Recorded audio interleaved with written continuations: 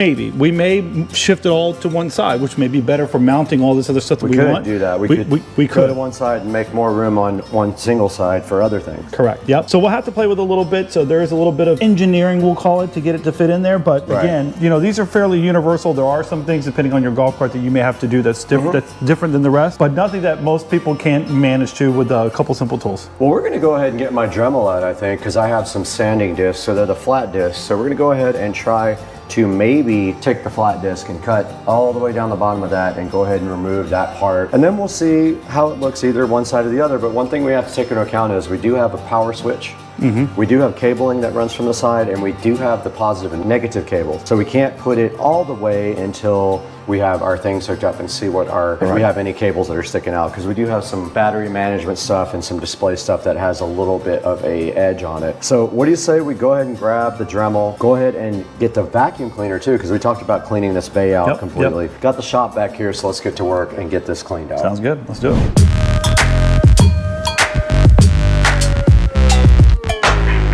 All right, so looking at this, you know, just a couple quick measurements, taking a visual of it. We're gonna have to do a little bit more cutting, but I think we got the right tool to make pretty fast work of this. So again, we have this ridge. We got a couple of little nodules that stick out here that I think are gonna have to come out. We're gonna cut it right flush to this here, so this thing sits directly on a nice flat surface all the way across, and I think we're gonna be pretty good. So I have this oscillating tool right here. Should make pretty good work of it. It's not gonna be perfect, but again, it's not the end of the world if you have a couple of cuts that don't look good, because it'll be covered up by the battery. You're not gonna lose any rigidity. It's not gonna screw anything up. There's no wires that run through any of this. So if you have this same golf cart setup, you should be pretty good.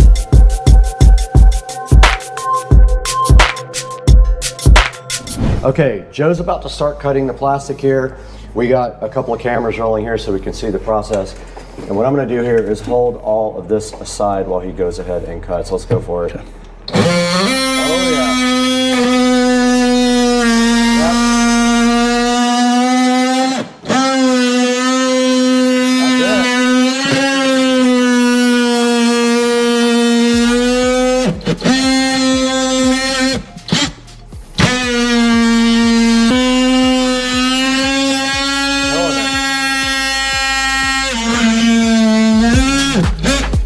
Okay, let's go ahead and do these.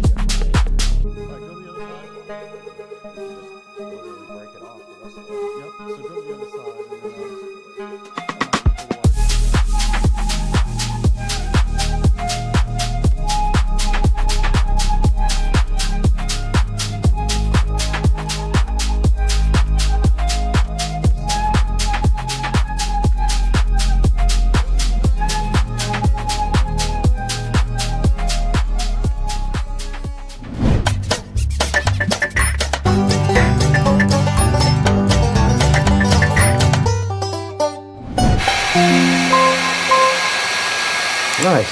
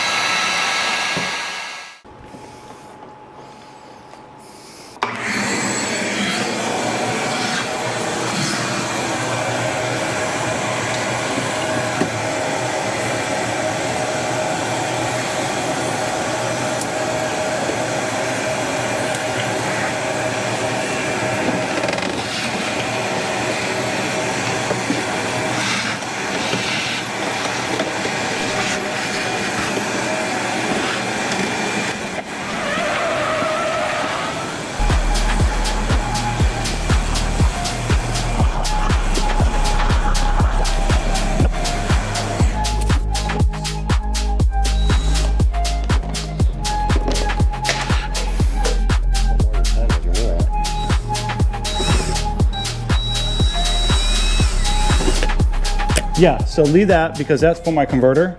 Okay. We might have to redo that a little bit, so we'll figure that out. Redoing like almost everything. Yeah, and we'll just clean this out and then go from there.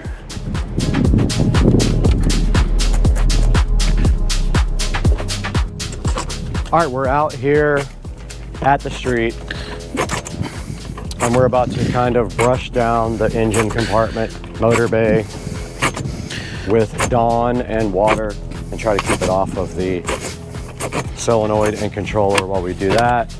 And Joe went ahead and ripped out the old stereo system, which is sitting up here on top. That's all coming out, so that'll be clean again.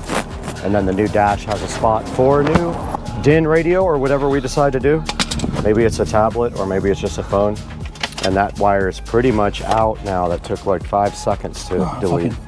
And now all we have to do is just grab the hose and we're gonna put some Dawn in there. We have a brush. Yeah, busted the hell out of my finger.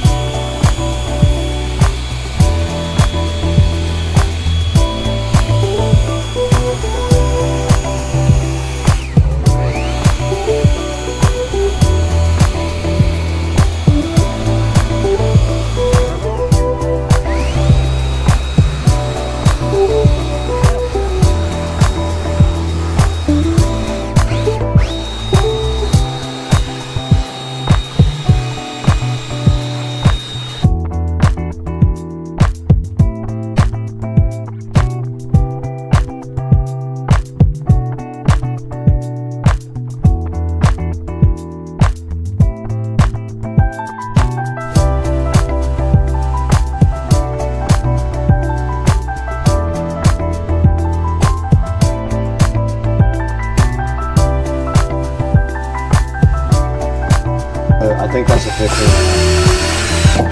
Guys. Honestly, I think we'll get one in here while we're in there. That's so cheap. So there's no numbers on it at all. I'm gonna talk about it a little bit. Yeah, I'm just gonna order the right one right now.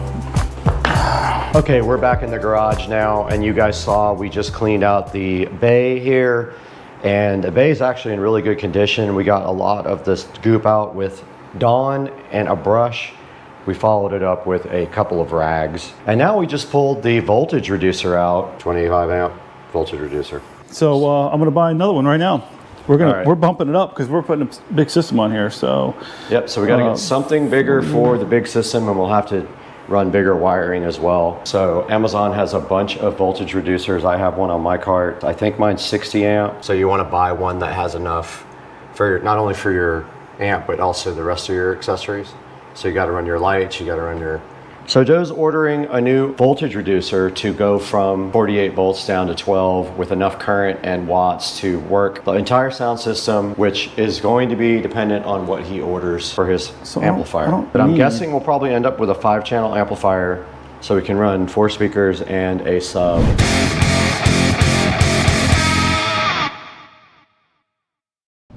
Okay, we're back out here in front of the cart and we've made some progress. We actually got a lot of the plastic cut out here. We cleaned the bottom of the cart, and then now what is the current status of this? I see a bunch of cut stuff. Yep. But what happened? Well, so as we suspected, we knew we would have to clear out some of the plastic for it to sit level. We had a couple of other little spots that we needed to do some additional cutting here and here. Yeah. We haven't fit it back in yet, but we're pretty confident that it's going to slide back in there, right? Which is good. One of the other things really great that we figured out is that I was concerned that the battery link was going to put these wires in play. but the battery itself is going to fit in here perfectly. Not leave us much room right here for us to bolt it down this side. We'll figure something out, some way to get it bolted down, even if we just put 1 or 2 bolts in there. Okay. But it looks like it's going to literally sit flush, and it's going to literally sit right here where these wires can all remain intact and just off to the side with our connectors that are going to be on this side. Like just perfectly, just fits perfectly, which is great. And the great thing is also, if we wanted to do an amplifier rack right here, we could literally have this entire side to do an amp rack. We could do like your new voltage reducer, your new fuse panel, and your new amp all over here, and it would be not cooped up here like the other one was. Yeah, and that's one of the things that we decided to do was we're putting in a new radio, so we're going to upgrade some of the things. So the nice thing is that with everything over here, again, like Brad says, it's going to give us plenty of opportunity to mount stuff over here. So the charger will likely go here or go here. We'll put the reducer, the inverter will go on here, which would be good. And then we'll even have room for other stuff here if we want to keep stuff in here, maybe an extension cord or whatever it may be, but it's going to work out perfect. So one of the things we're going to work on now that comes with this is the new charging port. So the other thing we got to make a decision on is that this thing here is some sort of an indicator in regards to the voltage. From an eye perspective, I don't think it's necessary, to be honest with you, but I do see some people are adding them in and putting them down below. But I mean, with the Bluetooth technology and then having the thing mounted up front, I'm not sure that this may be something that we use. This may work for other people, you know. So I kind of agree. I don't think it's necessary. Like, you all have 3 ways to measure your voltage. You don't really need an analog dial to tell you that your voltage is low, because you'll have that, you'll have your Bluetooth, and to be honest, I don't think you'll ever run it to 0 anyway, so you probably won't ever have that problem. Nope. Okay, what's next on the list? We got to get this. Let's get this charging port connected. All right, let's get that done.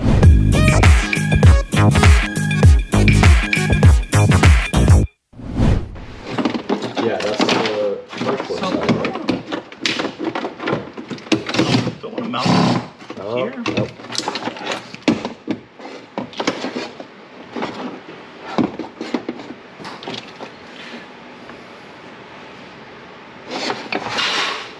All right, I think we stick, Brad, with here, unless we think we want to put the amp here, but I think we put that right here. I could put the inverter back here, right? And I could put the inverter and the fuse back here. Yeah. The amp could literally probably, if I put this up high enough, it could probably sit on the ground. Straight down there. Yeah. We could do all the wiring down there on the ground, make it look nice. Here. Don't fit. Wrong one. Really? No. Ain't no way. That's gotta fit, Brad. Doesn't fit. Way bigger. These nuts. This one does though.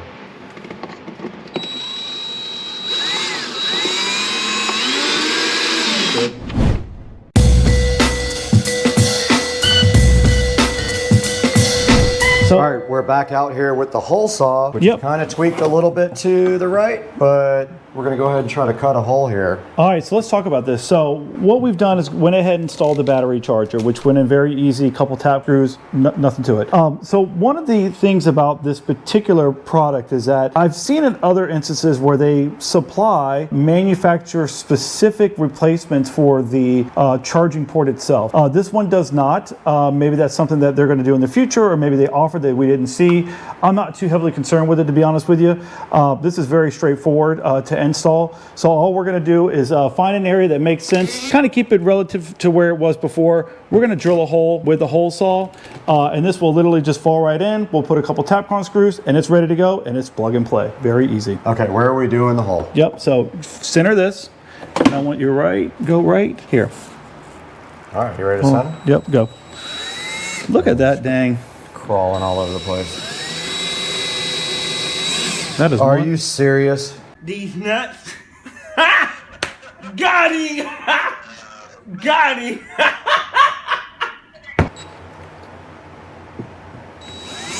Oh, it's way better, whatever you did. It's not wobbling now.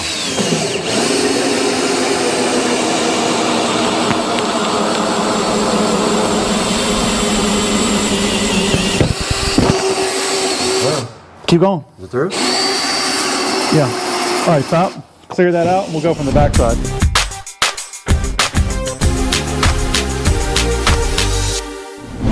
All right, we're back out here with Dukes of Duval, and so he's going to go ahead and plug in his printer cable so he can print stuff. So he's gonna turn up the, I guess it's called like the, what is it called?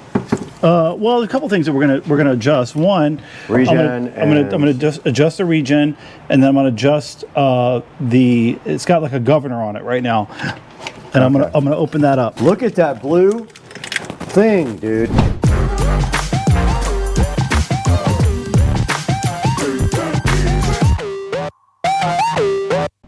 All right, guys, we're about to throw this battery in because the next step requires the controller to be programmed, and we can't program the controller without power. So that means we have to connect the battery.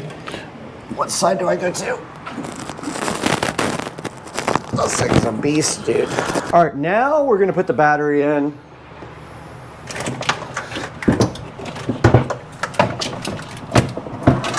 Flush. The battery, after we did a couple little cuts in the plastic, literally fits in there perfect. The control for the runoff switch is able to still be usable, which is good. Having a little bit of difficulty figuring out how we're going to bolt the side down. So we'll figure something out for that. But I went ahead and connected it just to do a dry run. Connected it right up. As soon as I turn it on, I can hear my solenoid engage, which means that that's a good sign. Yeah. Turn the key on, and we're already sitting at 52.6 volts. So in theory, right now, this golf cart will run as it sits. So did you connect the charger to the battery as well? I did not. We just quickly connected it right now, just to check. You still have to connect the charger. Still got to connect the chargers, amongst other things. So this is just kind of a dry run. Okay. So all I wanted to do was get power to see if my controller would come up on my laptop, and I'm hoping that it will. So that was kind of the biggest thing, but simultaneously, like, everything's as it is. It's supposed to be. All right. So cool. Let me see if it... Check your laptop. All right, Joe's working on the software for the controller while I clean and vacuum the rest of the place.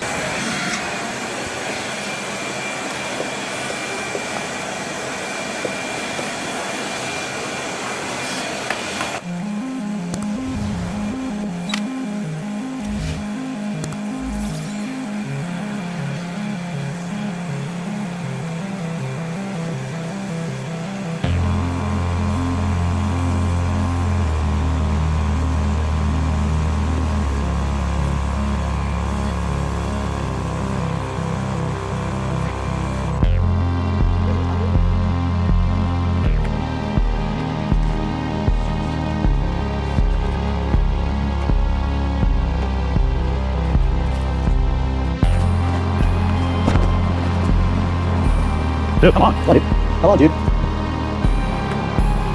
Yo, club car came with USB ports?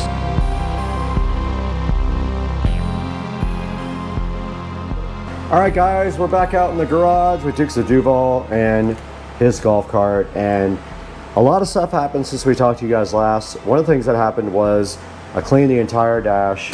So I went in there and I got all of the dash cleaned with the Aerospace 303, which is the Denver zip code. Erica?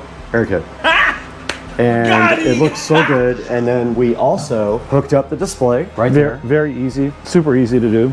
Tried to hook up the controller, but it's not responding on USB. Correct, so we're gonna have to look at that. We're gonna have to check that out later because he wants it programmed a different way. But if you can hear this right now, this thing is ripping so hard, and it went up 1% already, but it was 44% state of charge when we hooked it up. We mounted the charger there, and the little charge indicator there, it's flashing, the analog dial, and then his voltage meter right here. We got the cart completely reconnected, and it's really just time to, since we can't change the controller, all we can do is go rip this thing. So that's the next thing. We're gonna see if this thing actually works.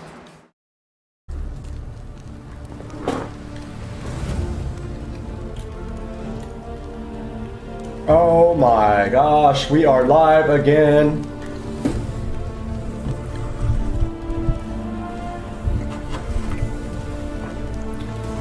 Get this mic close. We are live.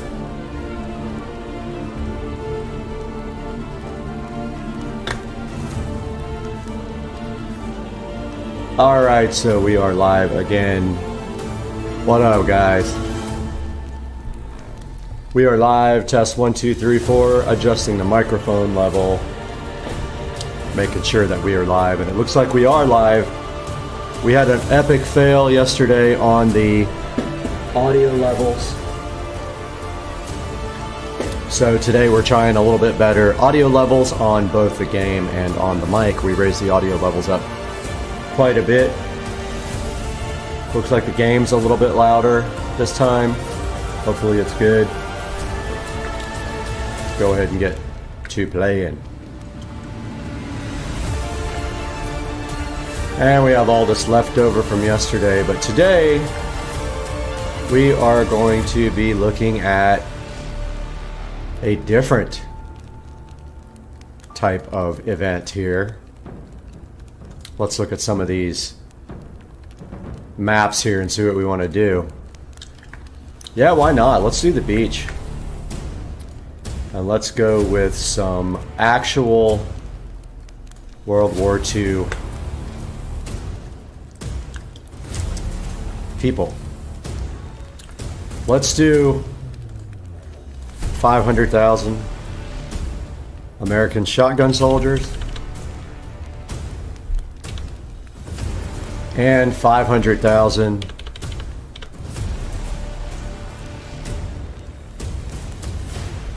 WW2 assault soldiers. These guys will be storming the beach. How the heck do you turn this?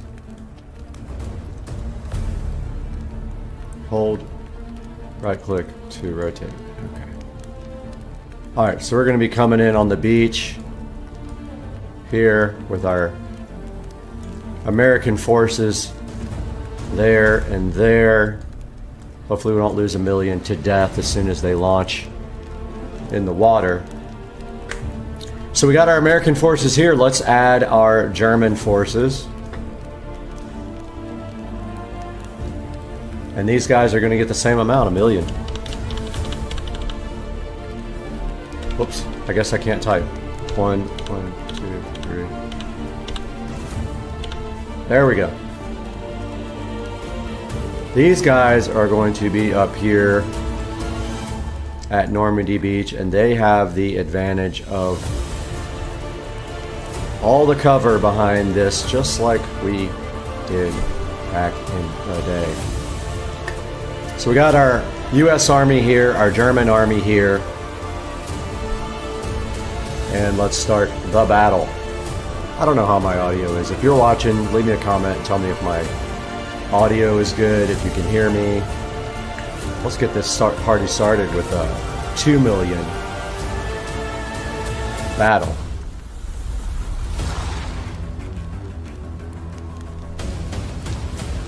Got the RTX 3080 Tough cranked up and ready for action. Germans versus US. Here we go. I'm hyped. Let's get this party started. Alright, so there is our American forces on the beach. That is quite a sight to see of Americans. Look at all those guys, man. That is a lot of American soldiers on the beach. Then up top here, we can only do this from literally a drone view. Look at the rest of our American soldiers. 500,000 Americans there, 500,000 Americans there, 1 million Germans up here with all the cover, with their gunnery cover here. Check out the Germans. 1 million Germans, and here comes the Americans up the beach, and let's see what happens, and let's hip hip. Here they come. So far, so good. It is not lagging. Here come the Germans. Here come the Americans. Looks like the Germans are going to beat the Americans to the beachfront. They're not going to come down the hill, I don't assume, or if they're going to fall down the hill and die, that'll be interesting. There is a place for them to come down over there. There's a path. Let's not forget, we've got short-range shotgun soldiers, and we've got long-range rifle soldiers. And here they come down the hill, and we're going to see some engagement here pretty soon. Looks like some of the soldiers are coming down the hill. They're not using their cover at all. They don't even care. So these are the Germans here coming down the hill. Right down the rocks. Already starting to see some deaths here. Here come the Americans up the hill.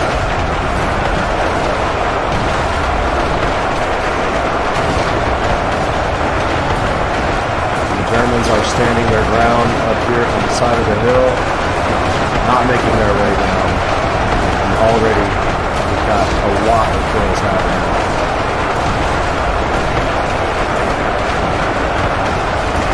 Team 1 is absolutely getting slaughtered at this point as they move their way up the beach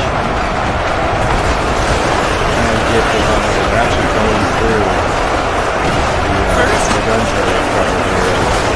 They're going right through it. It's magic. They're getting killed right as they exit. And here is our German guys sitting on the beach at the mountain, base of the mountains, and just absolutely killing the Americans. Right now, not looking good for the Americans as they come up the beach. With no cover, and the Germans have the high ground on the beach. They're still making their way over the hill. Honestly, they haven't even gotten over the hill yet. And you see the blood spill on the beach front. And the Germans have racked up 150,000 kills. The Americans only have 3,000. They are taking it hard.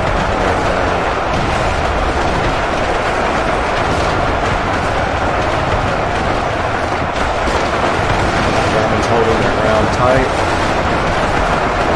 191,000 kills to the Americans. 4,200 just to continue slaughter.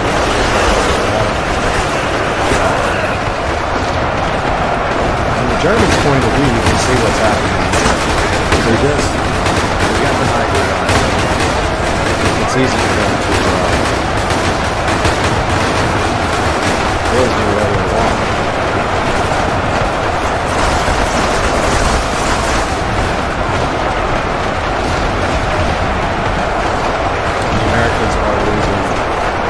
Pretty handily in this battle. Looks like they're going to take a huge loss here, so let's go ahead and end it there and make it interesting. Let's swap sides and see if the ground that they're on has anything to do with their gameplay. Germans will start there. Wish I knew how to leave run on permanently on the camera. Americans will start here.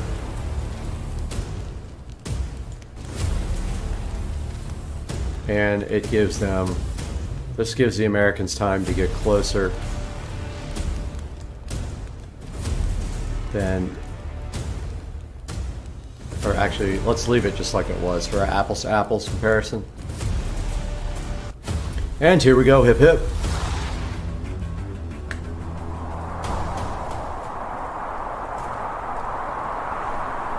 Now we got the Germans on top. Americans are at the bottom, and let's hip hip them.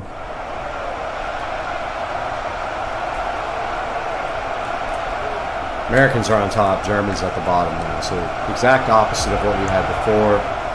So we're testing if it was the ground that they were on, or if it was the strength of the troops. They both have 1 million troops. We've already got troops dying. I don't know what that's about. Team 1, the Germans. Team 2 already has troops dying. I don't know how that's possible.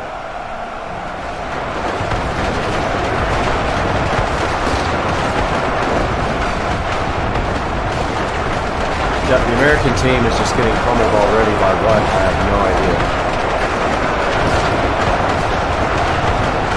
They haven't even started fighting. I guess if I can find a way.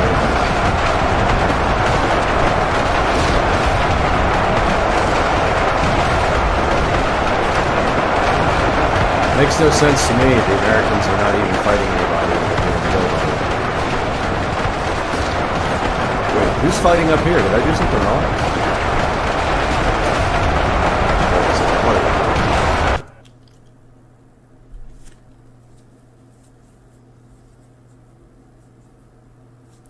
Did I do this wrong?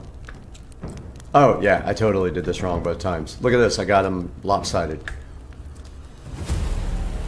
Alright, now they won't fight each other. I had them fighting each other. Okay, that's why the first battle was so bad. I had them fighting each other. How do you lock the run on?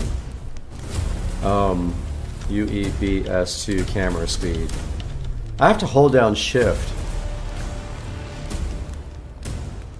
So I'm looking on Reddit. Double tap shift. Okay, try that. Alright, so I borked that up. I had them on the same...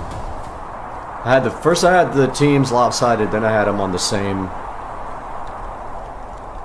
Had them on exactly the same, like the same plane. Let's get it now. Now we shouldn't see people dying instantly. I had them opposite teams up here together. Here come the Americans on the top, 500,000 shotgun soldiers, 500,000 infantry, and the Germans working their way up the beaches here at Normandy, seeing if they can fare as well as they did. And we can hear them talking to each other, trying to figure out what the hell is going on.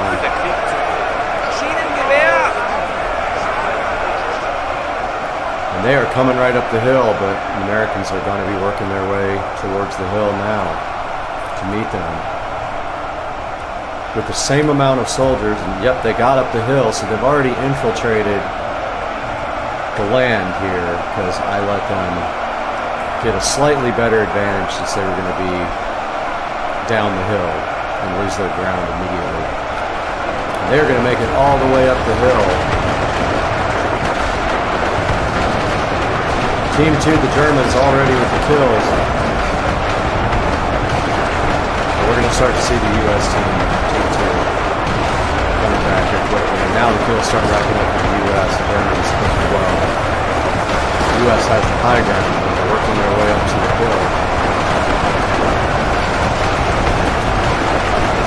And now the U.S. is top of the hill, not using the bunker here. Let's see if they're going to use it. The Germans are right at the top of the hill trying to cross over, but the U.S. has a 6,000 to 3,000 battlefield.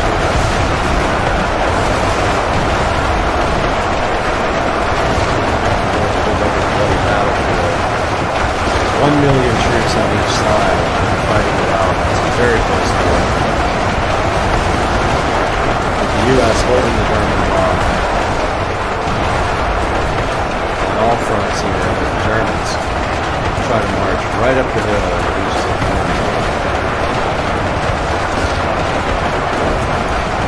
And we got the Germans here at the top of the hill. So just fighting them off here. But taking some losses themselves. What are these guys fighting?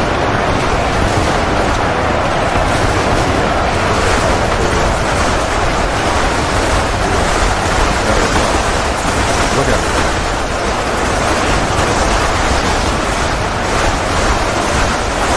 They are using it.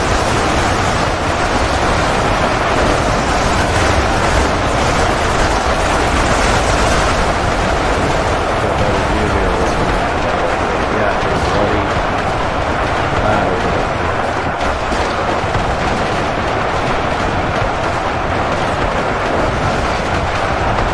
With the U.S. racking up 65,000 kills and 28,000 for the Germans.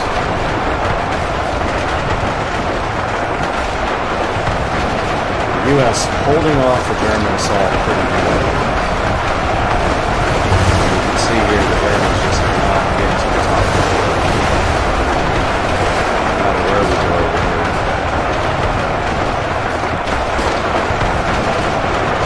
Look at the Germans on the beach.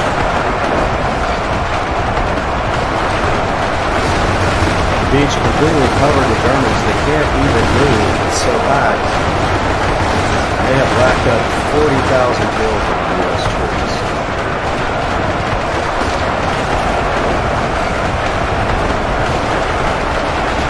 The U.S. just holding off the German assault.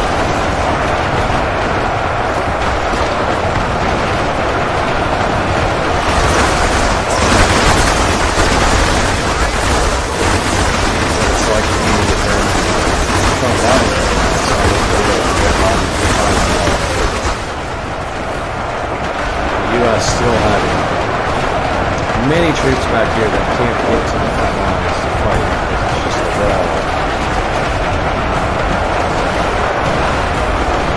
Just a flat out wall of troops.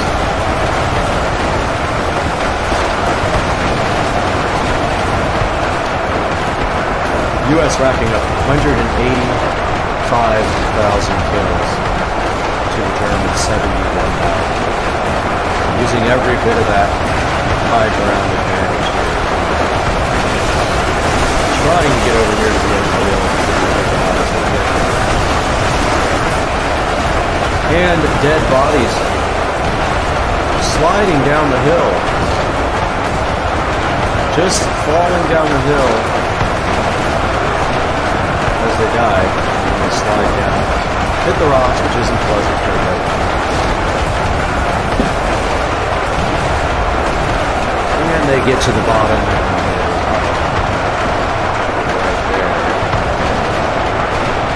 See the wall of dead bodies sliding down the hill. Comes right over the top of the edge. And they have 260,000 kills. And those dead bodies still falling down. This one another just river of dead bodies.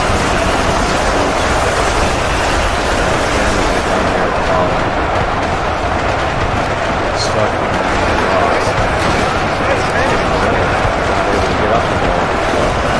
The U.S. just flows down the hill with their dead.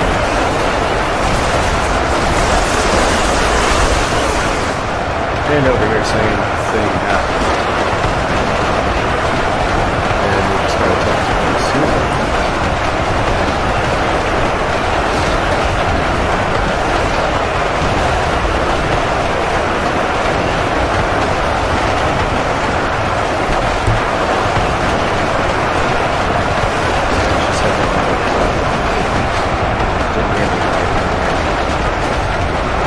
Here's what the Germans are trying to do. They're trying to get up the hill right here. They're getting taken out. Just as they hit the top of the hill. And the U.S. has 360,000. The Germans are not out of it completely. They're taking a beating here.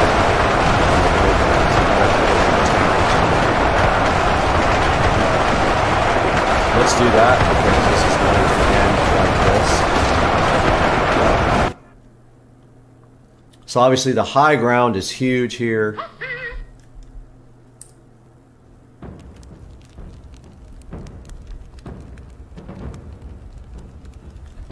And she's saying she's having issues.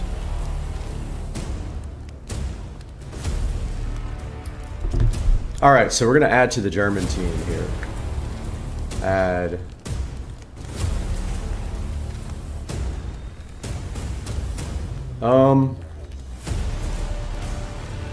We'll give them a couple of Shermans, even though they aren't Sherman. Team 2. We give them like 10. Nah, let's give them 5.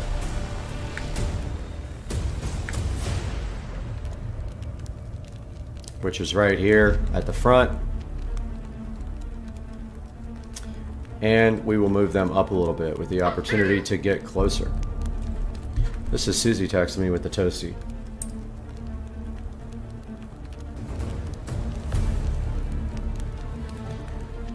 Alright, we moved everybody up a little bit. They're going to be able to get closer. We've got them 5 Sherman tanks on their side, which are actually American.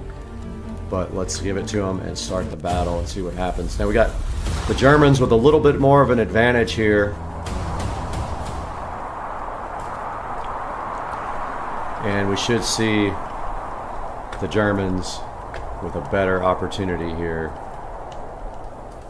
We should see some of our good old American tanks somewhere. I don't know where I put them. There they are right there, so let's hip hip.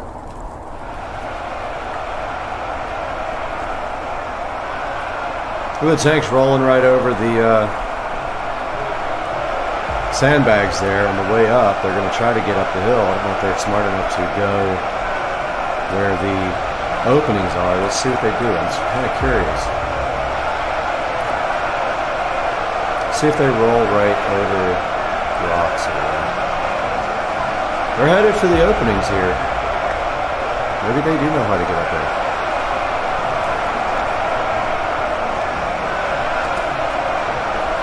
Tanks right up the hill. They floated right up the hill, and they are first up on the hill to take on the Americans here. And they're going to have quite a feat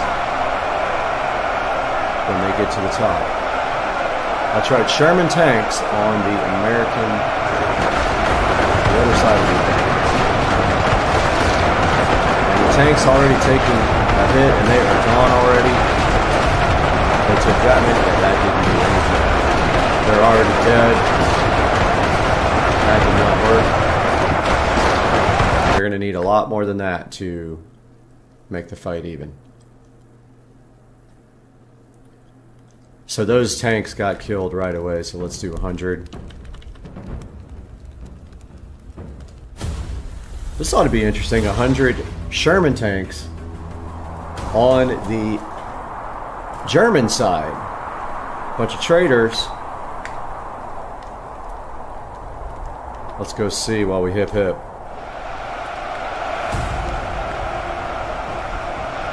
Where are they? There they are. A wall of German tanks that are actually American tanks that have defected to Germany. And up top we have a wall of Americans heading towards the high ground. It's pretty close when they get to the top about who gets to the top. So let's see if our tanks do anything. We might actually put the tanks behind soldiers next time if we can't get this, if this strategy isn't effective. And here come the tanks up to the top, some of them. We have issues here. These guys are totally stuck. Yeah, they finally made it.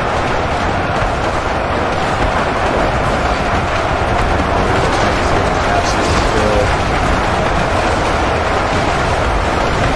Already lost the 2 tanks. Cover soldiers. Tanks got blood on them. You know they're getting killed. There's another one gone. They're lagging for that soul quite a bit. But the US still. Now the kills start coming up for the Germans.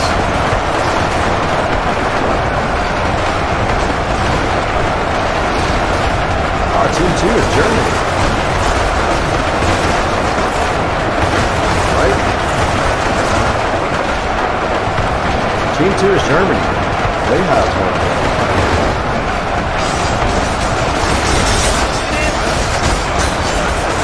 Here they come up the hill. Not getting much. I think Team 1 is the Americans. Team 2 is the Germans with the tanks. And it looks like Team 2 has a good kill.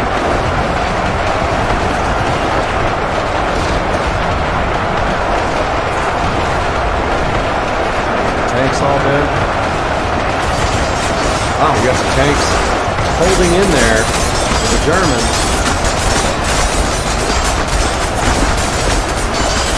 as they are actually doing better than they thought. Team 2.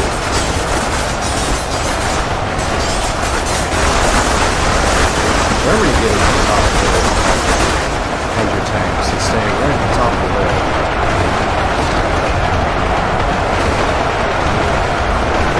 Germany was team 2.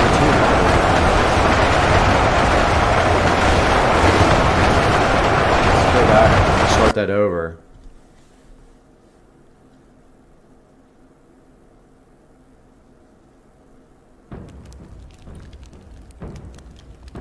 Yeah, Team 2 is Germany. They are getting the upper hand. So let's move them back a little bit. Move all these guys back a little bit.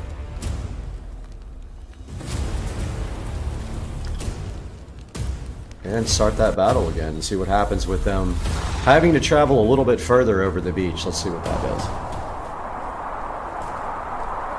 Let's go ahead and hip them. Should give the Americans time to get all the way to the beachfront mountains. What a place to fight. I mean, if you're coming up that hill, that is a tough thing to do when you have these guys with the high ground, 1 million soldiers. And there comes the Germans with the defected American tanks somewhere.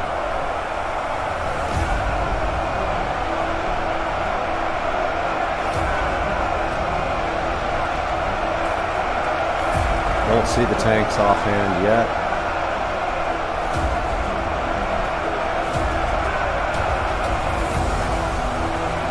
Where do tanks go?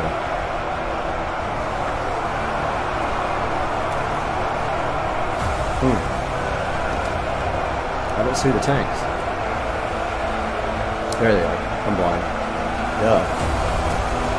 We got Germans topping the hill already from the beach. Here comes the Americans. Germans are team 2, don't forget.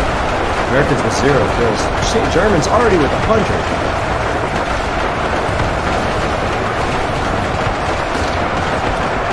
And the tanks are rolling. Slowly. But stuck.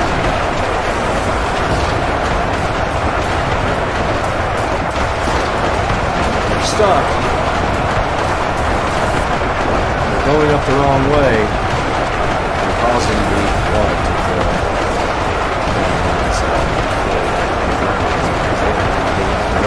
Although the Germans have more kills. Germany down on the beach if you just joined. Germany on the beach, the US up here. Germany with defected US tanks on their side. Germany with the bodies down. Look at the bodies fly. Takes it. The bodies are flying through the air. Due to the Germans stealing our German tanks. Bodies are flying. US not sparing.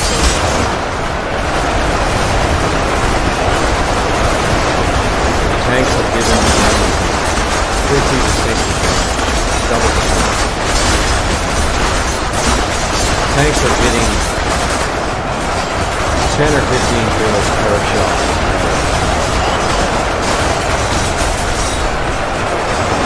And that tank's fine.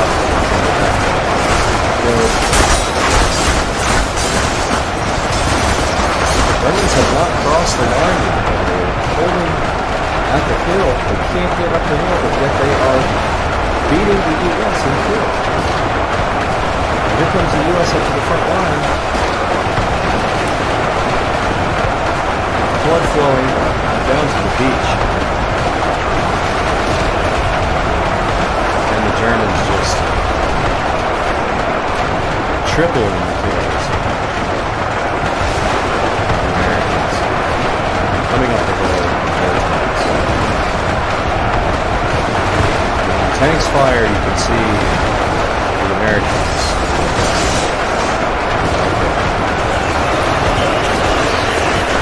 Right there.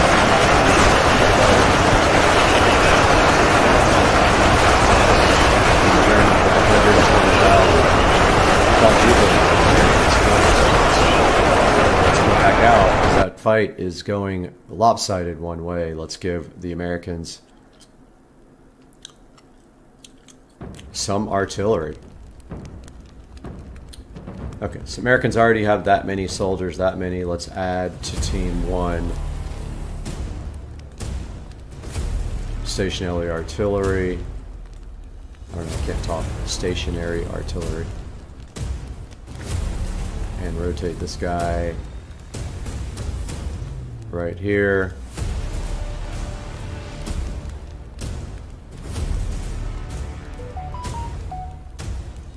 And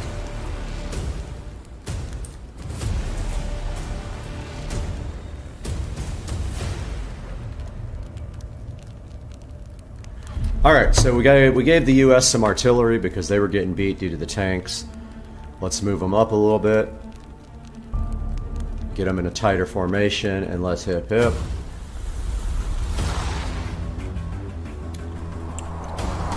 This ought to be very interesting now. U.S. has some artillery at the front now.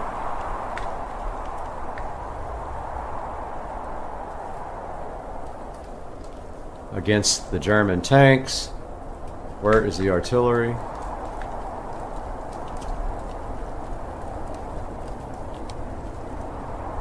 Not seeing it.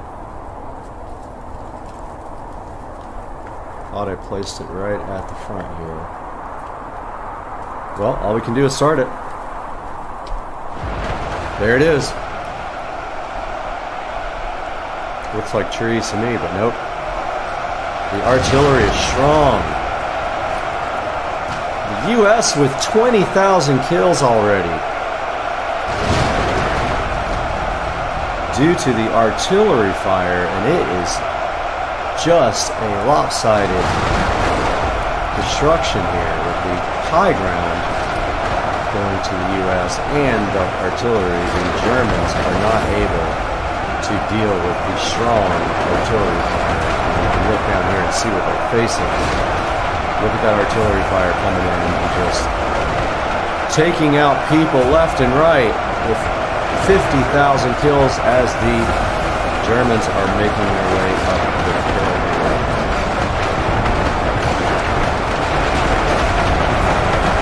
Here come the Americans to back up the artillery. We're losing artillery now. Fight's going to start going back the other way in a minute because we're losing gun by gun here. Look at them disappear.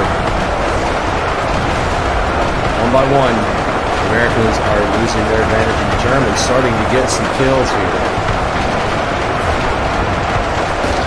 As the last artillery is now gone, the Americans have lost their advantage.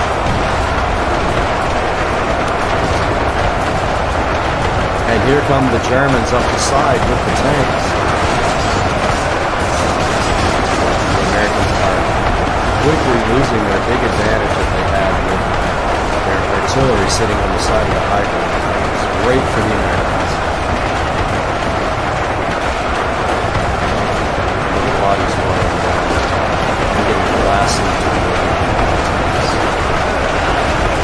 As the Germans quickly overturn the tide with multiple kills per tank, they're about to catch.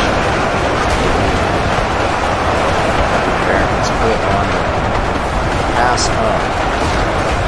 Even with the low ground, the Germans are just able to overcome the Americans. Here they go. They just passed the Americans in kills, and that is the turn of war, the turn of the tide, so to speak, as they say. As the Germans take over the battle with their tanks.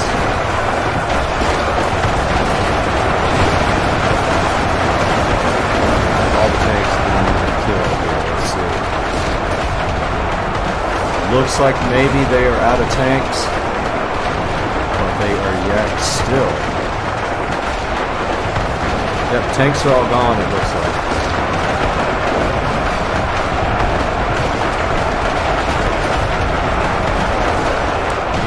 Now it's just a good old-fashioned battle to the death, and the Americans working their way down the hill, getting to the beach almost. They didn't have 150,000 kills, but they are getting slaughtered here. The bodies are piling up. They're trying to work their way down to the beach to get that German defensive off the beach. They're taking some heavy hits. They're outkilled. 180,000 to 113,000 as they come down the slaughter. Germans are out of tanks though. The bodies flowing down the hill. over here. There's a guy with 40-pounder bodies. Steadily, the lead is increasing. 100,000 more kills. So this is not a fair fight. So let's give the U.S. a little bit of an advantage here as well. Let's go team 1.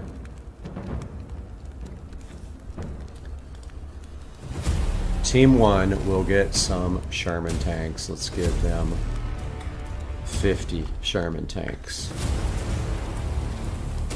And team 1's tanks can start.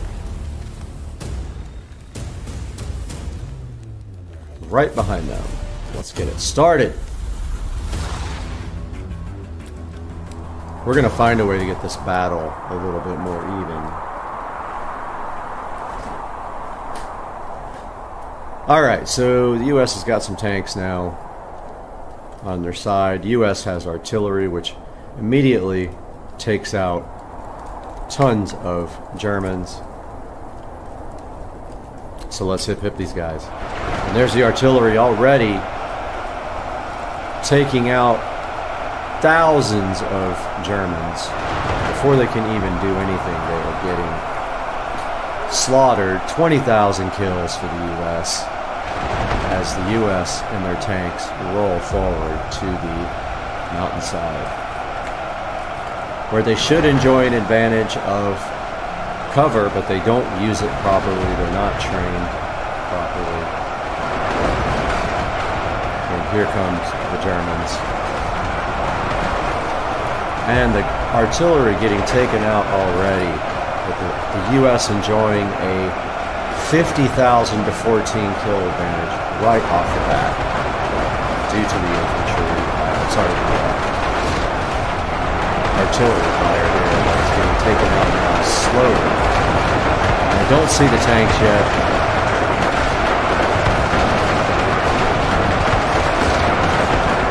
Looking for them.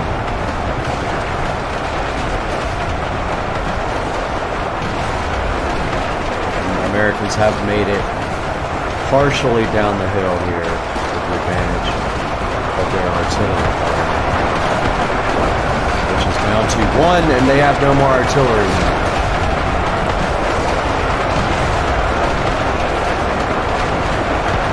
Where are the tanks?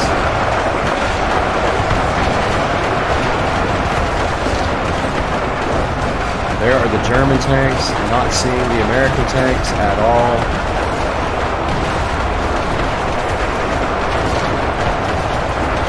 You see tank fire getting some Americans there.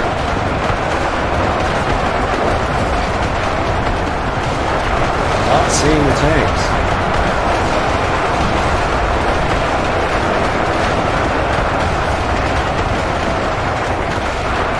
But the Germans are coming back again. There's the American tanks. They haven't made it to the front yet. They haven't even started their assault yet, and the Germans are coming back. They're having trouble getting through the piles of people.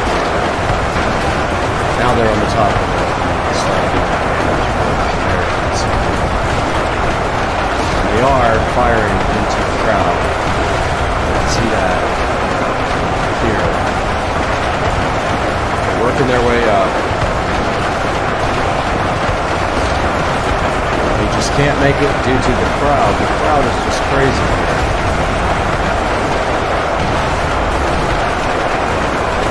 Friendly fire? I don't know what the tanks fire is. Absolutely. People feel it. The tanks are making it to the front line. Maybe we put them in the front next time, but the Germans with the huge kill advantage here. 137,000. Tanks barely on the front line. Americans.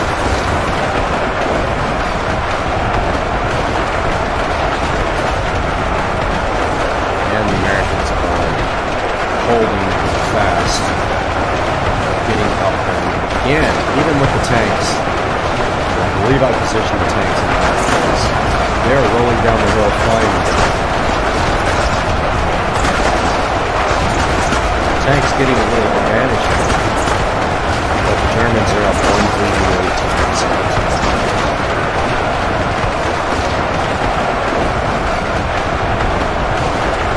200k kills for the Germans now. We are still way away from the beach front there. They're at the edge of the beach, still racking up 200 kills. So the Americans 100. Americans rolling down the hill with their bodies.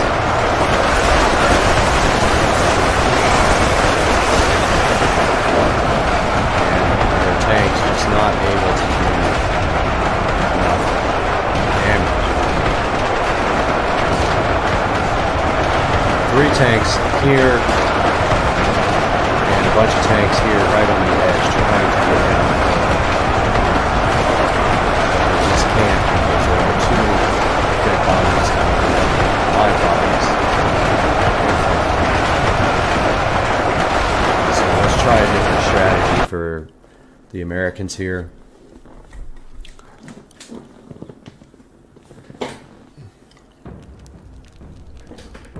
Let's put their tanks at the front with their artillery, and then let's start the battle.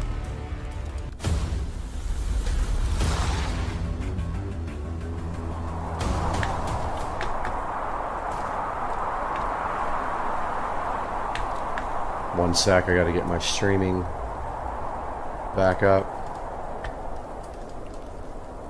Alright, let's do this. Now we've got our tanks. I don't know, I think I have the strategy this time, I'm not sure. We've got our tanks and our artillery already working to the tune of 20,000 kills already. Our tanks now have the front line. They can do some real damage. 1 million. They are taking a beating already at the front line and getting pummeled back by the tanks. Germans losing a 40,000 damage on Braided with this massive artillery fire. And now give the US more artillery. Every time the artillery fires, we're talking about 2,000 or 3,000 kills here. The tanks gone? The tanks are gone already? The tanks already wiped off the earth. You know what that means. The advantage is slowly. We're going to be in trouble here shortly when they start getting this artillery. Germans still have a ton of tanks there. Moving up the hill again, at least 30 or 40 tanks are going to start taking out the artillery. But for now, the U.S. enjoying 80,000 to 15,000 damage. Watch this artillery slowly. That's when the tide will turn because the Germans check this. Right here. US 87,000 to 33,000. The US is completely out of tanks. And I think it might be moving to its more artillery. Because here pretty soon, oh, we got artillery. Okay. Let's just see where you get some 2 left. 3 left. Once that advantage is gone, so is that is good. You already see the Germans coming into place here.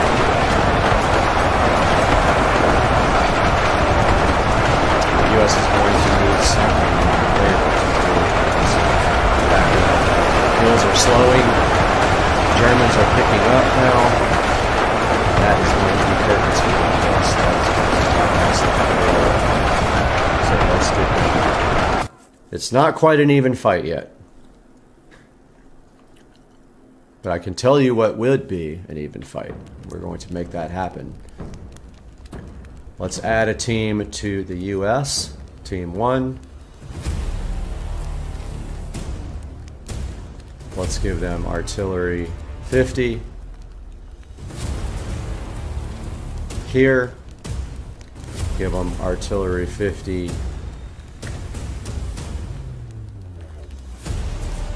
And give them artillery 50 and artillery 50. There. One more. Now they have some real firepower. And let's move it up.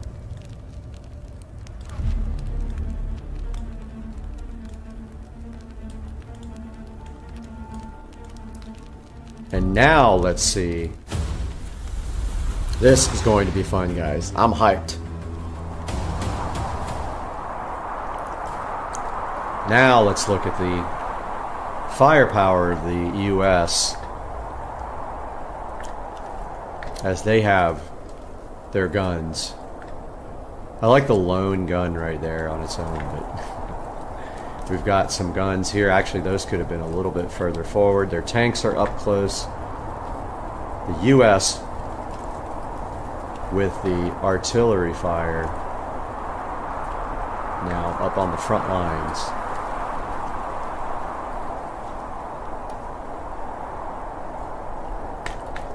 And let's see what kind of a difference that makes.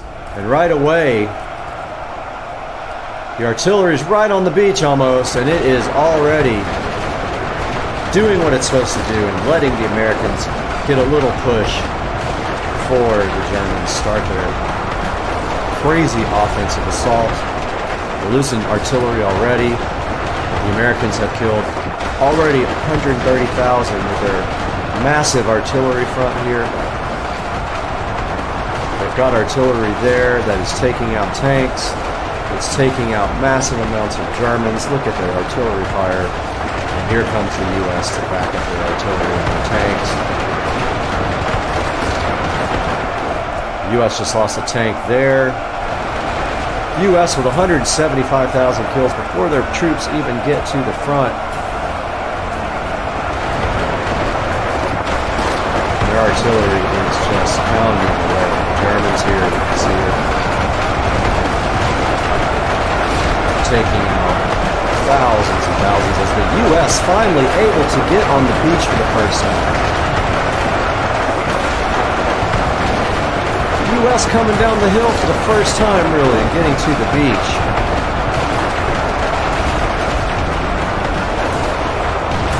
As their artillery backs them up, they are marching down the hill as best they can. And they're actually making it. As the Germans now coming up the hill.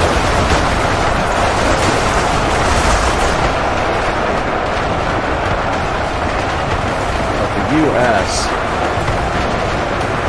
pounding away at the Germans with their artillery, giving the U.S. troops chance to get down the hill. 200,000 to 40,000 advantage. Now, German troops starting their inevitable overtake as the U.S. has lost all their artillery fire. The river of their bodies are flowing.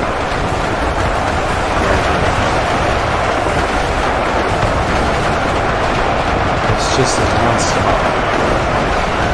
Go down the hill, hit the rocks, go around the corner. They're starting their push and making the U.S. very tough. And their kills are actually racking up faster than they were overtaking the U.S. This Normandy battle is tough for the Germans, even with the low number.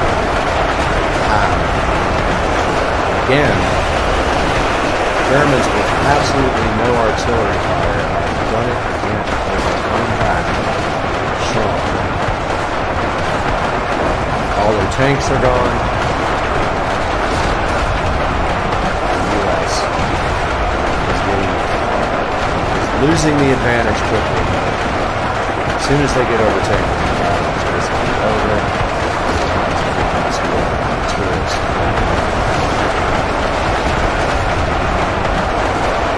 As the rivers of dead bodies are flowing out of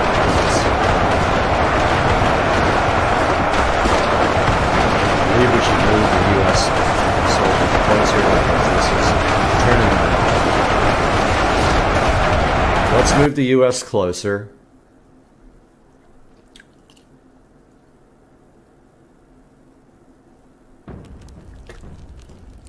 Let's get them up here to fight.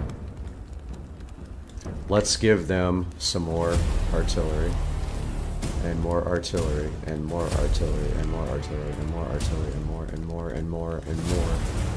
And let's try that. Now, this is a decidedly one-sided fight. Let's see what happens. Hip hip. The artillery absolutely making dents into the Germans already. You can see Germans flying like puppets through the air, into space. That guy still didn't come down. I love it. U.S. 200,000 killed already. This might be the turning point of the war.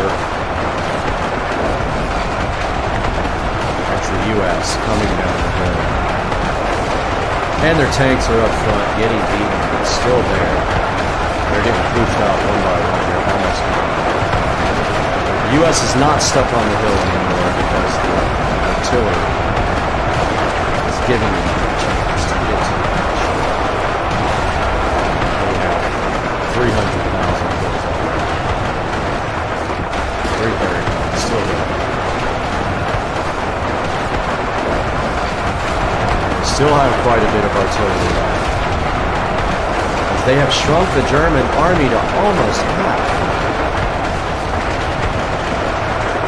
And fire going all the way out to the back here.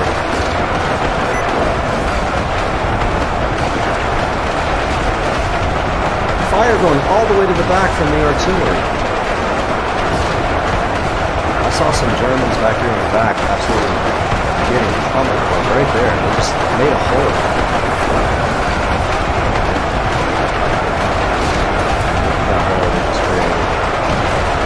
The U.S. finally able to do some damage with their artillery.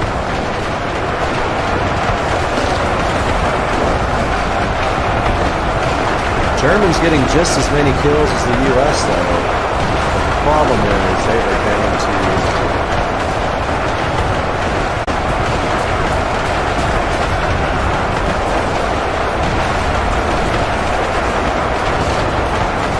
I don't know what happened to my stream. My stream keeps going in and out. I have no idea what's going on. I'm back. I think I'm back. I don't know what happened.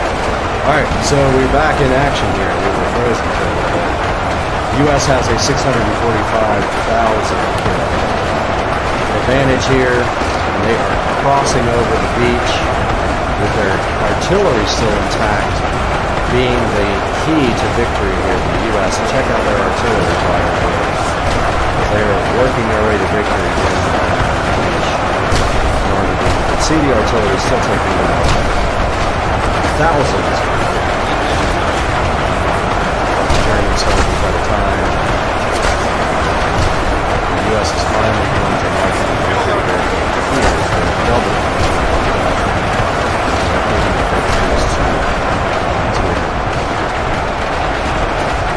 As long as the Germans don't make it to the side of the hill, it seems to be a guaranteed victory for the U.S. here. Still, artillery fire. Well into the battle here, the Elecan here. Watch them do their damage on the Germans. Oh, we lost that gun right while we were watching it. Germans are definitely targeting the artillery. There's no doubt about it. As they lost some of the artillery. U.S. made kill advantage here leading up to the end of this fight. The Germans just cannot make it up to them. They're getting stopped right there. By the artillery fire still.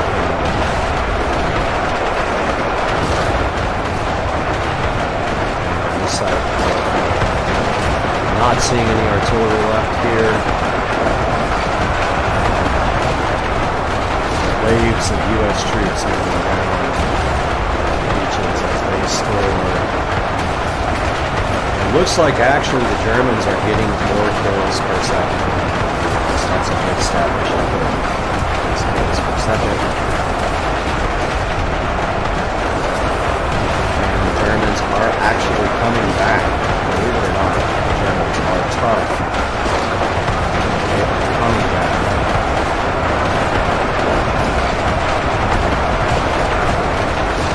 As the U.S. has moved all their troops to the front and are slowly getting down to the battle here. The Germans making a comeback now. The Germans pull this off. That is just epic because they were down so many. And now the Germans, kills per second, are out gunning the U.S. kills per second. Look at the Germans' kills going up. 542,000 moving. And on this side of the battlefield, a few stragglers here on the end trying to make their way down. Germans with the big comeback are coming up the hill. They are coming up the hill. They have pushed back the U.S. on this side of the battlefield. Here they come. The U.S. kills slow. The German kills are rising fast. Check it out, the Germans coming back after being pummeled with artillery. And I think they have taken out all of the U.S. artillery. They have. Oh, no, there's 3 left right here. 2, 3 left. It's the U.S.'s only hope here. They are not firing. Why are they not firing?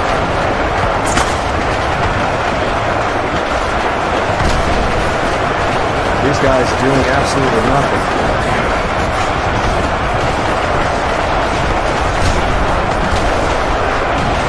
Firing backwards.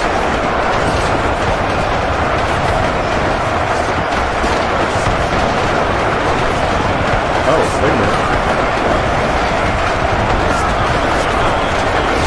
Yep, these guys doing nothing.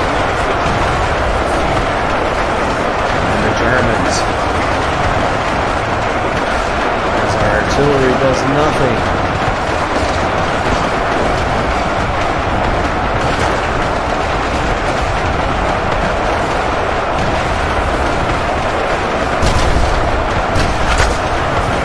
Whoops.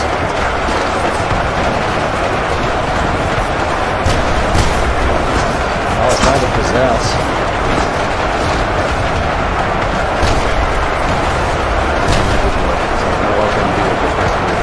Never possessed anything. Those guys are starting to do what they're supposed to do with the Germans. The U.S. about to go down here because the Germans are killing them at too high of a rate and their artillery is doing nothing. Now it starts to fire.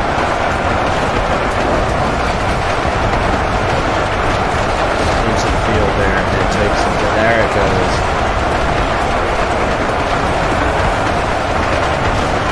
There it is, now it's firing. That is the U.S. getting some kills. Overcoming that with a higher kill per second ratio. That's my invention.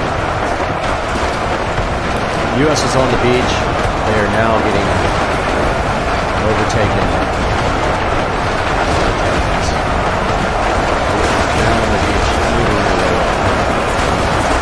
Slowly. Because we are out of artillery up here.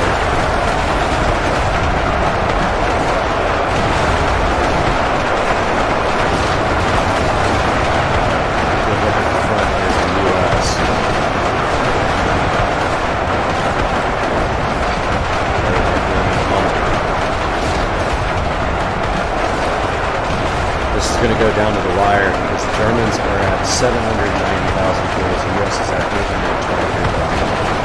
The Germans' kill ratio is climbing fast.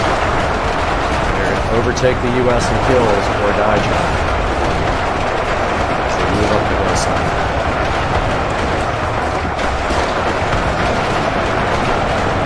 Try to take France.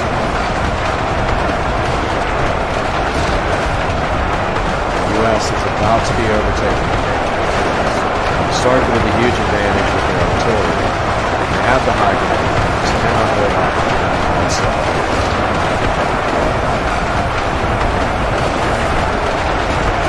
Here come the Germans.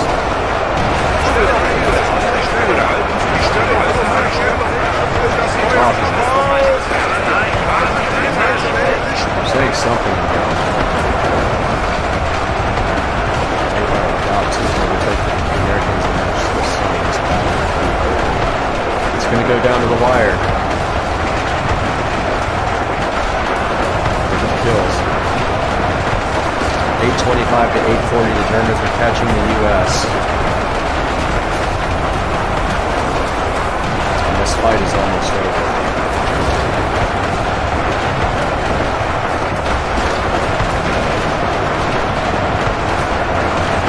Germans will pass the U.S. 834,000.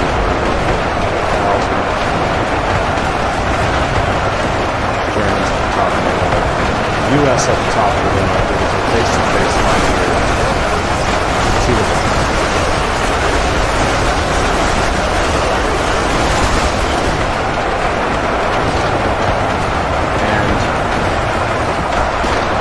climbing almost identically now.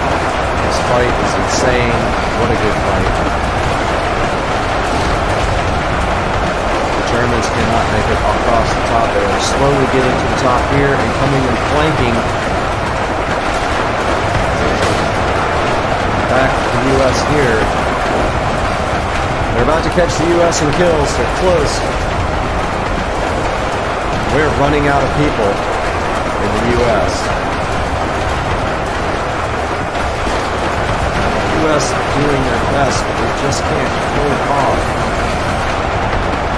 And it is almost tied now. Almost tied as the Germans top the hill there. And 8:59 is about to be tied. 8:59 to 8:62 as the Germans take the hill. It's a dead even fight. Here come the Germans over the hill. When they take the flank, surely it's over. And I don't know if this artillery does anything. It's not firing. No, they can't possess it. That's just the look. Here comes the Germans, 867 to 869. It's going all the way down to the wire, guys. I've not seen a fight like this good. 117,000 to 127 remaining. As the U.S. putting up a fight here.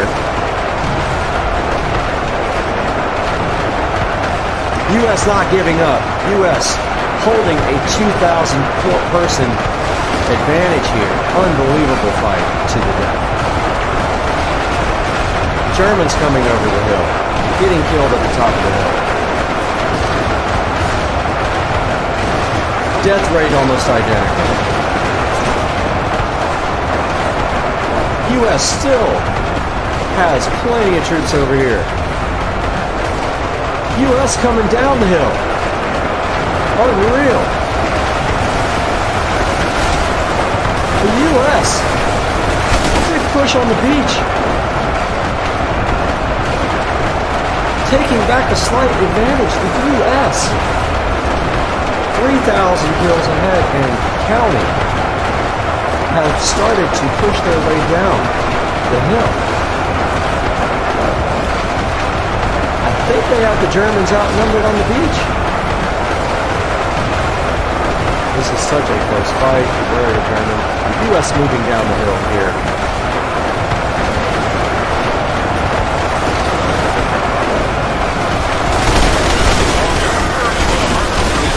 US just fighting their hearts out, maintaining that 3,000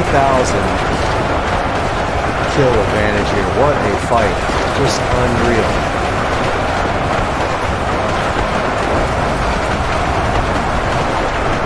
So close. 2,000 advantage for 3,000 advantage for the US. As they have made their way down the hill to the beach.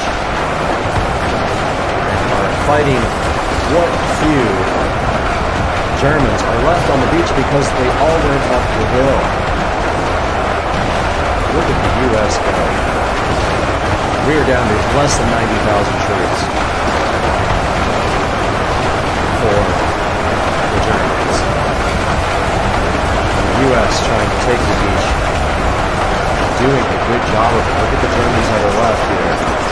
Slowly taking them one by one.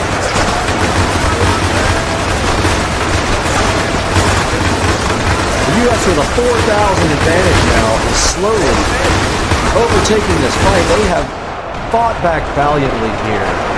Got the Germans on their toes here, on their heels. And the Germans on the beach trying to hold off the US onslaught as the other Germans went up the hill. They left these guys on the beachfront, and this US force is trying to overtake the beach. They have this whole entire area basically taken out. Don't know what they're firing at back here. There's fire going everywhere. They have racked up a 4,000 and they're keeping it at a 4,000 kill advantage. Germans with 900,000 kills, the US with 905, almost 906. And the Germans are losing the beach from here.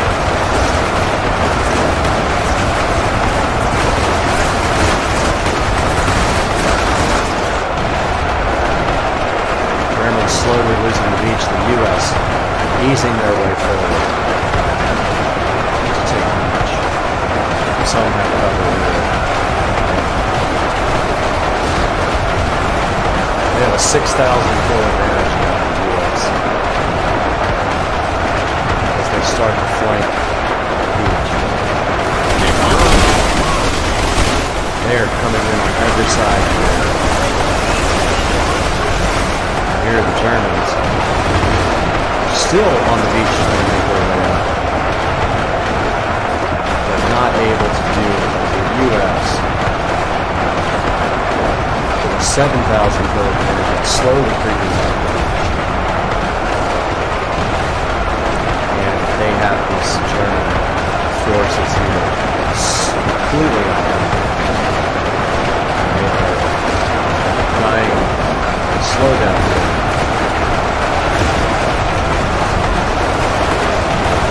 They are going. There's probably good 1,000 left here. You can see by this. Many thousands of soldiers coming in. They are about to take out the Germans. They have over 9,000 killed. Germans hanging tough. Slower than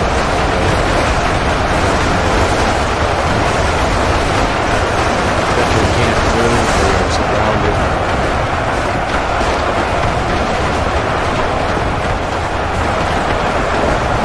These are actually Germans over here moving up the side of the hill.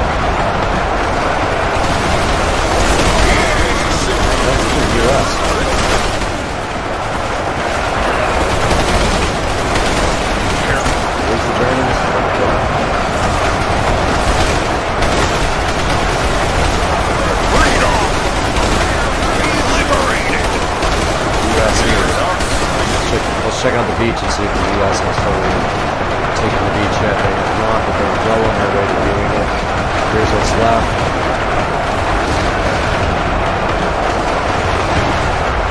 23 to 14,000. 923 to 924 to 913. Is the U.S. holding tough here.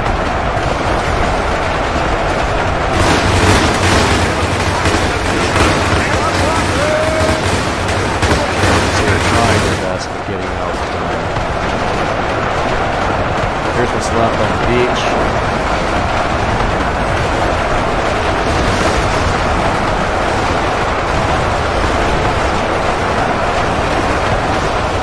$10,000 kill advantage for the U.S.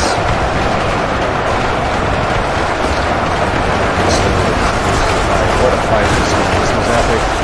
Just like the title game. Really good fight. It started with the Americans and they racked up a big advantage in the beginning. The Germans came back hard to even the fight out. And the U.S. has held this almost 10,000 kill advantage for a good amount. We're down to 61 and 16,000 troops as the beach slowly cleared. The U.S. will move elsewhere once they finish off this feud. The last assault is just here. They're going fast now.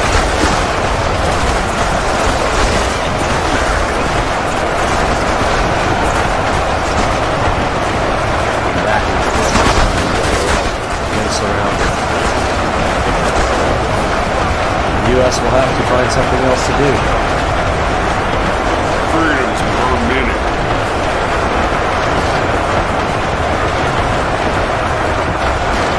Now the U.S. has turned their attention elsewhere. Now we have another fight on the beach coming. The U.S. has turned their attention to this group over here, slowly trying to come up the hill. Here comes the U.S.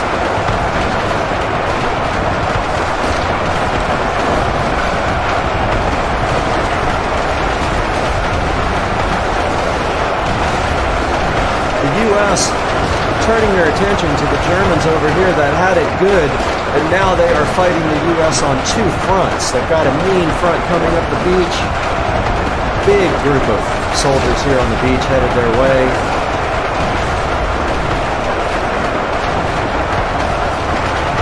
And they are not going to have a good time here, I'll tell you that, because there is a group of soldiers heading this way that is massive. They are walking their way down the beach, right towards the Germans. What a fight, what a fight, what a fight, what a fight. It's going to be down to the wire.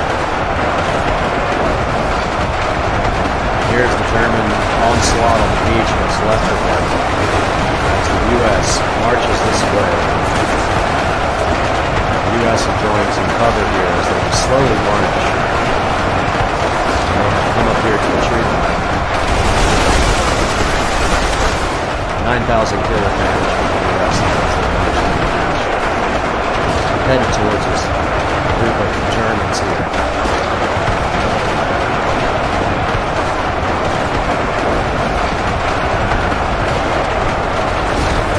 And it actually looks like the Germans have more troops left. Could win the fight. If that's the case, look at the troops remaining. They have 54,000 remaining, but only 48,000 in the U.S., so they could potentially win this fight, which doesn't seem possible until they wrap up. Let's see what happens. That makes sense, right?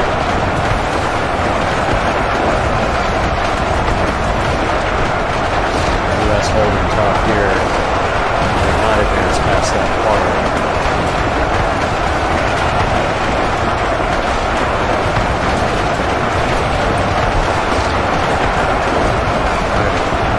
Determined to see the end of this fight because I don't know what's going to happen. The group of Germans here has been whittled down.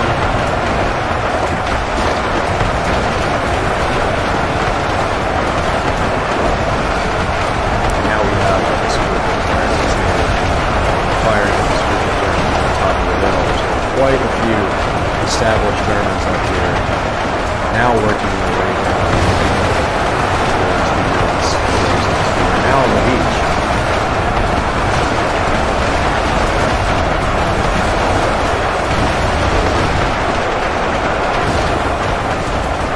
US with the low ground now doing well.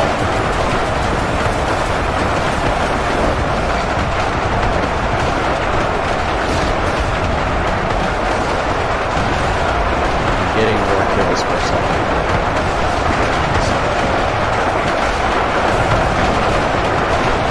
Still says the Germans have 45,000 troops left, and the US only has 41,000. How that's possible? The US has.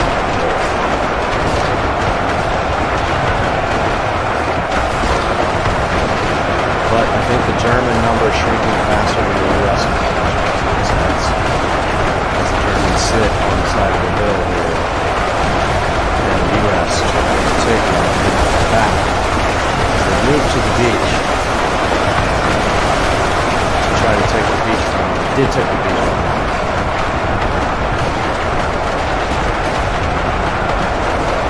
US hanging tough.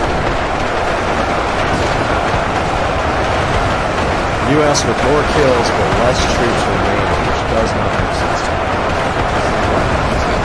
A bunch of Germans here hanging on the side of the hill behind this encampment here, this tough shelter. The US has troops here on the front hill.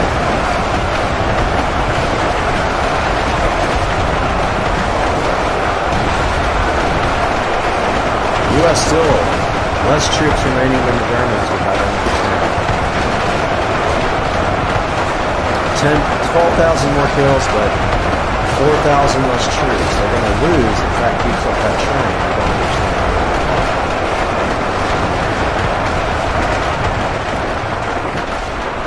Taking a look at the battlefield here, do we have anything going on here?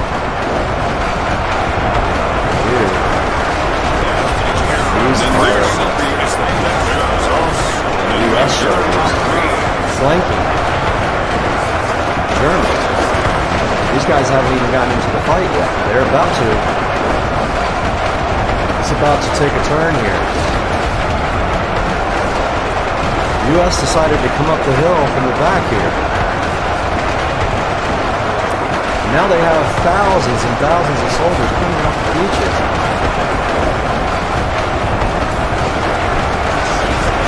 Around the backside of the Germans, look at all the US troops coming. This is going to be bad news, I think, for the Germans. US here, Germans here, and here comes the US by the thousands just behind. To reinforce this line of US troops here, we have thousands and thousands of them.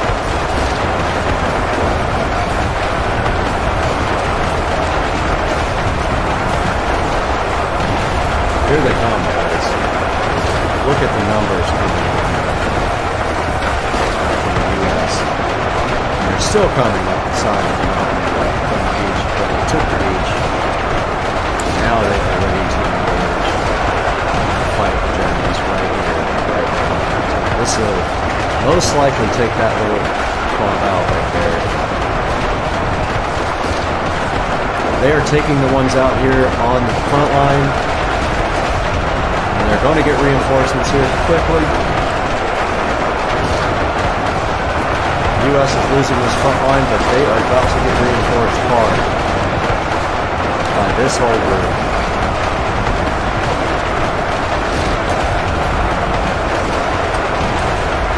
10,000 kilograms. As the stragglers are here. We'll have to see a force coming at them, but they had no clue it was there. Backing up these American soldiers from them, who are taking the beating in the front line. Here comes the U.S.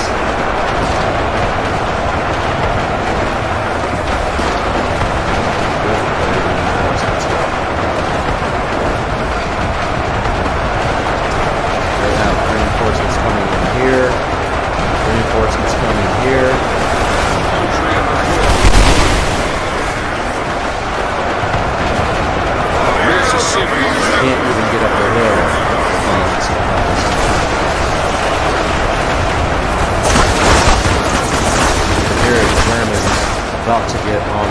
of US. US have now moved up to the front lines. They're advancing. This fight is epic. I hope you guys are enjoying it.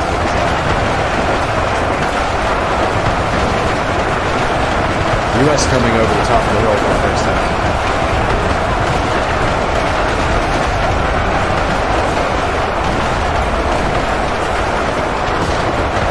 Look at the line of US soldiers.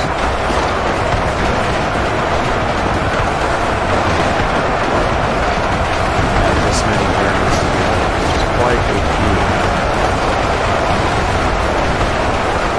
This fight has been going for about an hour, and it was toe-to-toe, 10,000 killed.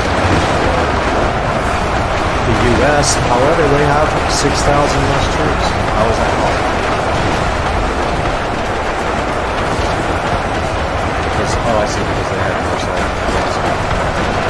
But still, this is going down to the wire, I'm sure.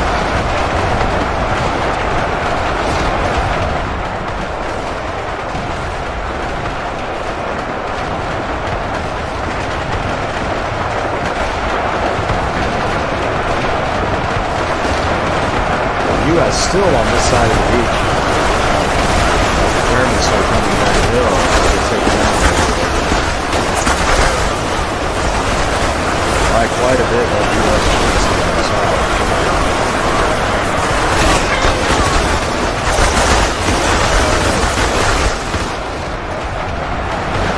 Still away the Germans on this side. Very quickly.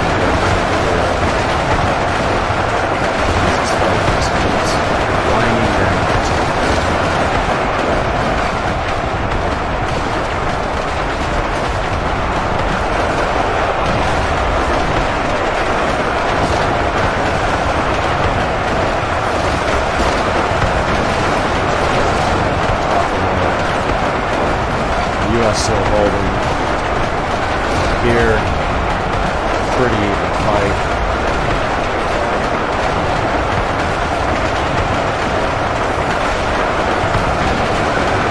It's still a 10,000 US. Nothing really changing on that. A lot of Germans moving down back to the back here, trying to figure out what to do. Not flanking the US. The US offensive here looking a little bit weaker than the German offensive. Less people. The U.S. have a ton of people still on the side of this hill.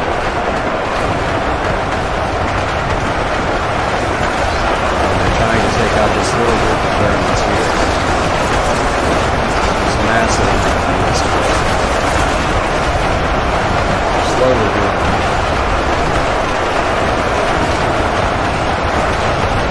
10,000 stays exactly where it is.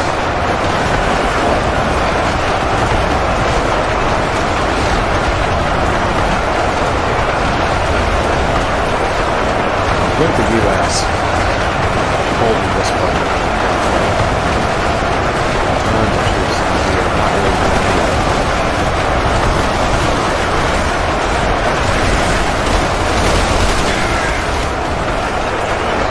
This will be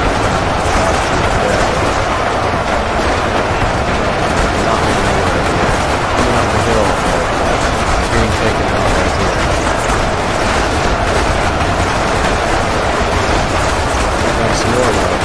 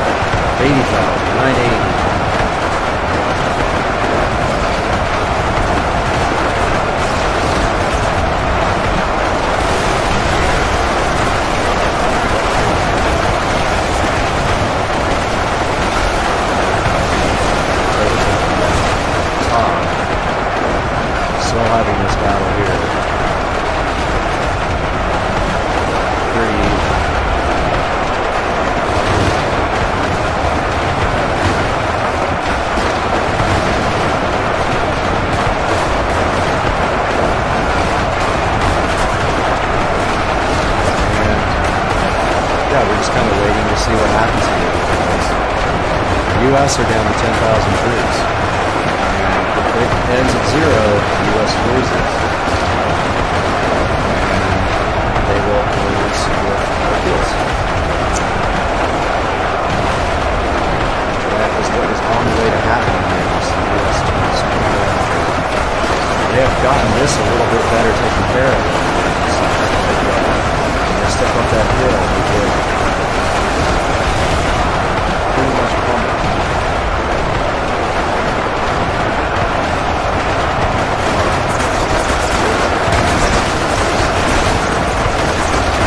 Nothing like that hard.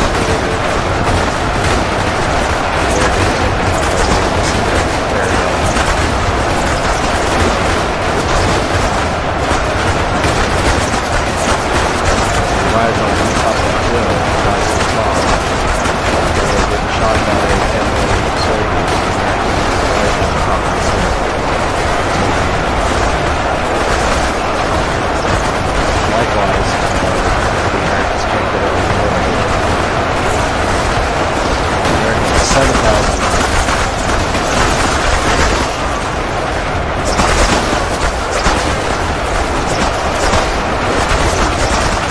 Totally over here to the top of the hill.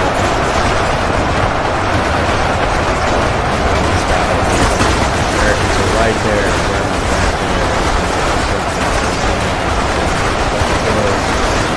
Down to 7,000 troops on the Americans. 13,000.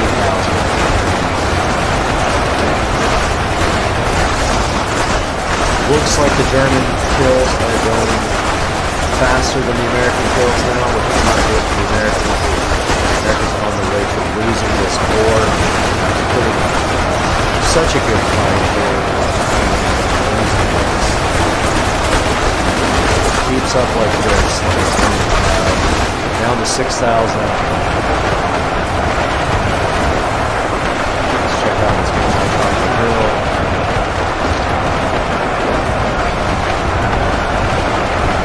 Definitely dwindling here.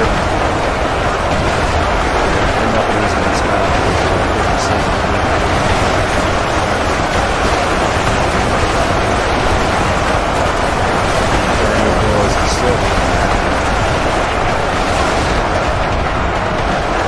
Americans losing the battle here.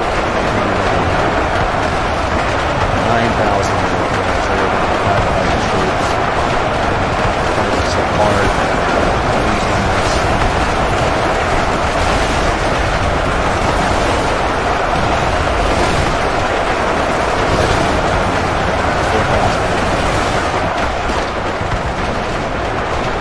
Most of them being right here on this line. This line here.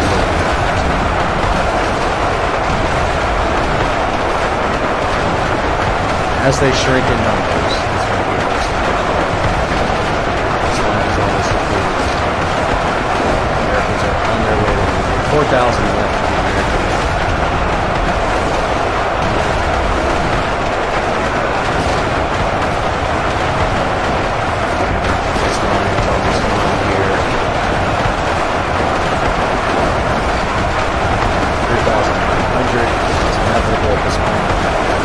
Going to lose this fight. They're shrinking over here as well, quickly.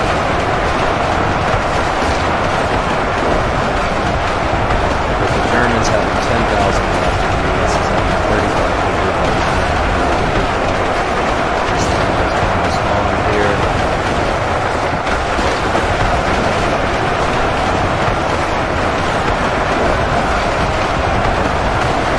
Here comes the Americans to finish off.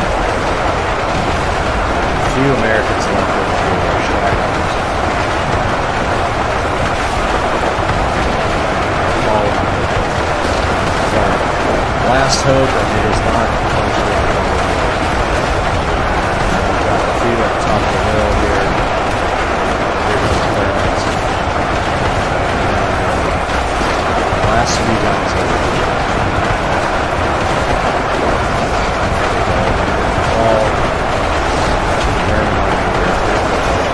Overtake the hill.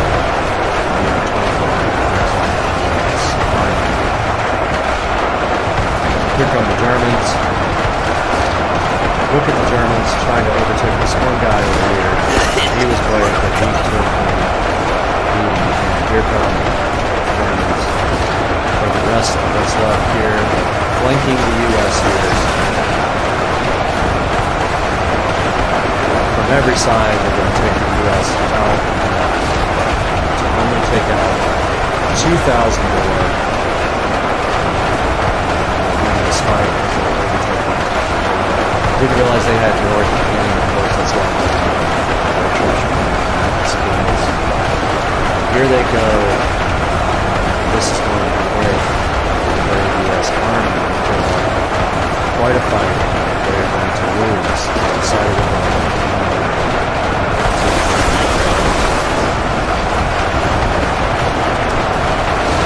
Down to 1,650. Might have been the difference in 2 or 3 more artilleries would have been the difference. But hindsight, U.S. shrinking their troops.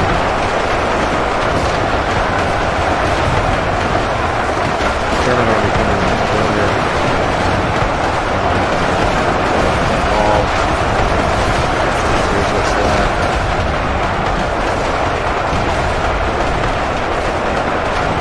Just lucky that they're not completely surrounded here because they were getting taken off at 900.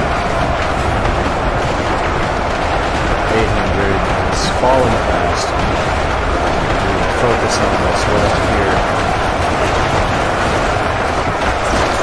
This guy will fall downhill dead. These guys right here are all that's left. Great. Not going to work.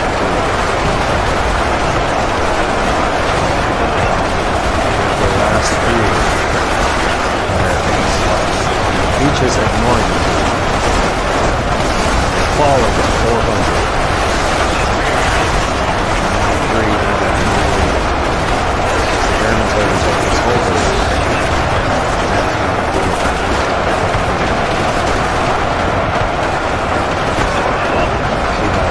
Falling. On this point.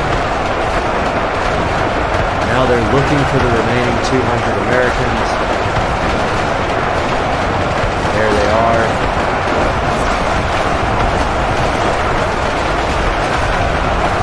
Where are they?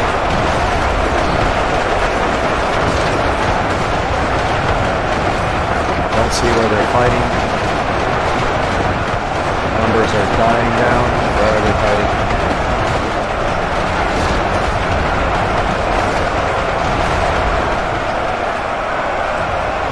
40 remaining, 30 remaining. I don't see where they are. Oh, they're right here. We're down to 26, 22, 21. They're all right here and getting killed, I guess.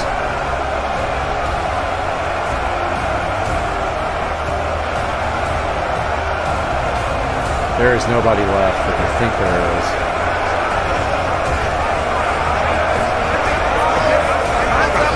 Can't find the 20 remaining, and that is going to be this fight. They will not get their victory because they have the 20 soldiers somewhere that they can't kill, and now the Germans are killing themselves by rolling downhill. If they let it go, they might eventually lose, but that's going to do it for today. Oh, the U.S. put up a good fight. My hands hurt. They really put up a good fight. But that is going to end the stream for today. Thank you guys. Please click through my links for the merchandise you're going to buy on Amazon. And we'll see you guys tomorrow for another Let's Play. Peace out.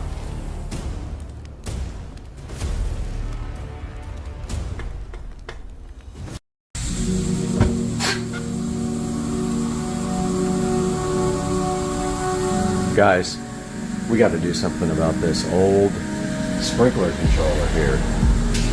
Check this thing out, the old technology, the Rainbird. We're gonna do something about this today.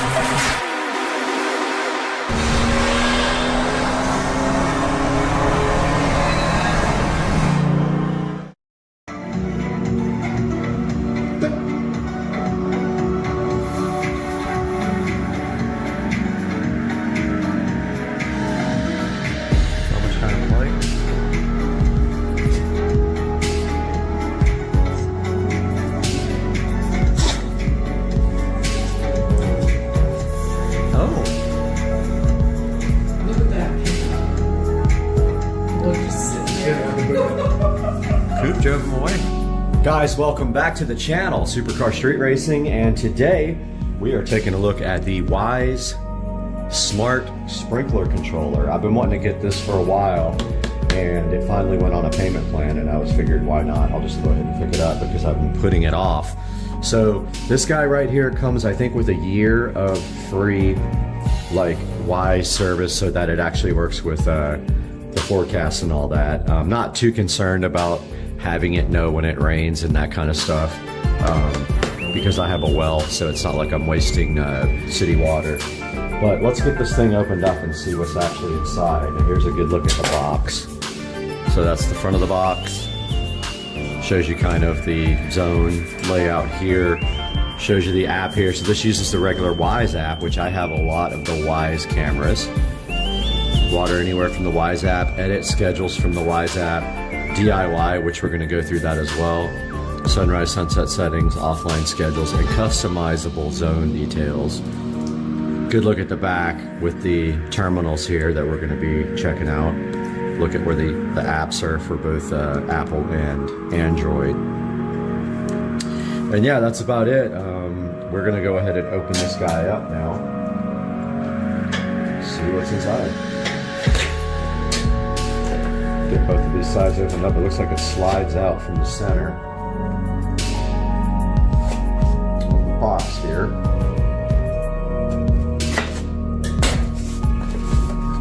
Yep, it does slide out from the center, and then inside the box we have this lovely green box, which is also the color of grass. You didn't know it. Take a look at the green box. Got the presentation here. There is the Wyze sprinkler controller with this nice peel back. How fulfilling was that? And then take a look how sleek this is compared to the old Rainbird. And then on the back here we have real easy push terminals for doing wiring. So that is the actual control box. Here is the mounting plate for the Wyze Smart Sprinkler System. Looks like it goes this way and clips on somehow like this. Apparently, yeah, you just kind of mount this to the wall. We'll show you all this when we do the installation, and then this pushes on to that. I also ordered another smart landscape lighting transformer, so that's going to go next to this guy inside of the garage and do the, if you're facing the house, it'll be the left half of the landscape lighting. If you're looking away from the house, it's the right half. Here's the beefy, chunky power brick, pretty heavy, probably 3 or 4 pounds power brick. The standard, I forgot what these are called, connector. We've got some drywall inserts, which we won't need. We're putting it on pegboard. And it looks like we have, I don't know, Velcro maybe? Some kind of wire management. We have a little free year worth of sprinkler. A little quick setup guide here for our new guy. And it looks like we have a little sheet here for putting decals on your wires when you disconnect them so you don't get confused. There's actually a quick setup guide inside of the app. So we're going to start that process next, and we will start recording on our tablet and our phone at the same time. Phone does the video, tablet's going to be doing the app, and we will see that next on the channel. Alright guys, we are here outside in the garage with the old school Rainbird controller. We've also got some recording going on our tablet. And so you guys can see this installation progress. And clearing the bench off here a little bit, make some room for the install procedure. And let's go into the tablet now. Click the plus. Let's add device, home,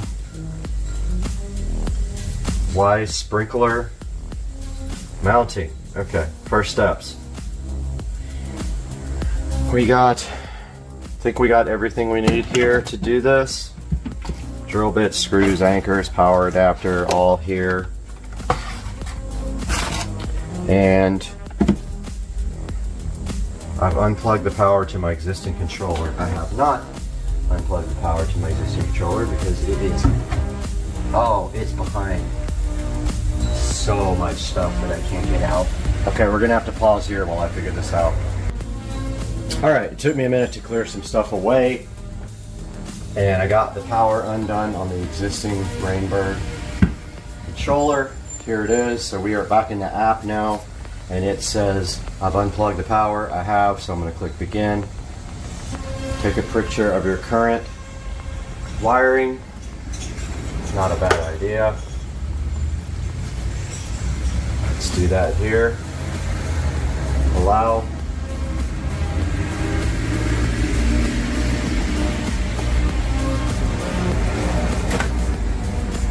Allow.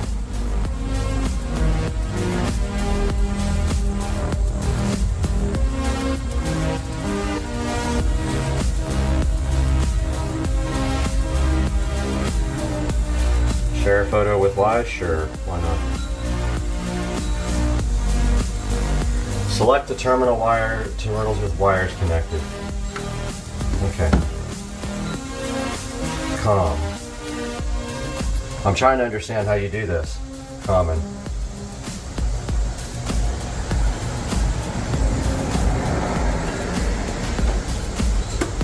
My eyesight is so bad, I need to get my flashlight.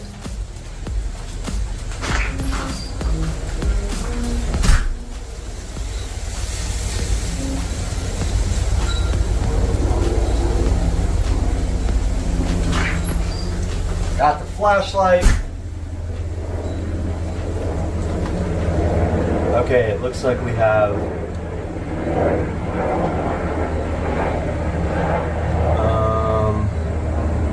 COM and 1, 2, and 3, and we have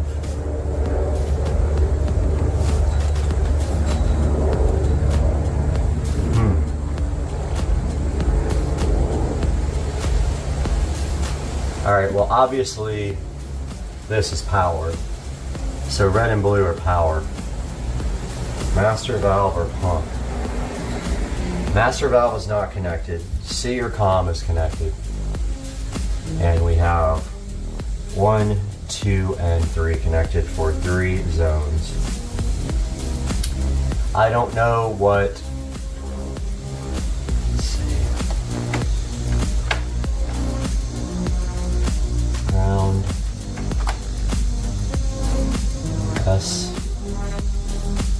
It looks like S and E sense. Looks like I got a sensor too, which I don't use that anymore.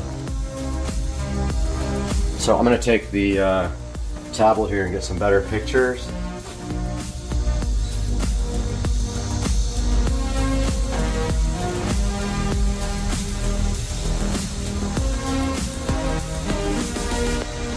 No, I don't want.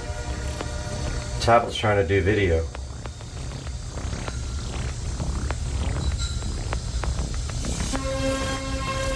No. I just took a bunch of pictures with my phone, and I think that's good enough. Continue to mounting guide. Label your wires with the included stickers. So we need to take off these gloves, get our screwdriver out.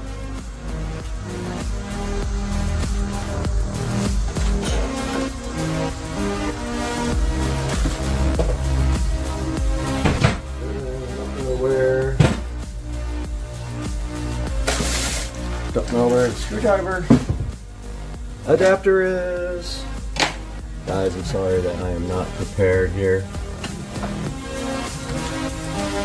I don't know where the screwdriver end is.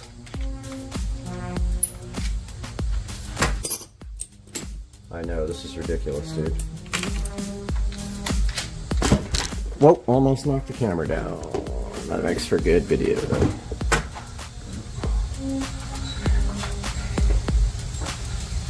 Okay, so we got one is yellow.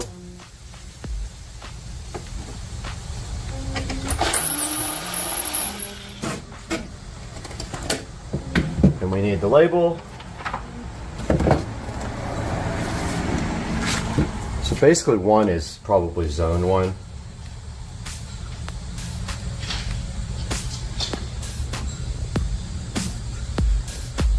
There's one label.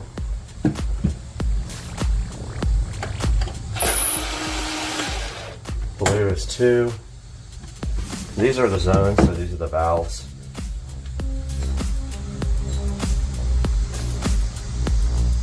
And there's number 2.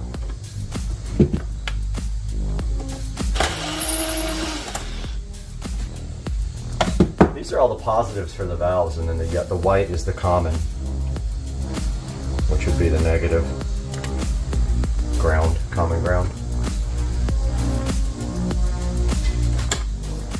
There's 1, 2, 3, and white is C.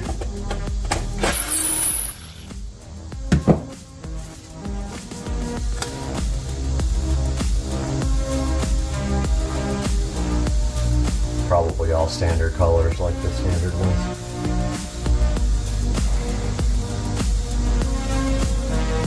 And the rest is just, this is the sensor, the rain sensor, which we're not using anymore. And then this stuff is power.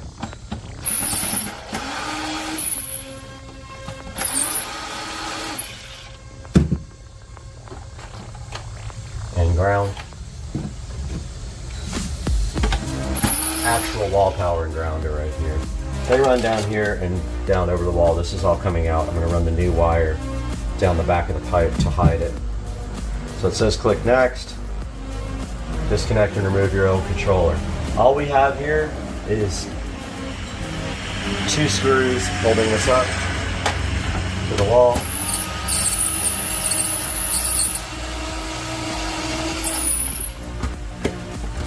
And the pipe goes through the bottom. That one is in a stud.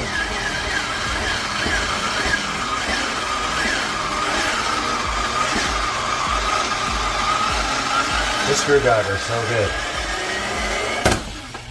We won't use the same screw going back in because I believe I just stripped it out. And that is fine. Ah, we got some other. There it goes.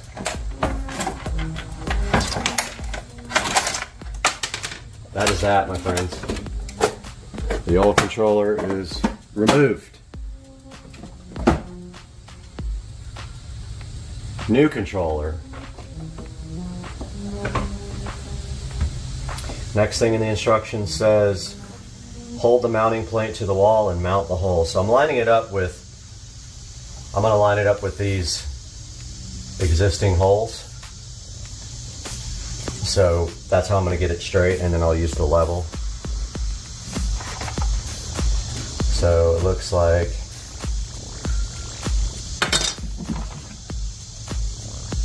we're probably going to want to put it about right there. Man, I really wish we didn't have this. I wonder if there's a way to run the wires through the wall. Don't know if I can do that. Really don't want this pipe sticking up anymore. I think that's going to take a lot more than I can do today. I think that's a project for another time, but we kind of want it right there. With the wires running behind it. So we want this controller to sit about right there, level. So this is the row.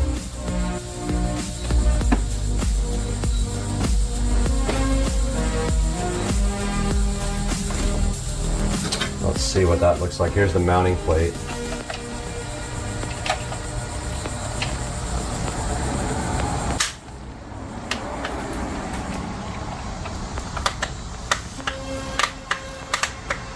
Man, how does that thing go in? Oh, it was upside down.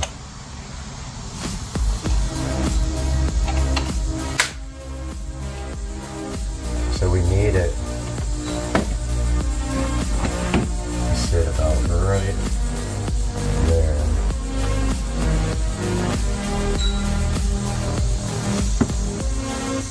So it hides the wires.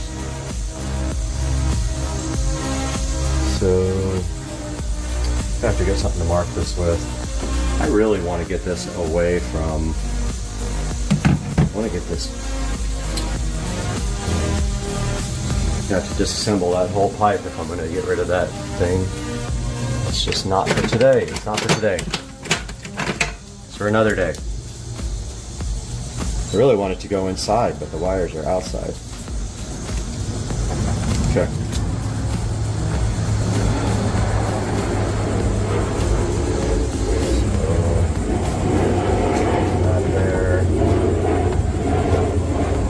There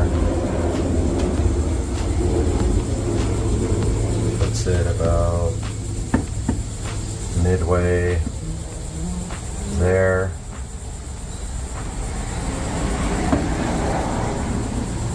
Is that even close to being level?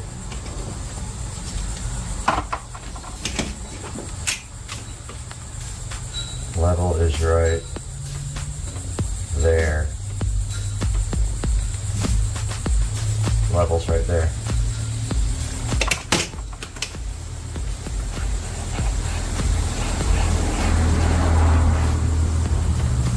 Okay, so top of the mounting plate needs to go there, and then hopefully I can get the screws in.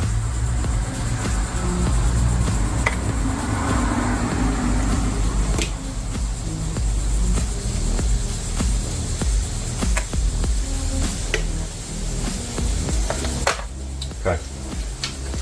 So it's got a word on it that shows you which way goes up, and this is kind of what we're going for.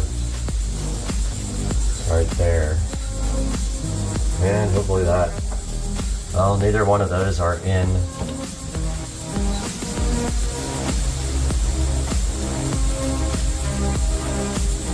I didn't mark the center either.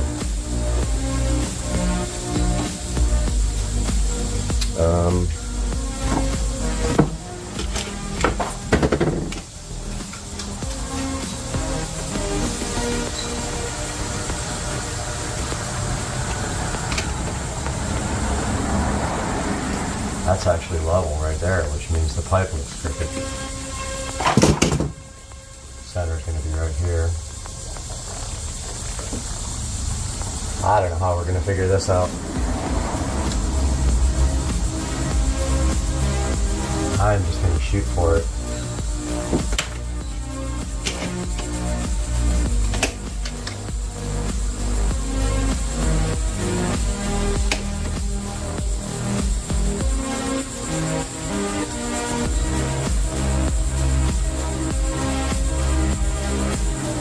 I'm leveling it out right now, and then I'm going to put a screw. Right there. Oh, it went right in the hole. Such a bummer. I really don't want to use this pipe. I mean, I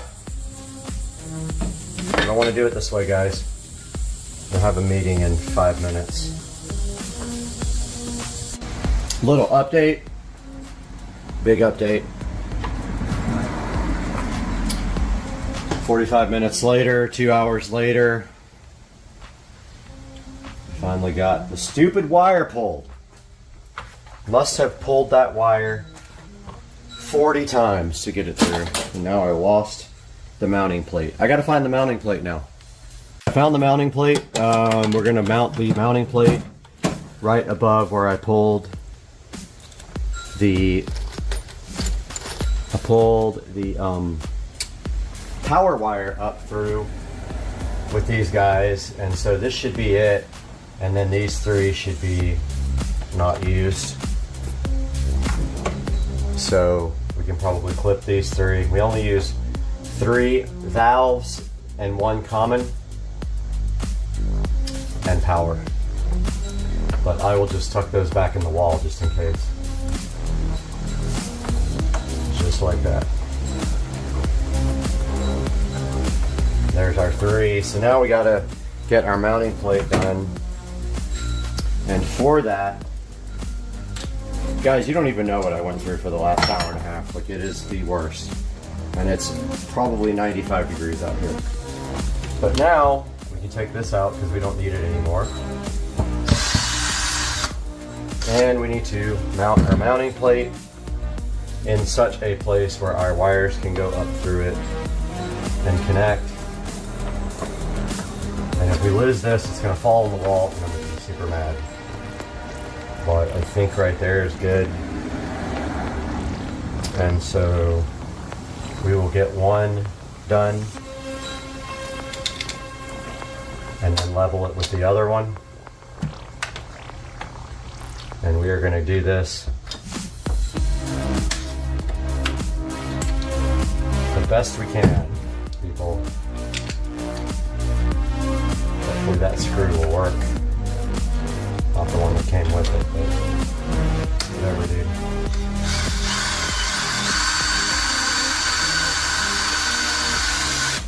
Okay. So now what we're going to do is level this guy off. Then put the other screw in. Way off.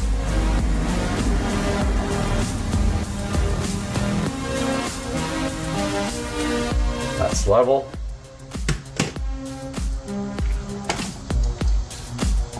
Let's get our other screw. Hopefully these screws will work. They do kind of have like bulging out.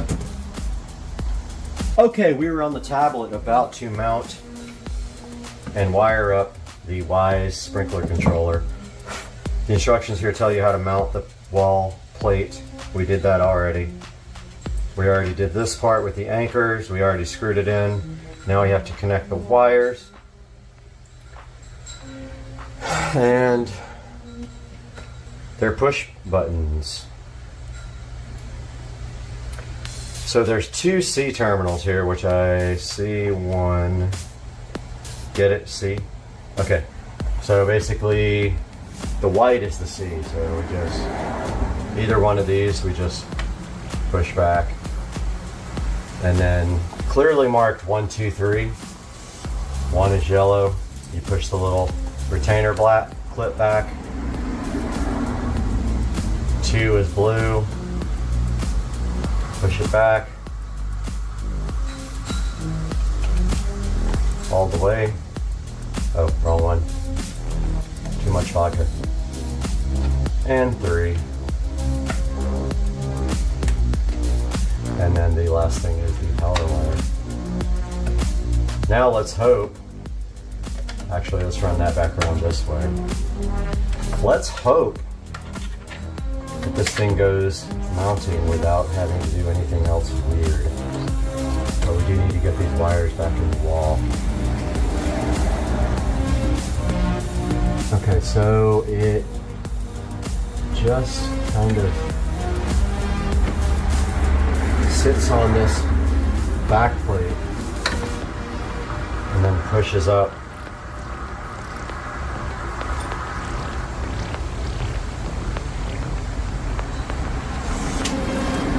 Tucking the power cable under.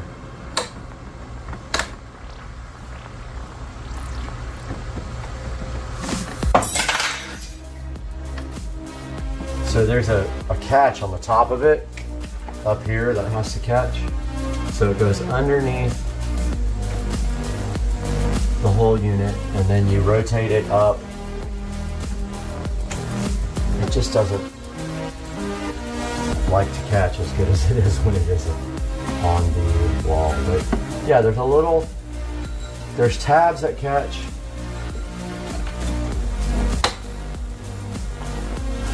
And then you're just supposed to literally like, wow, it looks like it's going to be like facing upwards. That's really weird. Alright, I'm kind of fighting with this right now. Wow. It's angled upwards. Wonderful. That is not good. All right, so we got to fix that right away. It's angled to look up at you. That doesn't work for us. So what we're gonna have to do is shim these guys way out. Hopefully that'll still mount. I don't know why they do that. Why do they do that? That looks absolutely terrible. That's gotta go like way down.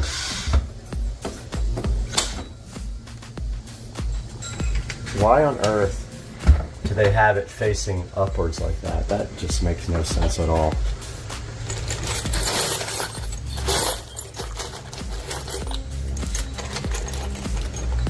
I'm going to try to find something to put behind this. What's happening is the plate. We really need to, well, no, that won't work either. But we need this plate to be way out here like this in order for it to mount correctly and display correctly. And I honestly don't know how we're going to do that. But there's a washer there.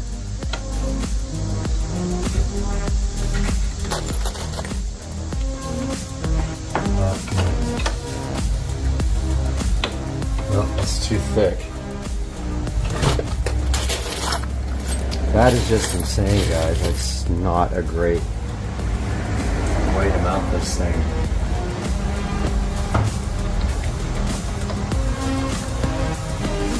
It needs to be shimmed way forward. Like, way forward. Why would they do that? It's like it's angled up at you. I know you guys see what I'm saying here, right? This stupid thing is angled so far up. When you mount it, it's like it catches the top of this thing, and it's like, why would you want it facing upwards? Seriously, stupid. This has to be fixed. I'm looking for shims.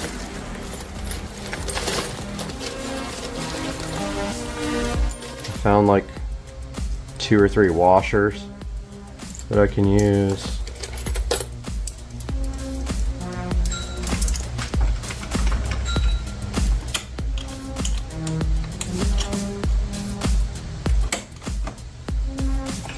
Man, it's gotta be way up there.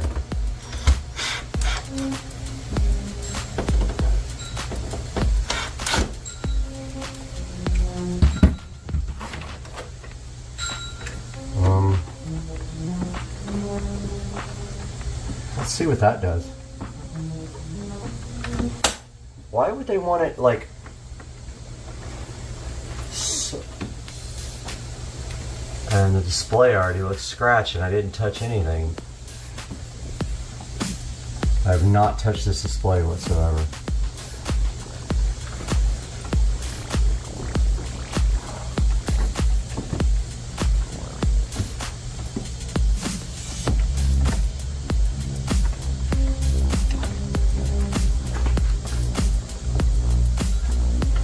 That won't even go. Yeah, that won't count.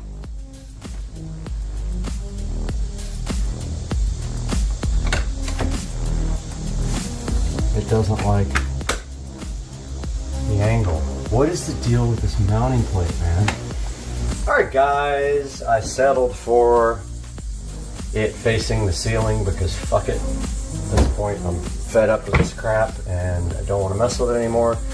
And I have a scratched display and I just don't care. And I've shimmed it and shimmed it and shimmed it and it is not going to get any better. It faces upwards. If you guys buy this, no, you better mount it down here, which I would have.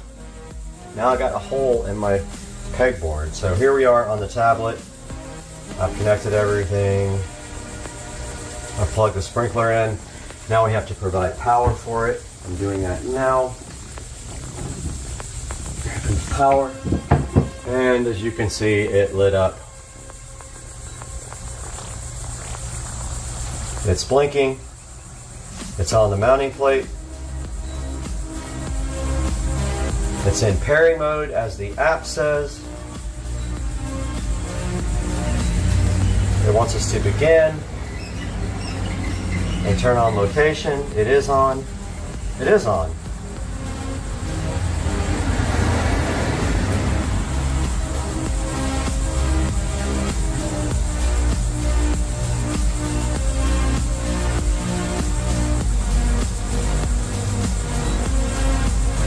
Okay, it's on. What do you mean turn on location, you dumbass? It's on.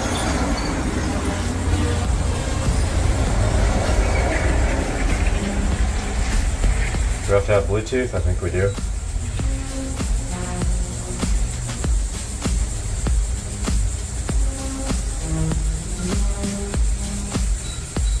It's not gonna find it. I'm gonna have to use my phone.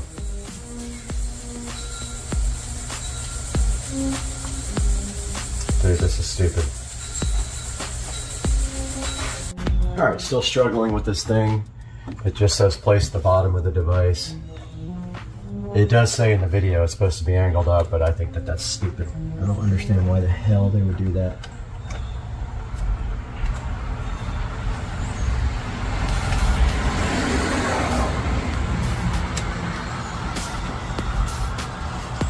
This thing is just...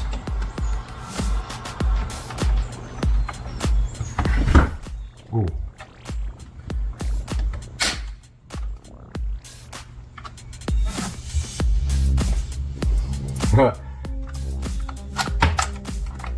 It's worse than it was before. It's not gonna get any better. Well, I'm disappointed in that design. I'm not understanding, unless it's supposed to be way down here, which I would have mounted it lower. Yeah. It sticks out, man. It sticks out. All you can do is like put some stuff behind there to keep it from flexing back, but that's the way it's gonna be, guys. It's angled upward. All right, guys, taking a look at the Wise sprinkler app now. While this other footage copies over to the computer for editing, we can see here we got our sprinkler at the top. We can hit that guy. Now, if you look at the very top, those are our 3 zones. And if we go inside the actual zone, it has some details about the schedule and the soil moisture, and I'm not sure how accurate that is without an actual sensor for that, but there's the front. And what is cool is you can actually take a picture of the zone, which I have not done yet. I think I am going to go do that right now and then come back and continue this video. Alright guys, so I was not successful in taking pictures of the zones. There's something about the tablet that the app doesn't really like the way the camera is, so I will have to probably do it on my phone. But as you can see there, I tried to take a picture of it and it's absolutely goofy looking. You can go into each zone here and look at this. Look at the current status of the zone. Looks like there's a little indicator here that shows you how far through the cycle it got. This is the mailbox side of the house and how much it watered. Shows you the weather forecast here. You get a year of free Sprinkler Plus service with Wise for this guy. And then if you go up in here, you can see right there, Sprinkler Plus is activated. I think it's like $10 a year after that or something. It's not super expensive. There's the name. You can get notifications for it that are pushed to the phone. If you look at schedules here, I'm on the default schedule and the name is default. Zones, all zones are on. I have them all set to 30 minutes and to end by sunrise. So here are the days of the week that they're watering. And you can tell it to skip on temperature, wind, rain, and saturation. This is supposed to use weather to, like the weather forecast, so that it doesn't water when there's rain expected. You can share this with other people in your house or other households. So there's how you set your skips. If it gets below 32 degrees, it's not going to water. If it's going to be more than 0.125 inches of rain or 100% saturation. Here's the device info. It is connected to my wireless repeater. Obviously great signal strength. The repeater's up in the front of the house close to the garage. It shows you the firmware revision, and it actually updated the firmware when I got it. So yeah, this is a look at the Wise sprinkler. Integrates well with the rest of my Wise devices here. And so far so good, and I will update you guys as I use this more and get some more information for you. Have a good one, guys. Here we are inside the Tesla, about to watch a video about me buying the Tesla. Pretty crazy, and we are watching it as it premieres on YouTube. I love this car. Shit! Oh my god.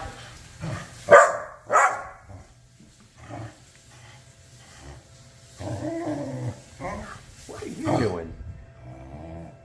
Oh my goodness gracious. He's so happy. Oh my goodness. Look at him, ready to pound. Alright, you want leftover black eyed peas? Sure. Alright, I'm stuffing it. Oh, alright. What am I doing? Okay, Bubba, Cooper, stop. Jesus, Cooper, stop. Cooper, why? You don't even care about mice. He is looking straight at it, though. Alright, you guys, seriously. Goodness gracious. This is the best. Oh, he tried to... Get it, Bubba. Get it, Bubba.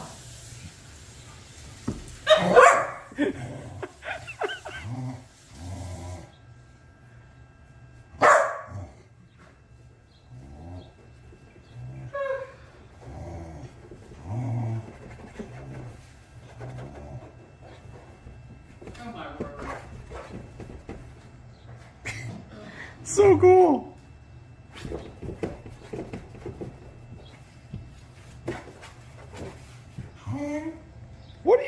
What? You're a grand old flag, a high flying flag. That's it. That's it. I don't know the rest of the words. Da Da da da da da wave. Da, da, da, da, da, the land I love, home of the free and the brave. Exactly.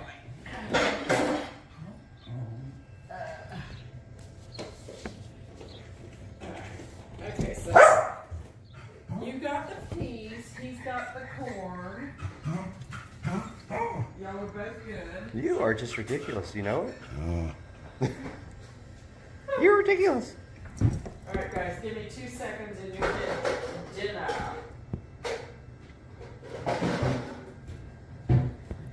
This is the best video ever. You! Cooper! Cooper! Cooper, please stop. That's enough, buddy. Enough. Enough, asshole.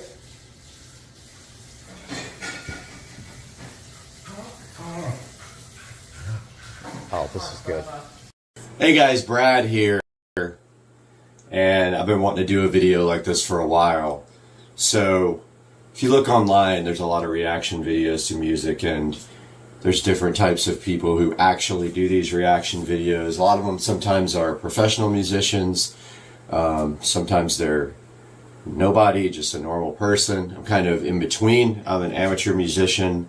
I play acoustic guitar, electric guitar, drums, a little bit of keyboard, mandolin, ukulele. quite a few instruments, but I'm not amazing at any of them. I'm just a guy who likes to have fun playing guitar. Today we have my Martin here. I will use various of guitars here in some of these reaction videos, but today we got my Martin, which is a solid little $1,000 guitar. You could find them on sale sometimes for in the 800s, but that was rare. But yeah, good little guitar. It's a great guitar for beginners. It has been restrung with Elixir strings, and it has been set up so it actually plays very nicely. Makes a good sound. Fits pretty good on my lap here. But yeah, today we're going to take a look at one that's really popular online because of, I think, a few things, and I haven't quite nailed down whether this video was post-produced and mixed or if it is actually this good directly off of the stage. It's so good that it almost sounds produced in a studio. Now you have to understand, back at this time, Queensryche was at their peak, and they were all in their prime. And so you can kind of understand why the video sounds as good as it does if you can just remember that when these bands are touring, they are at their absolute peak, and they are practicing every day, and they are able to keep that timing good, and that's why. If you don't play every day, it's kind of hard to keep your timing and keep your ears trained for the chords. And so let's read a little bit about Queensryche together before we take a look at Take Hold of the Flame. So Queensryche is an American heavy metal band formed in 1980 in Washington, which I did not know that. Used to be a fan of them back in the day when I was in high school and college. And they came from this band called Mob. And they have 15 studio albums. And if you know Queensryche, they are really theatrical, and their albums have themes that carry out through the whole album. They sold over 20 million albums, and that's absolutely amazing. And of course, you've got the incredible vocals of Jeff Tate, even to this day, although there are several versions of this song online, and you will see that his vocals have deteriorated. Now, I heard that was because he was a classically trained singer. He took lessons, and voice coaches helped him develop that range. And I did hear that that could be the type of singing that he does could be detrimental to his long-term voice, so to speak. But when you hear him sing, you know that he's classically trained. And he almost has an operatic type of voice, and his range is absolutely insane. Like it's probably one of the best of any rock vocalist ever. I mean, you have Jeff Tate, you got Rob Halford, who can also do that range. You've got the guy from Boston, I forgot his name. The guy who is no longer alive, he had a pretty crazy range. And then you've got a couple of other guys that are up there. But no, Jeff Tate, man, his vocals are on point. He's one of the most incredible rock singers ever. So Take Hold of the Flame. I've got the chords up here on Ultimate Guitar. I don't know if it's going to be in the right key.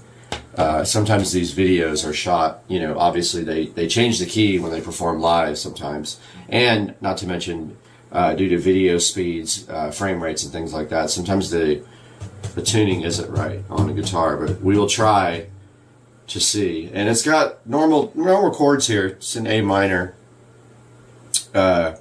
Chords are A suspended 2, A minor, F7, G/E, F7, G/E, A minor. That's for the intro of the song. So it's calling for an A suspended 2, which is just basically 2nd fret, and it's your third and fourth string up. So it really is just this. And that does sound correct for the song.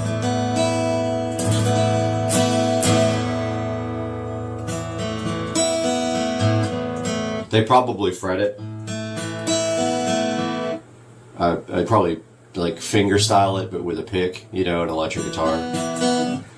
So, intro is just, you know, ASUS 2, ASUS Minor 2, A minor, which is just very close. Almost the same chord. ASUS Minor 2, A minor. And then your following chord is an F7, which is a kind of a difficult chord to play. There's a bunch of ways to play it, but Ultimate Guitar says that you basically bar the first fret. So you got your that's a tough one to bar, and then your second fret is calling for the third string from the bottom.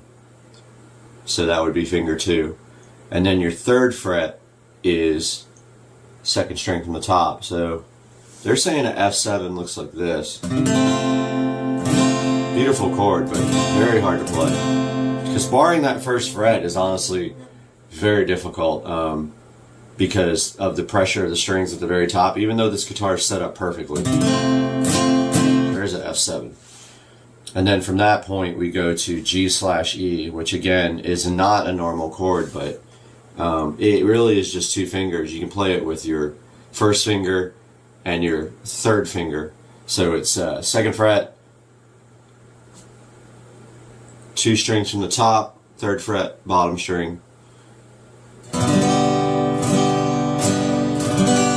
Very interesting chord. It's used in some other songs that I remember. And then we go back to the F7, back to the GE, and then back to the A minor.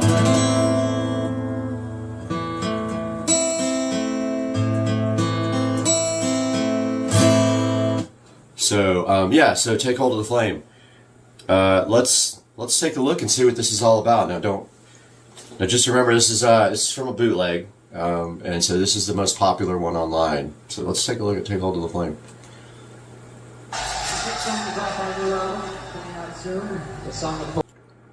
So right away, I'm noticing that his tone is better in this version than I've seen him lately. There's a concert of just Jeff Tate who left Queensryche a while back. They had disputes, and his ability to stay on the notes is gone now. It is good, but it's not this. It's definitely deteriorated, and you can see that in his newest video from 2021 where he was playing live with his new band. So, lyrics. We see the light of those who find. A world has passed them by. Too late to save a dream that's growing cold. What does that even mean? So he's watching somebody. He calls it light. He's watching somebody's light. And someone who has, I guess, wasted time because it says a world passed them by. Too late to save a dream that's growing cold. So they've wasted their time in life, and he is viewing this from the outside. But yeah, it's like, it's A minor first, so it's like, see the light of those who find. And then it's world is F.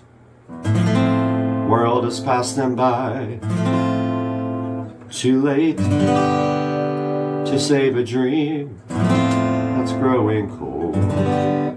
And of course, I'm not a great singer, so, you know, criticizing Jeff Tate is probably dangerous territory because I can't sing myself, so I can get by, but I'm not. So it's just.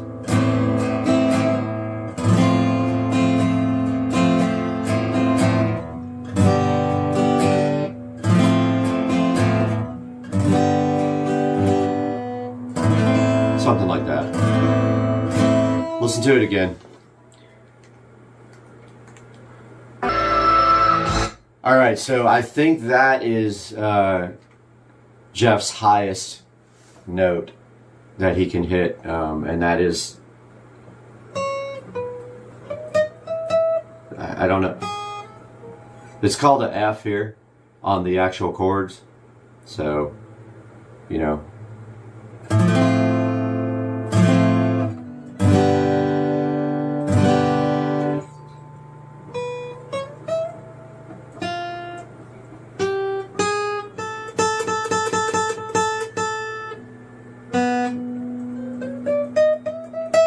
So there it is. I don't know what note that is. That's up there. As you can see, that's way, way, way up the scale here. Well, I heard somebody say I think it was an A5. I'm not sure. I'm not great with the actual notes, so that's his limit though. I believe his vocal limit is right there. But he nails it, and it's dead on. There's no vibrato. It's just a straight sing.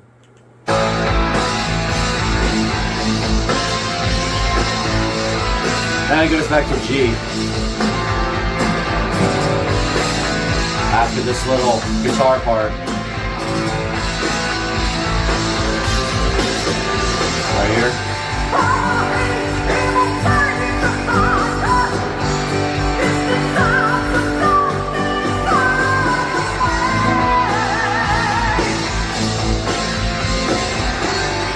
From a haze came a rage of thunder. Distant signs of darkness on the way. That's just literally a G. It's like, from a haze came a rage of thunder. Distant signs of darkness on the way.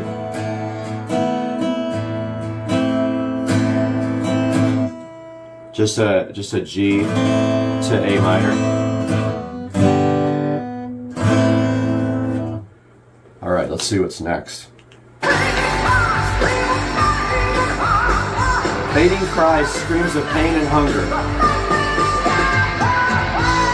Another one, just G to A minor.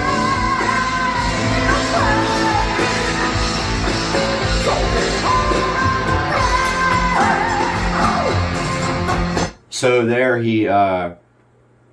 he did the G to A minor again. So just a straight up G to A minor. When he says, fading cries, screams of pain and hunger, but in the night the light will guide your way. And now he's about to sing the hook here. Take hold of the flame, and that's where he goes to an F. Now F you can play two ways. You can bar it, or you can just do the standard way of playing it. So he's gonna move to this hook now. Let's check it out.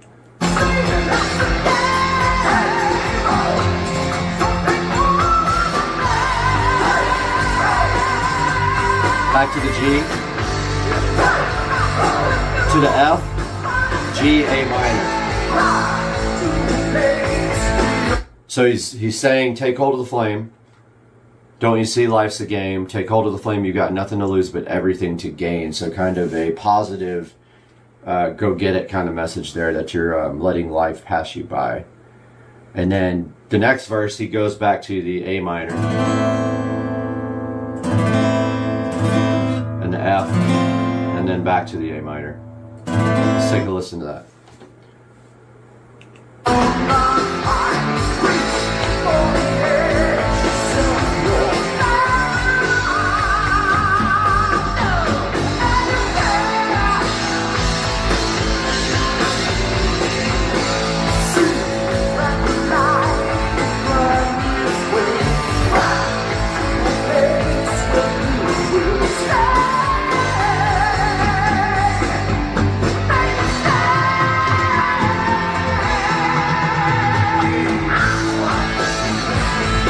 There we see a little bit of Jeff's presence on stage, which he has an amazing ability to entertain the audience.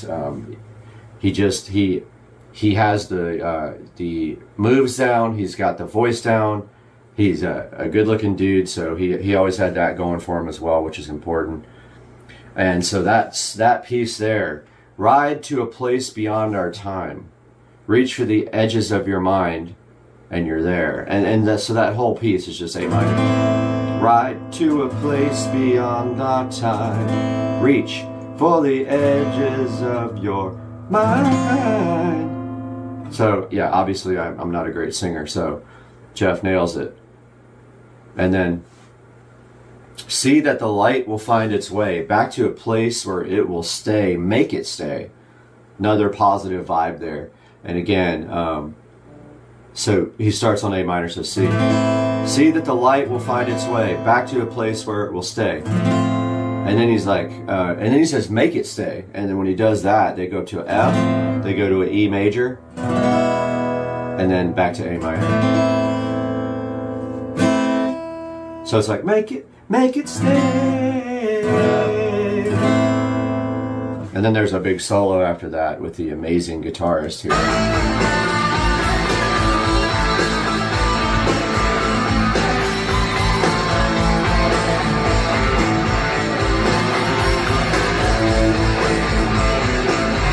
Everything, the timing and everything is perfect in the song.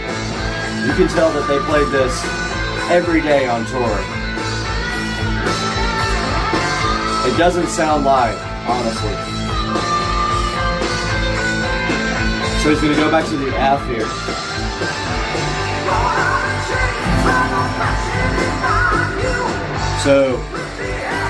So the chord is wrong, I believe, on Ultimate Guitar. It says F, but I don't think it is. I think it's a G. Yeah, it's a G on the, in reality, he's got F on the actual app. Throw down the chains of oppression that bind you with the air of freedom, the flame. So it's just G, A minor with my terrible voice. Throw down the chains of oppression that bind you. With the air of freedom, the flame burns bright. Let's take a listen to that again.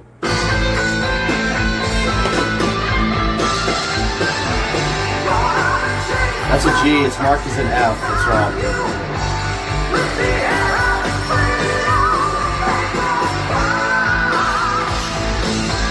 It's wrong again, it says F. It's a G.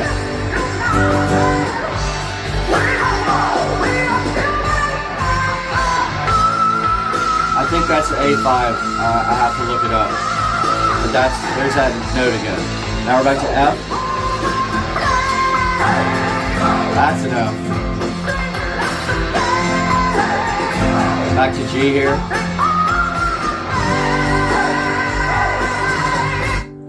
Again, just such an incredible use of his voice. He is going down to, you know, G chord here, and then he's hitting that super high, and so just we are strong, the youth united, we are one, we are children of the light. It's interesting. Their lyrics are always so well thought out, and so you know, it's a rock opera. Their albums have themes like Operation Mindcrime. This blows my mind, this performance. Let's take a listen to it again. So he's at F, and then he's back to G here.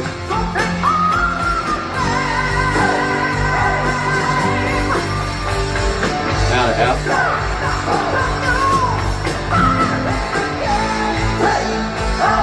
Yeah, there's some obvious errors in this chord. In this tab, there's the F's are actually G's on these. So he says you got nothing to lose, but everything to gain. So there's really not an F there at all. It's G the whole time. He's like, take hold of the flame.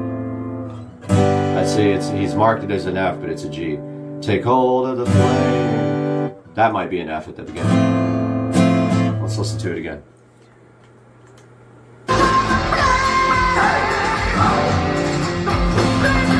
That's an F at the top of that one. And it's a G. Stays a G.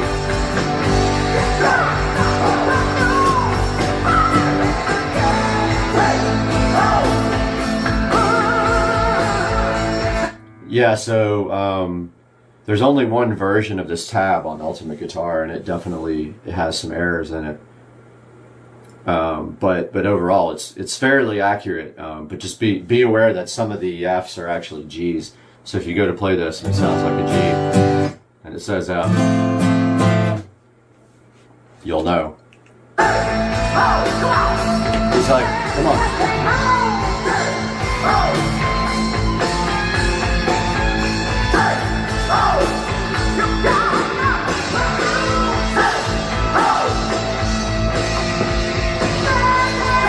Again, the stage presence. This is 1984, mind you. So this was Queensryche in their prime. Literally, they were becoming really famous at this point. So they're probably playing every day. Again, with a positive message, you've got nothing to lose.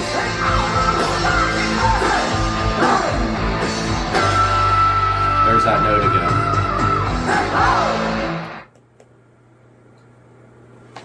There's that note again, so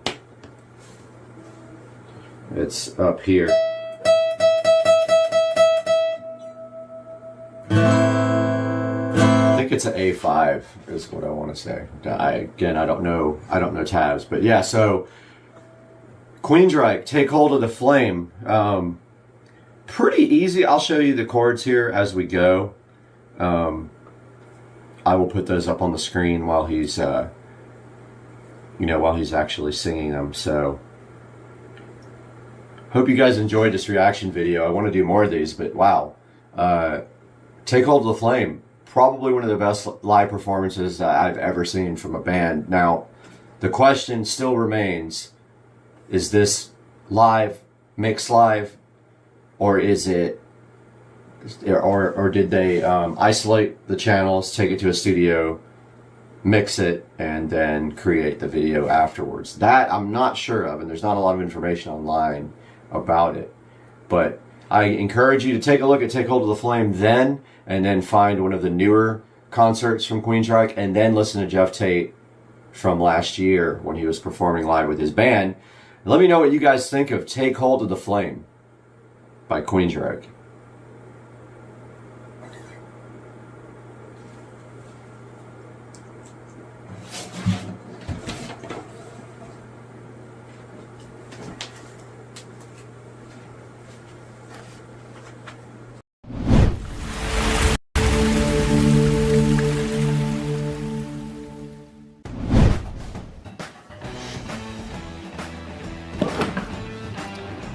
Guys, what are you even doing in there? Guys, welcome to the Supercar Street Racing Kitchen. We are in here today watching Supercar Street Racing live there.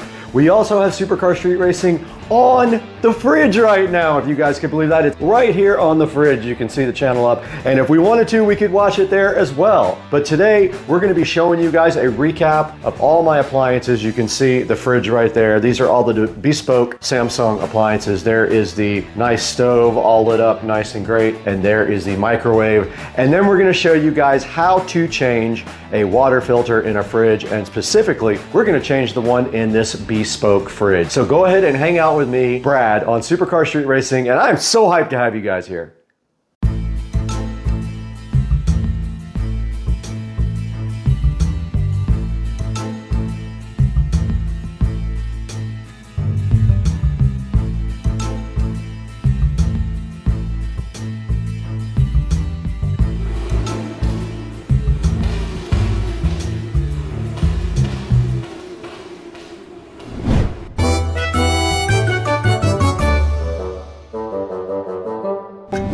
Welcome back to Supercar Street Racing. We are in the kitchen today for a special Supercar Street Racing Edition, where we are going to be changing this awesome Samsung water filter right now. We're also going to show you guys what smart reorders are on the smart AI based refrigerator right here, the Samsung bespoke fridge, internet based fridge, where we have Supercar Street Racing chilling so nicely up on the screen. This refrigerator does have the ability to order its own filters when they become low. I will show you guys that, and this one actually did get ordered by my fridge. I had nothing to do with it. It did it all by itself. You saw it go into screensaver there, but there's a good example of what the bespoke fridge can do. And on the inside, this thing is pretty cool. There's nothing in it right now because I mostly eat out, but this thing is awesome because you can set up a zone down here that is usually the freezer to be either the freezer or the fridge, and I absolutely love that. And then on this side, you can see that is where the ice and stuff is at the bottom, but if you pull this drawer halfway out, that is where your water dispenser and your little built-in pitcher is. So it's cool, man. It's a great fridge. I have enjoyed this fridge a lot. Like I say, it doesn't have a lot of stuff in it all the time, but I do use it for sodas and things like that. And that's the bespoke Samsung dishwasher. Same thing, very nice dishwasher. It is smart and has all the controls on the top right here, so it's got a good look. It has a nice clock out here on the outside too, which is very cool. And then moving over here, you do see the Samsung bespoke stove right there, and that's a look at the inside of the bespoke stove, and it has this cool touch panel on top instead of knobs, which keeps this thing very clean looking. And then of course above that, the smart microwave from Samsung, and there's a look at the inside of the microwave oven. So that's what my Samsung bespoke appliances look like. And today, the focus is going to be on this fridge and getting this Samsung water filter changed. So hang out with us. Today, our sponsor on Supercar Street Racing is a returning sponsor, Red Star Tech, who we've worked with a few times already, was so kind to send us this presentation clicker here for PowerPoint. This presentation clicker is so cool. It has multiple controls on it that allow you to provide a control for your presentation. It also has a presentation pointer, as you can see right there, and it has triple action controllers here. Holding these buttons down in various different ways will allow you to do different things on the controller right here. This thing is plug and play, and it works with almost any operating system. You don't need drivers or anything like that to make it work. And it does cool things like volume and blanking the screen. What's really cool also is it has a little storage at the bottom for your USB adapter, so it makes it easy to carry around in your briefcase, and then just pull your little USB type A out from the bottom and plug it directly into the machine you're going to be working on. Now, Red Star Tech has been a longtime sponsor of the channel now. We did some earbud reviews for them last time, and now they brought us their presentation clicker to check out. Please order it directly through the description in the video and support Supercar Street Racing and Red Star Tech with their presentation clicker. More online here from them in the Amazon link. I'll put it in the description. Thanks again, Red Star Tech.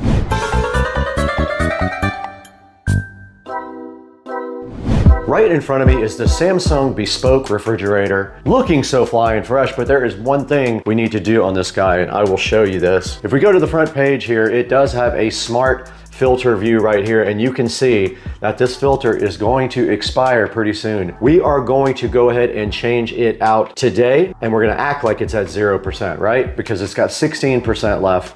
And if we go to the details here, you can go ahead and see that it uses the HAFQIN water filter. You can order it from Samsung here, or you can buy it on Amazon with smart reorders. And to replace it, there is a nice video here you can look at, or you can scan this code on the fridge and it will take you to the video, but it is pretty simple.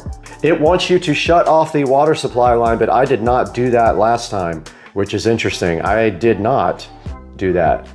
So I don't think I'm gonna do that this time and see if I flood the entire kitchen. Now there are actual instructions down here as well. And I believe the water filter is right here inside of the fridge. And basically, to change this water filter out, you raise this little thing right here, and it will not stay up on its own. So you have to hold it up while you do this with two hands. But you basically just turn this, as it says on the front here, shut the water supply line off. I'm not doing that. Turn the knob of the filter cartridge counter, clockwise 90 degrees. The filter cartridge unlocks. Pull out and remove the cartridge. Let's just go ahead and pull it out and see if we flood the place. Very hard to turn, first of all, so beware. It was very difficult to turn.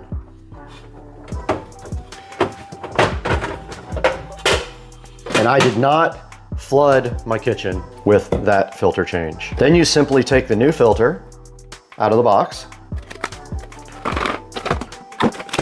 There's the new filter. They come with a built-in handle. That's what you're seeing on the bottom.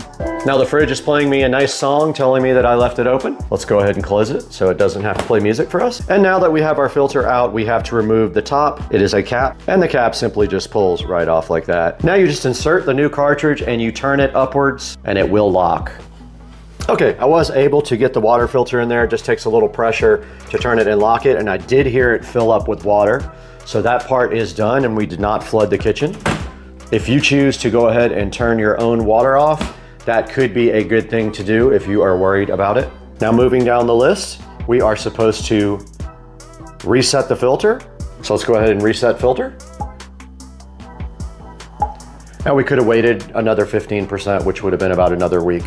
But for the sake of the video, throw the old filter away and all the old crap. They do give you labels to tell you when you had replaced the filter. However, it is not necessary when you have a smart fridge. Now you see now that the water filter is clean, it shows you the install date was on February 20th, 2025. Now let's take a look at this filter on Amazon and how you can get your own water filter for your fridge from Amazon.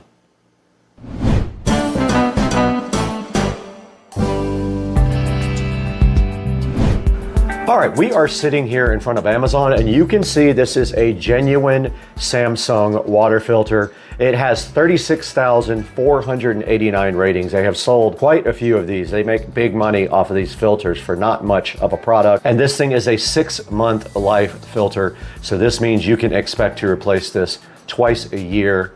I have purchased it twice so far, and there's not really a whole lot to say about this. There are other filters out there that are cheaper. They make filters for this fridge that are not genuine Samsung, but I went ahead and bought the genuine Samsung. I stayed with the OEM equipment here, and you get a slight, it's a little cheaper if you buy 3 though, 3 for $108 if you want to go ahead and stock up on your Samsung genuine filter. Now let's see if there are some other alternatives out here to the half Quinn, which is the type of filter. And right away you can see water specialist filters, way cheaper. You can get 3 for $29. If you choose to go with an aftermarket filter, that is on you, but I personally like to stick with the Samsungs. But right there, you can apply 10% off and you can get 3 filters for 30 bucks, only $10 each compared to 30 something dollars each for the other ones. A lot cheaper, way better option there. So go ahead and pick up yours. I will put links to both down in the description so you can take your pick on whether you want genuine or non-genuine Samsung water filters.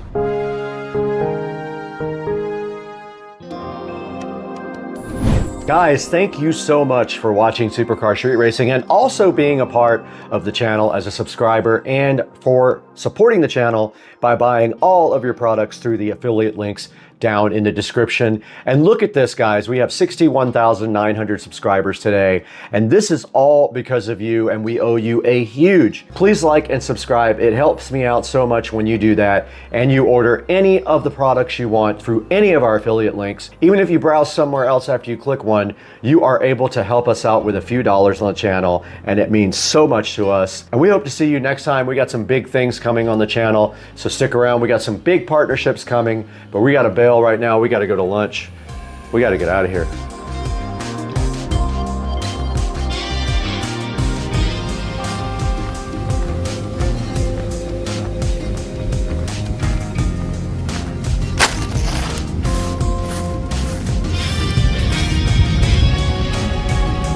What is that dude doing?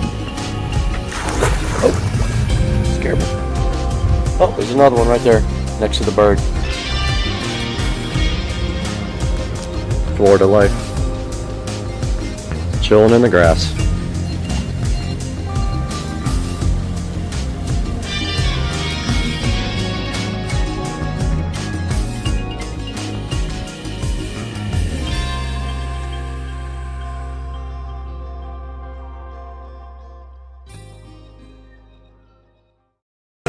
waterfront only. All right, we're out here at Island Bar and Waterfront Grill, having some drinks, enjoying the view down in Cocoa Beach, and you guys all wish you were here with us.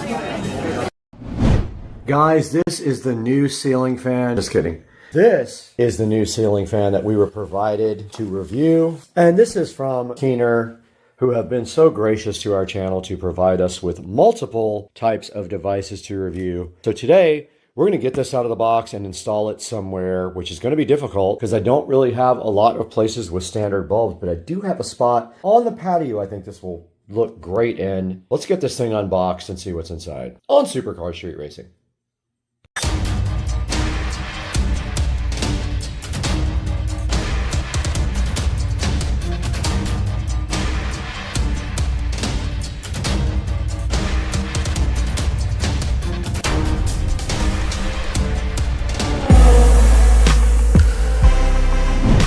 Keener makes this E26 base fan for adding a fan anywhere you have a light, and I think it is just very cool. Comes with a little remote here too. We are unboxing this now, and if we pull this top part out, we can see inside we have a bunch of little fan blades right here. This thing is so cute. And we have the base right here. Let's get this thing opened up ASAP. Inside the box with the Keener turn your socket light into a socket fan light fan is this cool little motor right here that is so cute. Comes all packaged up in this styrofoam condom. And then all you have to do after that is take your blades right here and put them right inside of it. And I think they just snap in. We'll get those unboxed. We'll get this unboxed. Get it a nice battery because there is nothing else left inside of the Keener fan box. I got everything unboxed here now, and the remote looks like AAA batteries in there. Got to go see if I have any. Then we have this nice little extension right here as well. And basically, now here's the actual screw-in base, but they gave you a little extension, which we will probably need. So you just screw the extension on right there, and then you screw this into any standard E26 bulb base. Let's go see if I got batteries for this. Back to the Keener fan light. The batteries just go in just like this. 2 AAA batteries replace the cover. And then let's get on to the process of assembling the fan. Back here on the Supercar Street Racing desk with this nice LED lamp light to illuminate our assembly of the Keener fan. Now they do provide you with all these blades, and I'm assuming they're super easy to clip in. It looks like they clip in this way because there's a little indentation right here which I see inside of this, so I think they go this way. Let's see. They do. So you just place them into the fan like this. A little bit harder once you get a few in because you don't have a surface to put them on, and then this just continues to go in with the dot facing towards the bulb socket. Make sure they're in all the way. They will click when they catch on the blade. And this one just does go right like this. And now they are secure, and I believe that's a light, but I don't know yet. We have to check. There's your fan fully assembled, and it does have a light on the remote right here, an on-off switch on the remote, a timer, and then these 1 through 5 buttons here, which might be the speed. We have to check the manual. We have the manual out now for the Keener fan, and you can see right here, it does do different color temperatures and brightness adjustments on the light. And it does have installation instructions right here in English, and it says, ensure the power supply is disconnected, so basically turn the power off. You install the 5 fan blades, so it doesn't want you to put this in anything that's not solid. I am going to do that anyway because I don't care. Mine's going into a lamp with a neck that can move. We'll see what that does. Might break. You insert until it clicks, and then here is your remote. The upper left on the remote basically is the LED on and off. The upper right is the fan on and off. The middle button here with the power is the LED and the fan on and off. And this is a timer to turn the thing off after a certain amount of time. And then at the bottom here we do see the fan speeds. It doesn't say which is the fastest fan speed, so we'll have to test that out. So it says if you turn off the wall switch and turn on again within 0.5 seconds or after 5 seconds, the fan light remembers the mode that it was in before. There are also instructions in here for changing the color of the light, and that has to do with how much time is taken between turning the light switch on and the remote. Let's see. And then there's instructions here for making it warm white. And when they're saying the C button, they are talking about A, B, and C, which are also diagrammed here on the page before that. And there's a bunch of safety features right here to think about before you install the fan. Here's a good up-close look at the remote on the fan, and you can see on top here there is a light switch and on-off switch. The light switch for the light, on-off for the fan. This does both. There's a timer right here, and then the bottom here. All these right here are fan speeds. We have to test that out when we get outside. So I was just chilling here with the Elecan LED fan light, and I noticed this might be the infrared receiver for the remote. Let's go. Okay, this lamp is definitely on. I have no place to put this because I have no regular standard bulbs in my house. So let's see. Oh my goodness. Let's go. This thing rips, dog. All right, so it is on. Let's turn the light off. The fan is on, so let's see what 1 does. 1 is the lowest speed. 5 is the highest speed. And this thing is ripping. I wish I could use this on. The light on, works perfect. Light off. You push it, it changes the color temperature. Every time you press the light button, it changes the color temperature. Let's try to find another place to put this.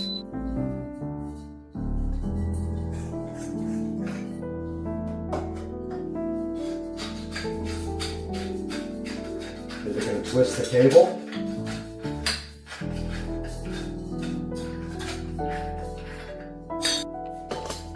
Okay, what happens when you install this fan on a cable? I believe the cable is going to twist up.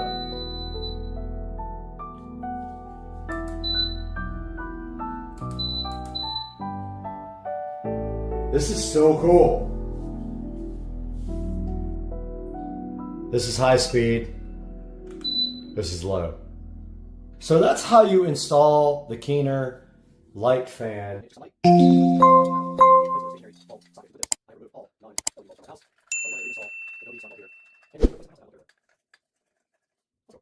For now, this room gets really hot. Basically, I think this sliding glass door and the lack of enough ventilation from the AC system gets this room hot. So what I'm going to do is install this fan right here, right next to this AC vent. And I'm hoping it will pull air out of the AC vent and pull it down towards the ground. Let me get that installed now, and we'll see what happens. Let's go. So this light is pushed out.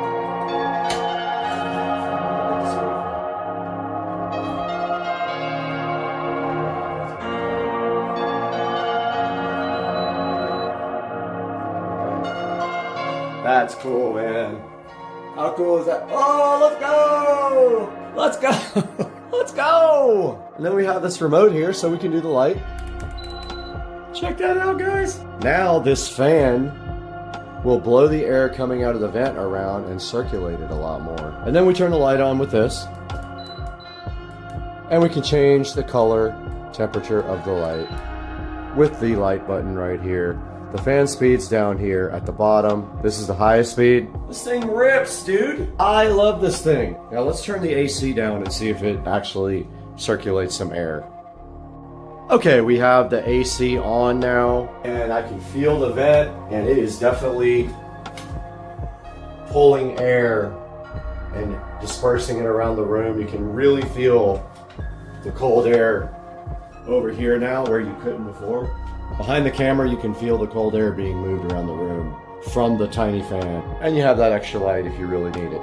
Legit, and I feel it way across the room over here. Alright guys, I hope you enjoyed the mini fan light as much as I did. This thing absolutely rips. It's putting out so much air. I'm so happy with this for my office. You because the AC is on right here and it is pulling all the air down into the rest of the office, which gets hotter than the rest of the house. All right, guys, we did review the Keener light fan. It screws into any standard E26 socket. You can see right here and right now that this thing is absolutely cool. It totally rips. It would be so good on like a patio where you don't have a fan and you just have a light switch. You can go ahead and plug this right in and it will work for you anywhere. I just don't personally have any place to use this because I have no E26 sockets that are mounted to a solid base. And make sure you go ahead and click through our links and like our video so that we get maximum exposure and grow the channel. I did dent this pretty bad when I dropped it, but it still does work. Look at that dent. Puffing it on the treadmill and I'm watching solos. You guys gotta check that out.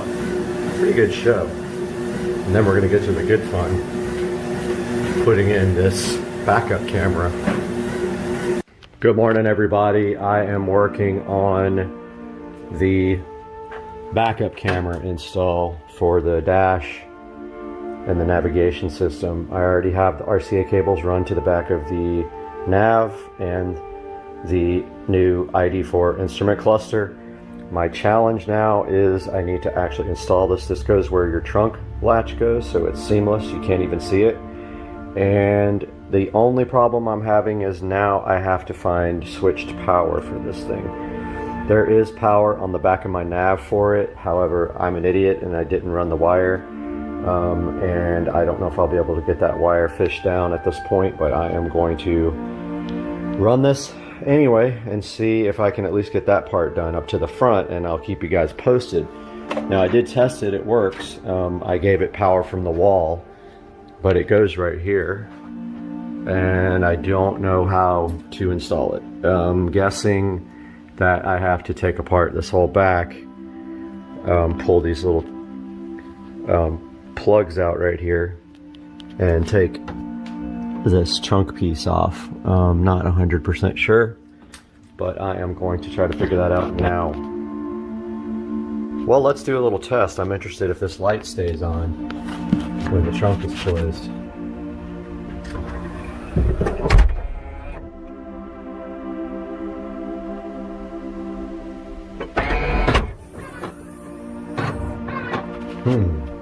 This probably isn't a good test, just because it probably turns off after you start the car after a little while, unfortunately. Alright, went back and watched the video. That light definitely turns off, unfortunately, when the trunk is closed. The battery's under here. Really wouldn't do me any good without some way to relay that on. Doubt this camera uses much power, but still, I don't want it to be on all the time. Or I could just run battery power. So my best option, easiest, is probably the cigarette lighter. To maybe put a little Y adapter on it and run a wire from that, or just actually open up the cigarette lighter in the center console and tap off the back of that. But first things first, I mean, man, why isn't there switched power back here? I heard some of the cars have accessory outlet in the back somewhere, which is very cool. This car probably doesn't, so I'm gonna get to work trying to get this camera installed first. Okay guys, I'm consciously trying to keep the camera a little bit more steady in this video because I noticed last time it was annoying. I did get my camera bundle wire done here. So what we've got is the camera output is an RCA cable. This is inside this loom. Also, the input for power is inside the loom.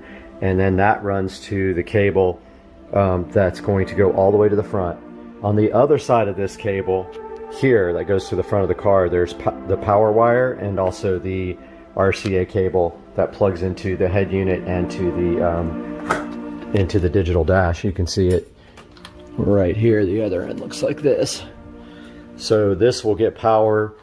We'll go ahead and bite the bullet and get it off the navigation system like I was supposed to in the first place. There's a power wire with the video cable there, so it's switched power.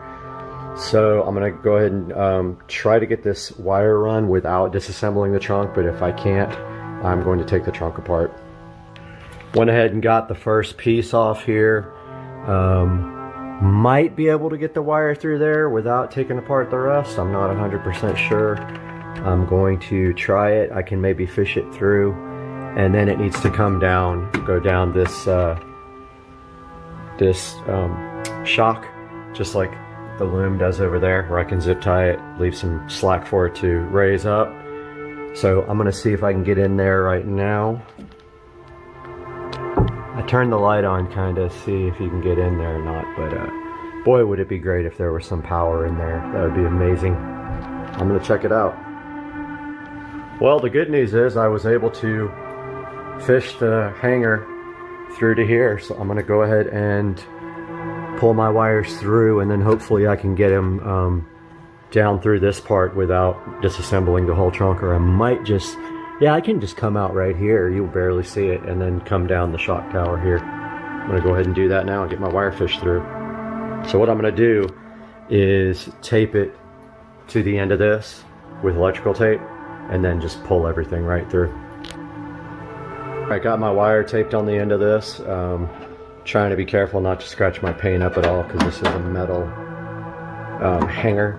So I'm gonna go ahead and pull this through. I'm gonna use two hands, I'll be right back. All right, I got my wire pulled all the way through. There's plenty of extra.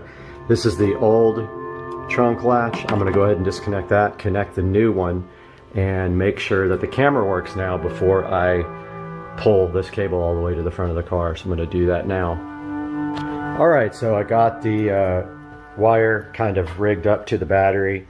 Something goes on with the nav screen, I mean with the cluster where the picture rolls. I'm not quite sure what's causing that, but it stopped a little while ago. But it looks fine on my Android head unit. So I don't know what the deal is with that. I emailed the company about it, and I think that if you initialize the cluster with the camera plugged in, it doesn't do that, but I'm going to test it in a minute. So the wire does work. Now all we got to do is get that pulled to the front. I'm going to now route this wire down to the shock absorber here. Come down from there. I got to make sure I'm not in the way of the convertible top at all. So I'm not quite sure how I'm going to get that wire through. I still got to investigate all that. I want to run it down, you know, down through the trim right here and everything. So I'm going to work on that now. All right, so I'm going to run the wire. Actually ran it underneath the gray carpet insert here. I'm going to run it behind the shock here. Notice over here the loom, they leave like some extra slack for that to open. See how that goes? Just like that. I'm gonna do the same thing right here and button this gray piece back on real quick. Okay, forgot to show you guys the camera installed. There it is. You can barely tell it's in there. And it's a switch also, so it opens the trunk. Got the plastic piece back installed right here. Now I'm gonna work on zip tying this down the trunk shock absorber, and let's see how I'm going to get it into the cabin. There's an easy way right there, but this whole compartment comes off, but I'm hoping I can fish it in there somewhere. I just don't know where yet. All right, so literally learn something new about your car every day. I had no earthly idea that this came down and that this bag or something is in there. I don't know what that is. Something to do with a seat belt or something. It's so crazy. But I'm gonna see now if I can get through behind here, which I probably can. Like want to get it like down in between the seat right here, under the bolster, through there. So I'm gonna see right now what I can do with this. I've never seen this back here. It's so funny that I've had this car for the whole time and never noticed. All right, guys, a little update here. So I got the wire fished down here. I think I'm going to somehow tie it or maybe tuck it in right there again, because there's some stuff back here that moves and I don't want that wire getting caught right there. I fished it down through the floor there around the corner, and now I'm going to drill a hole right in the corner of that, whatever the heck this thing is for luggage, and then go right through there. So I'm gonna do that now. So there wasn't a way to drill a hole through there. So I went ahead and just popped a little hole in that canvas and run the wire through there, and then I'm gonna seal it up later with silicone sealer just to make sure there's no air coming through. But I got the wire, you'll just see the tiny bit of it right there, but I can tuck that in really nice. And now this thing should just close like that. That's all you see back here, and it's barely noticeable. And then if we come in here, so the wire comes through the luggage compartment here, and it's kind of hard to see with this light. I am going to run it right down the corner of the seat and down through here to get to the front of the car. I'm gonna work on that now, but I'm gonna put the top down first, make sure nothing is in the way. Got everything out of the trunk here. I'm gonna do a little experiment and put the camera in here and just make sure that, hopefully I can see right there. Make sure that nothing is in the way.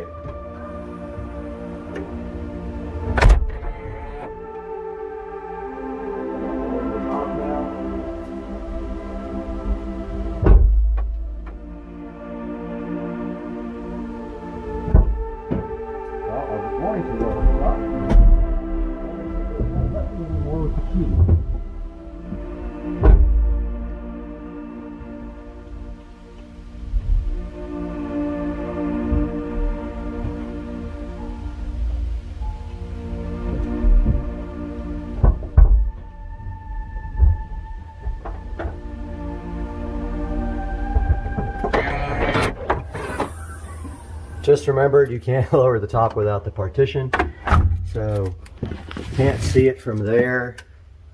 I'm just gonna try it and see what happens. Okay, I made a huge mistake back here, which almost ripped the wire right in half. So you have to understand the way the convertible top operates. These parts in here move. I had this tied to a spot that had to move, and when I opened the top, I noticed it was stretching the wire, and I thought it had broken the wire, but I tested it and the wire's still good. So I rerouted the wire to a different area back here underneath that goes up and around here, and then back to this back hinge section right here. So it's going to go, hopefully, zip tie underneath this support bar. This all moves. This whole entire support bar moves. So I'm going to give you an example. Now, it's given me issues opening the trunk when the car with the remote control, and I don't know why. I haven't figured that out. But so first of all, you need slack for when this opens and closes. So then after that, let's see. You need slack there. See how that opens? And there's wire coming down. But you also want to make sure it doesn't get caught on anything. So I'm going to close the trunk.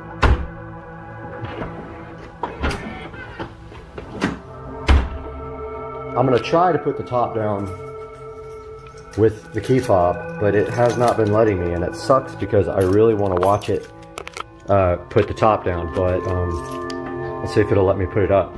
Okay, so it did roll the windows up. Let's try down. It's got a red light on, so I don't know what that means. So I'm just gonna go a little bit here. Let's see, turn the power on. Okay, it works there. Now what happens now is the back flips up. Watch. As soon as that flips up, I need to go back and look. That's what was pulling on the wire last time. So what we need to do is in here, make sure there's enough slack. Aha, see, this has to open all the way, and that wire has to be tied to the back of the of that support bar. So let's open it a little bit more. Let me go that way. It won't let me do anything. I guess because the key is not nearby. Let's try this. Let's put the key in the ignition.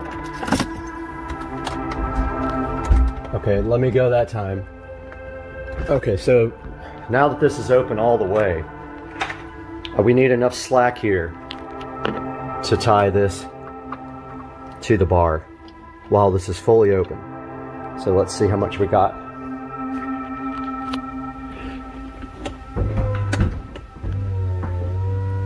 Okay, so that's as far as it opens. All right, now we got to tie this off.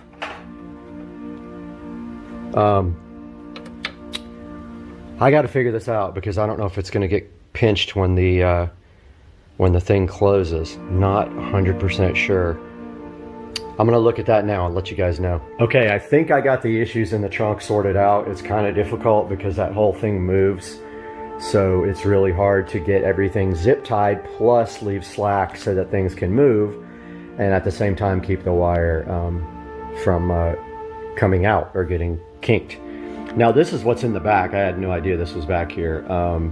So I pulled the seat down. I'm going to pull this wire through down under the seat here, hopefully down through this footwell and then up to here. And then I need to run power, which means unfortunately I got to take the screen out or at least take the bezel off again to get back behind there to get power from where the navigation system is. Okay, so I got the wire run underneath the carpet here. So if you just pull off this little footwell piece, I ran it all the way under here and then I ran it under this piece here that has the trunk switch on it. I pulled off the little duct work down there at the bottom. And so now the wire is actually where it needs to be. It's fished through. Now I have to take out the nav and make sure that there's power back there. And if there is, I have to run that up through the dash, which is going to be not fun at all. So I'm going to work on that now. All right, I got the nav pulled out. I verified with my voltmeter that there is power on this wire and I don't think it's on full time. I hope not, because that's going to run the battery down. I believe this is switched power. It says, let's see, it's plus 12, so I don't know, better be switched. I'm gonna go ahead and try to get a wire run over here to the wire that I fished to power the camera now. Hopefully I don't have to take out the ID4 again because it's a pain. Okay guys, so I pulled out the navigation system, I pulled out the digital dash. I ran the wire back behind the dash. I've got it here. This is the power wire for the camera. I'm going to go ahead and cut that right now and then crimp it to this. I need to order a barrel connector because that's all I got and it's ghetto, of course. But I'm going to go ahead and do that now and I'll update you guys after. All right, I got the wire spliced in. I'm going to go ahead and start the car now. Actually, just probably put it in on mode. See if the camera works. Hopefully. I'm gonna be kind of mad if it doesn't. Alright, well, looks like we got a backup camera both there and there. Now, this one here is noticeably more, I know it's hard to see with the with this camera, but this one's noticeably more clear, but doesn't have the backup lines. I haven't used them yet and I don't really remember how to set up the navigation system and I don't know what these things do here. So check this out guys, got the backup camera installed finally, something I've been wanting to do for a while. Update you guys in a minute when I go for a drive.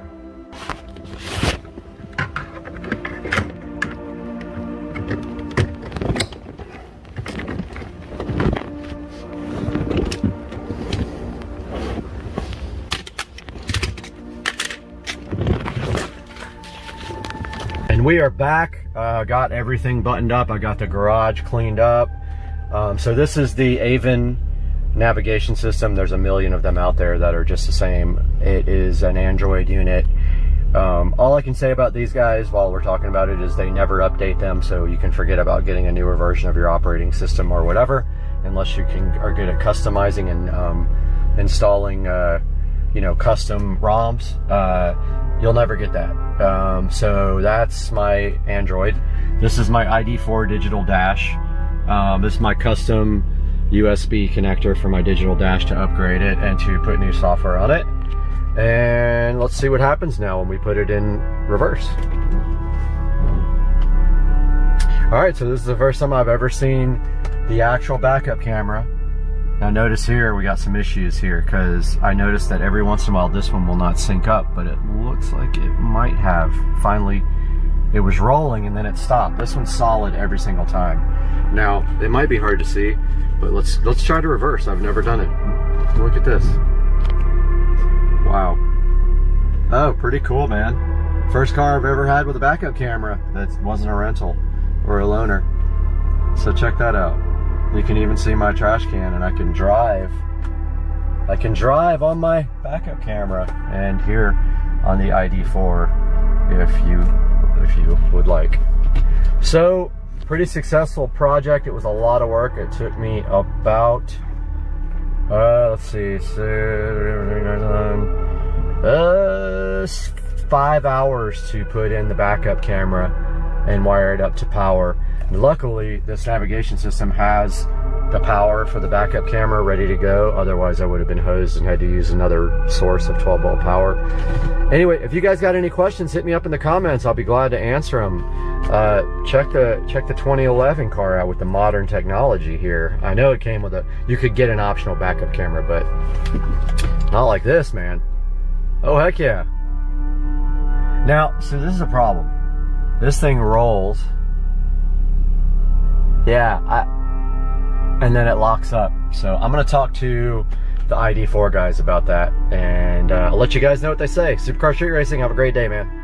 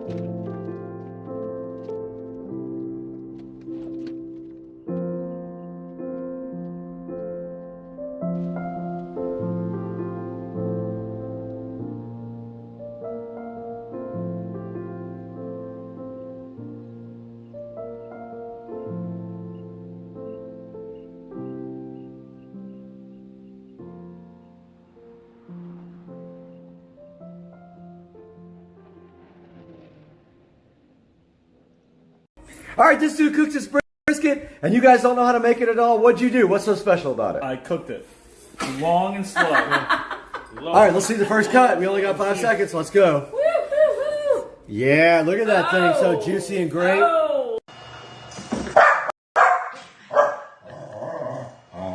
Papa, it's got TV, Papa. Cooper, you're so mad. Why are you so mad?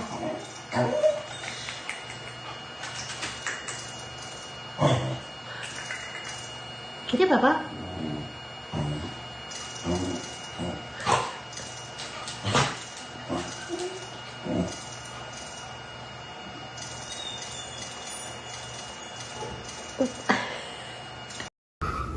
We're here with Tutricia, and she wants to slap me in the face with a tortilla. Yes. Oh my god, why do you use your fists, dog? Twice though. Alright guys, we are on our way to All Set Auto right now, and then we're going to reveal once we get there what is happening with the 2023 Model S Plaid on Supercar Street Racing.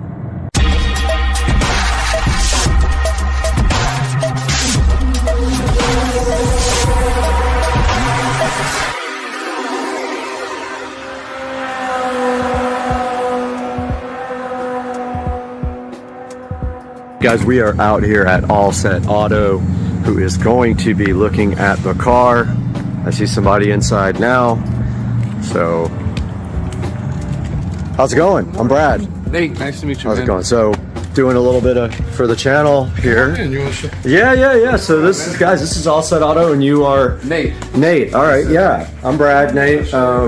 Yeah, for sure. What we do here. Okay, awesome. Whoa, Teslas. dude, love the lighting. All Set spelled backwards is actually Tesla. Yep, that's true. And so this is our work area. okay. A little bit of PPF. PPF means paint protection films. Right. And what that is basically to protect your paint from rock chips, scratches, swirls that you get from washing your vehicles. Right. Stuff like that. So what we're looking at for the car that has less than 200 miles on it is satin. Satin. I can And actually show you a satin. okay, cool. Satin right here. And we're going to be doing the whole car. This is a Model 3. What model do you have again? Model S Plaid. Model S. Wow, nice. Congratulations. Brand new. It's got like 100 miles on it. So Sweet. This one's actually getting a matte conversion. I want to go too far over. okay. So this one's going satin. Mike, which fans did you get done? You get the hood done. Okay. Yeah. So you can see here. I love the lighting here, by the way. This is our light tone. So yeah, you can see here where it knocks the shine down on the satin, which is exactly what I wanted. And there's a couple of black ones like mine out there, and I looked at an older one, but I decided to get a brand new one because they updated the hardware. Yes. So now they have there's no more like proximity sensors. It's all camera based, and so all that changed, and I wanted to make sure. All new to these now. Yep, all new. And this one's brand new too? Yes, this is a 2023. Well, they have sold so many in the first quarter, something like 500,000 cars, so you guys will be busy. Yeah, we're not shy of work. We gotta put in work. So that is a little bit of something that we do. We also offer window tint. Right, and I looked at that, but you guys won't do the fronts, right? The front window? We do. Oh, okay, all right. Do whatever you want. Okay, we might do that too. Just providing best for our customers, whatever they want. Because I thought he texted and said it was like $6.99 just for the backs. $6.99 is including the front two and the backs. So I'll actually come out here and show you, go over your vehicle. Okay. So $6.99 would cover all 8 of your side windows, 4 on one side, 4 on the other side, and then the very back glass. Oh, okay. Just not the front. You guys Not don't. the front. Do you guys do the front? We do the front. We also do the sunroofs. Okay. We'll do any window on any model, make, or any model, basically. Okay, cool. All right. Well, we'll talk about that a little bit. We also offer a ceramic job too. I know you're getting a matte conversion, so there wouldn't be any kind of ceramic on your vehicle right now. Right. If you would like to do something like that, help you clean it a little bit easier. PPF, you're already getting kind of clean. Right. It's really a preference thing. Some Like people on top of the some PPF? people don't. Yes, sir. Oh, okay. So what is if it ever had to be removed, what is that process like, and does it hurt the paint at all? Process is we take a steamer. You could fill it off yourself if you knew how to do it. Right. I wouldn't suggest it. Okay. If you slap it We call it a slap technique. Sometimes when we get beginners in here, they'll take the film and they'll actually slap it off, which will actually strip your paint. I've heard that if too. You do that, yeah, you have to paint the whole car again and take care of the customer. So Okay. try to stray away from that. The best way to do it is to actually pull with it, stretch the adhesive on the backside so it doesn't pull in. Gotcha. Okay, cool. And we also use a steamer, and basically the steamer provides a little bit of steam, put it to the film, and it provides water on top of the film in the paint. Gotcha. So it helps separate a little bit easier also. And when you wash full car PPF, do you wash it like a normal car? Yes. So you can use any, do you use products on it or what? In fact, with PPF, you can have your rag and distracted, accidentally drop your rag. Pick your rag back up off muddy ground and wash your paint again. It'll have those swirls in your paint, put it out in the sun, and the PPF will actually self-heal. Oh, wow. So it'll take all those swirls out of your paint. Crazy. Same thing as scratches, rock chips. Okay, awesome. Well, so the car came with, I'll show you, so it had a few little imperfections from the factory. Yeah, we'll get it cleaned up and go over it again. So it's actually going to the dealer right now. That was from the factory. Okay. This chip here. Gotcha. And then there's stage 6, huh? There's a scratch somewhere right here. See it right there. I think. Well, there's one. I think that's just dirt. But there is a scratch somewhere on here that I found. And so, like, look at this too. Look at. I don't know what's up with that. I don't know if that's dirt or that looks like it's in the paint. Think that'll come out? No, it's in the paint, isn't it? I can get some alcohol out here if you Well, want to try to get something like that off. I'm gonna make them do it. Deal with it. Yeah. So I don't know what they're gonna do. I hate that they might have to paint the car. I absolutely hate that. But your boss was saying might as well get it done now. There's your scratch. Yep. Sure enough, that probably buff out. You think? Yeah, we personally could buff that out. Yeah, so I know Tesla is well capable of doing it. So also, you guys are gonna take off the front plate for me. Yes, sir. When we Get rid of that thing because it's ugly. Yeah, there was a scratch somewhere. Also offer blacked out emblems too. I see you got a blacked out car, black rims, and being that you're gonna have tint, you'll have blacked out windows too. We also offer blacked out Tesla Plaid or Tesla. Notice they don't have the logo anymore on this new one. That. But it would be from front too. We could, if you wanted the back, we could install the back for you. Okay, But gotcha. The front too, because the front is perfect. Yeah, I'll probably get you guys to do that to that one Absolutely. because it's ugly. All right, well, Definitely so not ugly, but yeah. we can make it look a little bit better. okay, so the plan is this is going to Tesla right now. Gotcha. It'll be there for who knows how long, and then you guys, I'll be out of town, but you guys are going to grab the car and do the PPF for me, and then maybe I don't know if you guys have the ability to do like a capture when you're doing some of it, so we can put it in the video. Do that. Okay, cool. And then we'll throw it all in the video, put it all up, and get you guys some coverage here. But man, thank you so much for the tour. And when we come back in like 3 weeks, this car's going to be completely different. Good morning. Matt, come on, go ahead.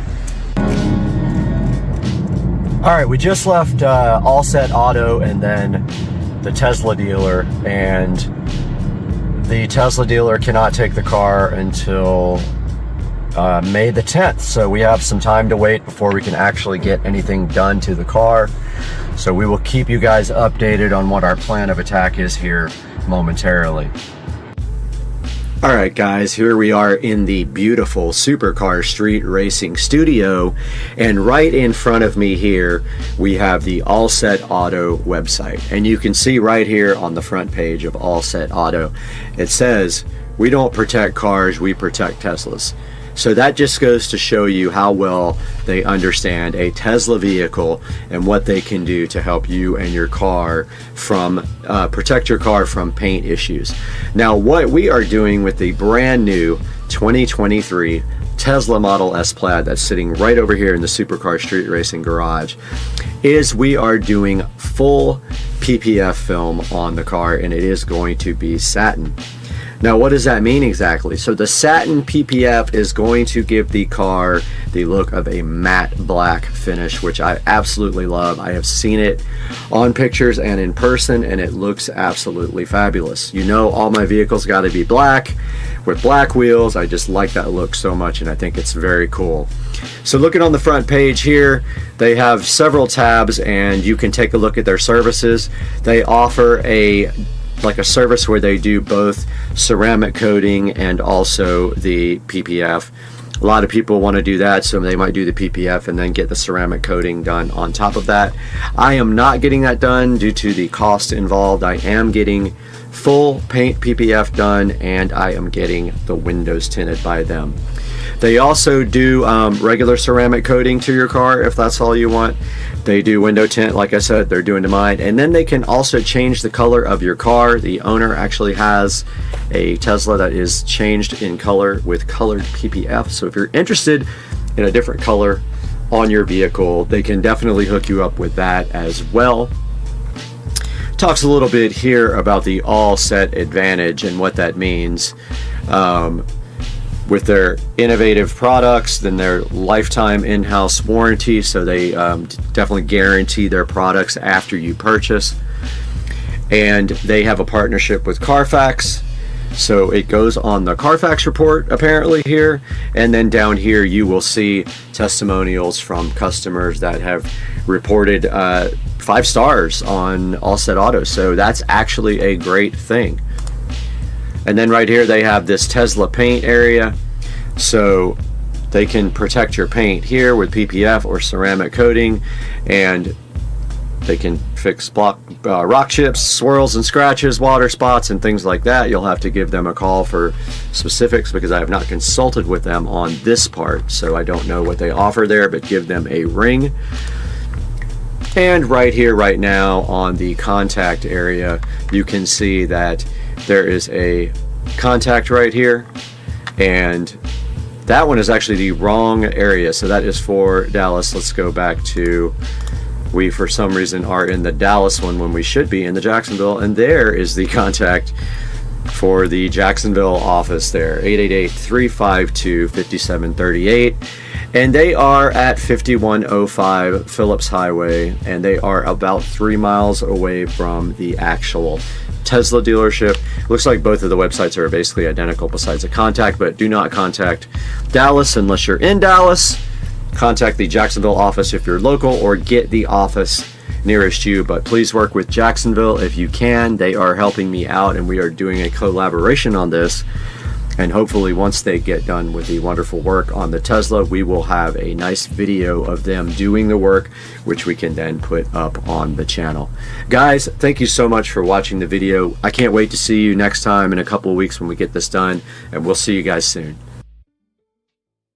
He's coming back. Yep. He's gonna take it. Yep. Yep, absolutely. Oh my goodness, that's amazing. What's up, everybody? It is Tuesday morning.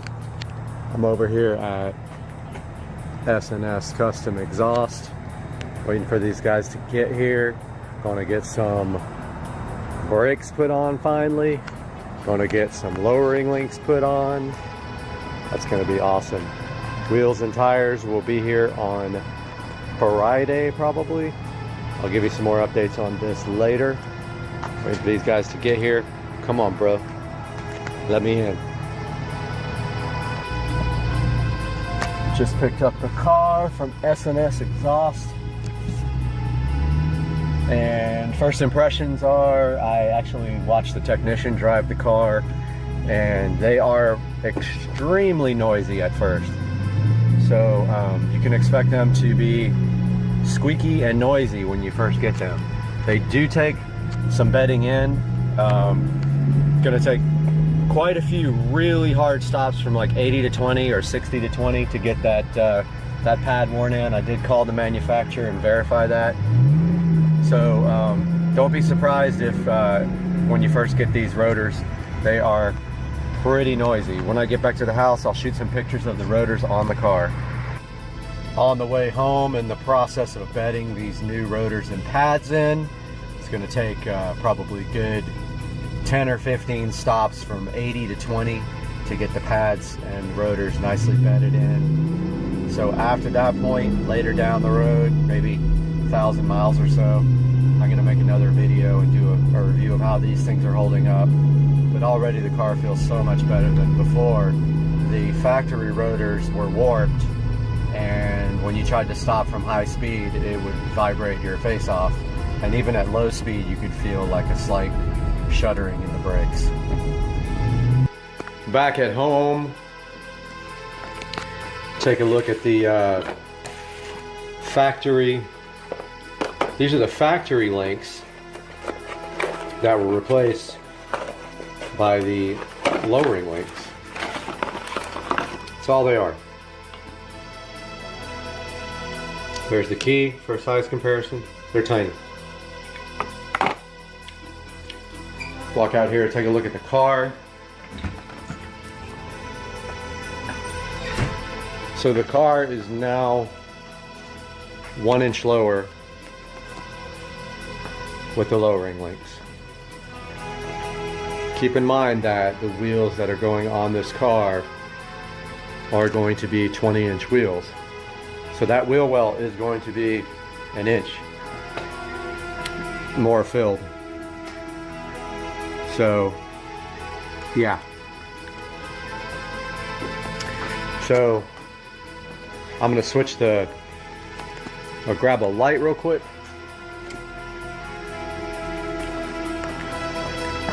So these are the new racing brakes, rotors, and pads on the factory Mercedes-Benz calipers.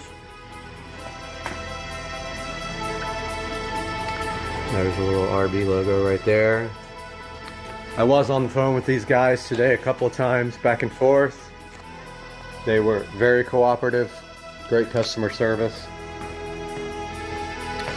I was asking them about bedding in the rotors and pads, how to do that. And there's that rear pad and rotor.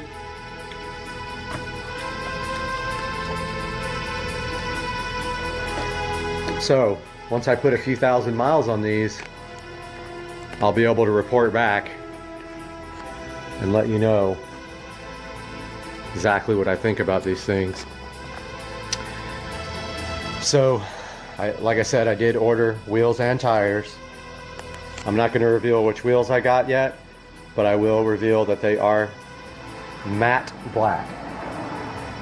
So now you see my reason for blacking out the side markers there and the emblems in the side and in the back of the car. Stay tuned. The wheels and tires will be here on Friday. We're also rolling these fenders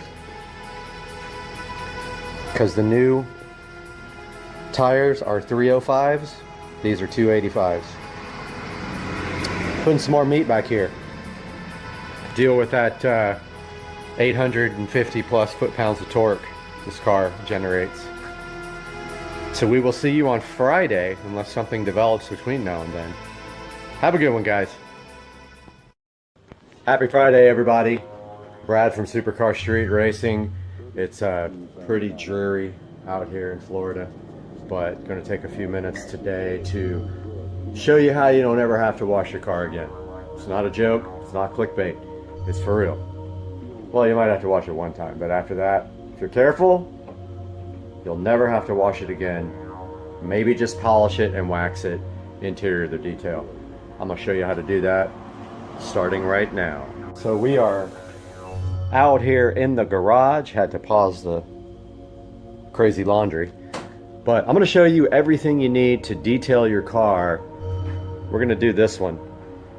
And you never have to wash your car again. Because if you're like me, this thing does not get driven in the rain. Unless you get really unlucky and you get caught out in the rain, which I try not to let that happen. So let's go over what we have here, starting in order of how we're going to use it today. So the first thing you're going to use is instant detail spray. I like Mother's Instant Detailer. There are obviously other brands out there. This seems to be the best in my opinion. Mother's California Gold Instant Detail Spray. After we do that, we're going to follow this up with Blackmagic No Scrub Wheel Cleaner. So what we're going to do with this stuff is, you're going to have to wait to find out. Followed by, or even in between that, you can do your windows with invisible glass. This is literally the best glass cleaner on the market right here. After we're totally done, we're going to use this Blackmagic Tire Wet. We're going to apply the Blackmagic Tire Wet with this tire sponge. Then of course you're going to need some chamois. So here are all the ingredients you need today to never have to wash your car again. As long as you don't drive it in the rain, and even if you do sometimes, this will get you by. And it'll take you way less time and cost you way less than taking your car to a professional car wash. Now we're going to show you how. So we're back, and this SL65 just got back from service work done at Mercedes-Benz of Jacksonville. Under warranty, I have an extended warranty. Replaced the rear struts in the hatch, and the latch in the hatch was malfunctioning. Also had the suspension checked out because it was dipping up and down on its own in the rear right, and they couldn't find anything wrong with it. And the climate control also was acting up, but of course they didn't find anything wrong with that too. Unfortunately, $1,000 later, all I have are repairs done to my rear hatch. Disappointing, to say the least, especially after the stock market is taking a dump right now. But anyway, off on a tangent, squirrel. Let's get started. So this car has been sitting out. I think they parked it outside, which also disappointed me. But you can see the glass is pretty dirty there. Glass has pollen and stuff on it. We're going to start with this Mother's Instant Detail Spray. My car does have a clear bra, which I have plans to get rid of, and I was going to do that today, but I don't think I'm going to have time. Just take this Mother's Instant Detail Spray. Be generous with it. It's not that expensive. You don't have to worry about using too much, like wax or whatever that could cost more. It's a very good amount on there. Get one of these soft cloths here, double it up. And as you can see, this car is not very dirty. Wipe it down pretty good. Don't forget all the nooks and crannies here, like around this vent. There's a good example of what it takes off the pollen. Now this is the clear bra, which as you can see is starting to crack here. I'd like to get rid of that as soon as possible. Make sure you flip over your rag. This all may seem elementary, but make sure you have plenty of cloths available. You're gonna need 4 or 5 for the whole car. And notice how dirty that windshield is. We're gonna get to that in a minute. So the hood is done, my friends. Looks pretty good. You can see a nice shine there from it. Did notice something on the headlights, which we're going to get to that next. So there is some goop on the headlights there.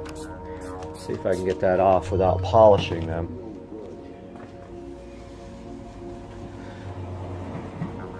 Nope, that is just part of what is on the headlights. And I don't know if you can see that, but it's got a couple little things right there. And there's some little dirt right there. That is not going to come off.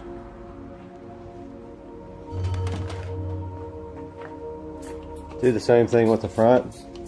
Car does have a little crack in the front bumper. Air dam. Right there and right there. Make sure you are turning your cloth inside out regularly, flipping it over like that. Take advantage of the full cloth. Take a look at this Plastidip grill, how it's holding up. Doing great. No issues at all.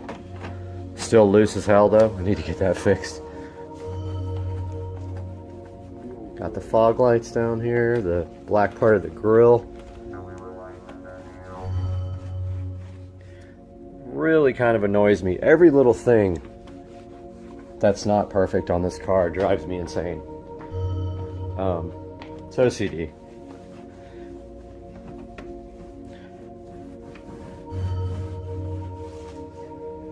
But that is the front of the car. Need to get rid of that clear bra. As you can see right there, it's causing some issues. Now let's move to the side. Got the front done. Already used 2 rags. Gonna move on to a new clear rag. First thing, spray the whole side. And this half of the top. Let that soak in for a minute. Don't worry if you get the windows because we're gonna move on to that later. Now I already did the back of the car and the other half of the roof and the other side. So let's move on to this side. Take your rag and double it up. The rest is pretty self-explanatory. While you're doing it, make sure you look for any super, look at that clear bra where it's coming off. That's just clear bra right there. It's not paint. But anyway, make sure you look for any super bad areas and take your time. Go over those areas a few times. You have like really bad stains or really bad dirt in one area, you may have to go back a few times. Like there's a good example right there. Don't know what that is, but it came right off with a fingernail. Top is done. Look how bad the back window is. Flip my rag over, working my way from the top down. Don't forget your tail lights too, and your license plate frame. Even little things like the radio antenna inside of the fender wells. Don't forget that. A lot of people overlook that part, but you can see that part from the outside. Looking good. Get all the way underneath your side skirts here. Flip the rag over inside out. Work your way down, just like when you're washing the car. That way if any dirt drips down, you'll get it towards the bottom. Here's how the Plastidip emblems are holding up. Have not had an issue at all with them. They still look very good. They match the wheels nicely. All the way down to the side skirt. Inside the wheel well. All the way inside the wheel well. And this rag is completely done. Throw that there in the dirty stack. Grab a new one. Coming to you in 4K. Whoop whoop. Done with the instant detailer spray now. We're going to move on to the no scrub wheel cleaner, which we are almost out of. So I'm going to use it sparingly here, but checking out the HRE wheels. As you all know, these are some of the highest quality wheels you can get. Going to just spray a light So this no scrub is made where you can just spray it on and not wipe it. That's not happening today. I always wipe. Best thing about the no scrub is it smells awesome. It smells like strawberries. Really cool. Also, we're going to do the inside of the wheel as well, which a lot of people don't bother doing. Yeah, that's happening today. These wheels are kind of hard to clean, and they are satin black, not completely matte black. So you can see the brake dust a little bit in there. You really get close in there. I'm gonna turn this back on with a light. Got the light on now, you can really see where the dirt is. And garbage guy. Garbage man came by and totally ruined my shot, but you can really see with the light turned on now. Check it out. So all it takes on these wheels is literally just wiping off. So I'm going to spray a little bit more.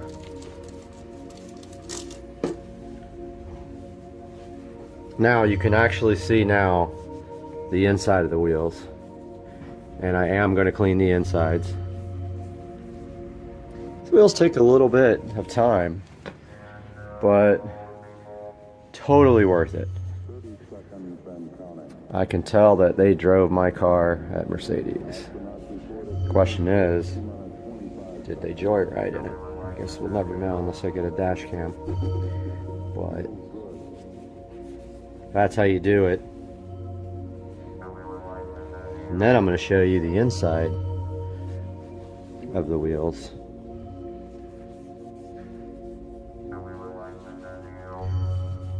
Kind of annoying, the center cap doesn't fit all the way in. I don't know why that is the case. So we got the outside of the wheel. Now the hard part. The inside, which is very visible here. So what I do is I just take my rag, throw it inside there, and go all the way around like this. Helps to loosen it up with some of the spray. I also get the calipers. So I went ahead and sprayed wheel cleaner on those so they could start soaking. Your hand is going to get dirty in this process, so just that's part of it, dude. Like that. So really, you should probably do the interior before you do this part. You're going to get your hands pretty freaking dirty right here. And your rag too. Be ready to switch out rags frequently in this part. Now this part's hard here where the caliper is. I just kind of force the rag in there. There's not much else you can do besides just let it kind of be forced around the caliper. You got to stuff it down through there. I don't know if that makes sense. But inside of the wheel looks way better. So as you can see, I spend probably 5 minutes per wheel when they're dirty. But that's the key to keeping them like brand new. You do not let the brake dust sit on your wheels. And then you do your calipers. Now if your rag's not clean, you're just putting dirt right back on your caliper because your rag is wet. So really want to get these calipers out and repainted. I don't know when I'm going to have a chance to do that. But that's the calipers all clean and the inside of the wheel.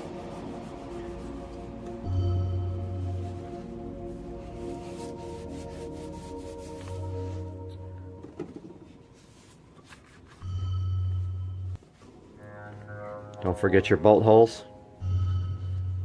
You You won't be able to get all the way in there, but get as best you can. Take another good hard look at it with a bright light, get anything you missed, and then move on. We are all done with the wheels now. Very difficult. That took me about 20 minutes to do the whole entire wheel. So we're gonna move on to the Blackmagic Tire Wet. So what you do is just either spray it directly on the tire, or take your brush, coat your brush, your sponge, whatever it's called, and just go all the way around. Now notice I kind of get the actual tread of the tire too. That'll wear off. The difficult part is at the bottom. These tires are such low profile. Look at the difference already that makes. Stuff lasts a pretty good amount too. There you go. There's the Blackmagic Tire Wet. Let's go to the second tire here. Take your brush, fill it with tire wet, and get a little bit on the tread. Make sure you get the inside lip too if you can. So that's the lip that's underneath there, next to the wheel. You can see right here, put the little sponge inside the lip. Again, the bottom is right up against the concrete, so it's kind of hard to get that part.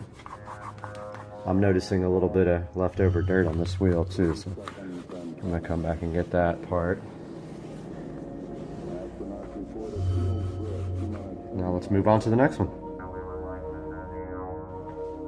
Headed to the passenger rear. Got my brush. Fill it up with Blackmagic Tire Wet. And there's a before and after. So before and after. Get a little bit of the tread too. It'll wear off. Won't look weird. Get the lip. That little lip there. All the way around the inside of the wheel. See that lip underneath there? Where the, I don't know what you call that, meets the edge of the, where it meets the edge of the wheel. Here's the difficult part again, down here at the bottom. Man, that lip is really hard to get. But I'm trying. Look at that. It's very difficult to get this edge in there. Wonder if there's a better way to do that. I will look into that. Notice here, when you got the light on the wheel, you can really see where you missed. I've got the camera light on it, and there's some obvious spots here that I didn't get. And also when I brought the rag out from the inside, it put some dirt back on my freshly cleaned wheel. Might be a lesson learned to start from the inside out. Makes more sense. But I definitely see a lot of spots I missed once I have the light.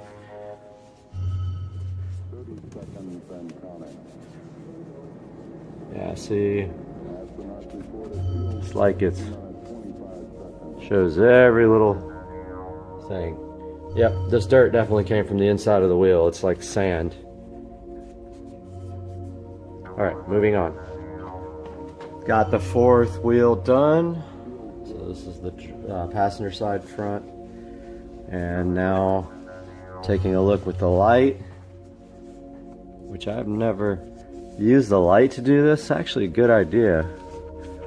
Tomorrow we're gonna take the car to Automotive Addicts Cars and Coffee, And there's some really clean cars there. So I want to try to make it as good as possible.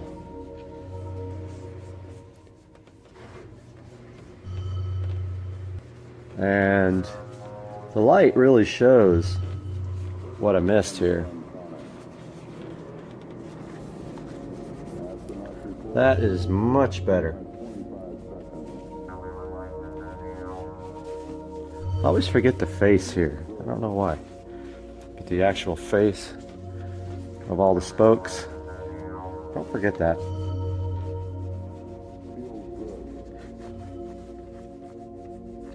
Like that.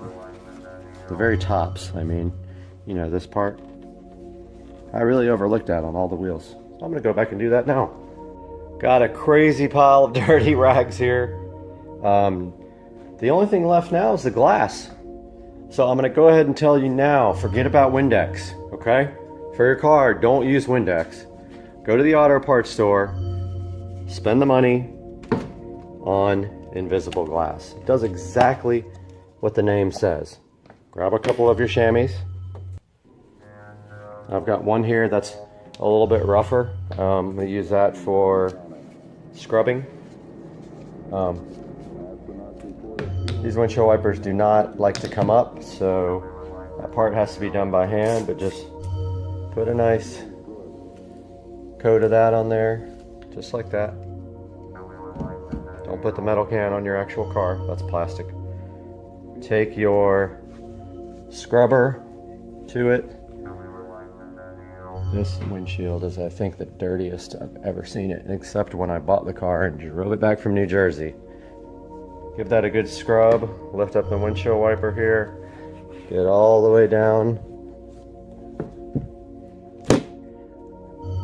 Probably put too much on there, honestly. You don't need that much. It's like really soaked. Flip over your rag, do the other side with a rag. This part's gonna get off all the dirt. I mean, this is where you really put the elbow grease in to get off any dirt. Next part's the polish. Put your rag to the side there, get a clean rag. Nice clean rag. I always try to keep about 20 of these handy.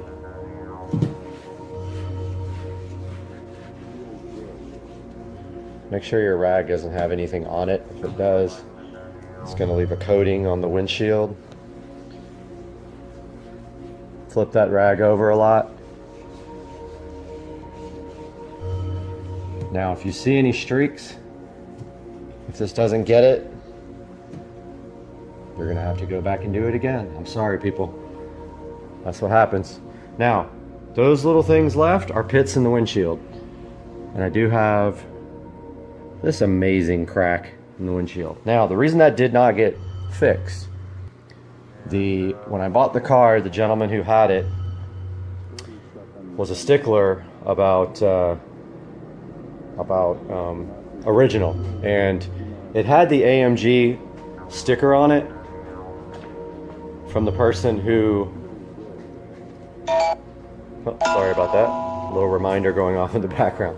It had the AMG sticker on it from the person who built the engine.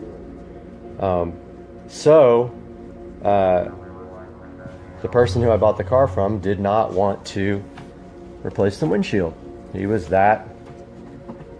There's a good amount of dirt right here. So I'm going to take some extra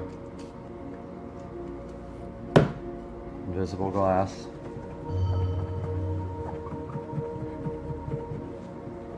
It's not coming off that way, so I'm going to go ahead and scrape it. Totally gone. So there's another bad spot. This car is really dirty. I'm disappointed in Mercedes of Jacksonville. I might have to have a word with those guys. Say, hey, you gave me a dirty car. Don't forget, under the windshield wiper, car was filthy coming back from them. Makes me wonder if they drove it. Oh, Get that washer turned off so it doesn't interfere. So yeah, sorry about that washer if you guys heard it. So there is the front windshield with invisible glass. You can see that looks 1,000 times better. I'm gonna go ahead and do these super dirty side windows, sorry, and this super dirty rear glass. And we'll be back. Taking a look at the side glass after I'm done. Mirror finish, pretty good. And there is the half that's not done, and the half that is done. So this is how you never wash your car again. Pending you don't take it in the rain or mud. This is how you keep your car clean without washing it. This is Supercar Street Racing. We've already showed you the interior, and we showed you the exterior. See you next time, friends.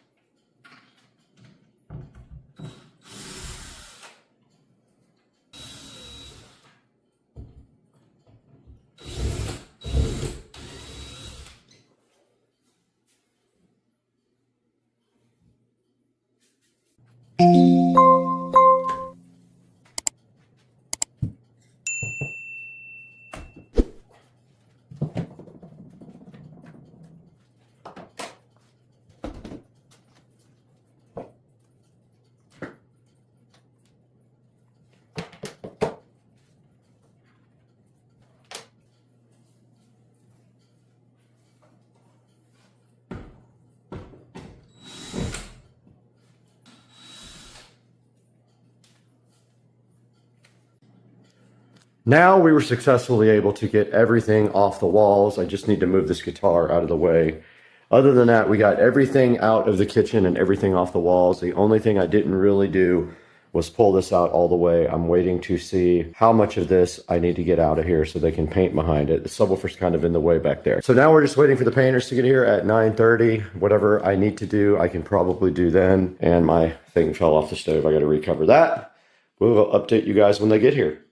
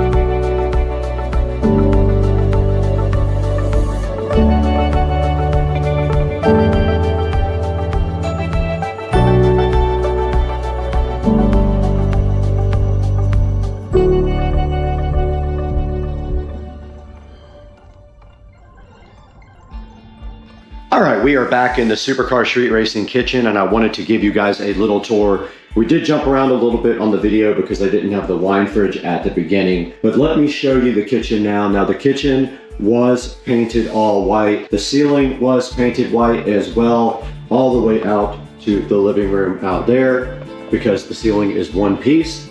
So that was all done in flat black, along with the walls also done in flat black. And they also redid my trim for me around the bottom. They did not do the door. This door is going to be replaced. I'm waiting for a quote on a new door for there. You can also see that they painted the shelves with trim paint. So this is semi-gloss there. We took everything off of these shelves and made it a lot cleaner. You can see we deleted a lot of the clutter that was up here, which is kind of my mission, get rid of a lot of the stuff that I don't use. If I haven't used it for over 3 months, it is going away, except for winter clothes, of course. Now, looking down south, you do see the brand new wine fridge that was featured in the other video. This whole shelf was added on after I bought the house, along with these shelves. When I had the house originally, there was a little countertop right here, just a little V right here, and we decided to add this on because we didn't have a lot of counter space and we wanted a wine fridge. So this was all added on later. These shelves were custom built. They did paint these shelves and they did paint this bottom shelf as well before I installed the wine fridge. Now, if I can find some kitchen pictures, I will throw them up now. I do have pictures of the house the way it was when it was purchased and show you the difference between what it looked like then and what it looks like now. But that is basically it. They did not paint the cabinets, so I did that years ago. So that is it for the kitchen, and you're gonna be amazed at the before and after. Now this is a look at the dining room area. Now if you remember, before the painting started, all this was stenciled. So there were stencils all over this wall that had to be painted over, which was kind of difficult. It took several coats plus primer to get over them because they were kind of thick, but it has been my dream to get rid of those for a long time because they look so outdated in here now. So this was also painted with a flat paint right here, and this ceiling was repainted because it had never been painted, and it flows on in to the kitchen. I'm going to put up some pictures of the original dining room before it was stenciled here now, hopefully. All right, moving on to the Supercar Street Racing living room here. We can't show you what's behind me, that's for another video, but the first thing you will see is there was a huge crack in the drywall there and up here above this door, and that was repaired. So I've been wanting to repair that for a long time. So all this was painted. The ceiling was not painted. I did that a year ago and it took me all day to do, but these walls were all painted flat white instead of a color that they were before. And also some of that project was removing the clutter as well. So I got rid of a lot of the stuff that was on the walls. I like a cleaner look. The only thing I wanted to leave in here now was my musical instruments. One guitar there, and one guitar over the mantle, which eventually I will hang up. We left the motorcycle here, we left the mirror there, but the rest is going to be a clean look. And this is how the living room came out, and I actually think it looks amazing. The only thing that I did to this living room when I bought the house was we scraped all the popcorn off of the entire house ceiling, and I redid this fireplace by painting the tiles. You can see that the tiles are painted with this rock, kind of, it makes it look like a textured rock, and I've done that twice now. I painted it a darker color this time, but that's all that was done to this living room. The ceiling was scraped, the floor was replaced with hardwood floor, and this tile was replaced from the white slick tile to this in that area, in the kitchen and in the guest bathroom. So we can't show you this whole room because there's a project that's not online yet, but this is what the living room looks like after they got done applying all the paint. And I have to say, I think this came out amazing. I mean, I think it did. You guys give me your opinion down in the comment section. But that's gonna do it for this video. I hope you guys enjoyed it. Coming up next, a big project. I'm gonna be editing that in the day or so. So stay tuned to Supercar Street Racing. Thank you for subscribing and liking. We love your support, and we'll see you next time. My new mailbox, man. Sure. Yeah. Some drunk dude run over my mailbox. Oh, flattened it. That's my new mailbox. It's just where I had it all on like 4 video cameras. No lights on, nothing. Just ran right over it. So it's my new mailbox. Thank you. I appreciate it. Yeah, have a good night.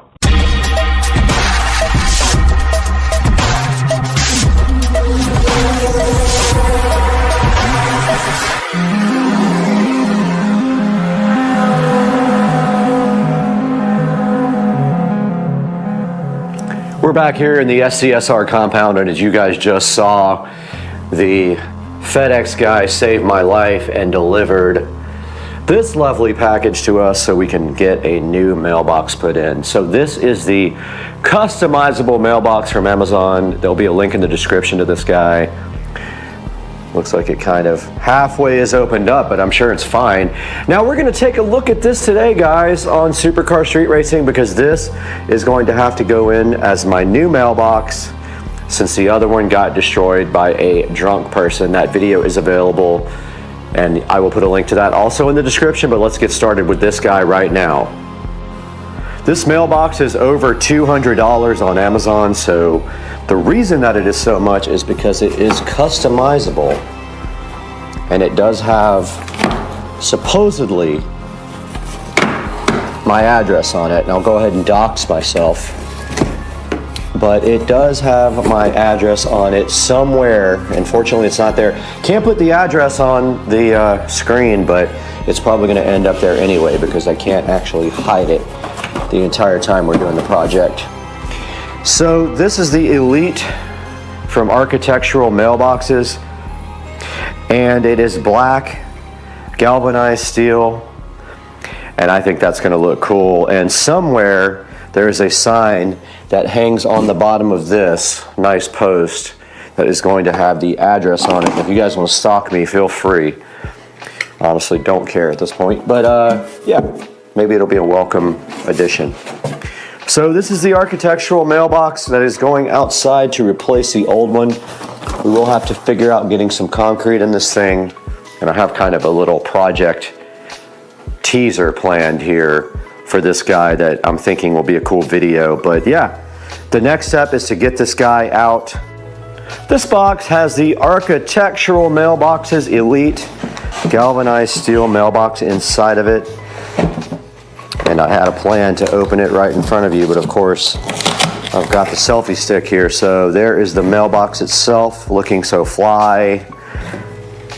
And that just mounts right on top of the post here.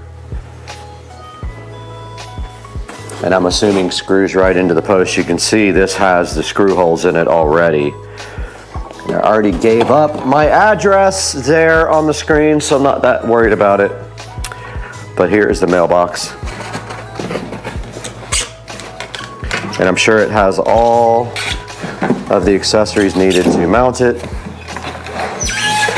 Trying to get it out of the actual box here so you guys can look at it.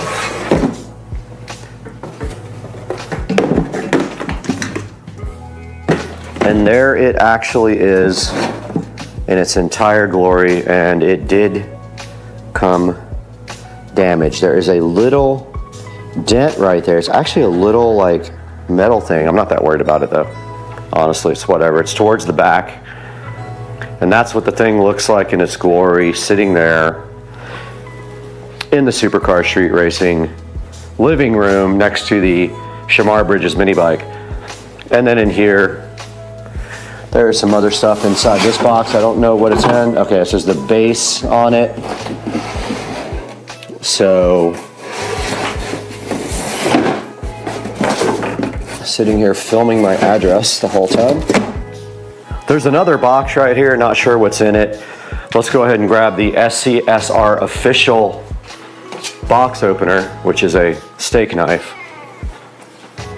and get this guy opened up.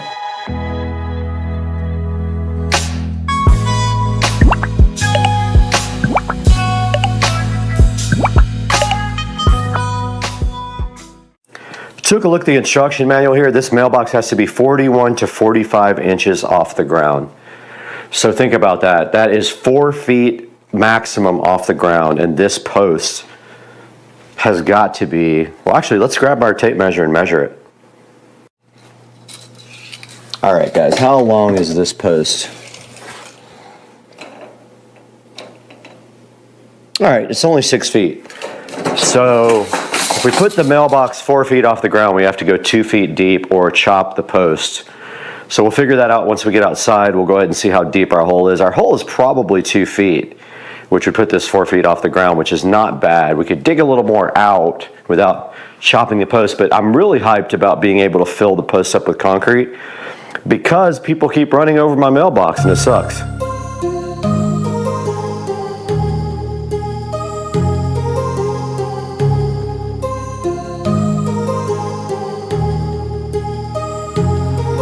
My heart rages around like an ocean in my head because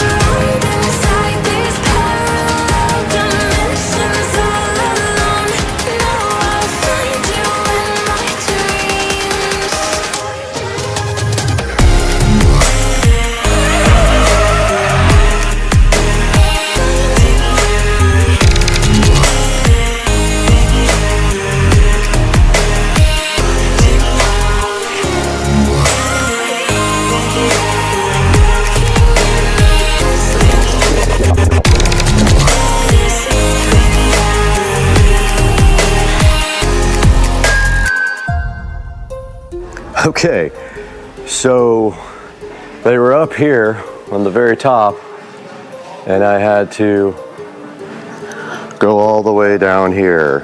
My heart rages around like an ocean in my head.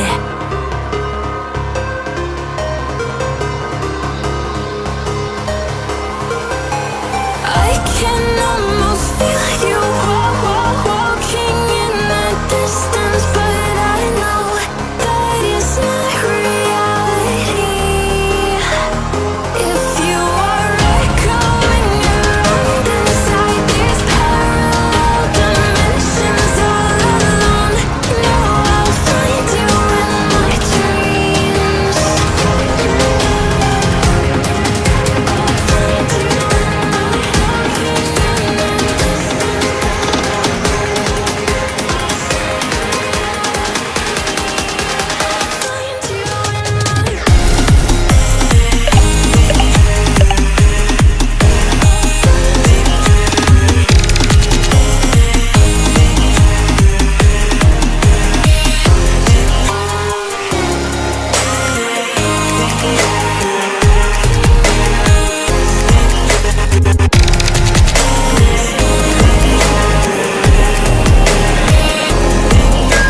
I can almost feel you walking in the distance, but I know that it's not reality.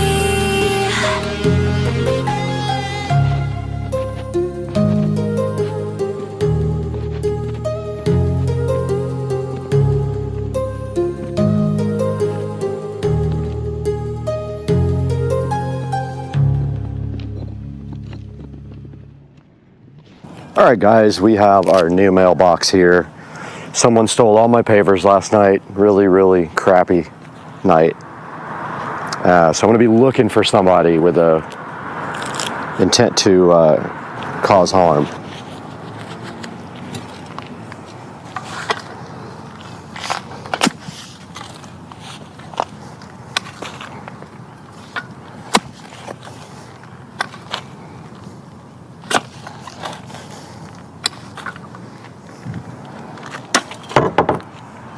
Typical mailbox height is 41 to 45 inches is what I'm reading on my instruction manual here. So I just dug the post out just a little bit more, and basically 41 to 45 is right about here in the ground. This post is way taller than that. Even if we get to 45, yeah, let's see.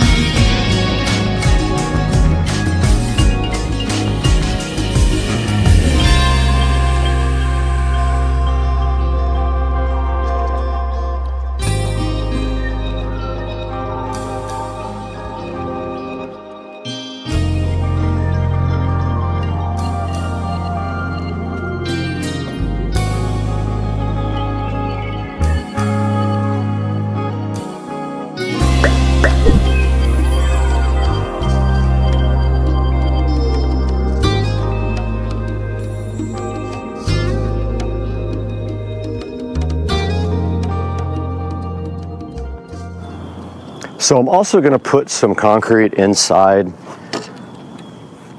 of the post to strengthen it up. So I've got a Dixie cup here, and I'm just going to put concrete in, test the level, put a little water in, put more concrete in, test the level, etc., etc.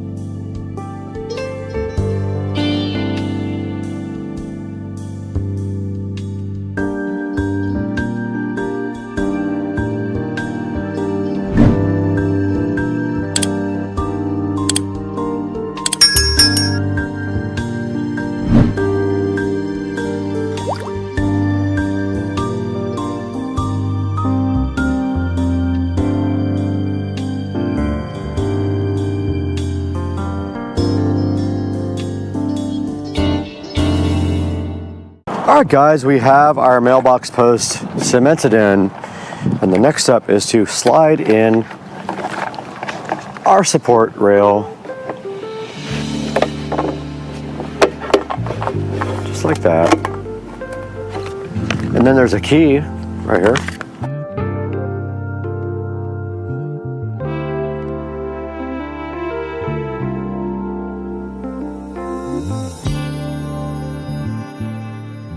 All right, the next step here is to screw the mounting plate onto the mailbox. So it says that they provide screws, and they are supposed to be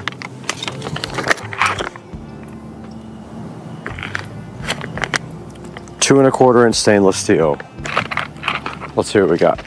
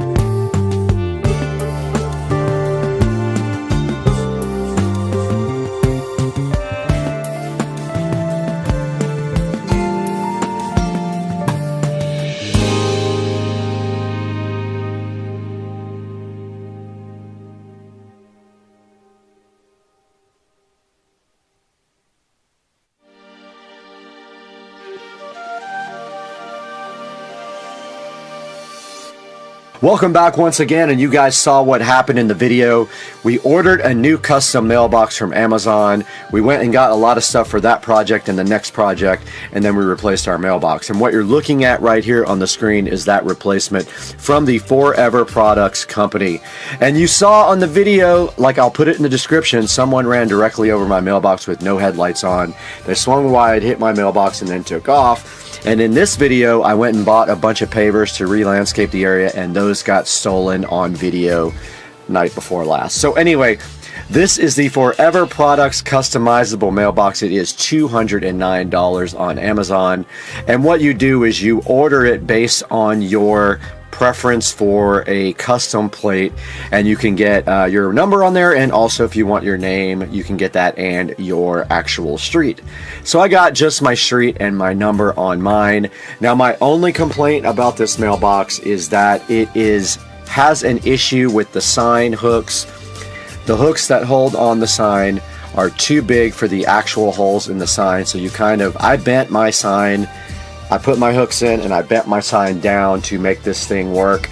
You could probably just drill the sign out a little bit more, but it does not come ready to go. That is my only complaint. Other than that, it looks awesome. It's super easy to install, and you can see we did get the concrete going in there. We concreted into the ground, and then we concreted also in the post. And if you really want to, you can put a 4x4 post inside of the vinyl post, but the concrete is just as good. Guys, this thing has a 4.7 star rating. Go ahead and pick one up, and please click through my link in the description when you order anything from Amazon. Not just this, click any of my links in any of my videos when you order products, and that gives me a little bit of money for the channel, because we do lose money on the channel. Now, I'm so happy you joined us today. We got another big project coming up, and I will be editing that also today for hours. So please like, subscribe, and we'll see you next time on the channel.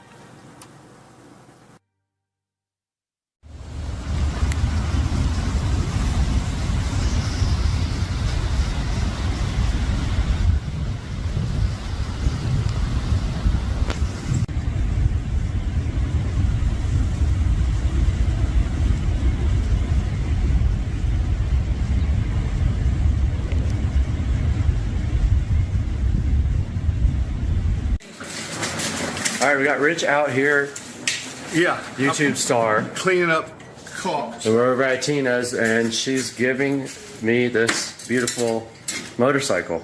Take home, and it's got patina on it.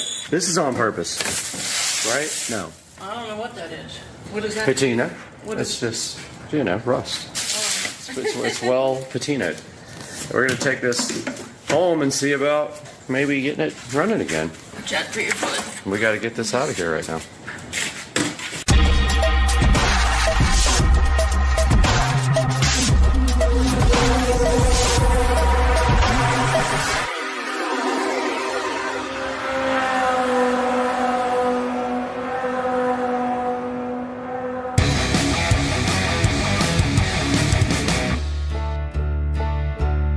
Okay, we got the bike loaded up, me and Rich, and we found that tire's flat spotted, so that's why it wouldn't roll. So no big deal, needs a tire. And I found we have the manual, so we'll order parts for it when we figure out what needs to be done to it, right, Rich? That's correct. Not Tina, she's not on camera. Off cam Tina. And 2 weeks from now, we'll be jumping cars with it. Jump whatever will get in front of us. That's pretty Cars, much cats, dogs, whatever. Yeah.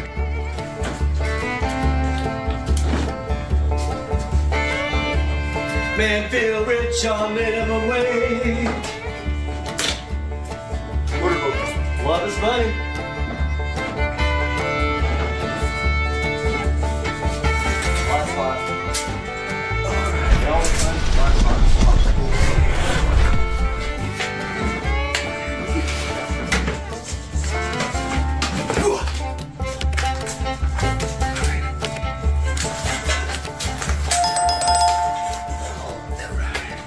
That's great, so you get the last spot.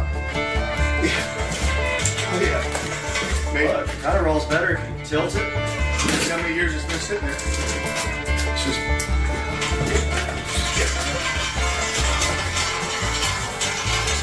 Right here.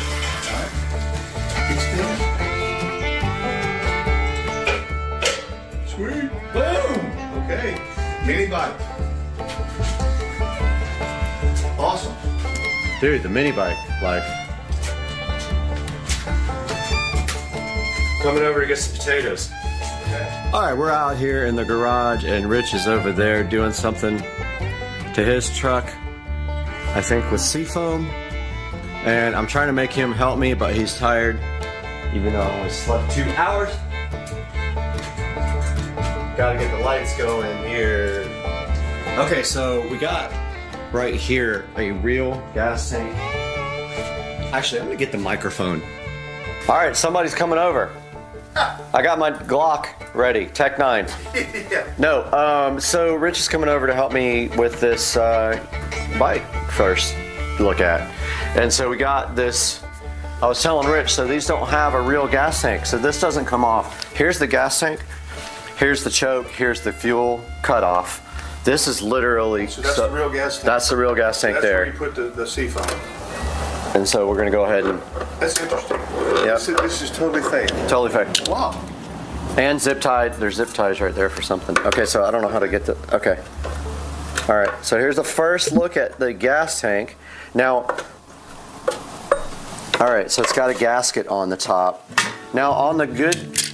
Yeah, that don't look good in there, bro. So there's actually some gas in there, but it's kind of dark looking. Where's my light? That's not good. Where's my light? Check it out, Rich. What do you think about that? There's not much in there. Should we like just pour that whole seafoam thing in there and then also fuel, or just? There's not a lot in there. It's not a lot. I would pour seafoam. Seafoam usually, but God, that's been in there for years though. I mean, How you want to get it out? Is there a drain? That's what I was going to see if we could drain it. If we can, I would yeah, drain. Drain it? Yeah. Okay, let's see if we can figure out how. All right. So, all right, so there's no drain plug. No. Okay, so you'd have to siphon it out. Oh yeah, and I don't know if I want to deal with We that. just add seafoam to it. Well, I'm thinking like a bunch of seafoam and some fuel. And get some new Yeah. ethanol. And since it didn't Well, I go- mean, yeah. And since it didn't go into the carburetor, Right. since it's off, maybe that's enough Yep. dilute. All right, so we've got our seafoam here.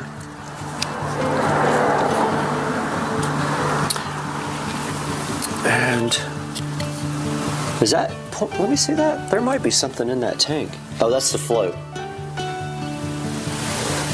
I'm almost like, should we just put a bunch of paper towels in there and suck it up? You can try. Okay, here, hold try. that. All right. So I'm gonna grab some paper towels. We're gonna try to get this out.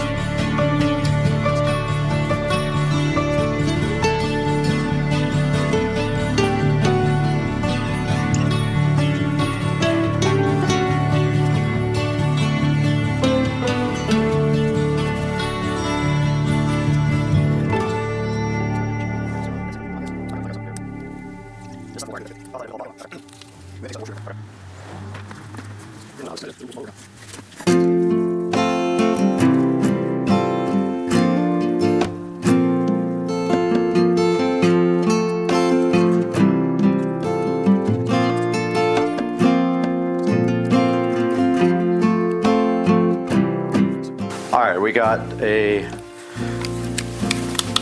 light on over here, and here is the oil.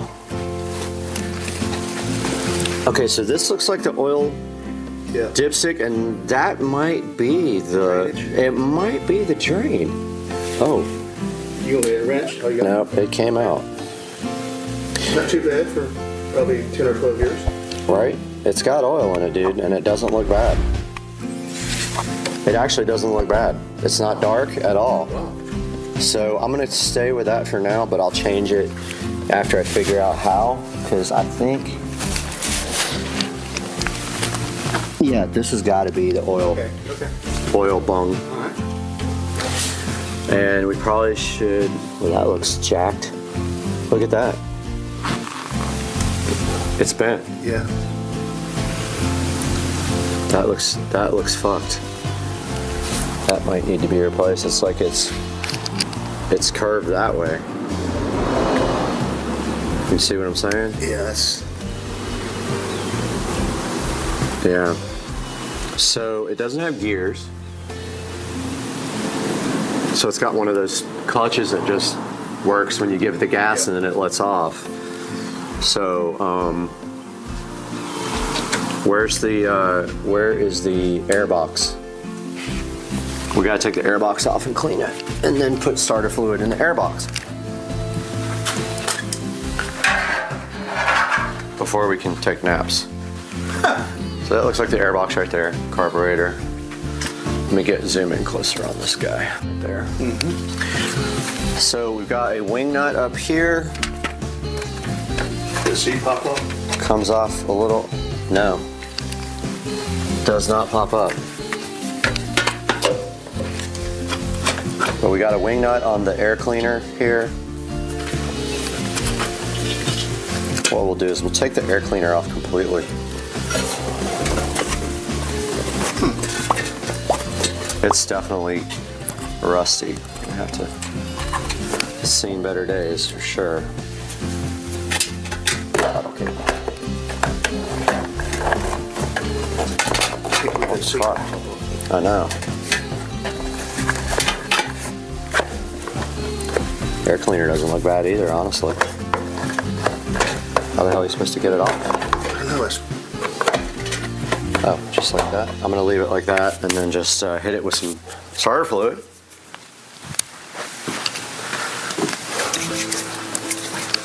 And hope the spark plug doesn't need to be pulled out. Does it have a spark plug? It must. Yeah, it's got to have one somewhere.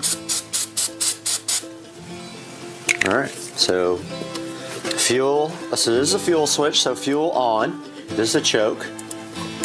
So this fuel hasn't been turned on in probably years, and so we just got the fuel flowing. We're gonna put our choke on. And then we're gonna see, here's the switch.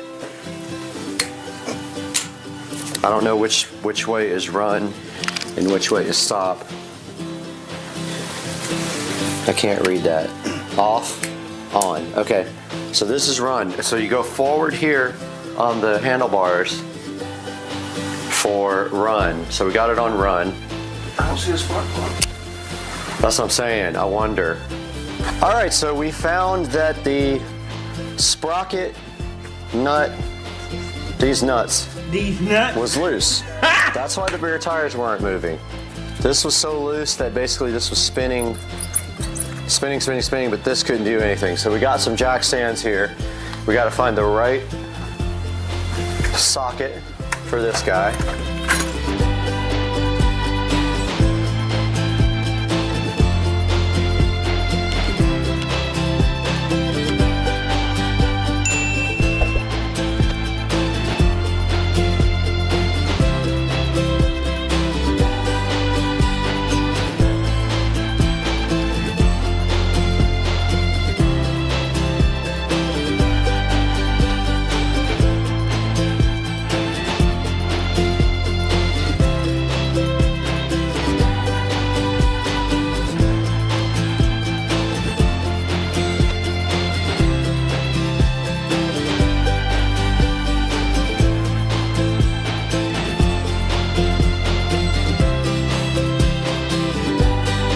Now I'm just looking at the throttle cable and seeing what it's doing.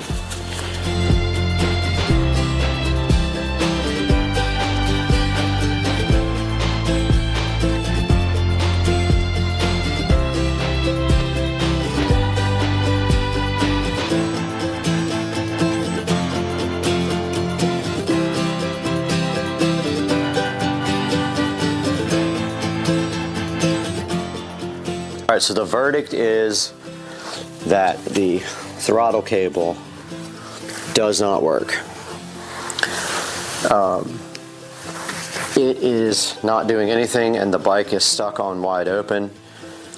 So I'm going to pull off this breather and see why it is not doing anything. So we got one wing nut for the breather cover, and we got one wing nut for the actual foam air filter.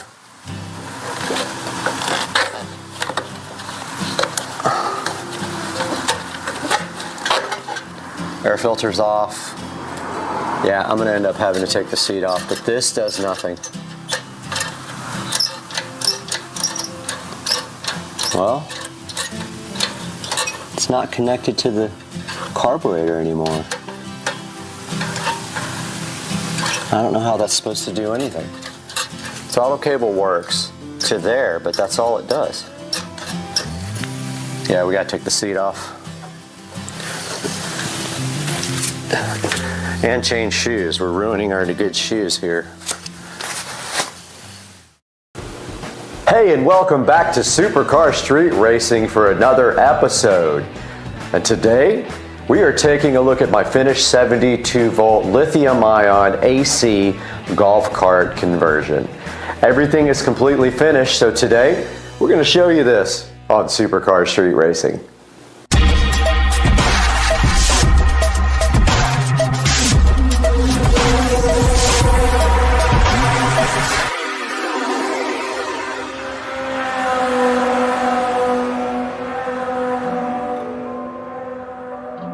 Hey, and thank you so much for coming back and joining me again on Supercar Street Racing.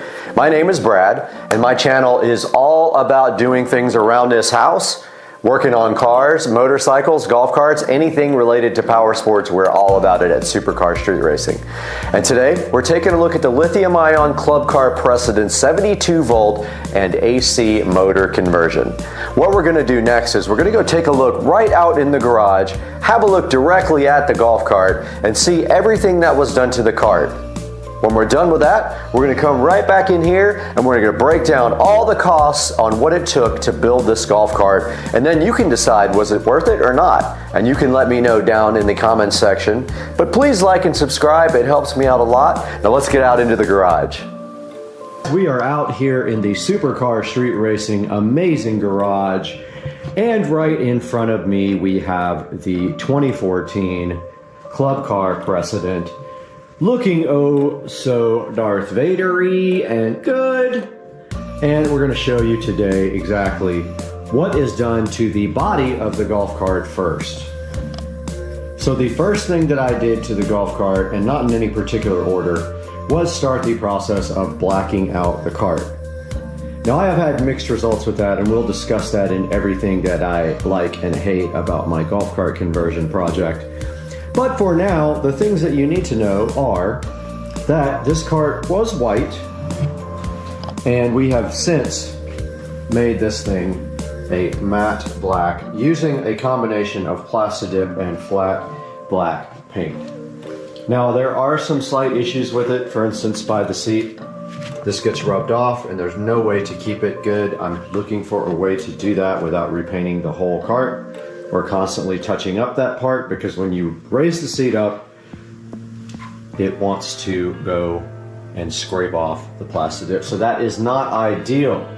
The rest of the body's not too hard to touch up, but that part is difficult to keep looking good. We also see here on the body that we have blacked out taillights using Plastidip. So a light dusting of Plastidip over the taillights will then look very good. And that's what we did here to the rear of the golf cart. You can see, might be a bit dark in here. This one's probably better, but there is the blacked out taillights. We also took the time to Plastidip all the plastics on the golf cart to black. And you can see that these plastics here are all covered with Plastidip. However, I have issues where The back is peeling a little bit and I have touched it up several times, but it's not ideal right there. The cart does have kind of a industrial rat rod type look to it, which I do enjoy that part.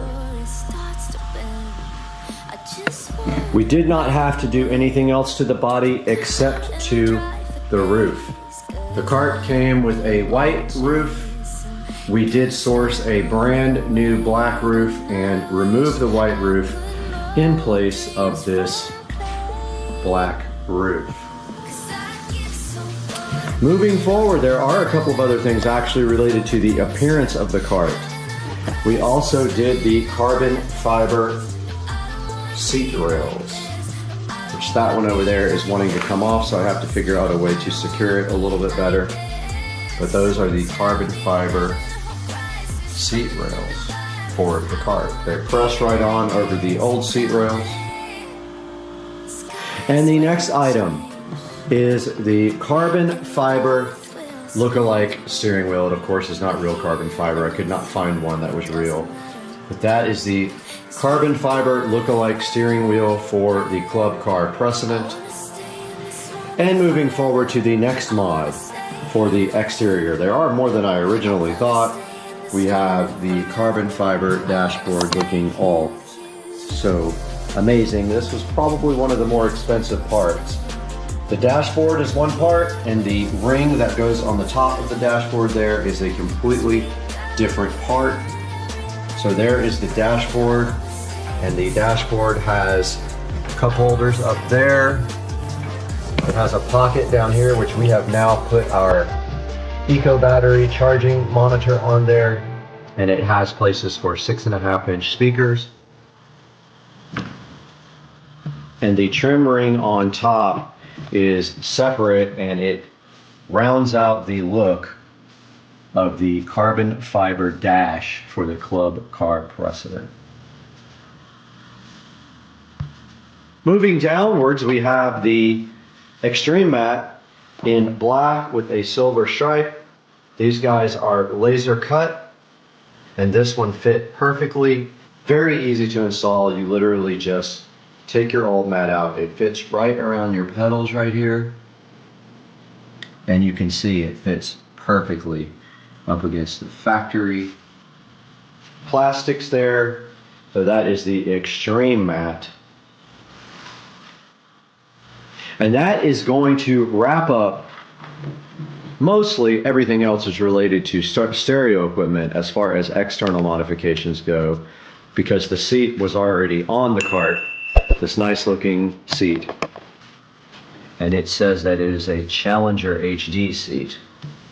So that will wrap up the external modifications to, wait, I did forget something. The wheels and tires. Yes, we have these beautiful SS wheels and these 205 3014 tires wrapping these beautiful kind of a matte black, satin black wheel. And I do love them because they don't have the two-piece bolts. Took me a while to find these, but this is exactly the look I was going for, and the car will have something similar on it as well. But I did notice a few little scrapes where I definitely didn't hit any curbs. So yeah, so the wheels and tires, that was about a $350 addition, and there they are looking so beautiful. And that will actually round out everything that I have done to the external of the cart. Guys, let's take a look at the audio system installed in the cart, because by far this was the biggest mod done to the cart. And we will start up front where we have these JBL speakers looking so fresh right there. These are the two-way 6.5 speakers, and I do have the boxes somewhere. I will put down in the description exactly what these were, but we have one 6.5 there and one 6.5 chilling right there. And then if we move to the back of the cart, we have a 6.5 there and a 6.5 there. The reason they are so close together is because the original holes were already there, and we did not want to get new plastics for the back. So the JBL GTOs are sitting so nicely right there, and somewhere we have the boxes for them. This is them right here.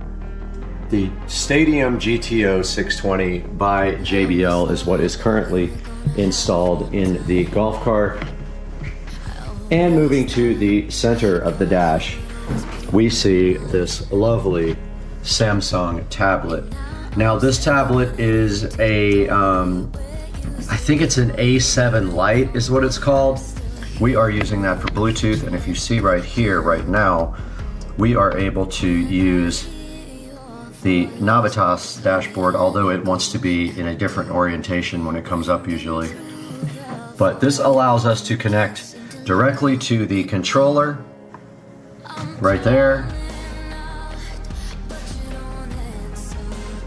And it is loading ever so graciously there. And there is the connected Navitas AC controller. This also allows us to do a speedometer with GPS, and I use Ulysses Speedometer Pro for this. And as you can see here, right here, and right now, this has the GPS in it, and it thinks that we're doing 0.3, but it is confused. And so this is what we can do with the tablet. And also, if we go out to the top here, go back into Chrome, we see that this allows us to play music. Let's see if we can get some to play.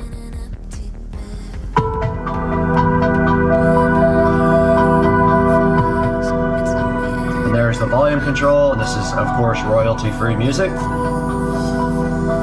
And we are playing directly off of Purple Planet here. We can use, of course, YouTube or anything audio-wise.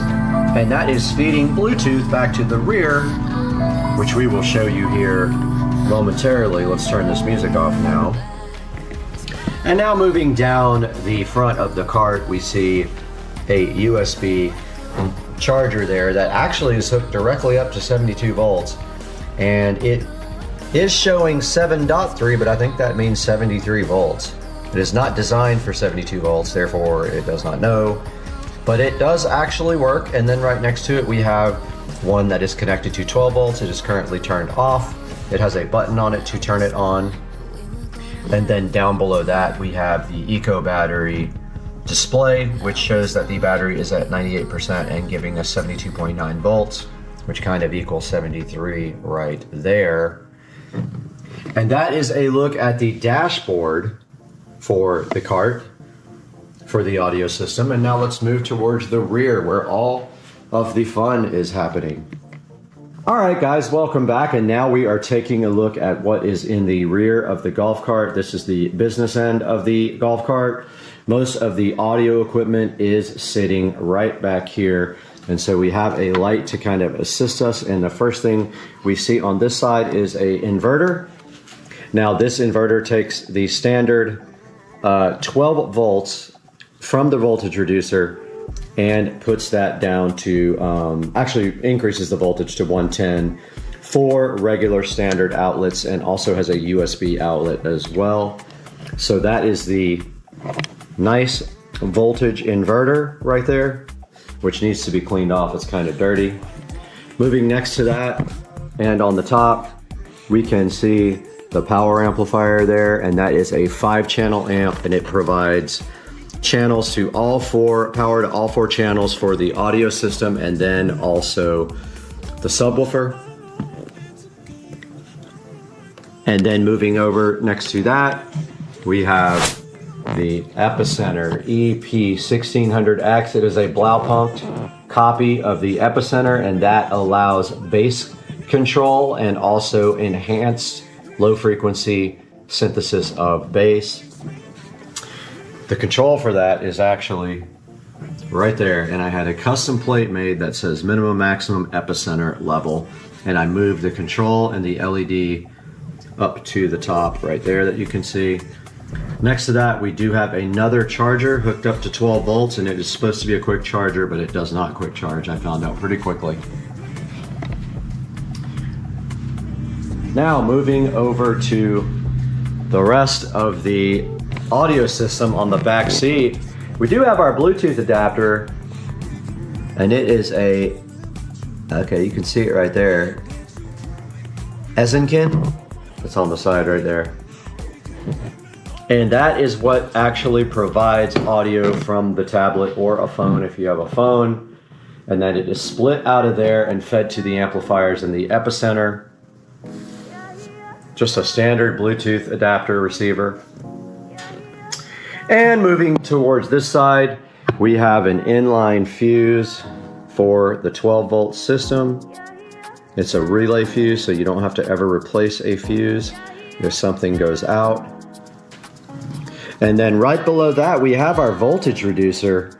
Now this takes the golf cart high voltage and reduces it down to 12 volts to run all the systems on the golf cart.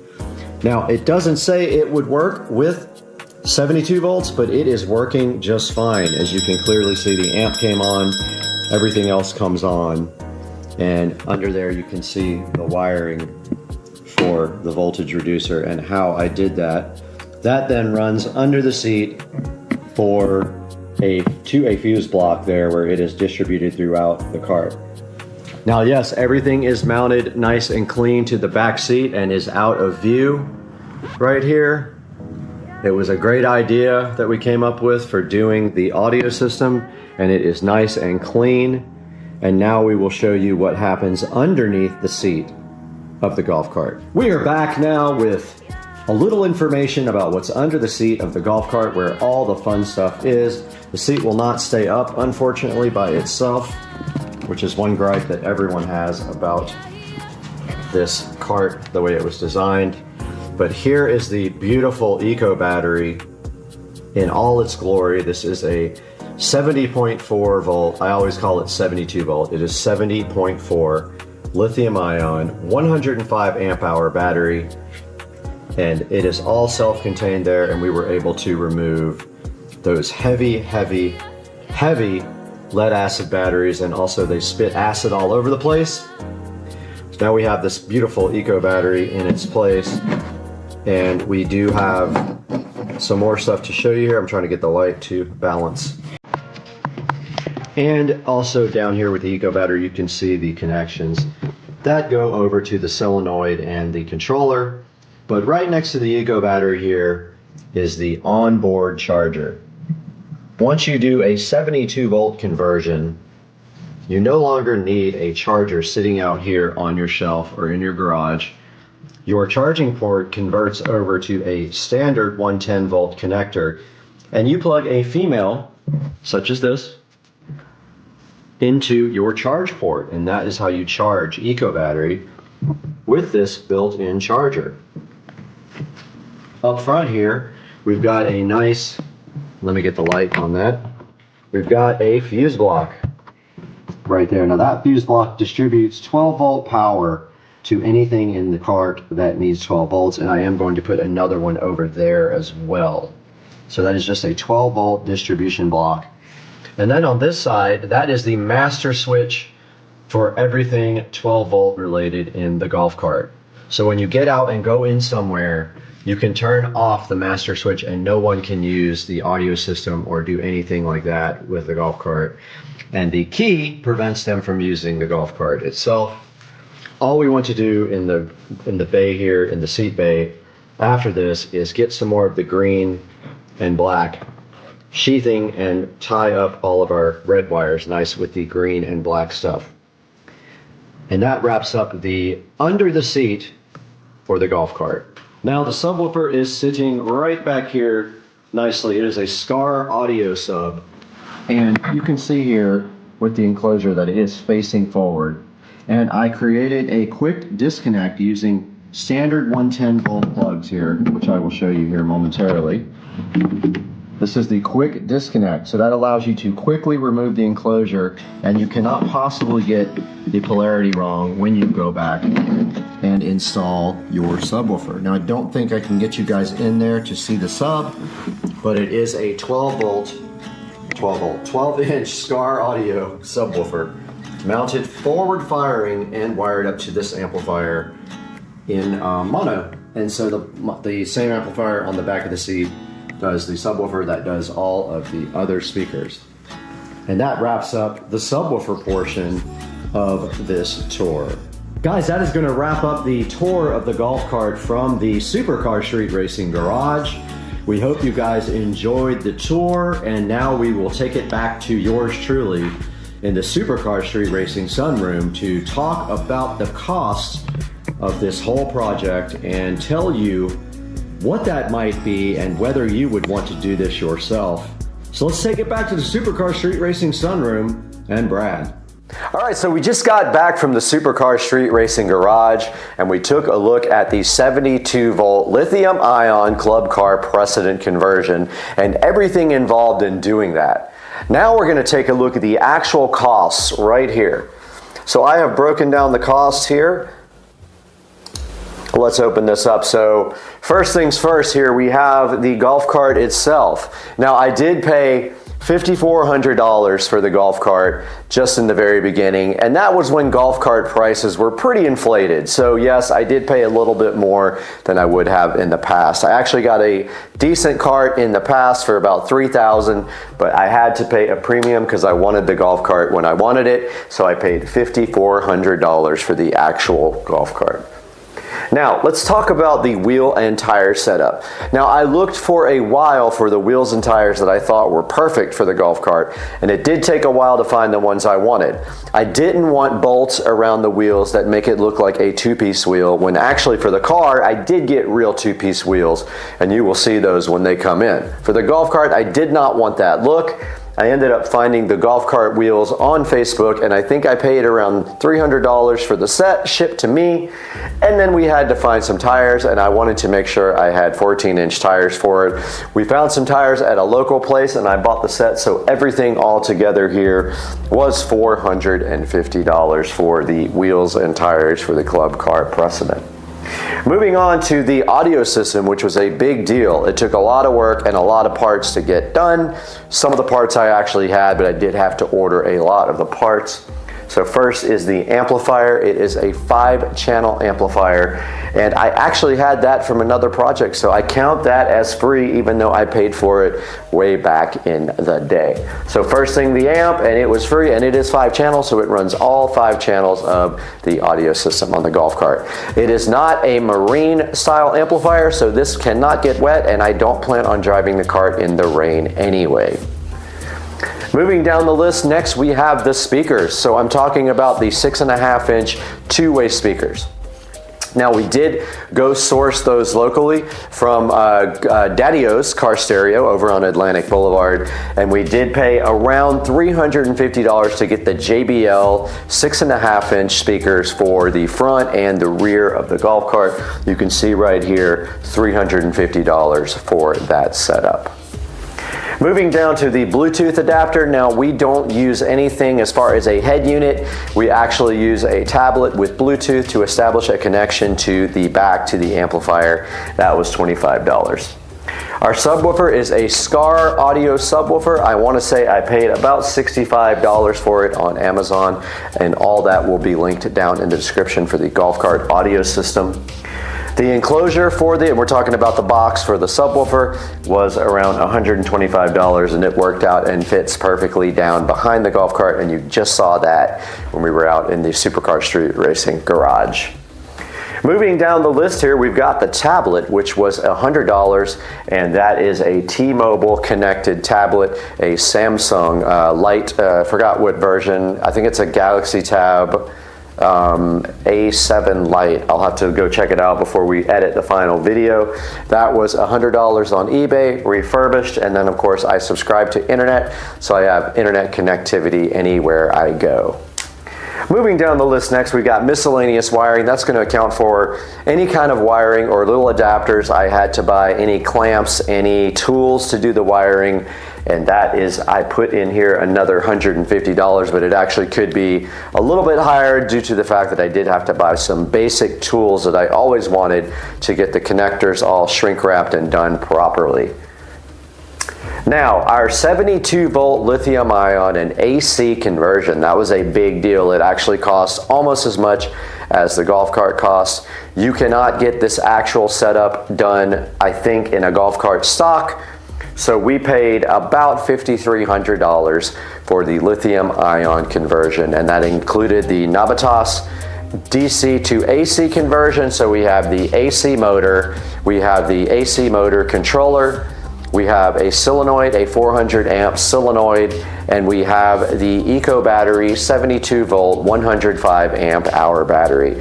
Now, by far the most expensive thing of this whole conversion was that battery. The battery was about $3,600 just on its own, but everything together in the kit was around $5,300 shipped right to Supercar Street Racing headquarters. Next, we got suspension bushings around $35, and Dukes of Duval and myself actually did the labor, so we saved on that. Now for the body modifications. So just Plastidip and paint, about $50 on the body. That's all I really have done. I didn't put the mat in here. That was actually another $130, so we should add that on, and that is the mat at the bottom of the floor on the golf cart. Got a new black roof to match the black body, and that was $100. But I sold my white roof, and that is part of the parts down here at the bottom. Sold about $650 worth of parts on the golf cart to recoup some of the damage done by the expensive Eco battery and AC lithium ion conversion, bringing our total down to around $11,500, $11,600. If you gotta get very detailed, I would have to go back and pull out invoices, but I'll put links to everything down in the description. And I hope you guys really want to enjoy this lithium ion golf cart conversion for yourself. And if you have any questions, it's kind of a complicated process to get it installed. Make sure you like, subscribe, and comment. Please buy anything from Amazon through one of our links through the description of the video. You don't have to buy the actual product. If you just click through and buy anything, I get a commission on it, and it helps me do more projects on the channel.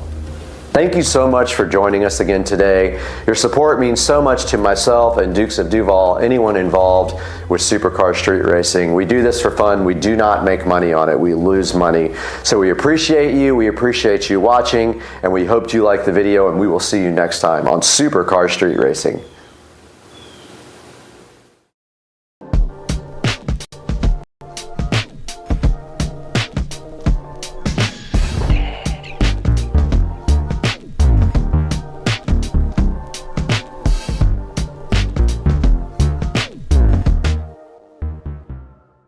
Welcome back to the Deep Dive. You ready for another one? Always. This time, we're diving into the world of SpaceX. All right, SpaceX. Reusable rockets, astronauts to the ISS, that massive Starlink network. Kind of big deal.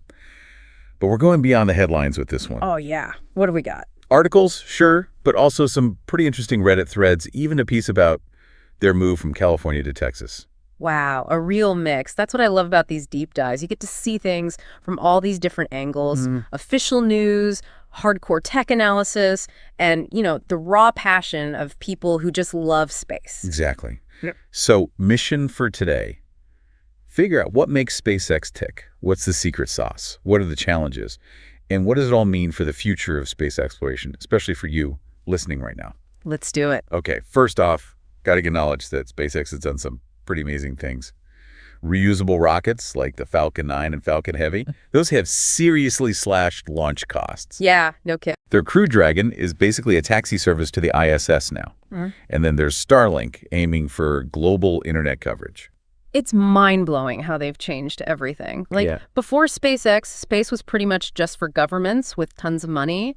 Reusability was a sci-fi dream, and launching anything cost a fortune. Right. Now it's almost routine. SpaceX really forced everyone to rethink the game. And, you know, it's crazy to think about their early days. We found some info about their early struggles. It was pretty intense.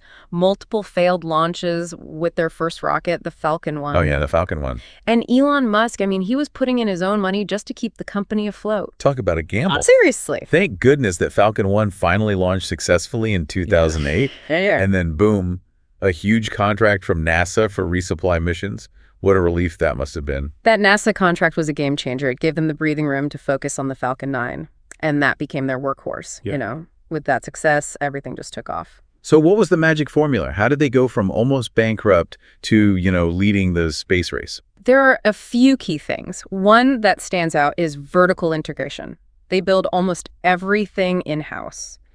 Engines, software, the whole deal. It's very different from those giant companies like Boeing who rely a lot on subcontractors. That's a great point. I mean, imagine trying to bake a cake, but each ingredient comes from a different store across town. That's how a lot of traditional aerospace companies work. But SpaceX, it's like they have the whole bakery under one roof, so they can change the recipe quickly, avoid crazy markups from getting each ingredient separately. Right. That in-house control gives them incredible speed and flexibility.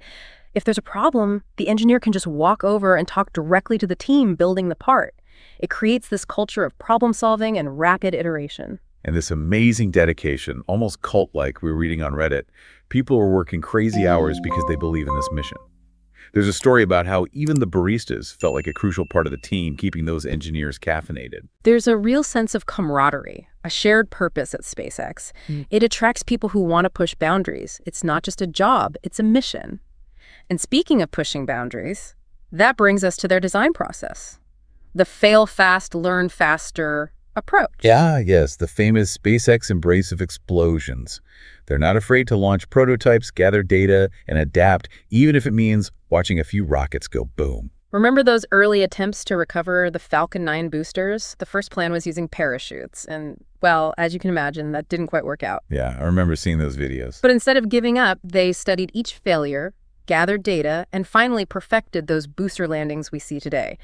That's the iterative process in action. Pretty incredible. Okay, so we've got vertical integration, this iterative design. But what about, well, Elon Musk?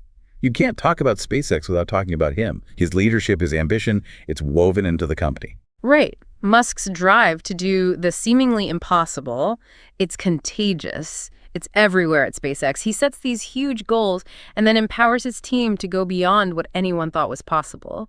His influence is undeniable. And that drive, that's what fuels their ultimate goal, right? Yeah. Making humanity a multiplanetary species focused on Mars. A pretty ambitious goal that has definitely caught the attention of, well, everyone. But even with someone like Musk at the helm, things haven't always been smooth sailing for SpaceX. True. There's been plenty of criticism and controversy, which we should talk about. But before that, let's address something we know is on your mind. What does all this SpaceX stuff mean for you? Great question, and we'll delve into that later in this deep dive. But first, we got to talk about Starlink. This massive satellite network is aiming to provide global internet, but it's caused quite a stir, especially among astronomers. Yeah, the concern is light pollution. You've got thousands of these Starlink satellites reflecting sunlight, and that can mess with astronomical observations. It's kind of like if someone were shining a flashlight in your eyes while you were trying to look at the stars. Yikes, not ideal. But SpaceX knows about this, right? Didn't they start adding visors to the satellites to cut down on that reflectivity? Are they doing anything else? They've been tweaking the satellites' orbits and working on software to help astronomers, avoid them. But the debate is still going strong. Some astronomers say even with all that, Starlink could still really mess up sensitive observations, especially for those deep space objects. It's a tough balance, isn't it? Expanding internet access versus protecting scientific discovery. Where do you fall on that? It's a tough one for sure. Yeah, it feels like one of those classic unintended consequences things.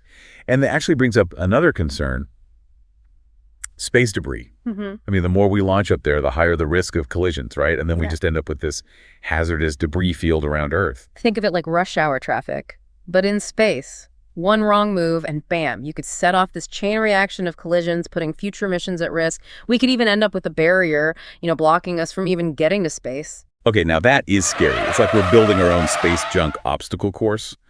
But SpaceX says their Starlink satellites have systems to avoid collisions and can deorbit when they're done. Is that enough to, ease those worries? It's a good start, but this isn't a simple problem. As more companies and countries launch stuff, we need some serious international cooperation, stricter rules to manage all that traffic up there. It's kind of like the Wild West in space right now. We need some, cosmic traffic laws or something. Cosmic traffic laws, I love it. Okay, so we've got the light pollution issue, the space debris dilemma, and then there's the whole national security side of things. Yeah. Remember that article about SpaceX building a spy satellite network for a U.S. intelligence agency? Right. That gets complicated fast. Yeah, it blurs the lines between private space companies and, government stuff, raises questions about who's really in control. Could this tech be used for military purposes? What happens to international cooperation in space? It's like SpaceX has become this powerful tool in the global chess game. Makes you wonder how this is going to impact space exploration and our relationships with other countries out there. But let's shift gears a bit. Talk about some exciting stuff. What can we expect in the future? Okay, back to the more optimistic side of things. Right. We've talked about Starship's potential, but it's not just about Mars. It could change how we travel here on Earth, too. Oh, yeah, that whole point-to-point travel idea. Imagine hopping on a rocket for a quick trip to, Tokyo. Right. Sounds like something out of a movie. SpaceX wants to make it real. Yeah. They're talking suborbital flights, New York to Tokyo in under an hour. That would revolutionize transportation. What about space tourism? We've seen some of that already, but Starship could open it up to a lot more people. Absolutely. Imagine orbital cruises, lunar vacations, honeymoons on Mars. Honeymoons on Mars, that's a new one. Okay, maybe Mars is a bit far off. But the point is, Starship could make space tourism way more affordable, way more accessible. So are we talking about a future where people are commuting to space stations for work, maybe even living in orbital habitats? It sounds wild. But with SpaceX, who knows? It's not as crazy as it sounds. We're already seeing more interest in space-based industries. Manufacturing in microgravity, mining asteroids, experiments you couldn't do on Earth. Starship could be the transportation system that makes it all happen. It's a huge shift in how we think about things. Yeah. We're not just exploring space anymore. We're talking about living and working there. Exactly. And there's the potential impact on Earth, too. A lot of space tech ends up being useful down here. Right. SpaceX's work on reusable rockets, those advanced materials, life support systems, that could lead to breakthroughs in transportation, energy, medicine, all sorts of fields. So they're reaching for the stars, but their innovations could have this ripple effect, making life better here on Earth. Pushing the boundaries in space pushes boundaries down here too. Exactly. That's what makes SpaceX so fascinating. But we can't forget the ethical stuff, the environmental concerns that come with these big plans. Right. We talked about Starlink, the space debris issue. But there's also the impact of space travel itself, Launching rockets uses a lot of resources, creates emissions. What's SpaceX doing about that? They're looking into more sustainable fuels like methane. They think they could make that on Mars using stuff they find there. That would mean less hauling fuel from Earth. They're also working on minimizing their carbon footprint in how they manufacture and launch things. So they're not just focused on getting to Mars, they're thinking about doing it sustainably. It's great that they're taking those steps, but it's still a really complicated issue. Totally. As we go further into space, we need to be having these conversations about the challenges. And it's not just SpaceX, right? We need to think about the impact of all the countries and companies out there. You're right. It's a much bigger picture. And that brings up another interesting point. The growing role of private companies in space exploration. It used to be mostly government agencies like NASA leading the way. Now you have companies like SpaceX taking charge. Do you think that's a good thing? It's both good and, well, maybe not so good. On one hand, private companies bring a lot of innovation, efficiency. They're not stuck with the same bureaucracy as government agencies, and they have different motivations. Right. It's like they've injected this entrepreneurial energy into the whole space race. That's a good way to put it. But there's the flip side. Their involvement raises questions about commercializing space. Will it just become another place for profit-driven exploitation? That's a valid concern. We need a serious conversation about the ethics of space exploration, making sure it benefits everyone, not just a select few. Absolutely. And that conversation needs to include everyone. Governments, companies, scientists, ethicists, the public. Space belongs to all of us. We need to shape its future together. Couldn't agree more. Well, we've covered a lot. The big picture, the controversies, potential benefits, ethical dilemmas. But I'm ready to geek out a bit now. Tell me about the tech that makes SpaceX so unique. All right. Let's dive in. One of the things that sets them apart is their rocket engine design. Their Merlin engine, which powers the Falcon 9 and Falcon Heavy, it's a marvel of engineering, known for its reliability and efficiency. And then there's the Raptor engine for Starship. That's a whole other beast. It's designed to run on methane, a fuel they could potentially produce on Mars itself, which is perfect for their long-term Mars colonization plans.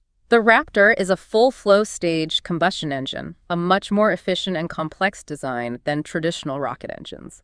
It's another example of SpaceX pushing the boundaries of what's possible, constantly iterating and refining their designs. It's like they're applying software development principles to rocket science. Always testing, iterating, improving, just like software developers update their code. That's a great analogy, and it's a huge reason for their success. That rapid iteration, combined with their vertical integration approach, means they innovate at a pace that's unheard of in aerospace. They're not afraid to experiment and learn from mistakes. Oh, and let's not forget about their autonomous landing system. Seeing those Falcon 9 boosters land back on that drone ship with such accuracy, it's mind-blowing every time. It's like a sci-fi movie come to life. It's an incredible feat of engineering. The booster has to navigate through the atmosphere, reignite its engines, and land upright on a platform that's moving at sea. It's this complex dance of software, sensors, control systems, all working together seamlessly. It's a testament to their mastery of both hardware and software. They're pushing the boundaries on multiple fronts, constantly innovating, finding new solutions to really tough challenges. What else should we add to our SpaceX tech highlight reel? Their use of 3D printing is definitely worth mentioning. They're printing entire rocket engine parts, which lets them create these complex designs that would be impossible to manufacture using traditional methods.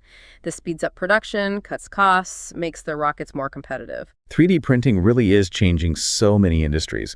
It's fascinating to see how SpaceX is using it to revolutionize rocket manufacturing.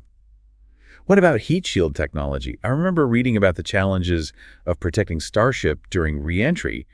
Those heat shield tiles have to withstand insane temperatures. Absolutely. Re-entering the Earth's atmosphere at those speeds creates incredible heat. SpaceX has had to come up with innovative heat shield materials and designs to protect Starship. It's another area where they're pushing the limits of material science. It sounds like they're constantly pushing the envelope, innovating in so many areas, and that's what makes them so exciting to follow. They're not just building rockets, they're building the future of space exploration. And that future is full of possibilities. They're talking about a world where space travel is normal, humans are on Mars permanently, and technologies developed for space improve life here on Earth. It's an inspiring vision. There are definitely challenges and ethical things to consider, but it's thrilling to imagine what the future holds for SpaceX, for humanity's exploration of space. So where were we? Oh yeah, the tech. The tech, always my favorite part. What makes a SpaceX so special on that front? Well, for starters, their engines. They've really mastered rocket engine design. Engines, okay. Like what specifically? Take the Merlin engine, for instance. It's what powers the Falcon 9 and Falcon Heavy. Super reliable, super efficient. It's a real workhorse. I've heard of the Merlin, yeah. But what about the engine for Starship? The Raptor. Raptor, right. That's supposed to be a whole different ballgame. Oh, absolutely. The Raptor's designed to run on methane. And get this. They think they can actually produce methane on Mars using resources they find there. Whoa, wait, really? Produce it right there on Mars? That's the plan. It would mean they don't have to haul all that fuel from Earth for the return trip. Game changer for long-term Mars missions. That's incredible. Yeah. That's like they're not just planning to visit, but to actually live there. Exactly. And the Raptor is just one example. They're pushing the boundaries with all sorts of tech, like 3D printing, for instance. It's revolutionized their manufacturing process. 3D printing, yeah. I remember reading they're printing entire rocket engine parts. Is that right? That's right. Really complex components that would be way too difficult and expensive to make the old-fashioned way. 3D printing lets them build rockets faster, cheaper, all while keeping things top-notch quality. So they're ahead of the game in cost and speed because of 3D printing. Pretty smart. Okay, what about those landings? You know, those Falcon 9 boosters landing back on the drone ship. It's mind-blowing every time. How do they do that? It's pretty amazing. Think software, sensors, control systems, all working together perfectly. The booster has to fly through the atmosphere, fire up its engines again, and land perfectly on a platform that's actually moving in the ocean. It's like threading a needle while riding a roller coaster. It's hard to even wrap your head around it. Right. It really shows their mastery of hardware and software, both. Yeah. And they're not stopping there. They're always looking for new solutions, new ways to solve these really complex problems. always innovating. Okay, so we've got efficient engines, 3D printing, those incredible landings. Anything else we should add to our SpaceX tech list? Well, heat shield technology is pretty crucial. Protecting Starship during reentry is a huge challenge. Those heat shield tiles have to handle some seriously intense heat. Yeah, it's like falling through a furnace when that spacecraft comes back into the atmosphere. Exactly. And SpaceX is coming up with innovative materials, designs, all to make sure Starship can survive those extreme temperatures, again, pushing the boundaries of material science. So they're ahead of the curve on engines, manufacturing, landings, heat shields. What's the common thread here? They're not afraid to push boundaries, to constantly innovate, and that's what makes them so exciting to watch. It's not just about building rockets, it's about building the future of space exploration. A future where space travel is more common, more affordable, open to more people. Exactly, and they're not stopping at just getting to space. They want to build a permanent human presence on Mars. It's a big, audacious goal that captures the imagination. It makes you think about all the possibilities, doesn't it? It's what we might be able to achieve out there. For sure. But it's also important to remember that this journey comes with responsibilities. We've talked about the environmental impacts, space debris, and national security concerns. These are things we need to think carefully about. We have to be good stewards as we venture further into space. Yeah. Making sure what we do is sustainable benefits everyone. Right. Space exploration is this amazing testament to human ingenuity, our desire to explore. And SpaceX, with their bold vision and dedication to innovation, they've sparked something, this excitement, this sense of what's possible. It's going to fuel humanity's quest to explore the cosmos for generations to come. So as we wrap up this deep dive into SpaceX, we're left with a sense of wonder, of possibility. It's been an incredible journey exploring their work, their goals, their challenges, and who knows what the future holds. But one thing's for sure, SpaceX will be right there, pushing the boundaries, inspiring us all. Thanks for joining us on the deep dive.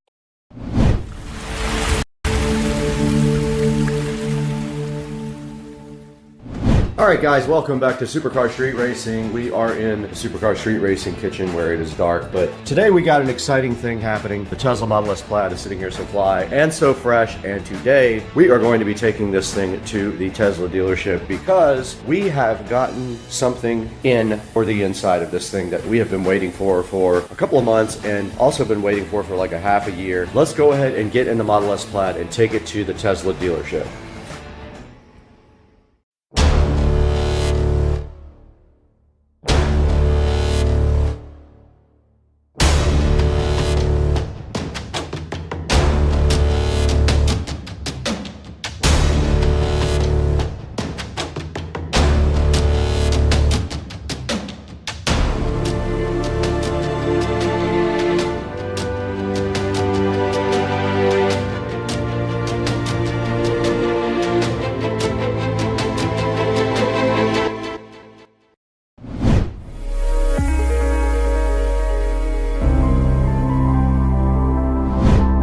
What's up, guys? We are out in the Tesla Model S Plaid right now, and we are heading over to the Tesla dealership. So that's our current situation now, but unfortunately we probably just got behind a super slow individual. But anyway, yeah, we're heading to Tesla right now to go ahead and see if we can get our seats installed. I did also notice another problem just now, and that is car will not connect to Wi-Fi. I tried both my house Wi-Fi and my hotspot, and neither one works. So I'm gonna let them know. Maybe it'll be fixed with a reset, or maybe they're gonna have to probably flash the software for the new seats, I would guess. We'll figure it out, but it won't connect to Wi-Fi right now, so it won't update the software. Yeah, let's get on over to the Tesla dealer now and see if we can get some sport seats put in, guys.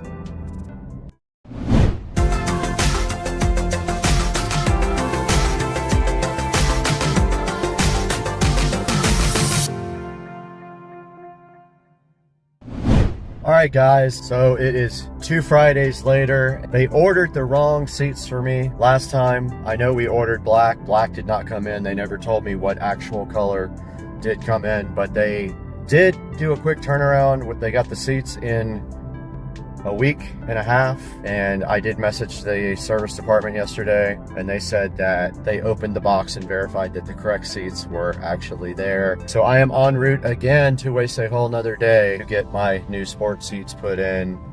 at the Tesla dealership. While they do that, I'll probably borrow one of their loaner cars and go ahead and go get some breakfast and all that stuff. But yeah, we're headed up to Tesla right now. We'll update you guys next time we have some more relevant information for you. Well, I'm in the Cybertruck. They gave me a Cybertruck and it is the weirdest feeling. It has 4-wheel steering. It turns on a dime. This is crazy. I'm in a Cybertruck, guys. I never thought that I would be able to try one of these out, and check this out. I'm in a crazy Cybertruck. It is the strangest feeling to drive this thing. It's so big, but yet it turns like on a dime with the 4-wheel steering, but the 4-wheel steering is insane. Like, it makes the sharpest turns of any car I've ever been in, even like super sports cars. And right now I'm headed up to see Jared, and I'm gonna drive right up to his window. All right, we're gonna go in here and surprise Jared with the Cybertruck. This is basically it. I have a Founders Edition Cybertruck, and it looks like this. It's got fingerprints all over it. People have written on it. It's got a scratch right here. Pretty good scratch. But now we gotta go in here and see Jared, let him take a look at it. We are, unfortunately, another bad problem at the Tesla dealership. There is a stuck bolt on my seats. Like, how does that happen? I have no idea. But apparently I'm driving the Cybertruck for a minute. Found out it was on chill mode, not sport mode, so that's why it was so slow. Just waiting to see if my car is going to be ready today. So we are headed back to Joe's house in the Cybertruck. We'll update you guys when we hear about the car, hopefully today.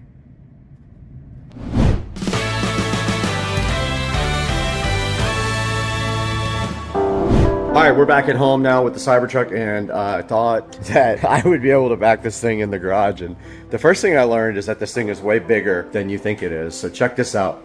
Like, I was backing up and I was using the GPS. I mean, I'm still a foot and a half away, but I thought that I was like way more than that. And also when I went to back in from the driveway, I tried to get it in this slot right here, and it just was like way too big. And so I pulled the golf cart out here, and then I went ahead and backed it down right down the center, and I could have come over here another 3 or 4 feet, but I just figured, you know what, I'll just back it in here, plug it right into the charger, and then let it charge up for a couple hours at least. Yeah, man, this thing, look at this. This thing is in here. Supercar Street Racing Garage is full of Cybertruck action. Now I gotta pull the golf cart through this tiny little slot. I don't know if I can make it back in. That is a smallish hole to fit a biggish vehicle. Let's see. Maybe.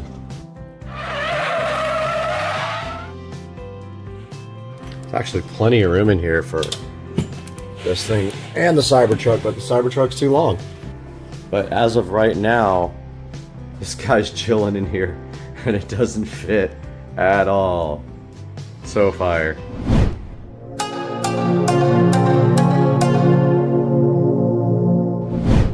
Okay, it's dark, 7 a.m. and I can't see. Parked this outside last night because it doesn't fit in the garage. The car supposedly is ready. It was ready probably right when they closed last night, but I wasn't about to run over there at 6:30 p.m.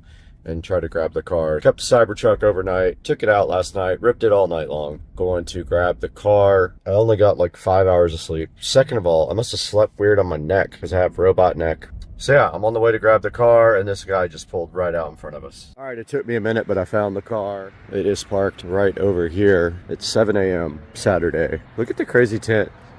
But this is the first look at the sports seat. Can't see anything. It's got sports seats, so... Oh, these are sick. You can't see them. It's too dark. These are way more firm than the stock seats. I'll show you these when the daylight comes up.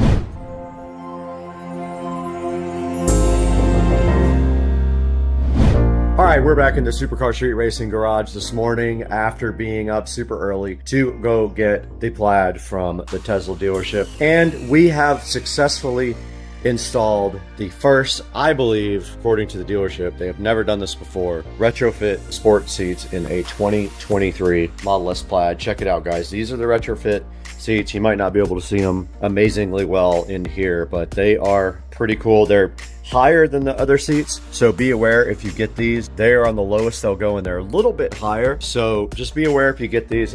They sit a little bit higher than normal, not too much. They do have the plaid logo, as you can see right here. They look awesome. They are more fitting of a plaid than the regular Model S seats, which are a little bit comfortable and not very sporty. So yeah, this is what they look like from top to bottom, the sport seats in the plaid. They look cool, and then also you get the back seats. All right, here's a look at the back seats in the Model S Plaid after the sport seat retrofit. You can see that you do get new bolsters on each side and on the bottom. Check it out in the center as well. It definitely gives the car a more sporty feel, and it looks a lot better than the factory seats. Yeah, that's a look at the back. Now here's a lit look at the front. You can see the plaid logo right there, and the more sporty headrest and the firmer bolsters and bottom part. And there's the other side. This is how it came out. It looks awesome, man. I'm hyped for the Model S Plaid sport seats. Definitely added a new sporty feel to the car.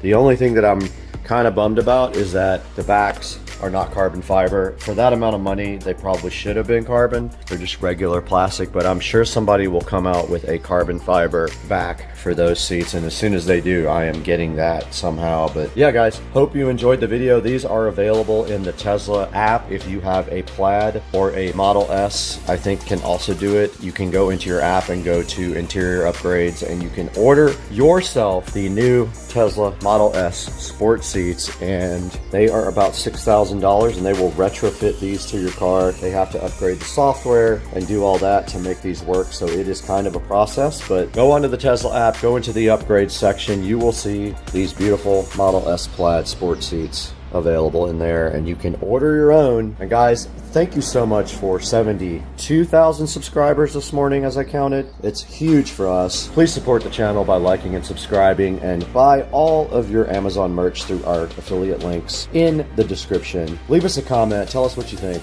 and throw some hate down in the comments for the Cybertruck also, because people love that. And we'll talk to you guys later.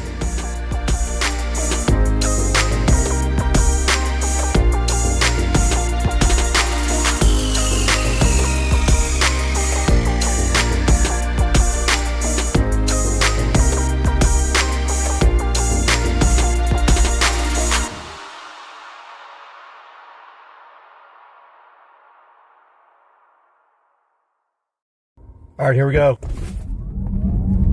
Oh, it's so brutal.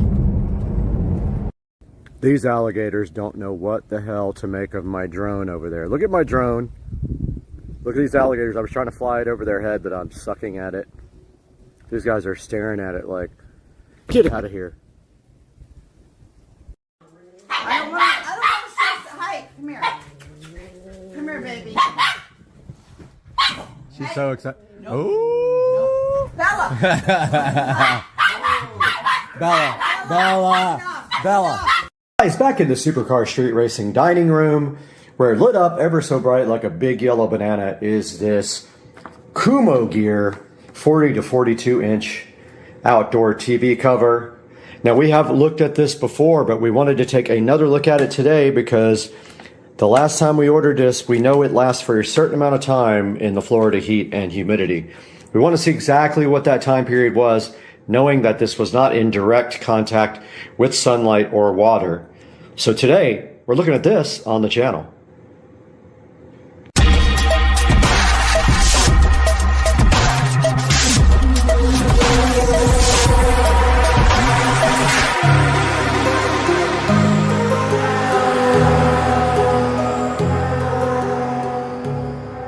On May 29th, 2022, Supercar Street Racing Studios placed an order for a Kumo Gear 40 to 42 inch outdoor TV cover, and we received one and implemented that guy out on the patio.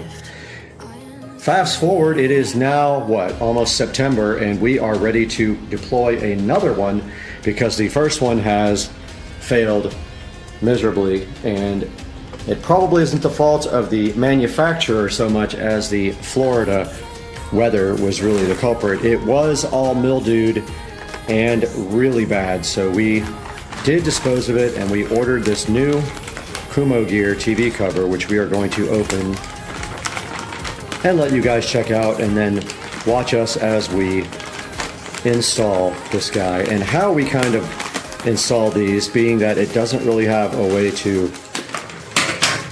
on the bottom, kind of cinch together. Not a good way anyway.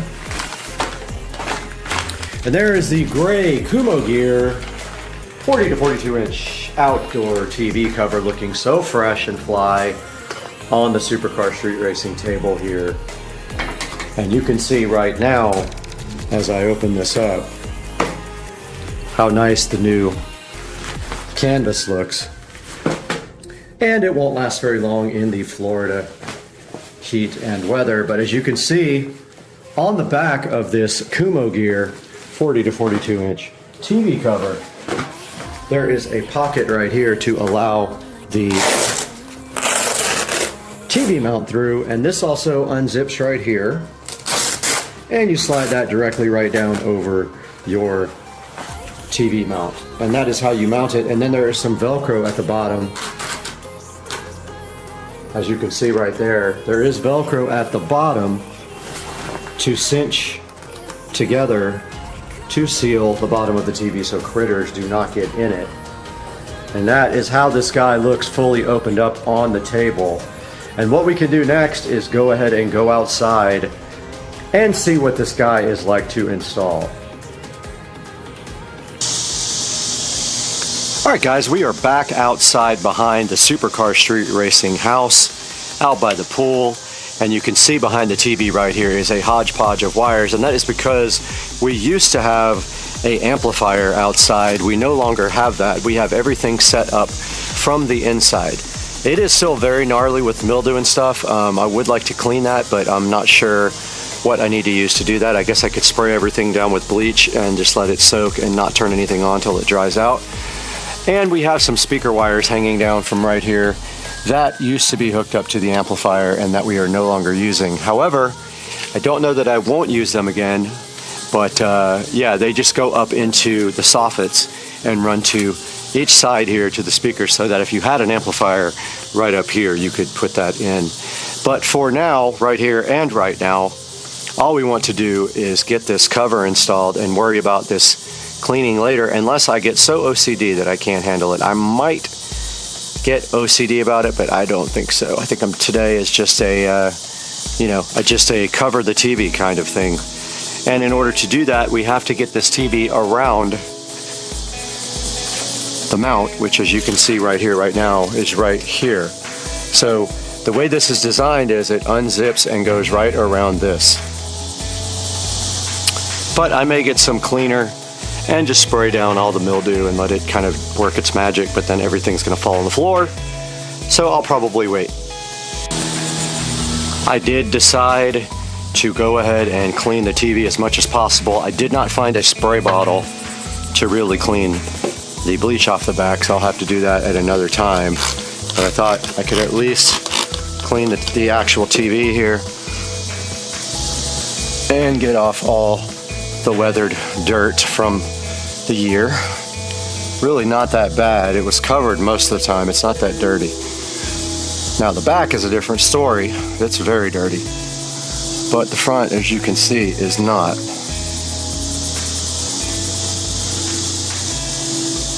The back, incredibly dirty.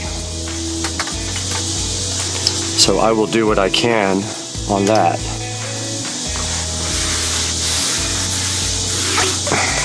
Very dirty.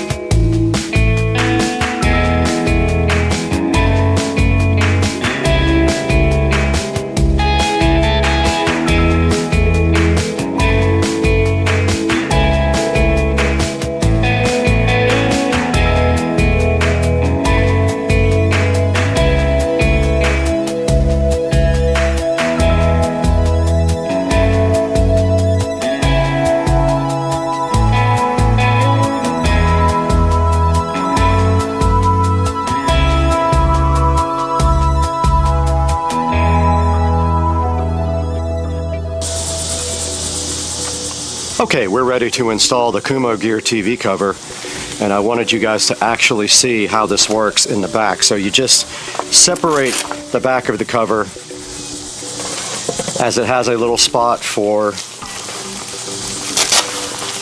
the TV mount to go over, and then place it over like this.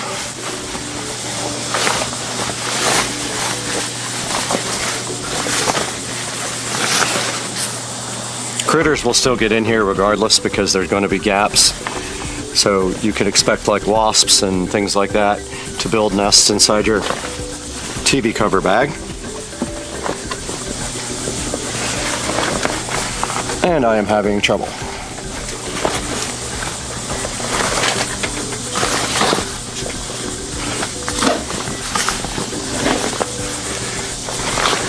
This looks like the wrong cover.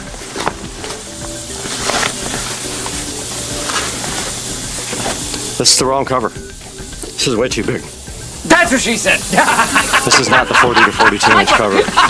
Michael, please.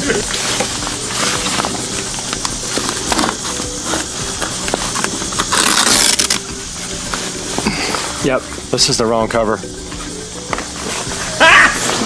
Got him! Look at that. Got I'm going to show you guys this real quick. Alright, so they have sent me the wrong cover. Obviously, this is way too big. So let's go ahead and remove it and return it.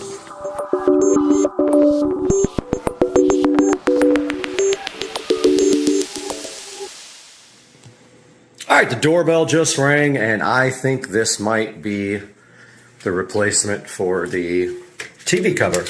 Let's see. Yep. That appears to be it. Let's get this thing inside and see if it actually is the right size now. Now remember, they sent us a much larger version before. So let's get this unpackaged and see what it is. All right, we got our trusty scissors right here, ready to do some work for you guys. And let's see if they got it right this time. So I noticed a big difference already, and that it's packaged completely different. The other one was in a much bigger package, so this looks like this might be the right Kumo Gear TV cover. And that looks way more like the TV outside. Once again, from the back here, you can see that the TV cover has like strip in the middle for your, and there is Amazon saying that it was there. That's where you get your TV mount right through the bottom. There is a remote control holder right here, which makes it very nice for you to store your remote controls. And by gosh, I think that we have scored, and I think this is the right TV holder today. We got lucky. So let's get this thing outside, back out to the TV, and get this thing installed. We are outside the Supercar Street Racing bedroom here, out by the pool. And we have our Kumo Gear cover ready to be installed, and I wanted you guys to see how the back works. So basically, you take this cover and you pull down the center of it to expose the back. There is a place for your TV to go.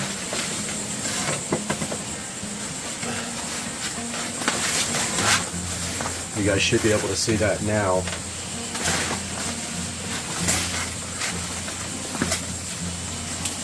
And yes, this is a much smaller cover than the one we received.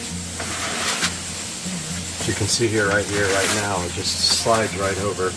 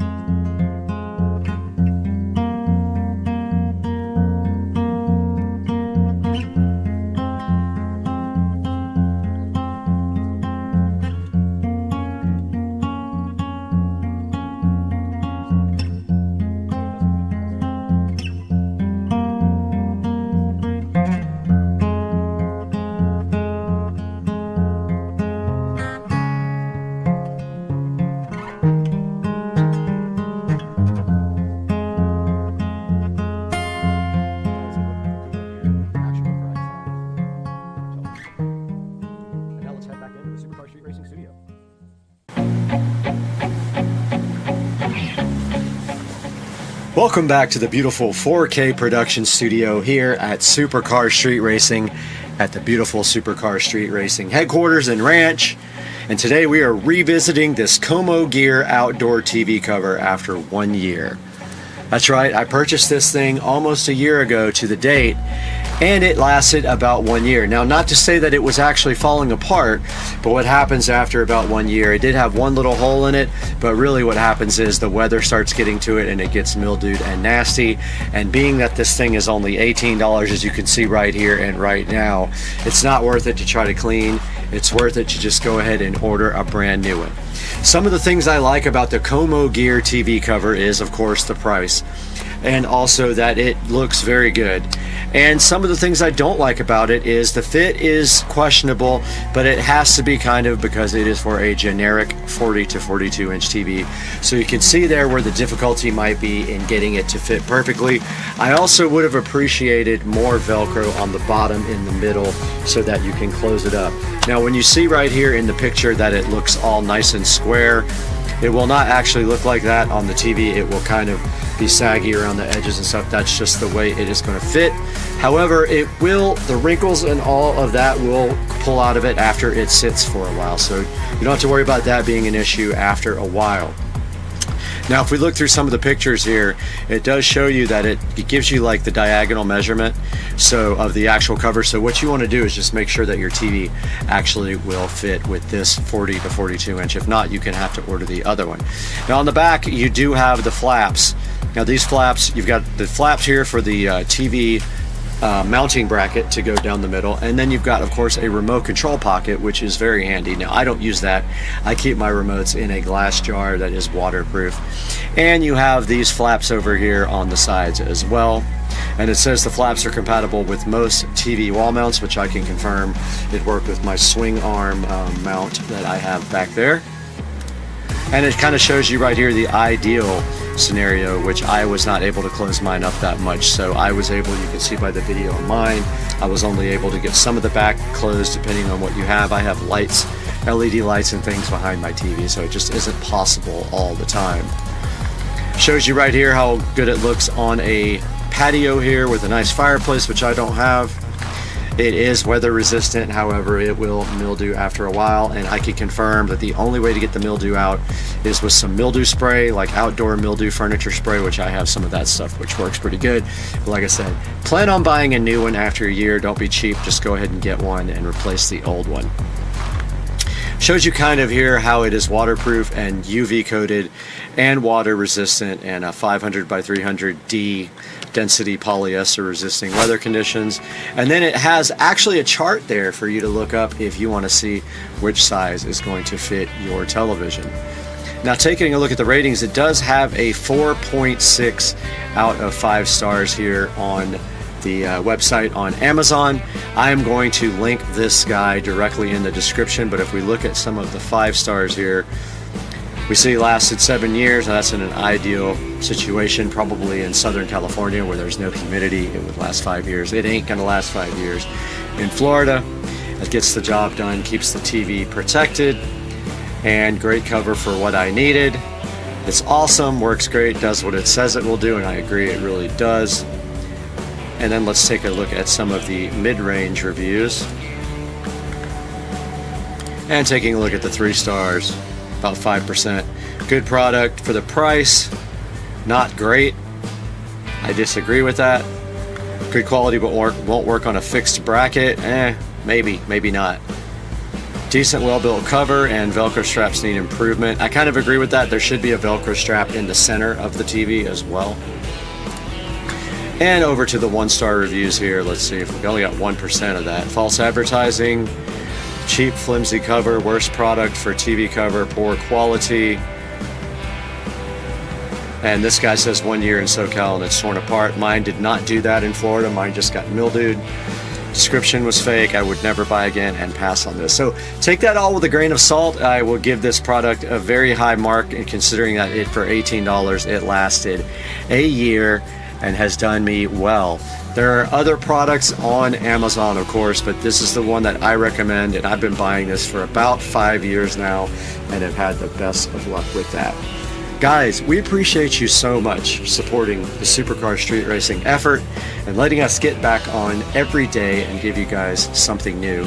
But you have to do us a favor, please like and subscribe and click through our product links. In every description of every video, you'll see a product link on Amazon.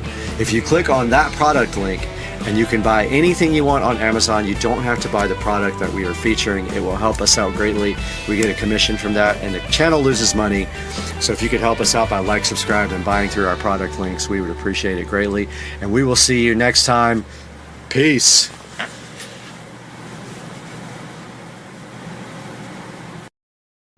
Guys, we are back in the Supercar Street Racing kitchen right now with 3 different products to present to you. We have a huge Hurricane coming, just switched over to category 5, but before that gets here, we're gonna do the dumbest thing and clean the garage door with our new products. I went ahead and got a window squeegee, I've got some Easy Glide glass cleaner here, and I've got a...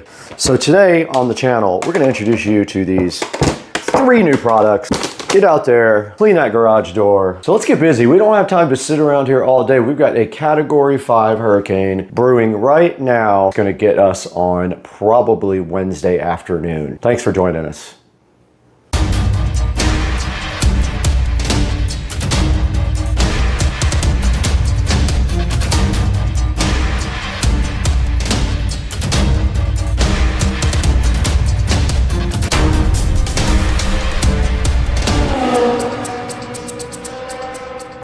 Guys, we're over by the Supercar Street Racing sink now. We've got the Unger Easy Glide in front of us to go ahead and mix, and they do put a nice piece of tape over the top there because you know if you've ordered stuff from Amazon before, liquids, that it will just completely spill out inside of the packaging. So a lot of places have started bagging things up and putting tape on top of the cap. All right, let's get this over here in the sink and get this mixed up. I don't know how much a gallon is.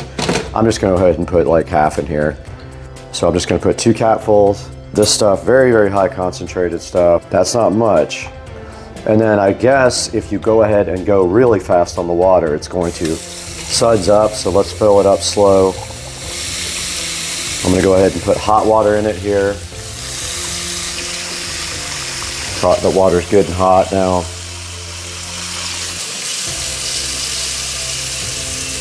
All right, it is not sudsing up hardly at all.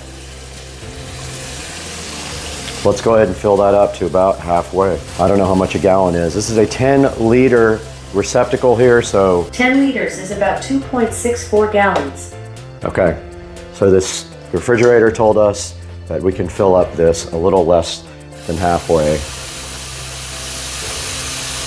Or we have to put more concentrate in it. So that is probably enough right there. Now let's get this outside with our brand new squeegee here. This is the squeegee. We're gonna put a link to all this in the description. Let's get out there and see if this thing does any good whatsoever. All right, we're out in front of the Supercar Street Racing garage door now. We're gonna go ahead and close it. It is raining, so we're gonna try to get this done before the rain ends, and you can see how dirty this door is from grass sticking to it. Let's go ahead and try out our new, I just spilled a bunch of it. These nuts.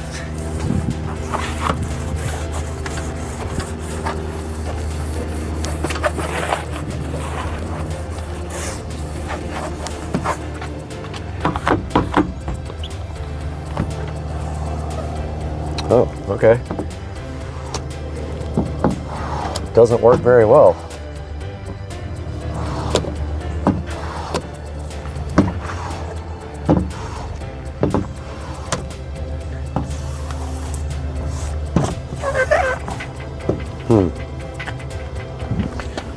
Not sure if I like that.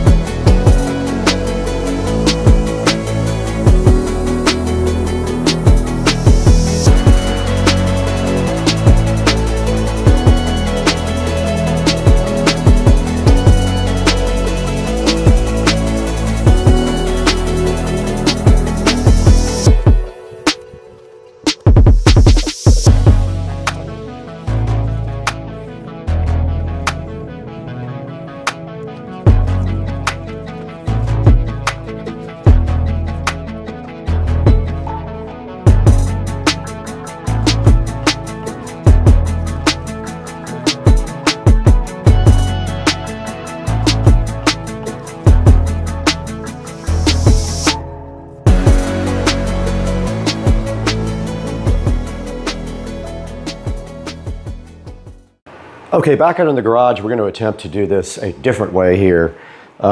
This stuff, I don't want it to get everywhere, so I'm going to try to do this with this. And if it doesn't work well and stuff goes everywhere, then I am going to switch to the cloth. Hopefully it just dries. I'm probably just going to wipe down that bottom part. Yeah, this is a bit too messy for the interior because it is leaving just a puddle. But I'm going to go ahead and wipe down the garage door anyway. Garages get really dusty, so this has to be done. Keep this guy looking good. This is dripping everywhere.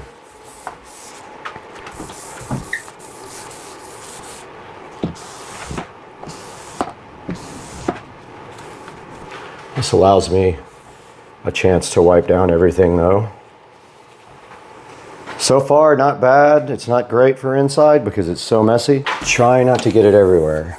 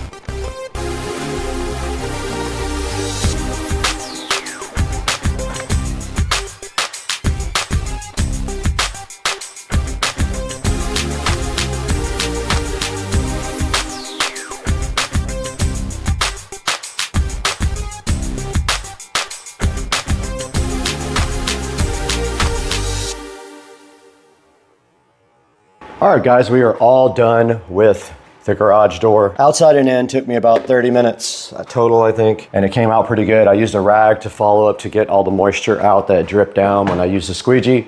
It did do a decent job. I see a few here and there, little water spots, but overall, I guess it's a lot easier than using rags.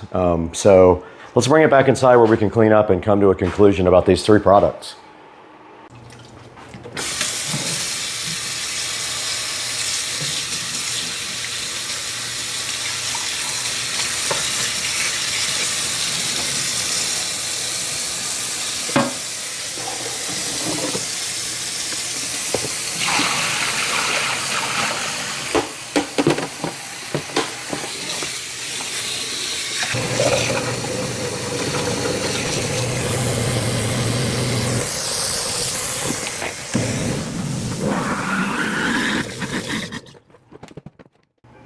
Okay, we got our garage door all done. We did use the Easy Glide glass concentrate. We used our collapsible bucket there, and we used this squeegee / window cleaner from Amazon.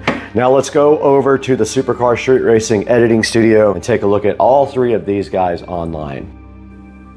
We are back in the Supercar Street Racing 4K production studio. I'm Brad. Thank you so much for joining us today. And we have three products that we want to show you today that we did use to clean the garage door. The first one is the Easy Glide Glass Cleaner. Now it has a 4.6 star review, and it only takes a capful or two to clean a large amount of surfaces on your windows. It takes 2 capfuls for 1 gallon, and we did use that out on the Supercar Street Racing glass garage door, and you saw how it came out. It came out pretty good. I made a mistake of not cleaning all the grass off first, and that was a huge problem. But it did come out very nice using the Unger streak-free Easy Glide glass cleaner. And next on our list here we have this very cool collapsible 10-liter wash bucket. And it did work out very well for using the actual squeegee because it's actually the correct size for the squeegee to fit into. And it's pretty simple. It's just a bucket that will collapse into a flat thing, so it works awesome. It does have a 4.4 star overall review right now, and it is available on Amazon for $13.59 at the moment. And the very last thing we have to show you guys today is this window squeegee cleaning tool. Now, I did look for a long time on Amazon for a professional version that has a wider track, but none of them had great reviews. All of them had some negative things to say about them, so I did go ahead and pick up this one that looks like one you would use for your car. And it did work pretty good. I was able to go ahead and clean the outside and the inside of the garage with this window squeegee cleaning tool, 2-in-1. Windshield cleaning, it just goes on forever. Now this guy is only $10. Today is Prime Day, so today is the day to buy it if you see the video today. But yeah, it's 32% off, so go ahead and pick up a squeegee for yourself as well. And that's going to do it for today, guys. I really appreciate you guys tuning in and helping Supercar Street Racing by buying all of your products through our affiliate links down below in the description. Please like and subscribe, and we will see you guys on the next one. We try to keep the content rolling, but right now we got to get out of here. I got to go to lunch at Cliff's.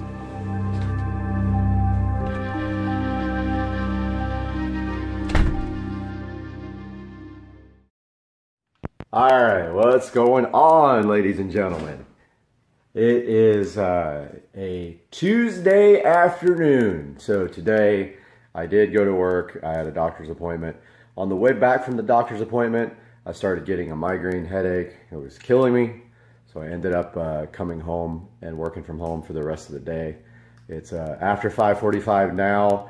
And one thing I've been wanting to do is give you guys a tour of the SL65 interior, a really good look at what you get with this vehicle from the factory and some kind of descriptions of what everything does. So that's coming up right now. All right, guys, so this is my 2005 SL65 AMG by Mercedes-Benz. Take a look here at the inside. Let's start with the stickers here.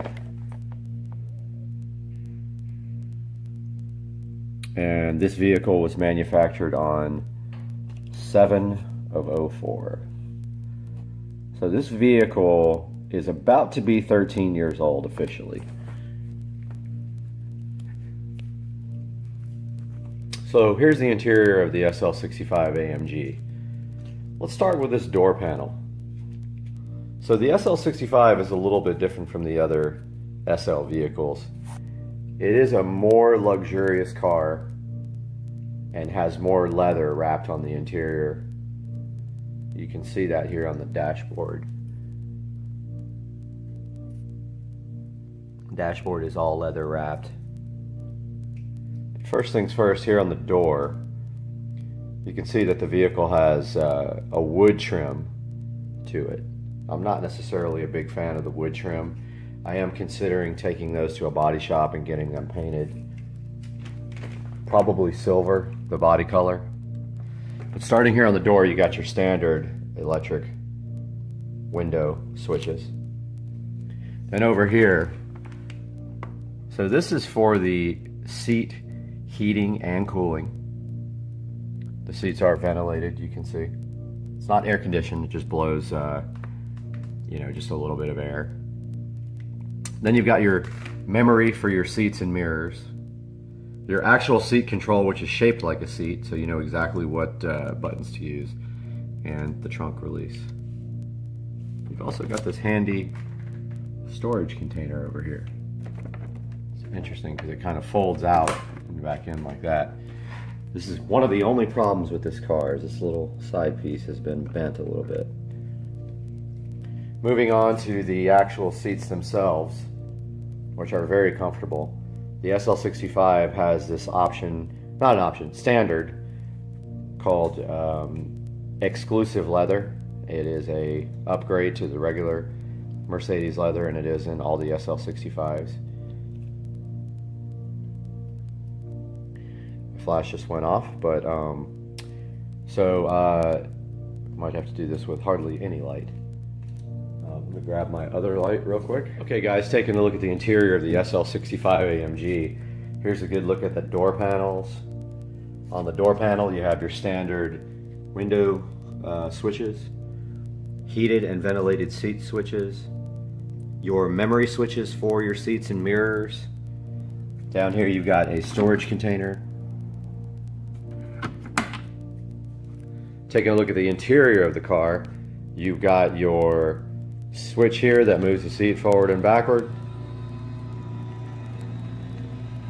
And let's get a little bit of light back here.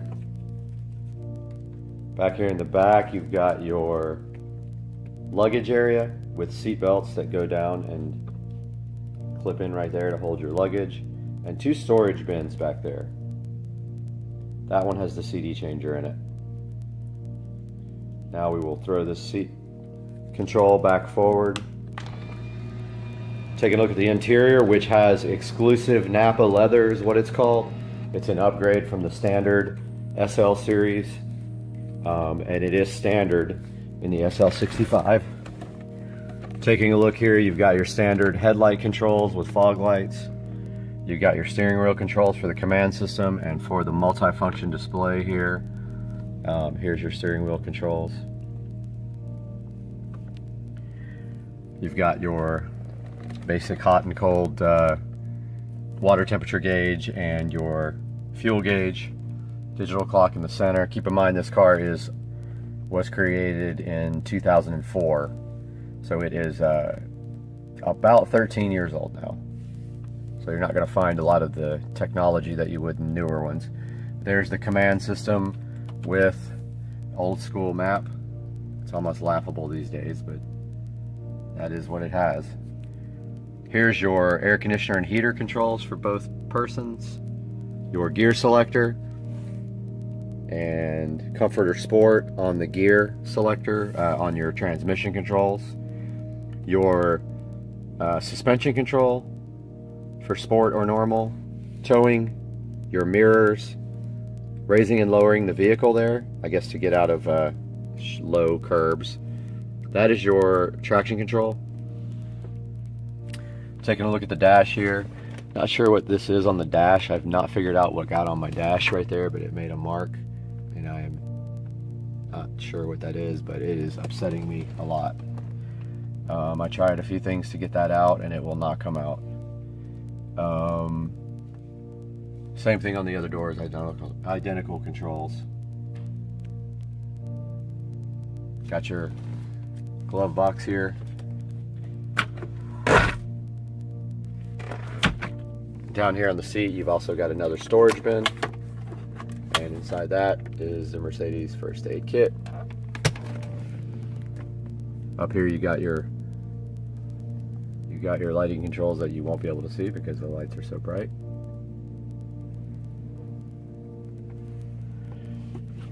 Down here you've also got your convertible top switch.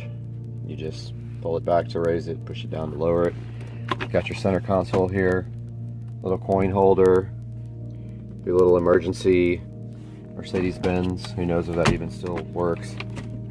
Then inside here you've got another storage area with a CD caddy thing, which will never be used again. Some touch-up paint. And so that's going to do it for the interior of the SL65 AMG, giving you a little of an idea of how the car looks on the inside. This car is exceptionally clean. That's why that one little dot is driving me insane on the dash. I got to figure out what that is. But let me know in the comments if you have any specific questions about the car. Otherwise, that's going to do it for this interior tour. All right, what's going on, guys? We are headed out to the car meet tonight, and so about to start up the car right now. Pretty much head that way.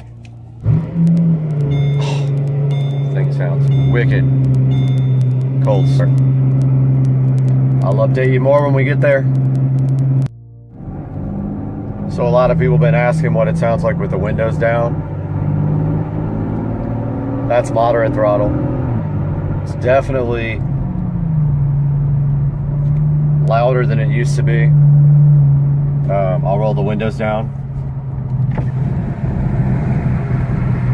So here it is with the windows down.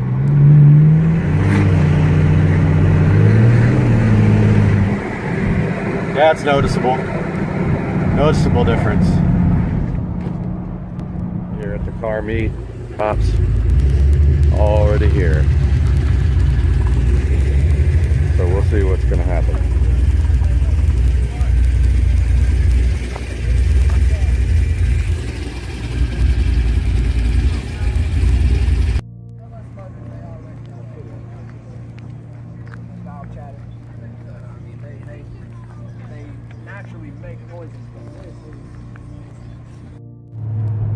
Just went to the car meet and it was fucking dead as hell. So I'm gonna try to get some pulls in right here.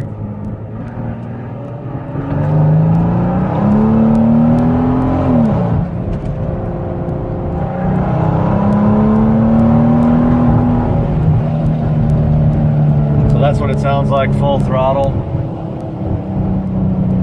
That was about 85 miles an hour. Just filled up with the 85 and 93 mix.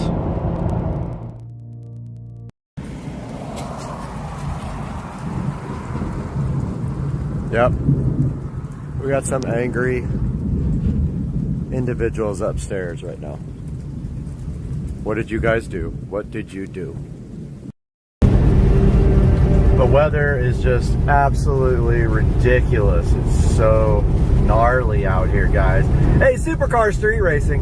Hope you guys are having a great weekend. Want to check in with you guys.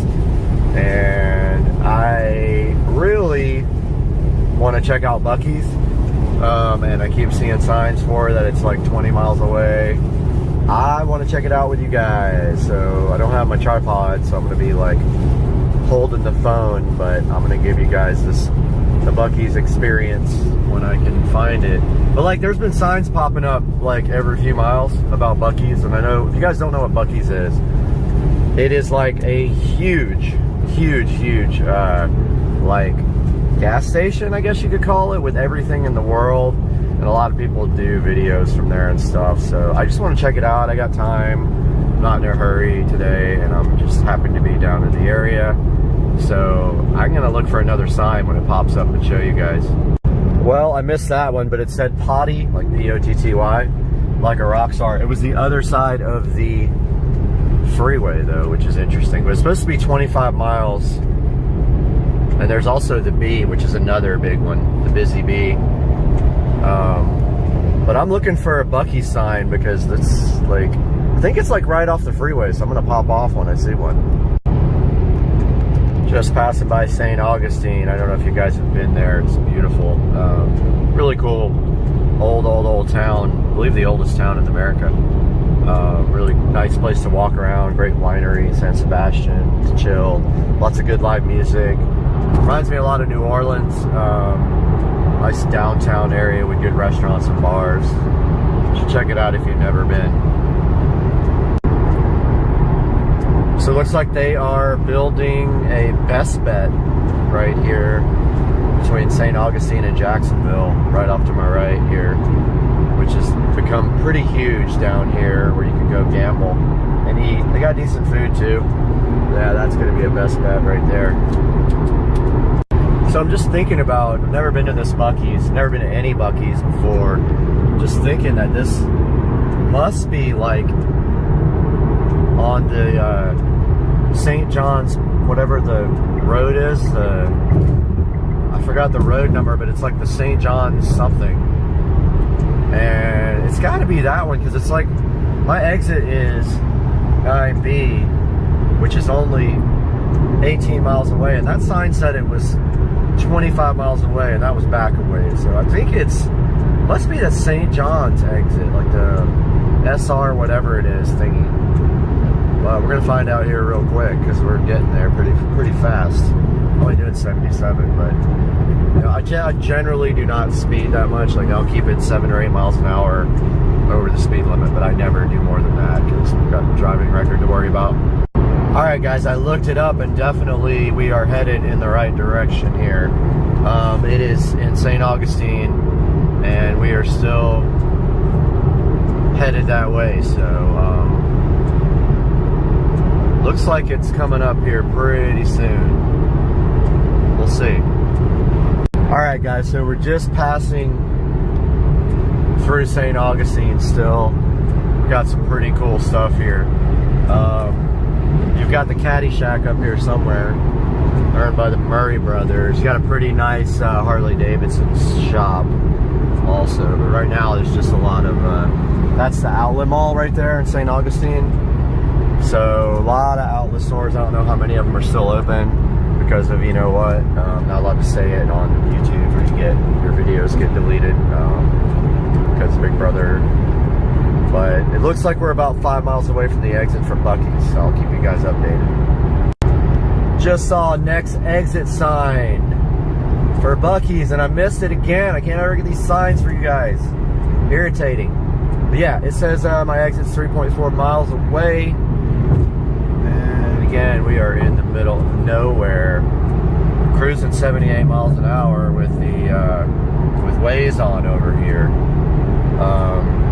That's to get home. This is the other directions are on the phone here, so I'm watching that. But we are 2.9 miles away from Buc-ee's, guys, and I'm excited about this. I'm stoked. I don't know what to get. One of the signs said brisket, because brisket, or something like something about their brisket, because I love brisket, or because it's brisket but I love the brisket. It's all about the brisket, not the biscuit. I don't know. Somewhere. Maybe this is one. Nope. It's not. Alright, I'm gonna try to find a sign for you guys. Promise. Not Buc-ee's, but Florida Citrus Center, live baby gators. I got those in my backyard. I don't need to stop at some orange factory to look at gators. What? Nope. They are always pulling this crap. Is that it? No, Bojangles. Oh, here we go. I found one. Buc-ee's. Next exit. Dude, so stoked. So hype. The hype train. Air horns. Alright, so this is the exit for the World Golf Hall of Fame, actually.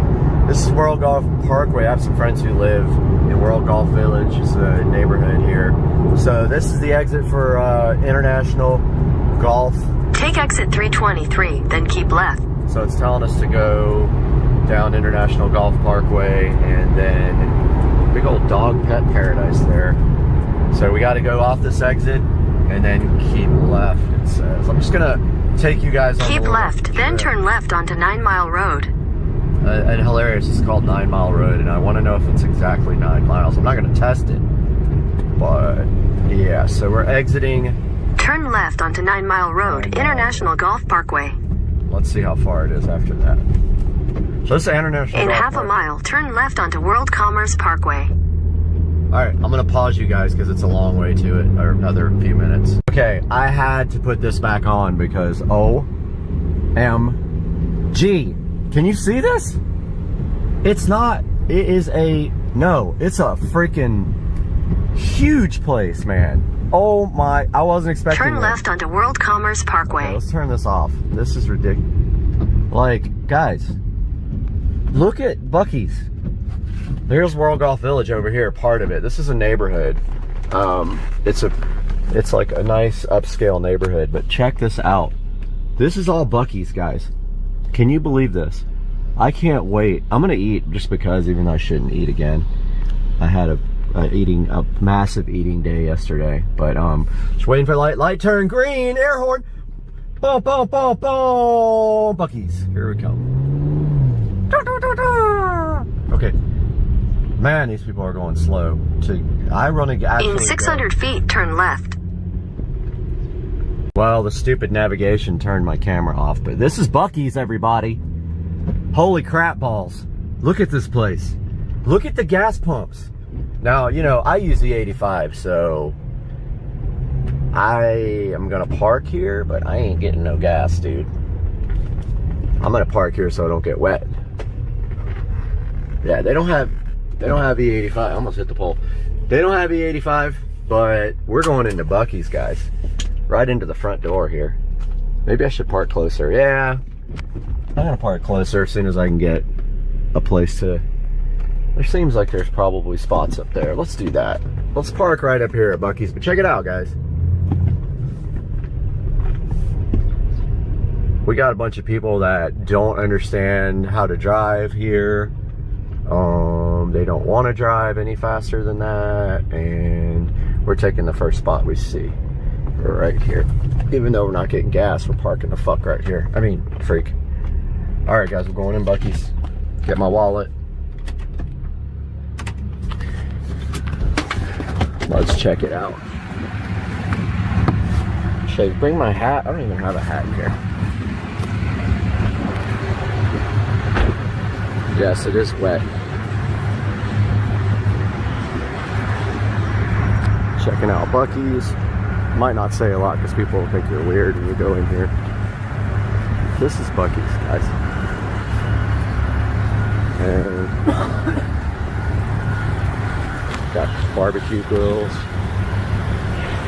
charcoal. You can pretty much buy anything here you want.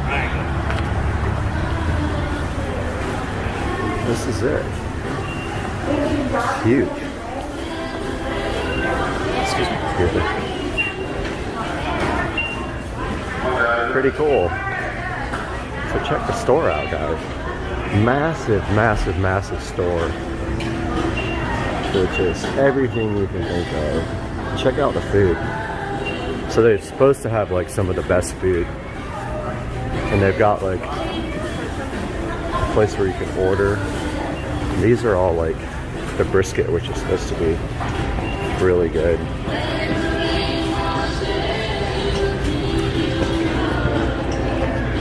Oh man, what are those? They look fantastic. Brisket and egg. Dang. That looks amazing, man. Look at all this. Goodness. Looks like we got some. I heard their cashews are like world famous too. Cookies. Bunch of fudge. And then, I mean, anything you want right here. Look at all this. Jerky. They got every kind of jerky. Like, every kind.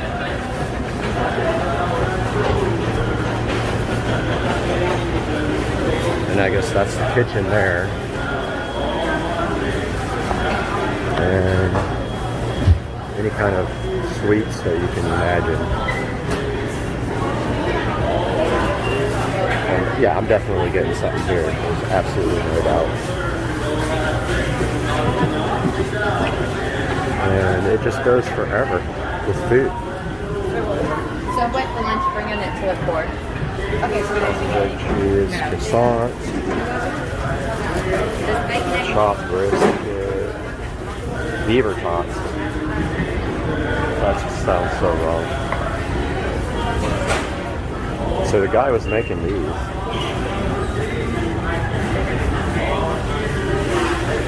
Rhino taco, sausage, beans, eggs, potatoes. Wow. I don't know what to get.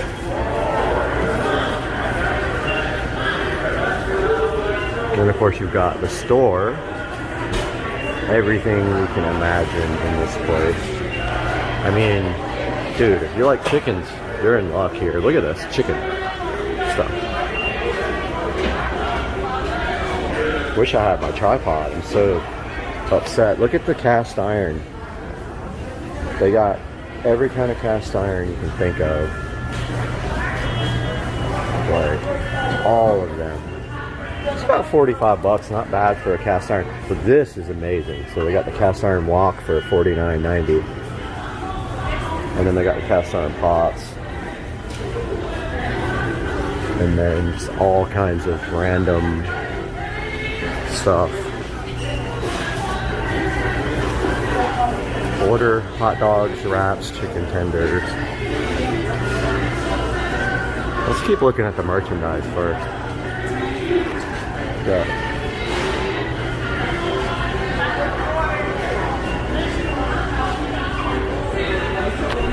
Yes, I really do need all these pigs. Family, a little bit crazy, a little bit loud, a whole lot of loud. And then they got these cool, these are awesome. This is so cool.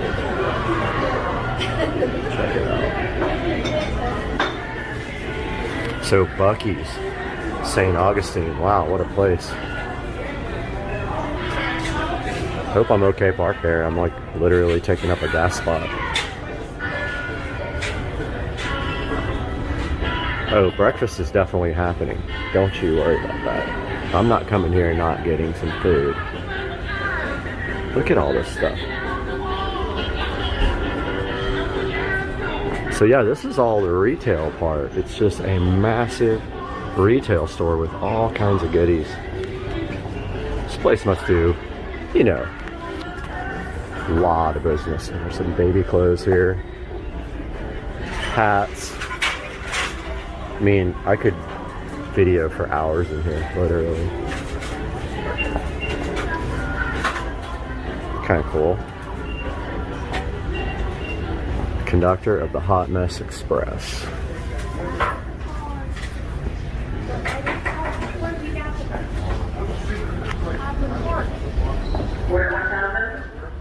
Order number 1,000 of what?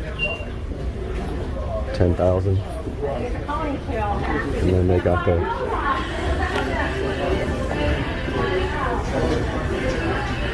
they got swimsuits over here. Party light. Heat is on. Hope we don't get copyright infringement, because they're playing music in the background and that sucks. I might have to like mix in some other music to keep us from getting copyrighted on this guy. Of course, the only video that probably anybody will watch will get. Look at a fish washer. Yeah, they're playing music. It's gonna get me in trouble. Wow, look at all the.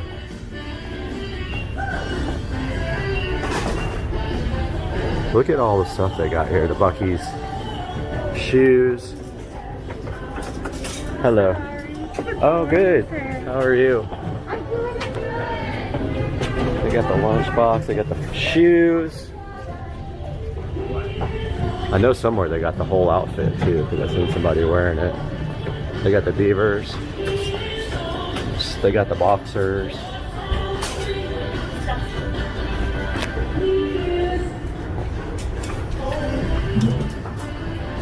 Pretty cool. I like these shirts. These are nice. Doesn't say how much they are. I really like that shirt. I would totally rock that shirt. Doesn't say how much it is though. Not sure. So this place is famous. Look at the truck, guys. This is cool. It's full of beaver nuggets. I don't know what those are, but oh my god. So funny. Look at the truck. So let's look at some more of the food, because this place is famous for the jerky. Let's see what we got here. Sweet and spicy, lemon pepper, ghost pepper steakhouse. It's like $7. It's not bad.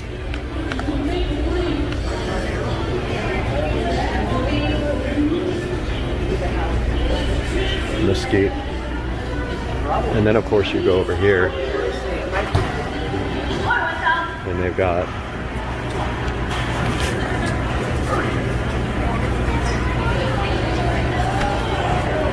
I guess you just buy it by the pound here.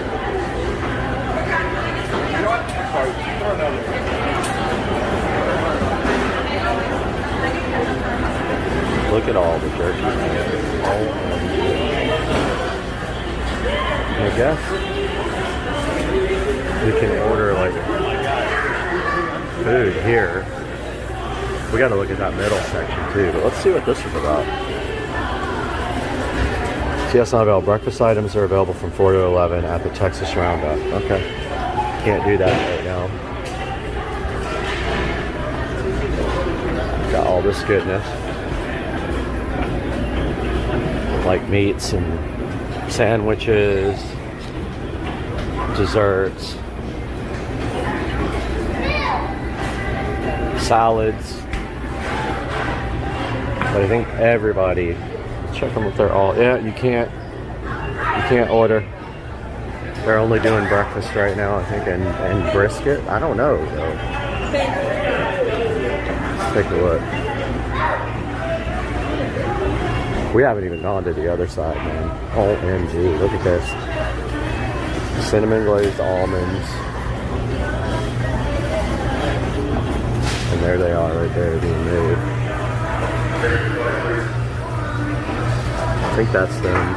And then you've got some other ones being made right here. And that guy. Those look fantastic. I gotta get some breakfast. This guy's making hundreds of these. Sausage, egg, cheese, keto. Rhino taco. Sausage, egg, cheese taco. Bacon, egg, and cheese. Taco. Hippo taco. Beef taco. Bacon, sausage, egg. Potatoes, cheese. And then they got the brisket sandwiches. Brisket egg taco? I mean, should we? I guess we should. We're getting this back. Brisket egg taco. And then these are the croissants.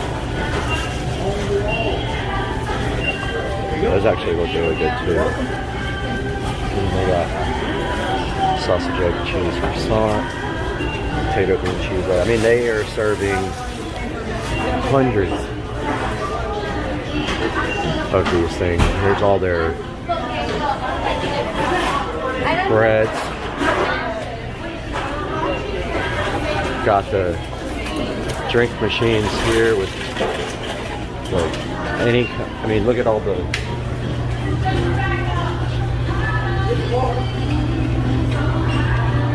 it's just like every possible thing you could ever want in a soda. Hello. I mean, there's everything. Look, blue cream sounds good. I'm not gonna get a sugary drink. Definitely getting a large drink, a large cup right here. I want something diet. They got real classic cane cola here. I guess like a pick-me-up, so maybe like Diet Mountain Dew. Let's get a little Diet Mountain Dew for our brisket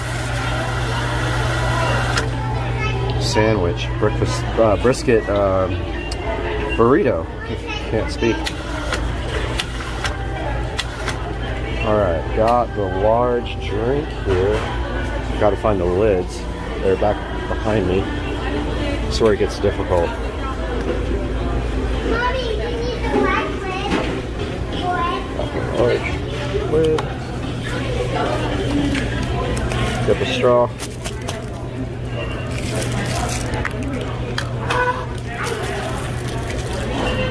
And let's take our brisket and our drink and go see the rest of this place. Got the drink section over here with all the coffees, and these are the world famous clean restrooms. Hello, how are you? I like friendly staff here at Buc-ee's. Here's your coffee station. Got all kinds of nice coffee. And the drink area is absolutely freaking huge.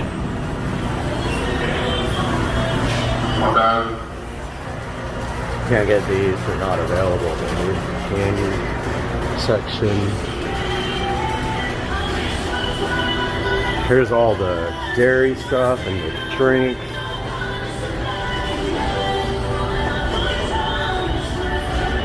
We're definitely getting copyrighted here. I mean, the music is playing the whole time and it sucks, but like, they got wine, We got beer, more jerky. I like their duffel bag, although I have plenty. I feel like I should get some jerky. And steakhouse looks good. Why don't we get some of this too? We have to. We can't leave here without this. I mean, my hands are full now, going up to the checkout, but look, they got the spices. All kinds of spices. They got White Claw if you want to get buzzed. Buck Shack. Oh, it's wine. Okay. They got the wine, Bucky's wine. And they got the salsas here. Black bean, Carolina Reaper, blueberry jalapeno, every kind of like salsa you could possibly imagine right here. Plenty of ATM so you can spend all your money. And then over here they got jalapenos, garlic, green beans, some snacks over here, all kinds of snacks, USB cables, popcorn, candy.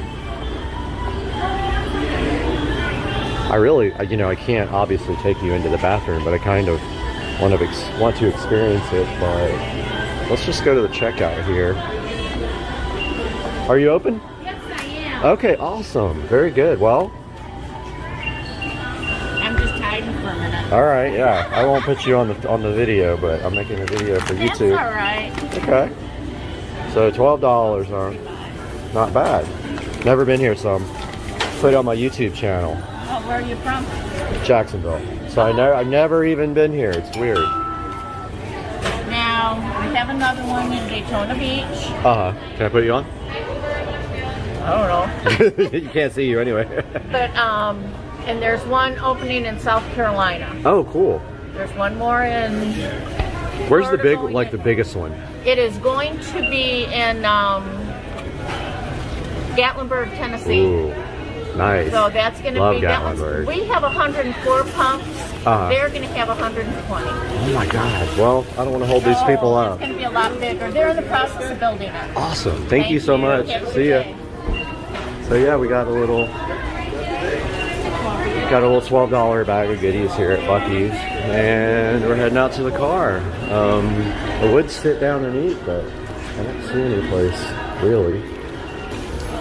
I know, man. For a little, yeah. The whole slab won't fit on. I know, man. My first time coming here. Yeah, me too. Me too. It's awesome.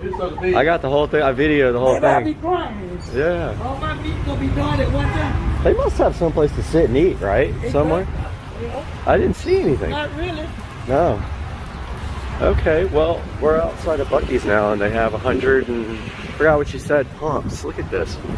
But she said they're building the biggest one in Gatlinburg, Tennessee, which I love Gatlinburg. Somebody dropped something on the ground. Make sure it's nothing I run over and break something. Nope, somebody dropped a sock. All right, headed into the car. I'm gonna shut you guys off for a second. All right, hopefully I didn't show my card back there. Otherwise I'll have to go edit it out. But got the brisket egg taco here. Just wanted to kind of share the experience with you guys. My first Bucky's. I didn't get any kind of sauce or anything like that. I just want to see what it's like it is. And wow, it looks absolutely fantastic. Gonna take a bite of this now.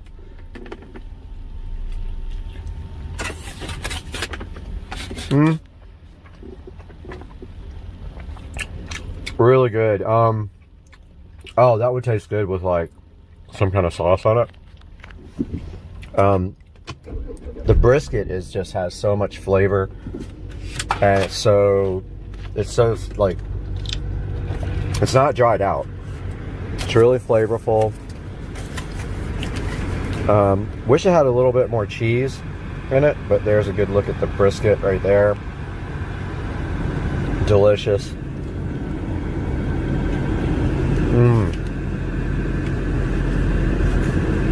I hear nothing but good things about Bucky's stuff, their food. So I've got the steakhouse beef jerky here. I've got the brisket, egg, cheese, taco. Oh, look at that, guys. I mean, come on. So good.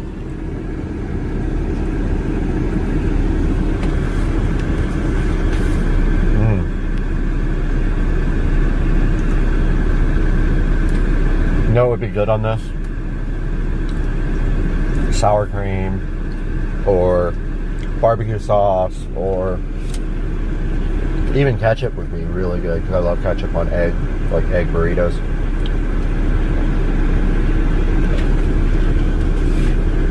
Alright guys, we'll catch you here pretty shortly. Gonna finish this delicious taco or burrito or whatever it is. I obviously missed like a whole nother building. I mean, or there are more gas pumps, okay. On the other side, I thought I missed like a whole building. Just leaving Buc-ee's, wanted to give you guys a shot of this as we pulled out. It's a freaking huge building with tons of everything you could ever imagine. I mean, you can kind of go crazy in there and spend a bunch of money, but I mean, look at it. That's the entire other side, and that entire thing is gas pumps. 100 and something, I can't remember what she said, 108 gas pumps. But yeah, I finished the brisket burrito. It was absolutely fantastic. Heading back home now. Hope you guys enjoyed this tour of Buc-ee's in St. Augustine. It's actually like right before you get to Jacksonville, between St. Augustine and Jack. Alright guys, Supercar Street Racing here on a amazing dreary Sunday. Been raining the whole entire day. Shooting a video for that. I hope you guys like it later. But got the steakhouse, Buc-ee's beef jerky made from solid strips of beefage. That's what it looks like right there.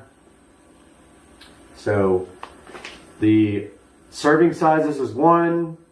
There's 4 servings in this package. 110 calories per serving. Low carb, so 4 carbs, probably from the sauce that's in it. Low sugar, 3 sugar per serving. But the most important part is 13 grams of protein per serving. So let's bust this open. Now remember, I have no smell because I had COVID, so I haven't smelled in over a year. So I can't smell the product for you and tell you what it smells like. The taste is still there, although I think taste is definitely affected by smell. All right, so there's a little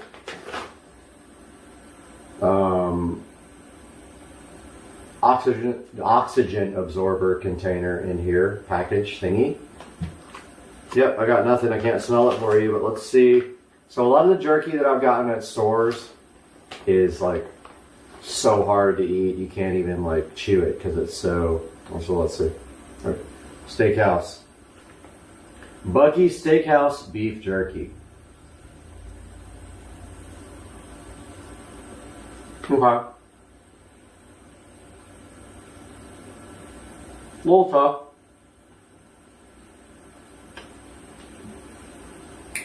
It's a mouth workout for sure. It's not super tender. I think that's all hit or miss with beef jerky. I'm not trying to say it's a pass or anything. It's not too tough to eat.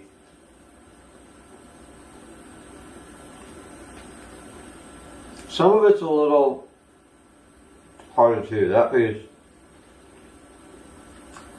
Alright. Honest review. That piece was hard to chew. It's chewable, and it's typical. I haven't had a lot of beef jerky that was actually tender. 25% maybe of anything I ever buy.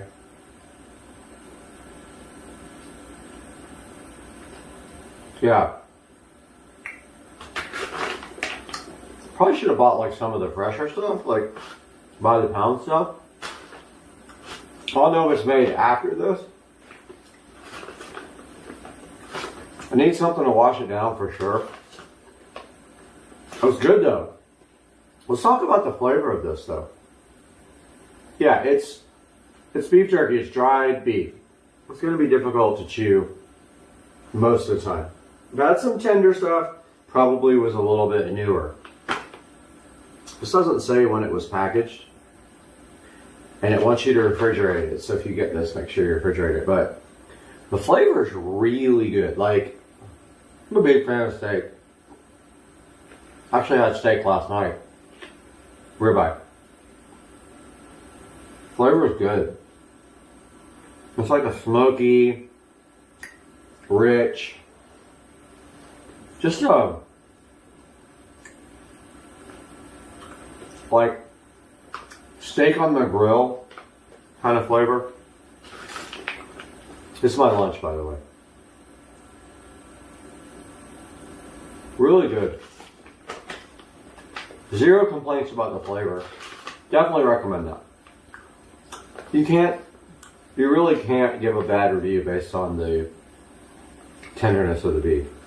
The whole thing about jerky is, it's like aged and dried. It's going to be difficult to chew sometimes.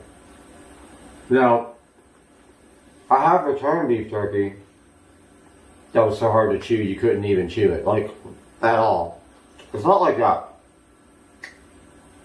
I think it's typical of beef jerky.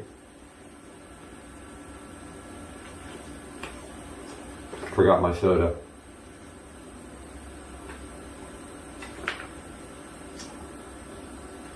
So this says it's...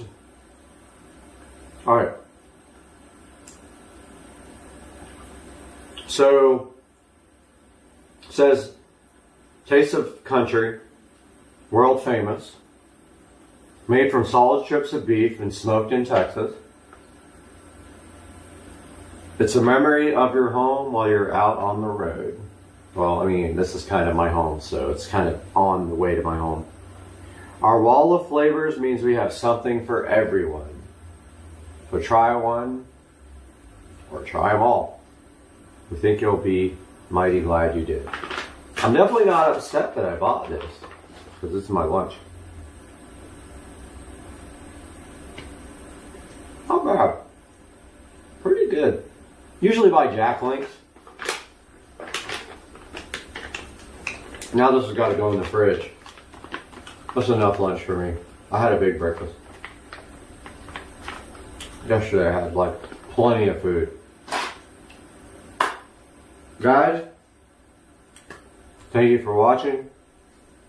Sorry for the open mouth.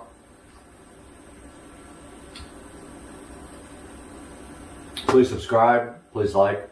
I'll see you guys in the next video. Hey guys, Supercar Street Racing here, sitting in the brand new updated home theater room. And today we're going to be taking a look at the Anker Cosmos Max 4K. We're going to be doing a little bit of looking at the menu system, some picture quality, and we're going to let you know what we think about it. It's sitting right up there, so why don't we get started and take a look at this thing first with a physical look at it. Alright, so we got the lights on in the brand new refurbished home theater room right now to take a look at the Anker Cosmos Max. And the first thing I want to show you is the star field projected on the bottom of the projector. So yeah, my projector sits on a shelf with frosted glass and it's upside down. But this projector is really designed, and it's a pretty cool design. It's probably the best looking projector on the market, and it's actually designed to be portable if you wanted to. It has a 2.1 sound system built in, which sounds amazing, and I'll play that for you here in a little bit. It is true 4K native. It uses pixel shifting, I believe. It's LED, so there's no bulb. The bulb life is about 30,000 hours. Now once that bulb dies, the projector is basically trash. So you're going to have to buy a new projector when that bulb dies. So you just need to be ready for that. It is not repairable. They don't replace them yet. So just beware. Now, stepping up here to the shelf, here's a good look at the top of the projector, which is actually the bottom, where you can see the mounts. You might not be able to see them there, but there's mounts for projector stand or an ANSI projector mount. But you can see here the thickness compared to my hand. It's pretty thick, and I believe that's because it has speakers built in. It's got a sub and 2 speakers with excellent sound quality. Really, I mean, it's probably the best sound I've heard from a standalone device like a projector. It has 2 HDMI inputs, and it does support HDR10 and true 4K video. So let's take a look at this thing from when it boots up. Alright, let's get the light shut off here, and let's power on the projector. Now we are running through a Pioneer VSX933 receiver, which supports HDR10 and 4K. You can see there we got the Nebula logo. Now that was a quick boot up. Usually it takes much longer to boot up, and I think it's because I didn't allow it to shut down the whole entire way. Usually it takes about 15 to 20 seconds to boot up, and you see the Android logo. But yeah, I think it didn't go all the way into power down mode. So let's try that again. Alright, we're going to try this one more time. See if we get a full power up.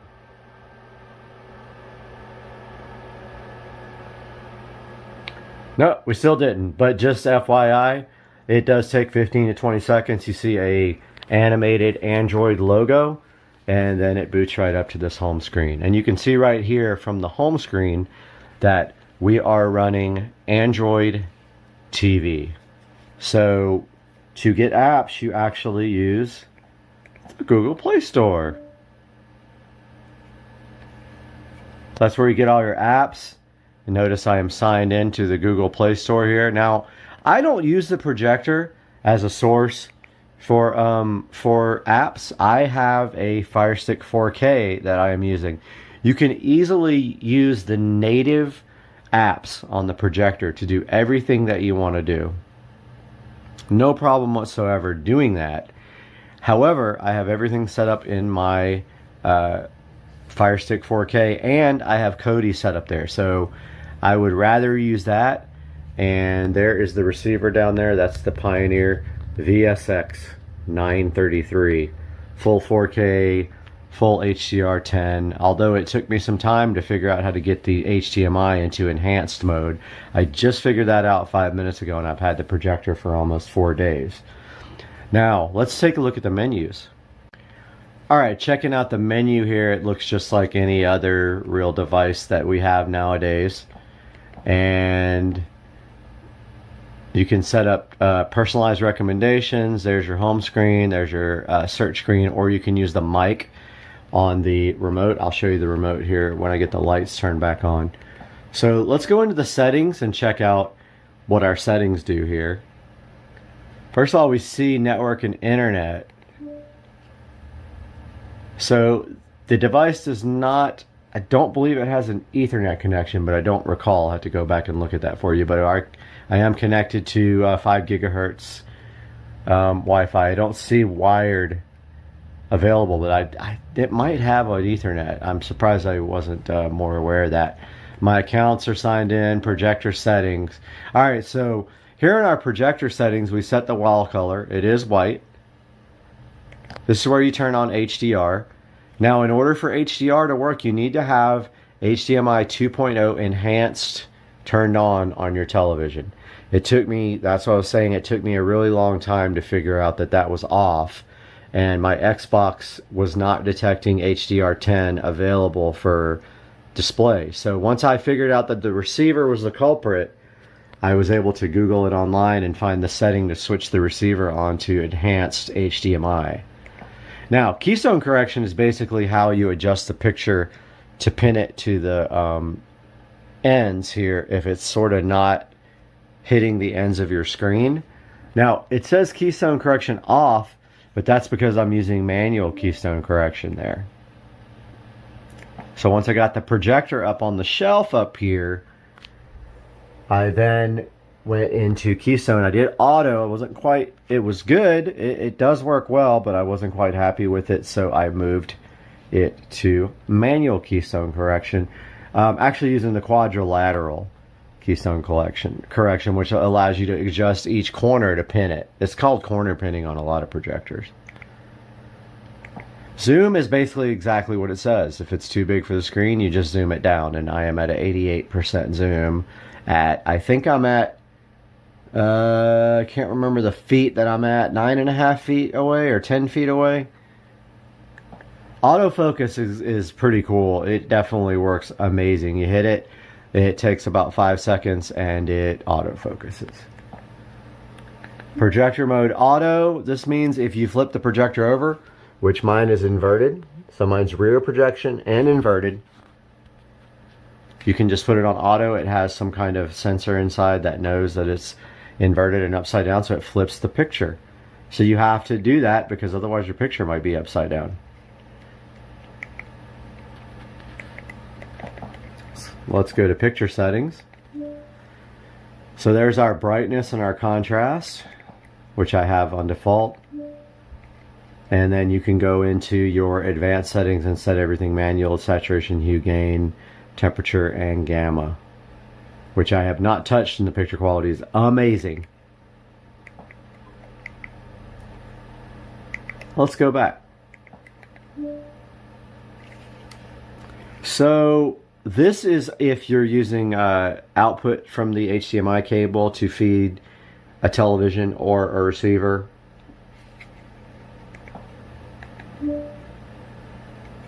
This is if you're going to use the optical out to feed a receiver or a television.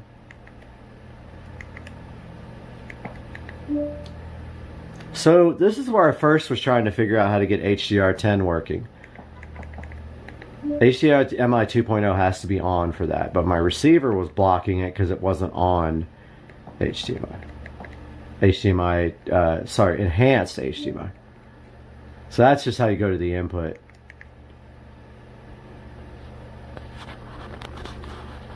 Let's go back to settings.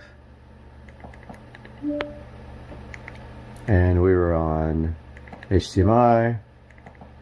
Not sure what memory detection is. I just leave it on HDMI. CEC is so that the device can feed back audio to your television and control your television. You can play with those settings as you wish. So this allows you to pair a device with the speaker via Bluetooth and play music.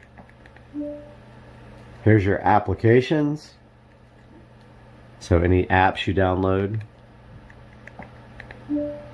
Here's all your device preferences. So we see here, if we go to, if you're looking for system update, it's under device preferences, then about, and you click system update, check.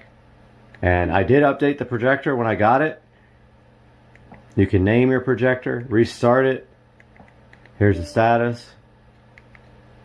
Shows you all the network information, the MAC addresses, shows you the model number, what firmware version you're on. It's running Android Pie. Shows you the Android security patch level just like your phone does. Shows you your kernel version, and then your build version. Date and time, we're on automatic, Eastern time zone. Language, obviously English US. We're using the Google keyboard. Alright, sound.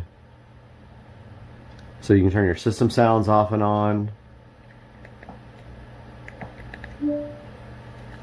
And you can change your device surround sound options if you're using this to supply sound, which we're not. We are using the receiver with a Fire Stick 4K. Tells you how much you have left in your storage for the device, 12 gigs. Home screen customization. You can customize your channels. You can select and deselect which channels you want on. You can enable video preview, so when you're hovering over something it will preview. Same with audio. You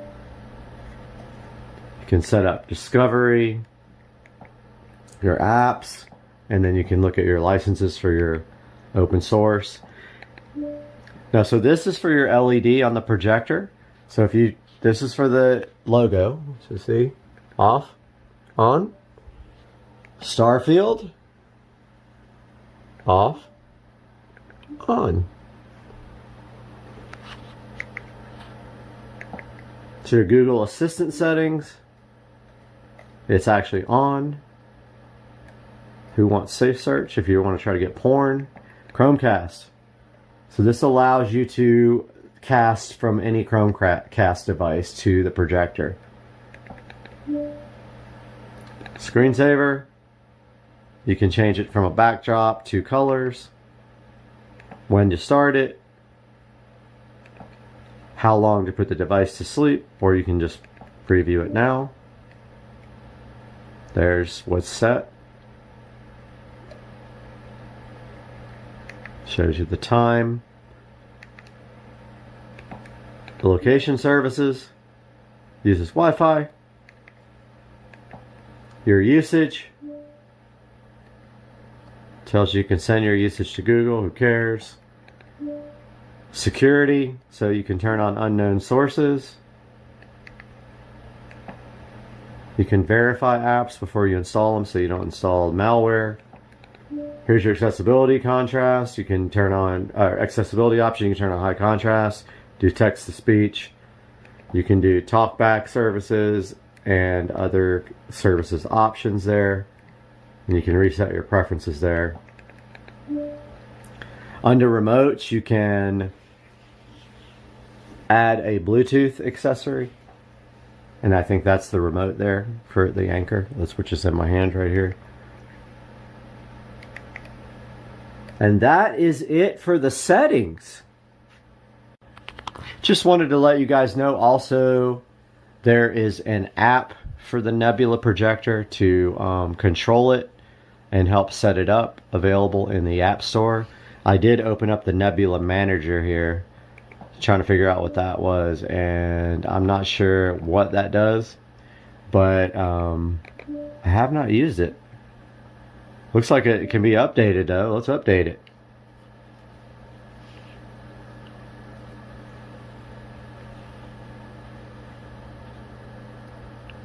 Alright, Nebula Simple Tool to create another app shortcut on your Android TV. And I want to take a look at YouTube now with you guys. Now this is the native YouTube app. And if we go to 4K,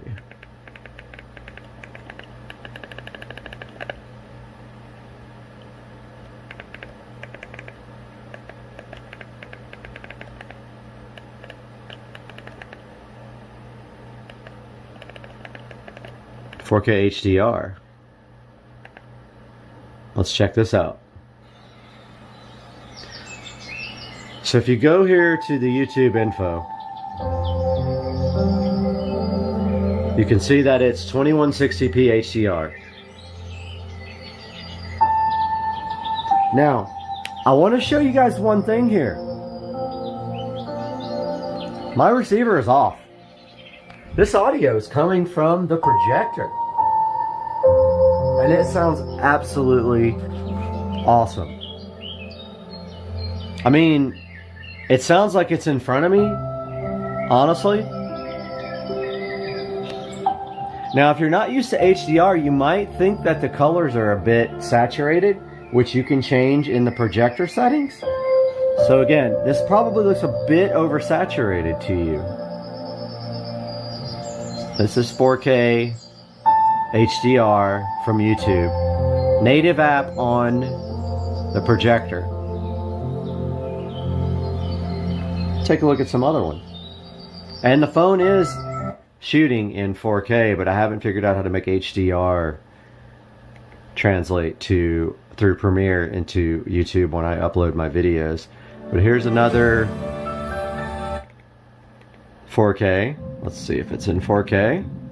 It's not HDR though. Let's go find one in HDR. This says HDR. It says in YouTube when it's in HDR. So you got to look at the channel up here, more. See 2160p HDR? The picture quality is absolutely insane. I've never seen anything like it in my life. It's better than the theater because 104 inch, this is 104 inch diagonal. Even IMAX doesn't look like this. Maybe 3D might be better, but that's kind of phased out now. Nobody's using it. It's kind of a dead format. So that's 4K HDR directly from the projector, not passing through my receiver. Now let's take a look at some other stuff. All right, let's take a look at using external inputs on the projector. So we go to the top. We gotta go home first though. And I forgot where the home button is because it's dark in here. All right, so we get to the home. Go to settings. Oh, sorry, went to the wrong one. Go to inputs. Input 1 is my receiver.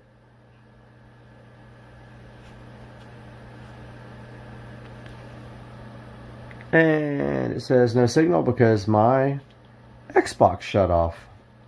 Powering on my Xbox. And my Xbox is back on. Let's go to the home screen. Let's go to my games and apps.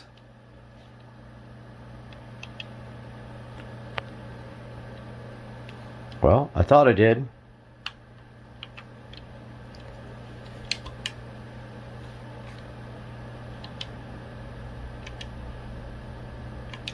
And let's see all of them. Let's go over to Asphalt. So after I was able to figure out how to get HDR10 working, the games look absolutely crazy amazing. And this is Asphalt Legends. Loading.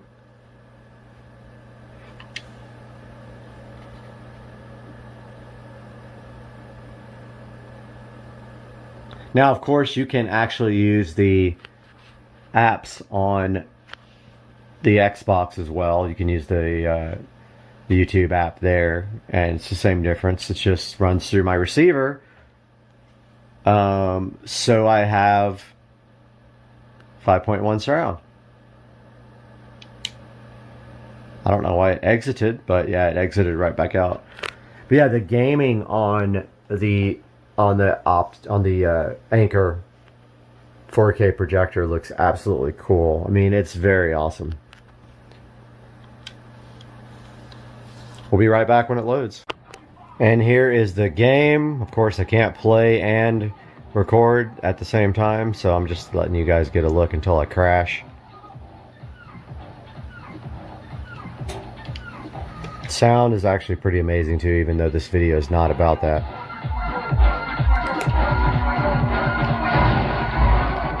There's a look at 4K HDR gaming.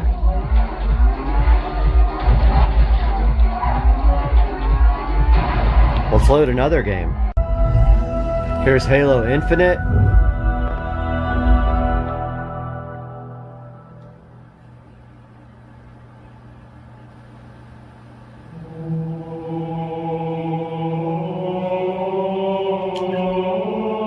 Which I have no idea how to play yet, because I haven't used this Xbox hardly at all. You can only play multiplayer on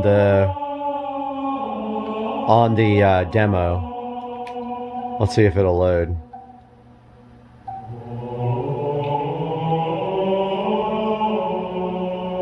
It's looking for a quick play. Connecting. People are going to be mad at me because I'm going to go on there, not do anything, get killed. Kill the whole team. Loading. Other players loading. Yeah, so I had this Xbox for a while and I haven't really used it that much. I'll resume when other people get loaded. Alright, it says match starting. Which I have no clue how to play, and I can't play with one hand anyway.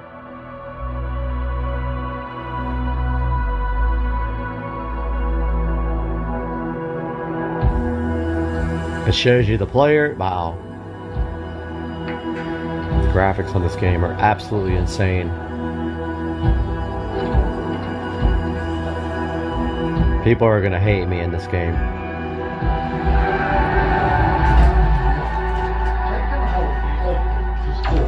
Yeah, I mean, it's very difficult to play with one hand, but you get the gist of HDR 4K gaming. It's amazing.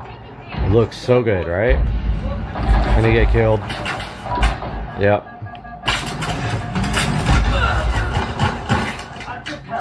The sound is crazy too with the surround. This good guy can't even kill me, and I'm not even like... Enemies on me! I'm not even playing. Alright, we're gonna look at some other stuff now. Okay, so now we're going to take a look at an external input. This is actually the Fire Stick 4K. I just wanted to show you guys like a little sample without getting a copyright strike or something. But show you a few seconds of like 4K Tomorrow War before I get copyright stricken. Absolutely insane on this.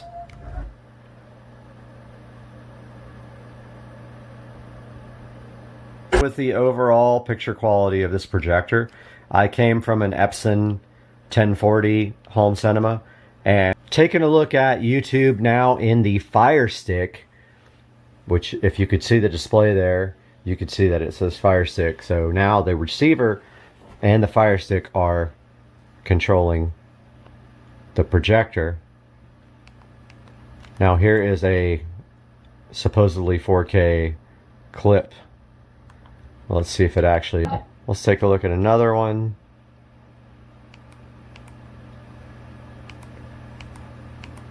Let's see, we got Matrix Resurrections here. And I can't explain to you how sharp the picture is even on the title screen there. Alright, the phone might have cut off on that last clip, but I wanted to show you guys the receiver here for a second. Now we have the lights on. So this is the Pioneer VSX 933, and I have had this for a couple years now, and I do have one issue with it. If I don't switch the power off, sometimes it will not have audio when I power it back on. I think something is starting to fail in there, and of course it's way out of warranty. Nice receiver though. It's full HD, full 4K, full HDR, does everything. Totally impressed by it. The speakers are JBL studio monitors and a Advent center channel. Have surround in the ceiling up there for the surround sound. And of course here is the Anchor projector sitting on a glass shelf, because I just like the look of that rather than a stand. And then of course there's the logo, which it's frosted glass so you can't see through it, but yeah, so all wired up to the ceiling right there. The Anchor Cosmos Max 4K portable projector, which that's debatable in the sun. You need some kind of darkness for this thing. It's LED. It's never going to be as bright as a standard bulb projector or a laser projector. So if you're going to use it outside, it's got amazing sound. Highly recommend it for its picture quality and its sound quality. Built-in 2.1 audio.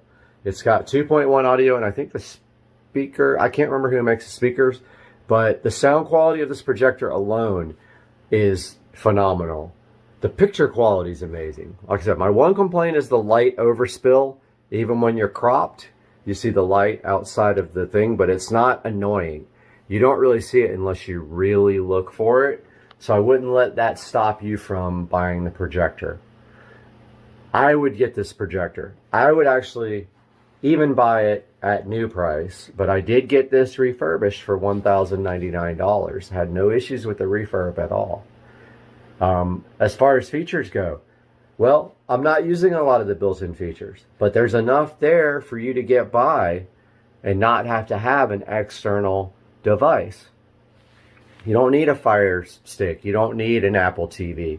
You can survive with what's in the projector. You can download all your apps, and you can just run everything straight from the projector, And if you have a receiver like that one, you can use CEC and feed audio from the projector back to the receiver with the CEC controls. If you have any questions, please don't hesitate to ask in the comments section. And I hope that you'll subscribe to my channel. I'm enjoying making content for you guys. I really enjoyed the home theater makeover. And I hope you guys continue to support the videos. And if I'd love to help you guys if you want help with your home theater setup or electrical. I do electrical as well, and it'd be fun. So I hope you guys have a good day. I hope you buy the Anker Cosmos Max. There it is right there. There's the box. And if you do, I hope you click through my link in the description, because I will make $1 or $2 off of it and support the channel. And I'll see you guys again for the next video. Alright, welcome back to Supercar Street Racing. After a nice false start on this video, due to some problems with the exposure level, we are back with a product provided to us from Jukebox, I believe is how you pronounce it. And this is their ergonomic mouse pad. They invited us to test and let you know how we like it. So what we're going to do today is get this thing unboxed, or should we say unpackaged in this case, and then we're going to do something a little bit different. We're going to actually take this into the SCSR 4K studio and edit a whole video using it, and then get back to you guys after that point and tell you how I felt about it, if my hand felt anything weird, or if it was more comfortable than not having one, because I currently do not have one. So that's the plan. Let's get busy.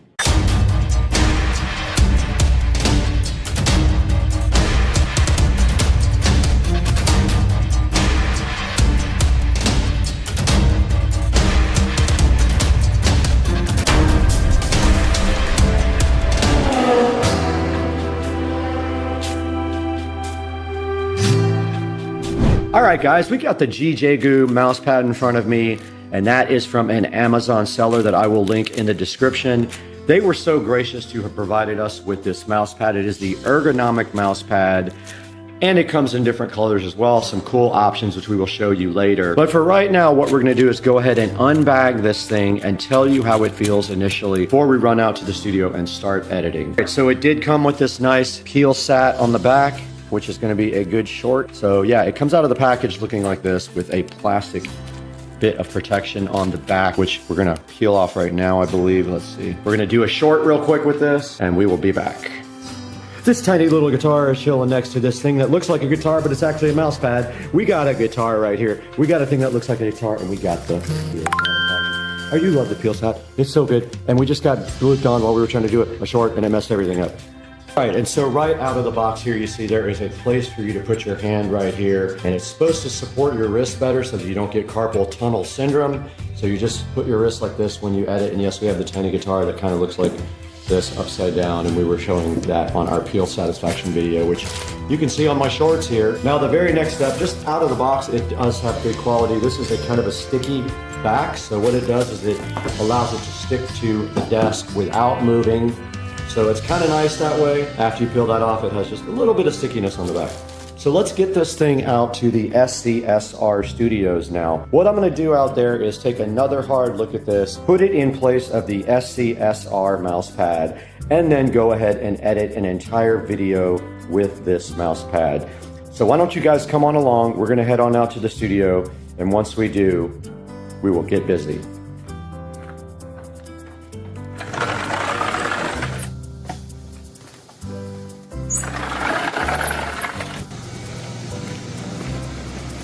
Already hot. But it's not hot in here. The AC is on 68, 70. Nice and cool. Oh, forgot the mouse pad. Got him! Dang it. Got him! Oh! Out in the Supercar Street Racing studio, and I did remember this time to bring the mouse pad. So here's the mouse pad that we're going to be temporarily using. So let's take the Supercar Street Racing branded mouse pad out and go ahead and place that over here to the side, and go ahead and get our new mouse pad right here, and we will edit on this and see if we like the way it feels on our wrist. So we're going to give you a top view while I'm editing, and we'll stop down a few times during the video. So let's get busy.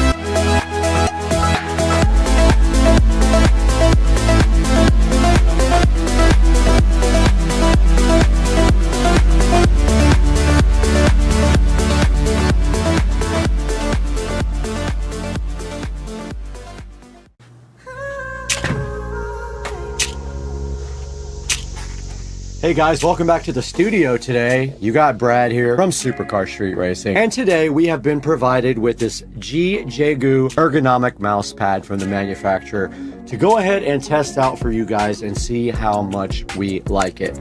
Now, first of all, we have been editing with this ergonomic mouse pad now for about 5 hours. And so we'll update you guys on that and how it felt here after we talk about the actual mouse pad. Now, taking a look at the very top here, you see it has memory foam. And if we go down to the other pictures, it says that it has a 15-degree slope, and it says it has a 15-degree slope to decrease wrist pain. And now I do know somebody that just had carpal tunnel surgery because of this issue.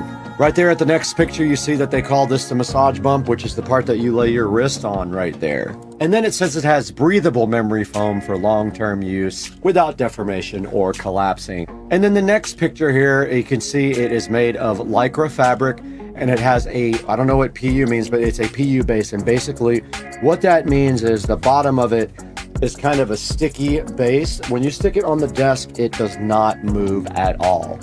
And right here you got the dimensions. So the mouse pad is 8 inches by 12 inches, and it is a 1.2 height mouse pad. Right here you can see a picture of it sitting right next to what looks like a Mac keyboard and a Mac monitor. Now this thing has 31 ratings and it is sitting at a 4.4 stars. Let's look at the different colors. I have the black one right here in front of me, and I have been using this all day long. And let's see what other colors they have. So they have this one with flowers on it, if you like that. Blow that up for you guys. They've got this one with space on it, which is pretty cool. I think I would have liked that one. Maybe they'll send me one. And then they've got this one with a bunch of pink waves and stuff on it. Now looking at the about this item, it says this has a natural and comfortable posture for your wrist, a massage bump design that can relieve your wrist pain and fatigue and improve carpal tunnel syndrome. I think they mean prevent. You don't want to improve your carpal tunnel syndrome, you want to prevent it. It says it's made of superior material, made with silky, breathable Lycra, abrasion resistant, piling free, comfortable to touch, and filled with raised memory foam with good resilience, durable and not easily deformed. And I agree, after using it, it does bounce back with the memory foam inside. Anti-slip PU base, what they're talking about here is what we went over a few minutes ago. It's kind of a sticky base here. When you stick it on the desktop, it will not slide off. It says it's the optimal size. It is 12 by 8 by 1/2 inch, comfortable size, perfect for anyone left or right-handed, it doesn't matter. It's ambidextrous, and it has a smooth surface and accurate positioning, and I will agree with that. I did feel like it was accurate and the mouse worked very well on the mouse pad. So they guarantee you quality assurance and that they sell high quality products, and they have a 1-year free replacement service on the mouse pad. Now there are some other options you could go with, but I have personally used this one all day, and I can definitely say I was impressed with it, and I am going to continue using it. So I'm going to keep this on top of the Supercar Street Racing mouse pad because I am higher than the desk. And when I'm up higher, this allows my hand to rest nicely. My wrist will rest nicely on the wrist pad, and my hand will be a little bit higher up towards my body. Now let's take a look at some of the reviews here. It is sitting at 4.4. It says comfortable mouse pad. This one says it is comfortable. It says this is a lifesaver, which is a great review. This one says it's beautiful and comfy. Big help for aging folks, and it says I like it, and also shows a picture of it right here. Got a few more 5-star reviews. This one was a review from a Vine, so it must have been done for free, it says. Customer review of a free product. And let's take a look at some of the lower reviews just so we can see what people are thinking. Had such a terrible smell. I can't smell, so I have no idea if that is the case. That is the only 1-star review I see. The 2 stars are not there. 3 stars are not there, even though it says 8%, and there is 1 4-star review. They like the pattern, but they didn't like the mouse pad. For me, it doesn't feel like they described. I don't have the feeling that it's falling off the desk. It is a bit more restrictive than my Supercar Street Racing custom mouse pad because it is way smaller. The SCSR mouse pad is huge. Take a look at the Supercar Street Racing mouse pad, and you can see the difference from that and the ergonomic GJju mouse pad. Now guys, I have the channel content up right here in front of me, and I just want to thank you guys so much for the support and for liking and subscribing. Please like and subscribe when you watch my videos. And we are doing so well. We just had a video do over 100,000 views. This video about my outdoor sconces is sitting at 137,000 views, and I could not do that without you guys.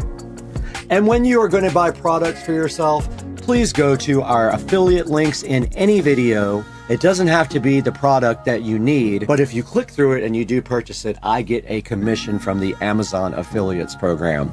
So go ahead and like and subscribe while you have a minute for me. Then go into the description of the video and go ahead and click and buy a product through our affiliate links. Guys, thank you so much for watching today and being a supporter of Supercar Street Racing. But we got to get out of here. We got so much work to do. We have a big project being edited tomorrow for you that you're going to enjoy. I know you're going to like it, and I'm looking forward to getting it out there. We'll see you guys later.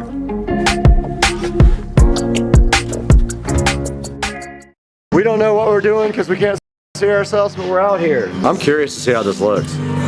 Step in here for a second. Let's go. Guys, welcome back to Supercar Street Racing. We're out here in the Supercar Street Racing garage, and the next part of the driveway project is happening today. And today, the next part of the project is sitting right here behind me for the driveway. We're getting into this today, so let's go. Let's go.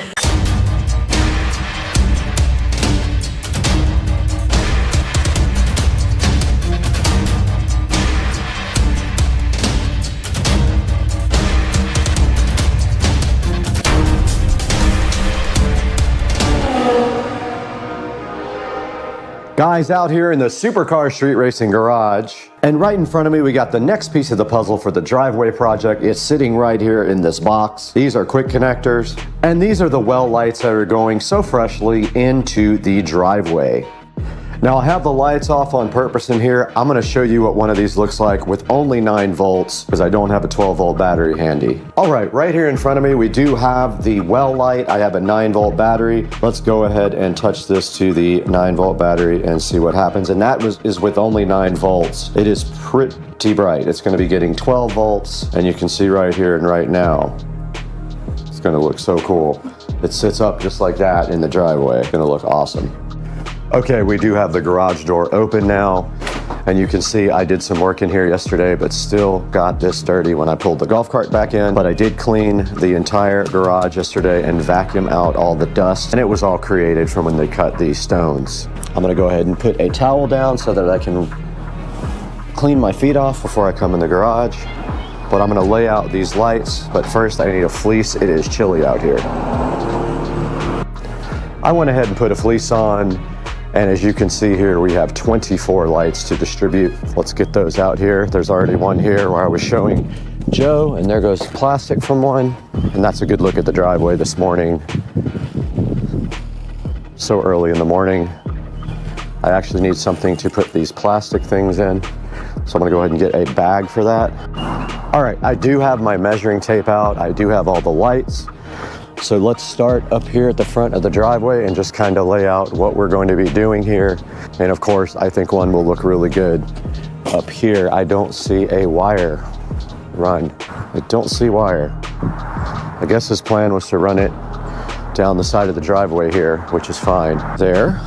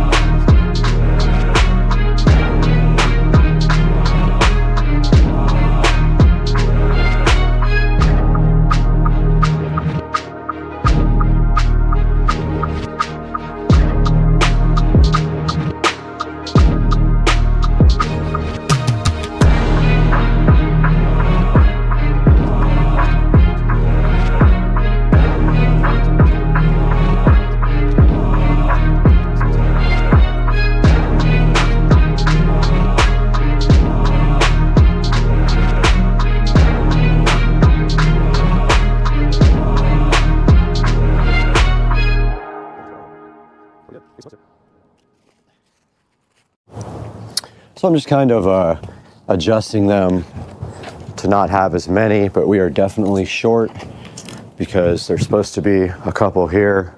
Yeah, I got to order some lights real quick because I do want 4 over here. Just like that. Okay, it's kind of a rough placement, but I need to grab a couple more lights. Do see a wire stubbed up over there. How many lights do we have left? We only have 3 left. Man, yep, I don't have enough. I have to order some. I guess I'll get him to cut the hole and I'll order some more lights real quick.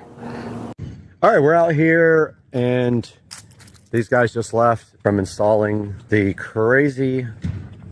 This is like next level stuff that it takes a little bit of extra effort, but when you're doing it, you just get it done and they put the driveway lights in and it looks insane, crazy good.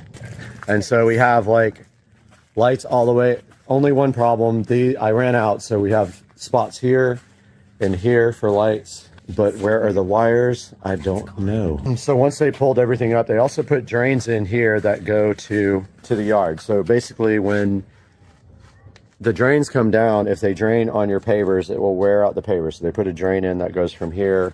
And then there's like a little round thing in the yard right here that drains out. And then the same thing on this side, they drain, goes under there, dug under. And there should be a exit point somewhere out here, right there, actually. There's a little green drainage thing, and so the water just spills out into the yard. And then over here, we have like the little pad for the gate.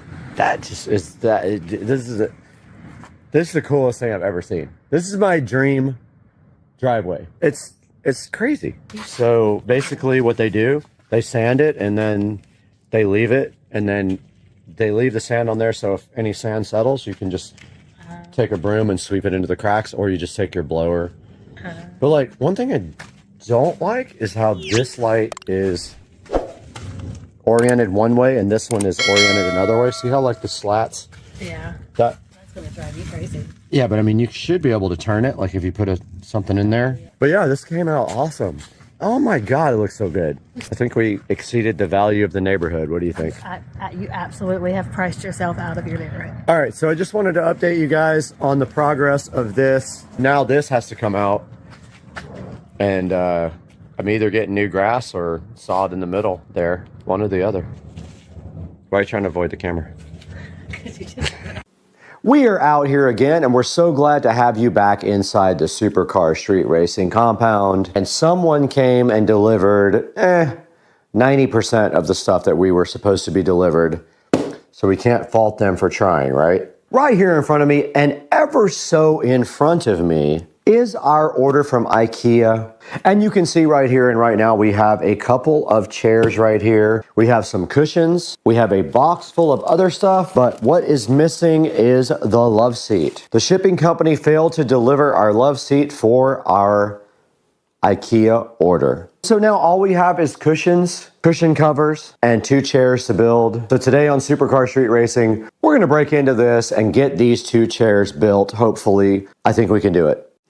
First thing on the agenda today on Supercar Street Racing, get the 2 Bond Holman chairs unboxed, and we're gonna go ahead and get these guys assembled, and then most likely put them outside on the new place where they are going. Outside of the Supercar Street Racing Hummel compound now, outside of the Supercar Street Racing abode and out here where we added the new section of pavers. This is where we're going to be doing the furniture that we ordered from IKEA. So my plan is to put the love seat here, chair on each side here, and then right here we will have the coffee table. And so the first thing we need to do is get these chairs built so that we can then figure out our placement. And down here at the bottom, we do need to repaint the bottom part because it was covered by mulch and it is pink because the house was originally pink when I got it. So we have changed the color to gray. And you can see the leftover jasmine on the wall here. So this wall does need to be repainted gray again. And we also need to remove these screws or cut them off, fill the holes,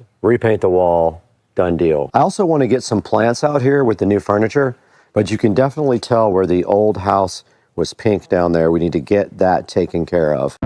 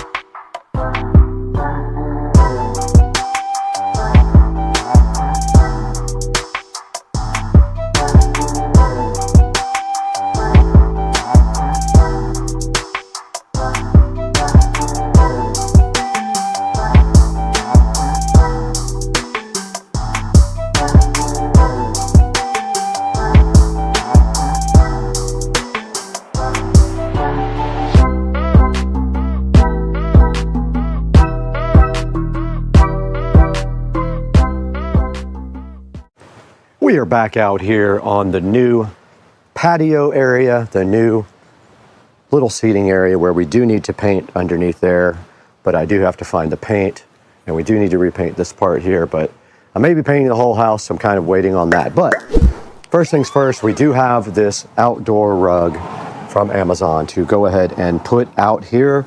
Let's get this thing unwrapped and see what's up.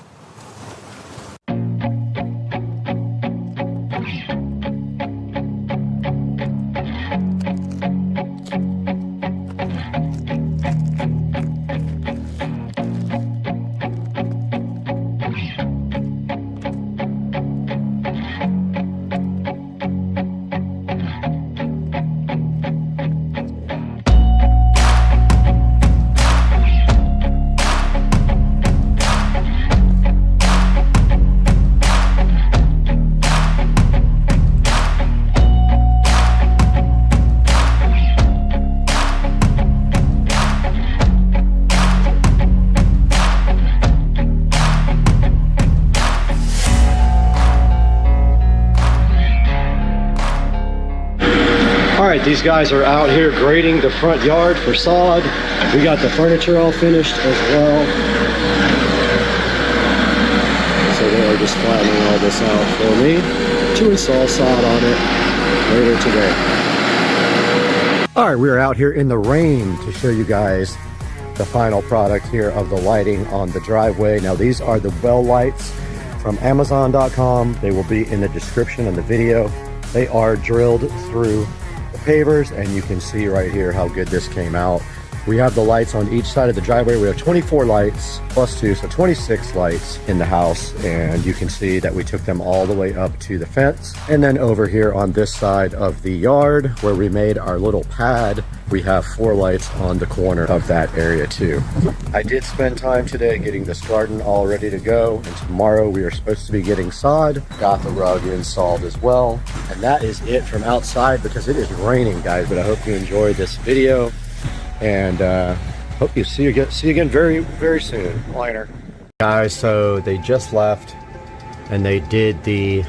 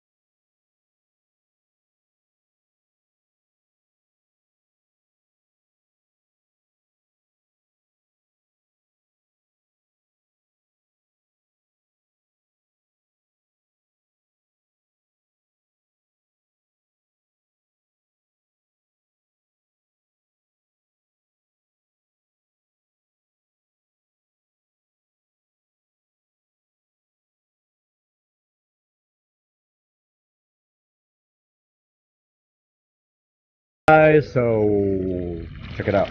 Dude, look at this. So 24 hours. Yeah, 6 o'clock yesterday to today, but I put the second hose in like midday today. So it's like probably 10 minutes away. All right, guys, I hope you enjoyed the video of the acid wash of the pool. Just giving you guys a little outro here because I forgot to record it earlier. But here is the pool all filled up now. And that took about 24 hours to fill. But about, I would say, halfway through the day, I put a second hose in. So yeah, so there is the finished product. And I also cleaned the pool deck and put away the hoses and replaced some of the pavers that got stained. And that's going to do it for today. Hope you guys enjoyed it. See you again soon. This is how you get stuffed olives when they don't have any. They bring you the stuff, you do it your yourself. own olives with blue cheese. Best way to have a martini. Right? Amazing. Voila.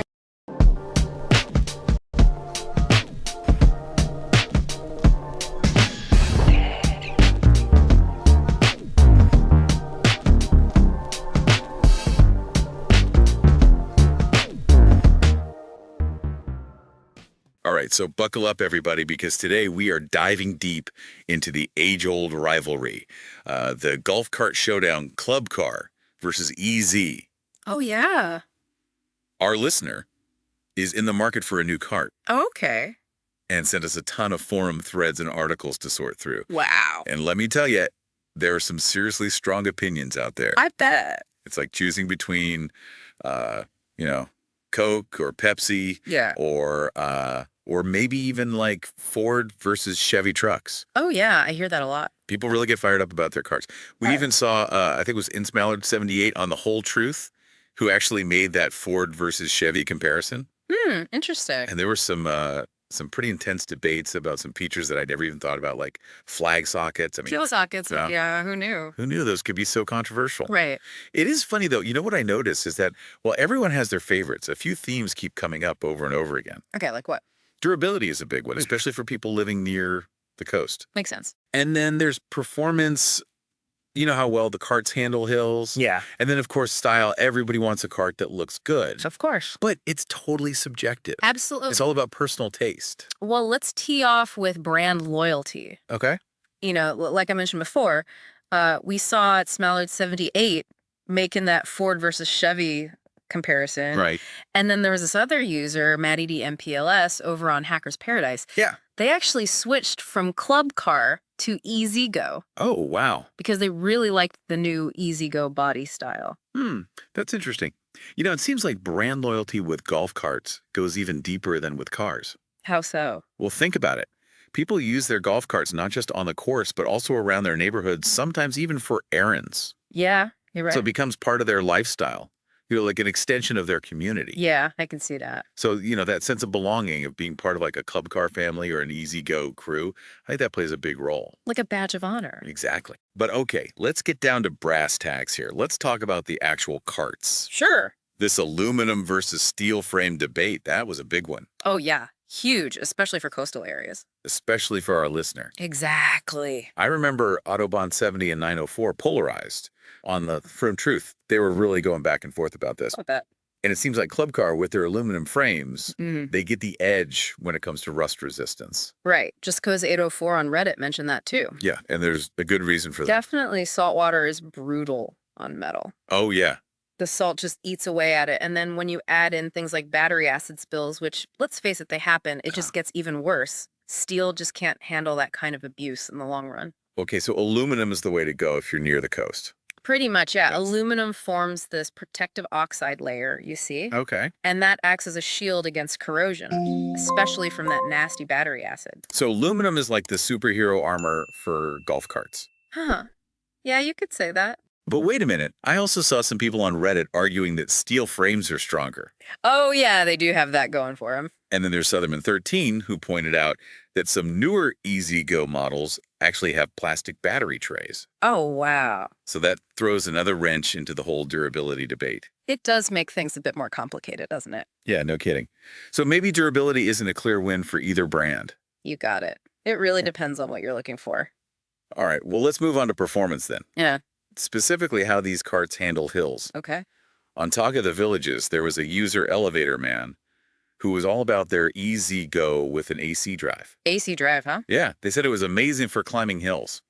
Much better than their club car.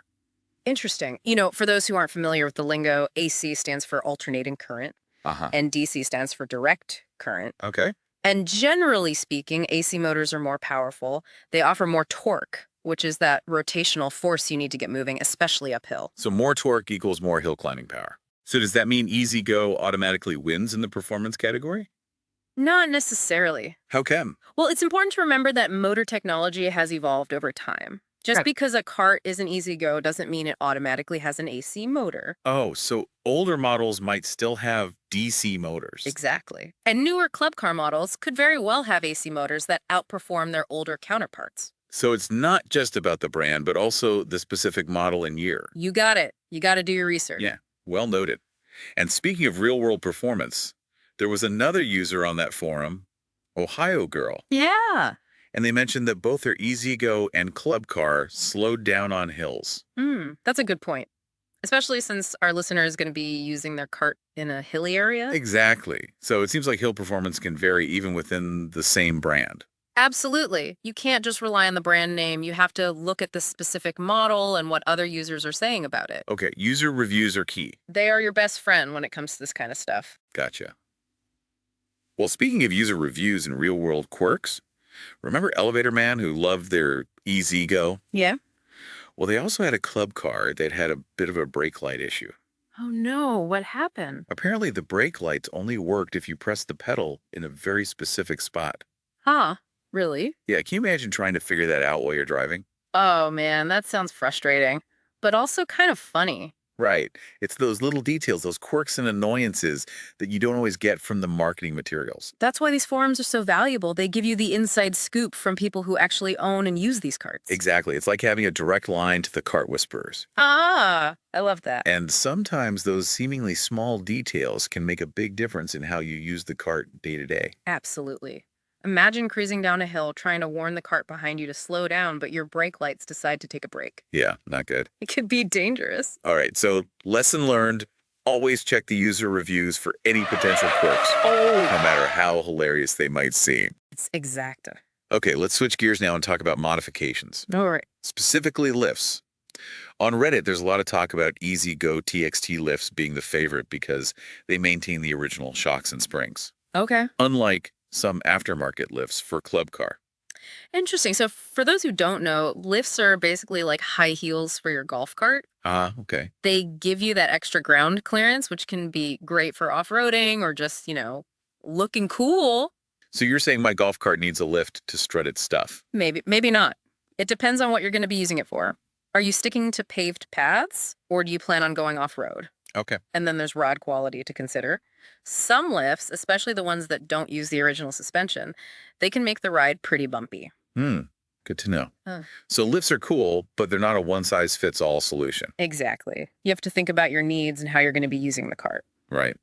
And speaking of modifications, PDSW mentioned their Icon cart having four-wheel disc brakes. Oh yeah, that's a good point. Is that something worth considering? Definitely, safety features are important. You know, disc brakes generally offer better stopping power than drum brakes, especially in wet conditions. So if you're going to be driving in hilly areas or places with unpredictable weather. Yeah, disc brakes are probably a good idea. Okay, safety first. All right, so we've covered durability, performance, quirks, and modifications. We're making good progress. It's like we're building the ultimate golf cart checklist. We are covering all the bases. And speaking of bases, we can't forget about aesthetics. Oh, you're right. We need a cart that looks good, too. Exactly. You want a cart that reflects your personality. Of course, style is important. It is. So let's dive into the world of golf cart fashion, shall we? Let's do it. So when it comes to looks, these forum threads were all over the place. Oh, yeah. Lots of opinions, but no clear winner. I remember that Hacker's Paradise thread. Yeah. There was a lot of debate about which cart looked better, And it seemed like in that particular comparison, the club car came out on top.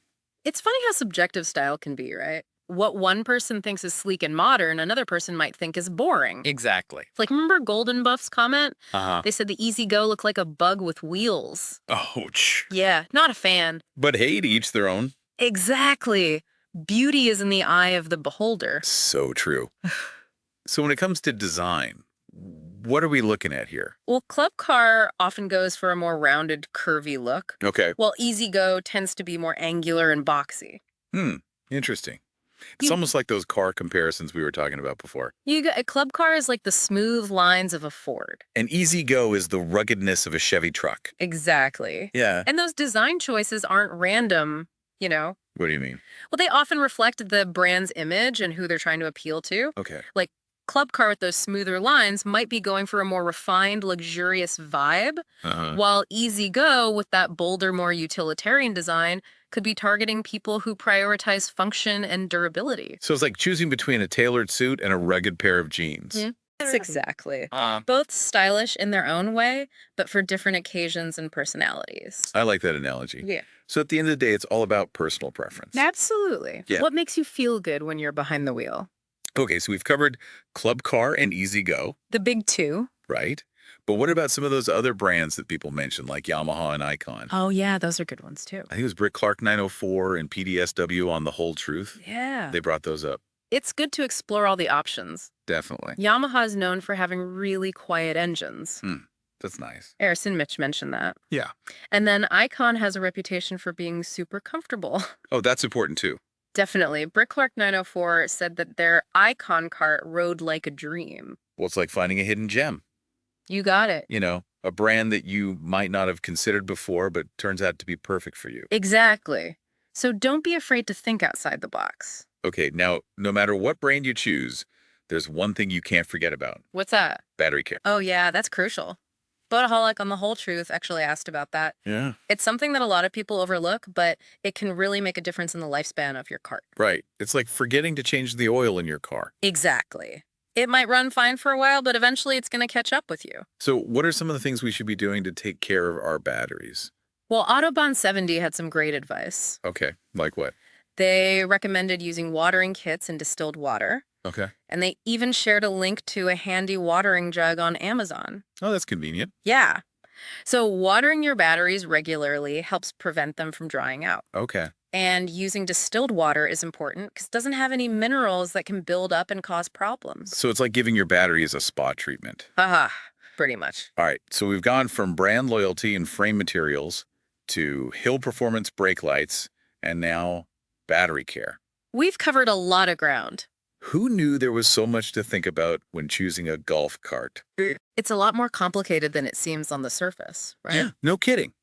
But that's the beauty of a deep dive. Exactly. We get to explore all the nuances and uncover all the hidden gems of knowledge. We're like golf cart detectives. Ah, love it. Sifting through the clues to find the perfect ride. Well said. And remember, this whole deep dive is for you, our listener. That's right. So let's shift gears and focus on what matters most. Your needs. Exactly. Your priorities and your vision for the perfect golf cart. Right. We've given you the tools. Now it's time to build your masterpiece. What are the things that stand out to you the most? What features or factors are most important to you? Think about where you're going to be using your cart, how often you'll be using it, and what kind of terrain you'll be driving on. Are you sticking to paved paths or are you planning on going off-road? And of course, don't forget about your budget. Yeah, that's always a big one. It's like planning a dream vacation. Okay. You have to consider your destination, your itinerary, and how much you're willing to spend. I like that analogy. So choosing a golf cart is kind of like planning a trip. It is. You have to do your research and make sure you're making the right choices. Now, throughout our deep dive, we saw people mentioning specific models within the Easy Go and Club Car lineups. Oh, yeah. Names like RXV Precedent and Onward kept coming up. Right. People were pretty passionate about those particular models. And that brings us to an important point. What's that? The model itself might be even more important than the overall brand. That's a great point. You could be all about EasyGo's reputation for durability. Yeah. But if you choose an older model with a DC motor, you might not get the hill climbing power you're looking for. Makes sense. Or you could love the sleek look of a club car, but if you end up with a model that has a rough suspension, those bumpy rides could get old fast. So it's like choosing the right trim level on a car. Exactly. Yeah.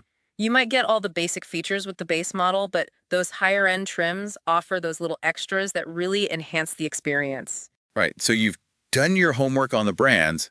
Now it's time to get specific and look at the individual models. Exactly. It's like zooming in on a map. Okay. We've looked at the big picture. Now it's time to find the perfect address for your dream golf cart. And remember, each model is going to have its own pros and cons, its own user reviews, and maybe even a few of those quirks we were talking about. Right. So don't skip this step. Do your research. Exactly. It's the difference between making an informed decision and just winging it. All right, so what's next? Well, you have all the knowledge about the brands, you understand the key features, and you know what's important to you. So the next step is to dive into the world of specific models. Another deep dive. You got it. We're in this together. From casual browsers to informed shoppers. And who knows what other hidden gems we'll uncover. It's like an archaeological dig for golf cart knowledge. It really is like we're on an archaeological dig for the perfect golf cart. I like that analogy. Yeah. So as we dig deeper, what are some of the things we should be looking for when comparing these specific models? Okay, yeah, that's a good question. You know, we've got the brands narrowed down, but now it's time to get down to the nitty-gritty. Exactly. So first off, don't be afraid to really get into the details. Okay. Go beyond those flashy brochures and those marketing slogans. I get the real scoop. Exactly. Look at the user reviews, check out the spec sheets, Okay. and even try to find the owner's manuals if you can. Oh, wow, really get in there. Yeah, the more information, the better. When you're looking at those specs, pay close attention to things like the motor type. Okay, AC versus DC. Exactly. What's the battery capacity? How far can you go on a single charge? Range is important. And then how about the suspension system? Is it designed for a smooth ride or is it built for off-roading? Okay, so it's all about matching those specs to your needs. Precisely. It's like comparing different types of coffee beans. Okay. They all make coffee, but some are stronger, some are smoother, some have a more complex flavor profile. Oh, yeah, I see what you mean. You got to find the one that suits your taste. And in this case, your golf cart needs. Exactly. And don't be afraid to ask questions. Yeah. Reach out to dealerships. Talk to people who already own the models you're considering. Get that firsthand experience. Exactly. The more information you gather, the better decision you'll make. So it's like putting together a puzzle. I like that. You know, finding all the right pieces to create the perfect picture. And remember, this is an investment. Okay. A golf cart is more than just a vehicle. It's a lifestyle choice. Yeah. Yeah. It's about enhancing your leisure time, connecting with your community, and maybe even showing off a little bit with your stylish ride. So it's about the whole experience. Exactly. It's about enjoying the journey. Well said. So as we wrap up this deep dive, what's your final piece of advice for our listener? Take your time, do your research, and most importantly, have fun with it. Yeah, this should be an exciting process. It should. You're about to get a new golf cart. That's right. And hey, once you make your decision, send us a picture. Oh, yeah. We want to see what you end up with. We've come a long way together on this journey. Yeah, we have. From casual browsers to informed shoppers. And who knows, maybe we'll even bump into each other out on the course someday. That would be awesome. Until then, happy karting. Happy karting. And to all our listeners out there, thanks for joining us on this deep dive into the world of golf carts. We hope you learned a thing or two. And that you're feeling confident and ready to make your decision. Remember, knowledge is power. So stay curious, keep learning, and keep on rolling. Guys, we're back in the ever familiar Supercar Street Racing dining room here, and we got a package here from Amazon that's going to help us accomplish some maintenance today at the Supercar Street Racing compound. And inside of the box here, we have some garage door lube, 3-in-1. We're not in a cold climate, so we don't have the silicone-based garage lube. We're going to use this stuff today and show you guys how to keep your $16,000 garage door properly lubricated. So hang out with us today. We'll all learn something lubing up the garage door. Let's go.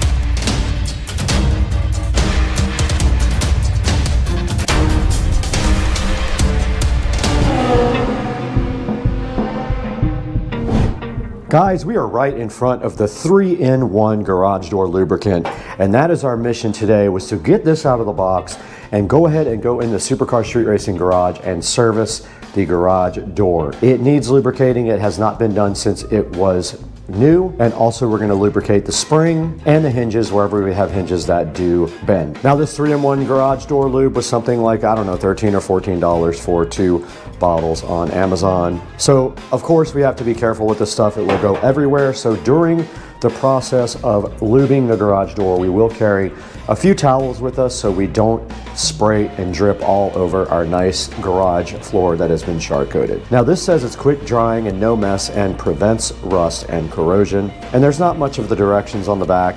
It just says shake well, apply by spraying directly on the surface to be lubricated and protected. Wipe excess with rag. This says lubricate monthly. We're going to start maintaining our garage door like that. Let's get out in the Supercar Street Racing garage and start getting to work.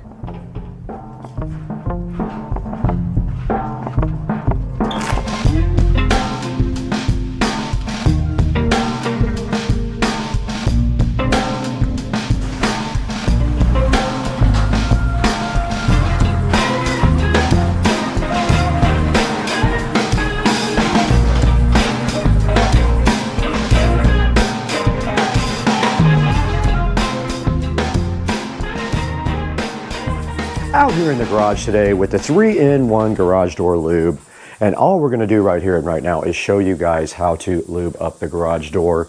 And the most important part is that you get on the tracks where the rollers go and you're actually cleaning the garage door as well, and then you also lubricate these hinges right here. So the first step is going to be to do the part that is open right now. We'll get all this lubricated, get it wiped down, and then we will go ahead and do all of these hinges right here. So that would be the second step. Now the garage door lube does come with a nice little red hose right here for you. Sorry about the traffic.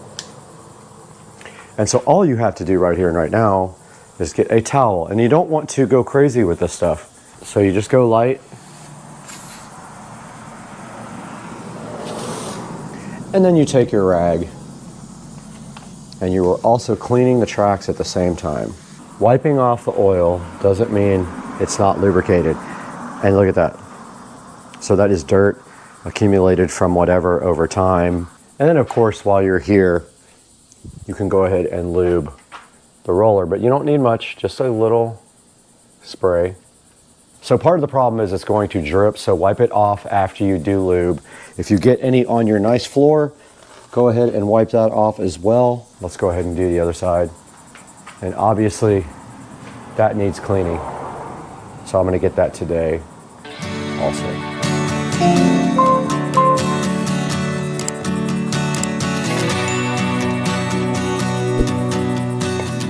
All right, and you do see, be careful with this garage door track. You will cut your hand so bad on it. It's very sharp. So we are getting the garage door track clean now. And that is that. And then we spray a little bit on these hinges right here. Just a tiny bit. You don't need a lot.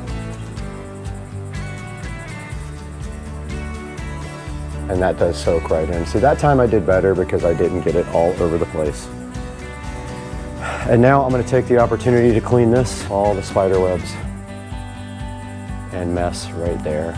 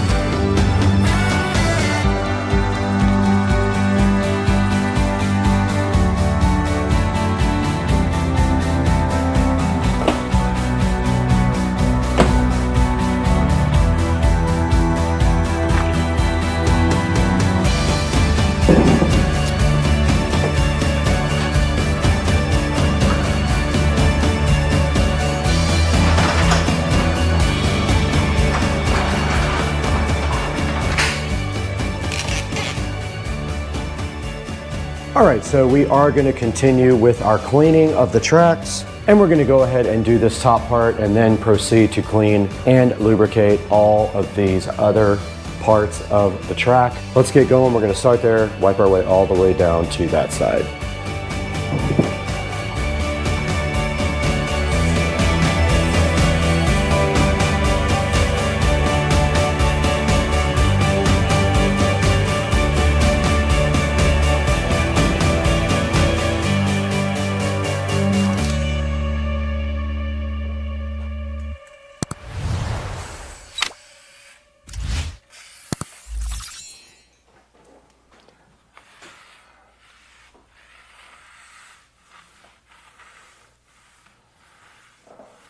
We just finished lubricating that track right there and cleaning it. Notice I wiped off all of the oil. Well, not all of it, but I wiped off the oil, the excess.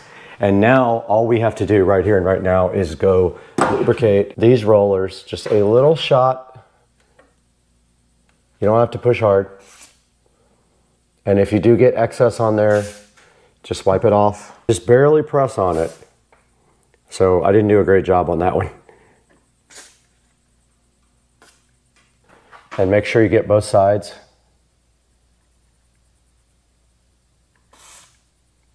That one's gonna drip. Let's get all of these done.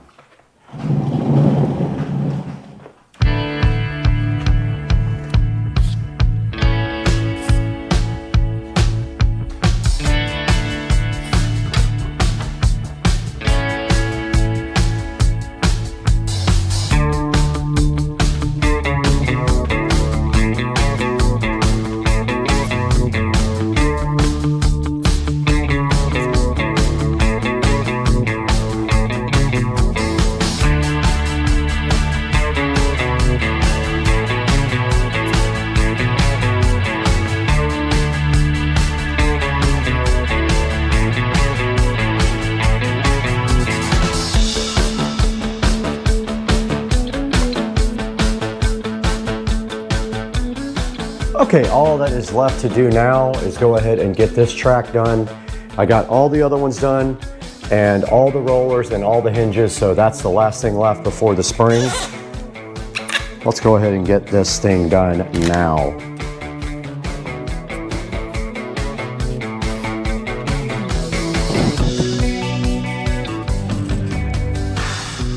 All right, the last step to this project is to lubricate the spring there. We're gonna spray it on top of the spring. Don't get too much on it. It will actually fall down and drip. So we're just gonna go right on top of the spring and then that's it. Wipe it off with the rag.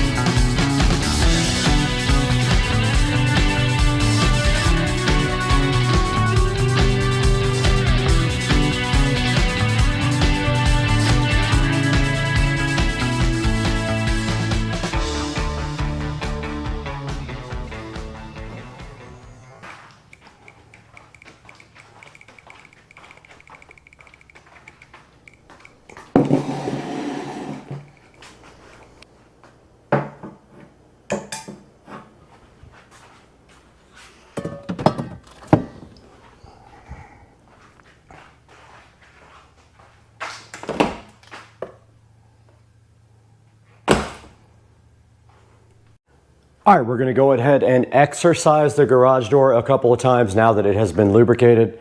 Let's go ahead and open it up.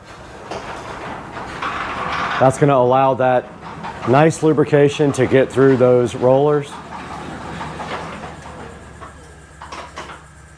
And the garage door did open. Let's go ahead and close it.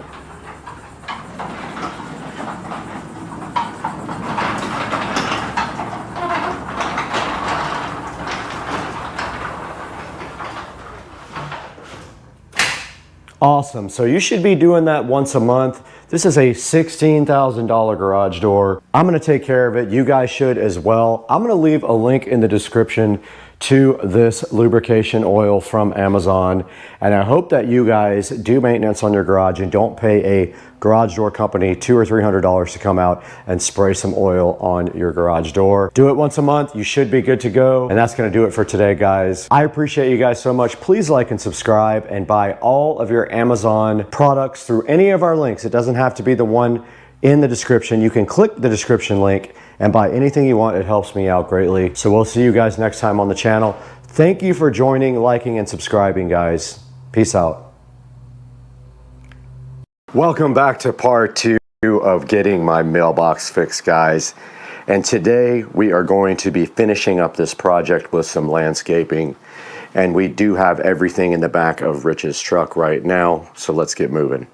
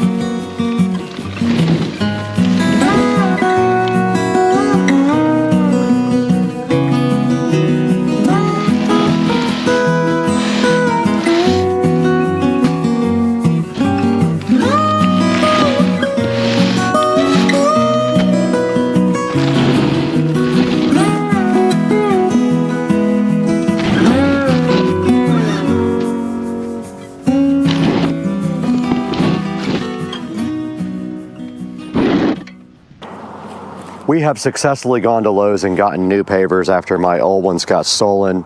So today we're going to be reinstalling pavers here. They actually didn't steal them from here, they stole them from the driveway, but that's the mission today on Supercar Street Racing. Let's do it. All right, we're back at Supercar Street Racing and we have our new pavers today. And so this mission is quite simple and cars are going to be coming by, can't help it. All we have to do right here and right now is get these pavers into this area by the mailbox, but first we need to do a little bit of leveling out. You can see there's some humpage right there and some in the front. So I think that what we have to do is just dig a little bit of dirt out here and in the front, but I'm not sure because it looks bad over here, but not right there, if that makes sense. Maybe we should just fill in. No, because this over here is pretty high. All right, I see what I got to do, I think.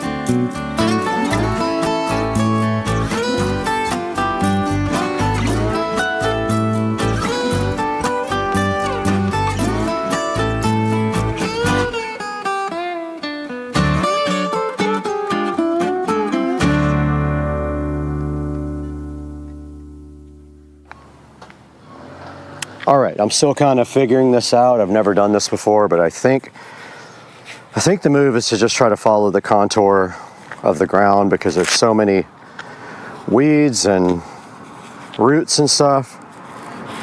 So I'm just going to kind of go for it here and start on this corner.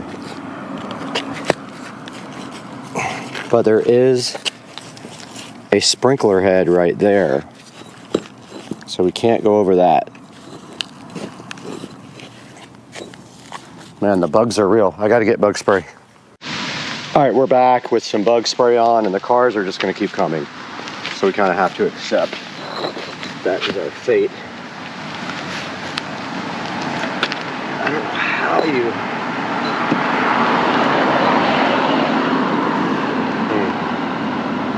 Kind of just need to raise this side up. And just flat down.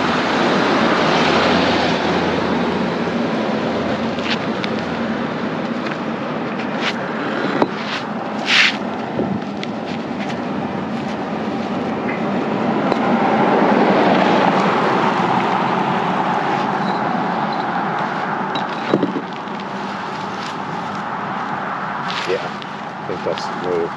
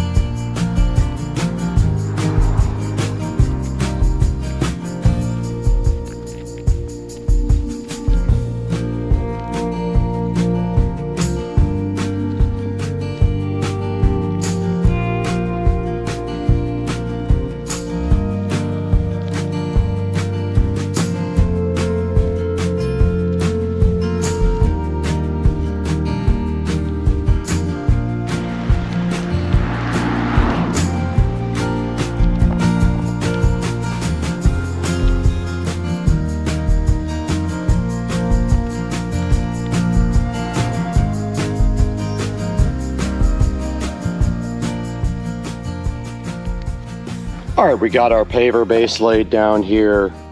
All we got to do now is go get some soil and go ahead and fill this all in with soil and put some flowers and stuff in here and call this dumb project a day. All right, we do have a car coming, but the very first thing we're going to be working on today is we're going to go ahead and get these two plants planted. We can plant more stuff later. They didn't have a whole lot of selection at the store. So I'm going to go ahead and get these two guys in and get this project started while you guys watch.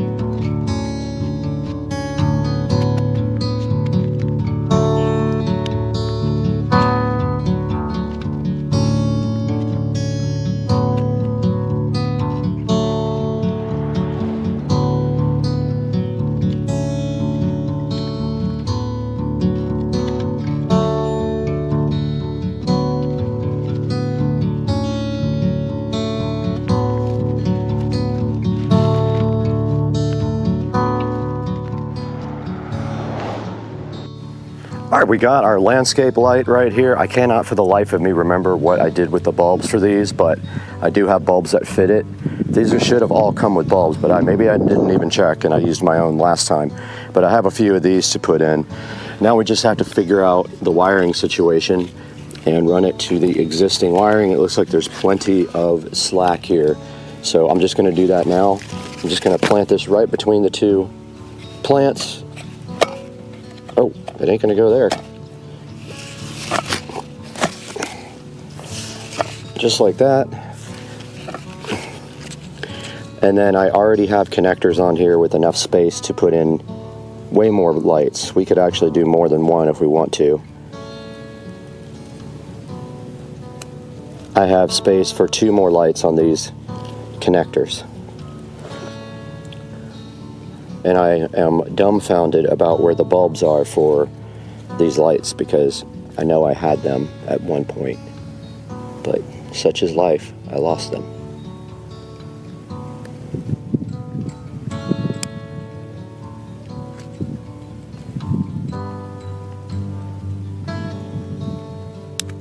Okay, I'm gonna go ahead and power these on and test.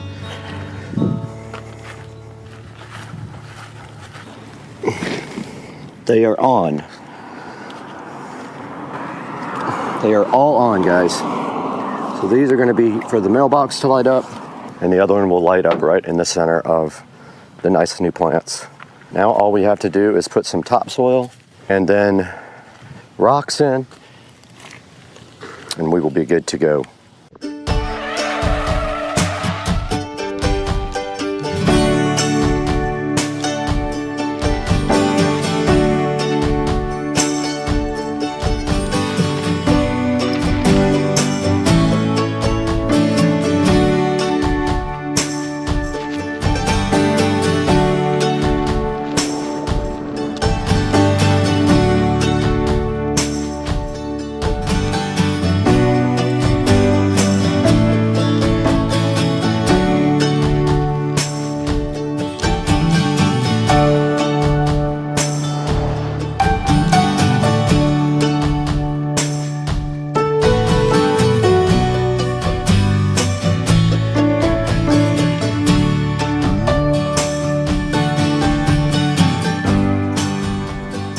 All right, guys, we got some topsoil in here. I really didn't have to put it everywhere, but I wanted to get it kind of leveled out. Now we're gonna go ahead and add our rocks in.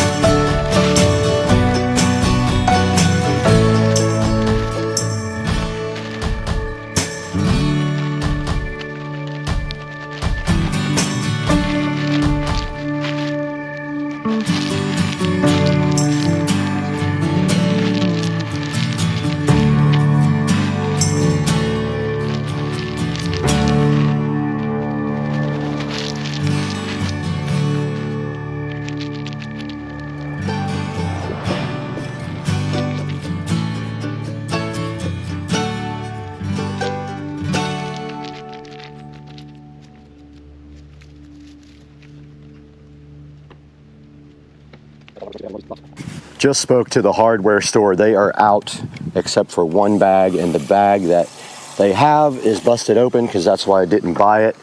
So what we're going to do right now is go ahead and water all this stuff down. It will turn a nice dark color when it is wet.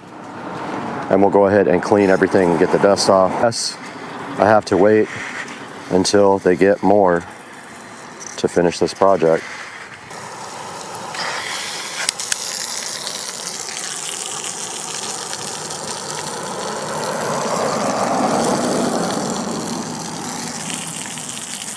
That is going to be that project. Guys, I hope you enjoyed this little journey of the drunk mailbox shenanigans. And we will see you guys very soon on the next episode. Hey guys, welcome back to the channel, Supercar Street Racing. I'm Brad, and what we are looking at today is part 4 of the golf cart audio install. And I am going to insert some clips over that to kind of explain what's going on in the clip this time, because there's not a lot of dialogue. It's just me working, and I didn't give a good explanation of it. So you'll see that now on Supercar Street Racing.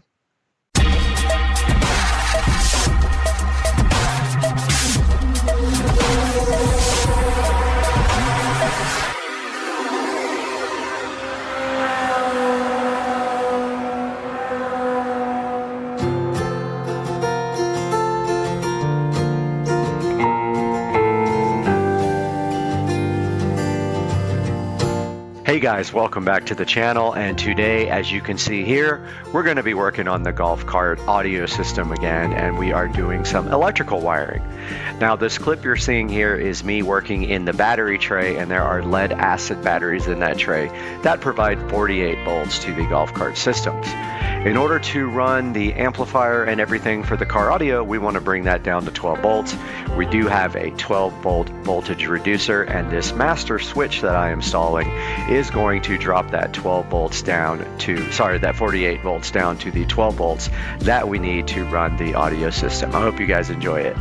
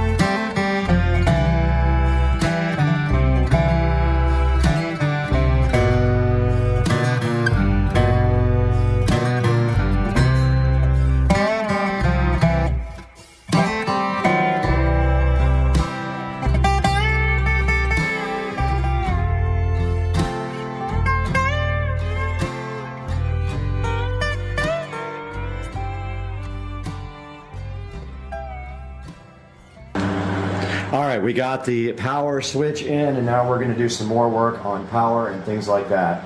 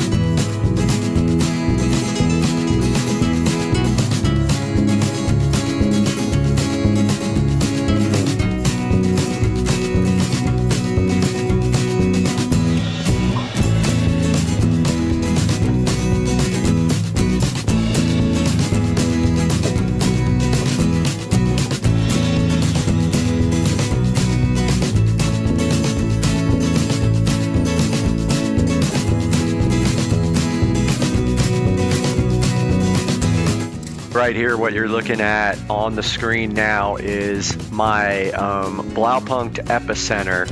Comes with a remote control for the base knob, and it has a little LED on it. Well, I was going to put this in the dash, but I decided to put it in the back because you really don't adjust it that much. I mean, it would look cool in the dash and all that, but I decided to put it right behind me. I could reach back and adjust it if I ever need to.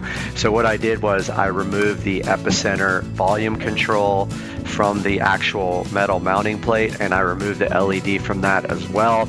And now I am soldering the LED back to the wire. I made like a longer wire to connect the LED to the little circuit board, and I'm soldering that, drilling the hole for the LED, and mounting this stuff in the back of the golf cart.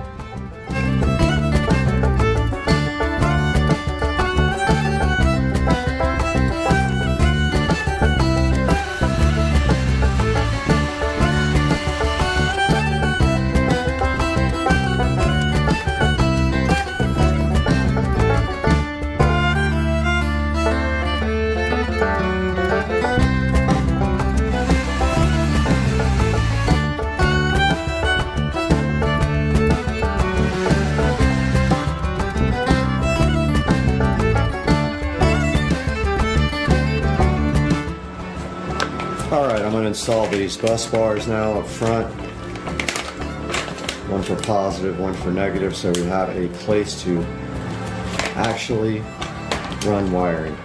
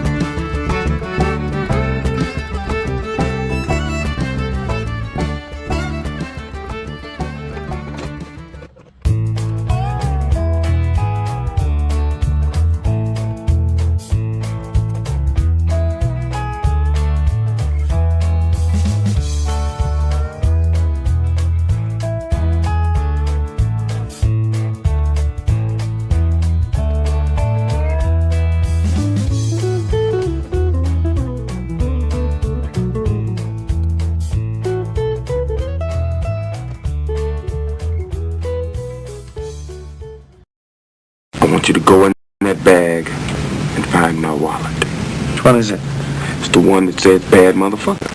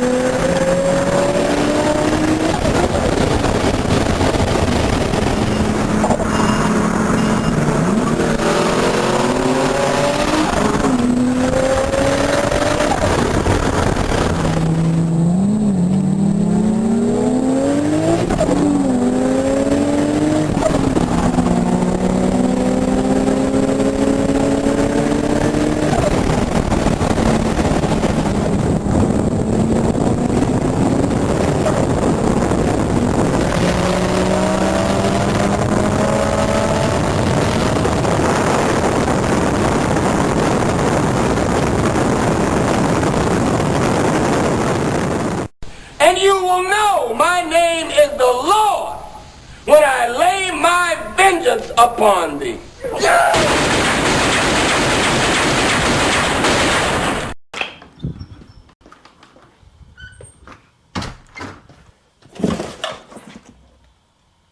Seriously? Got him! Got him!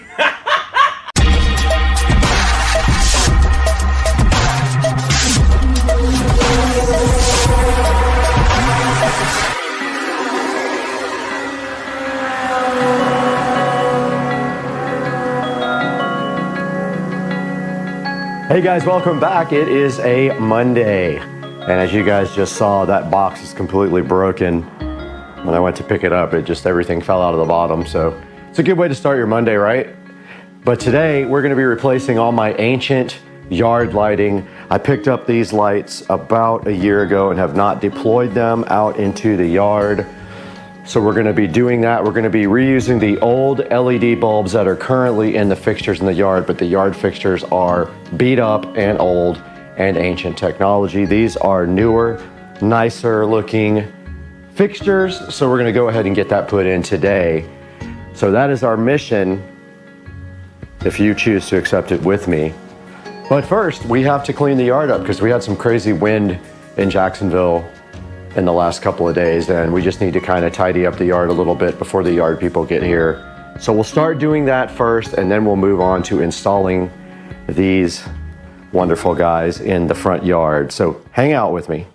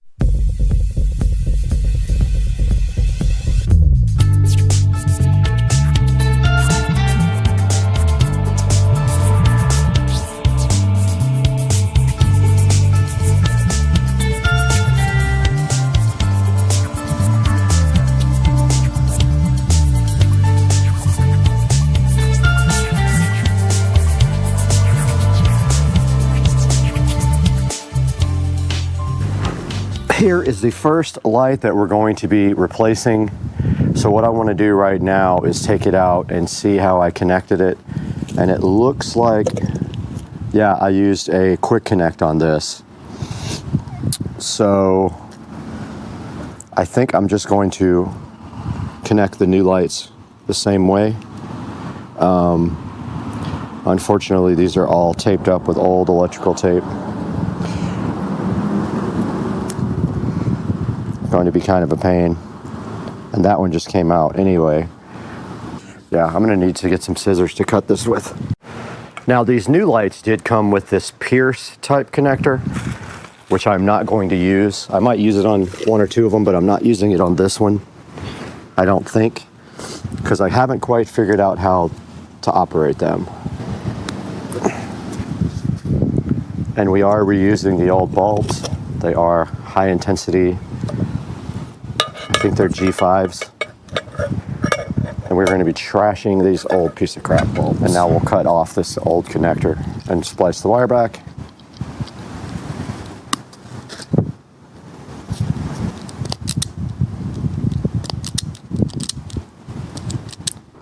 Oops. I have another light going to this. So I've reconnected the light, and I believe the other one feeds this spotlight and that spotlight. And the old housing will go into the trash can.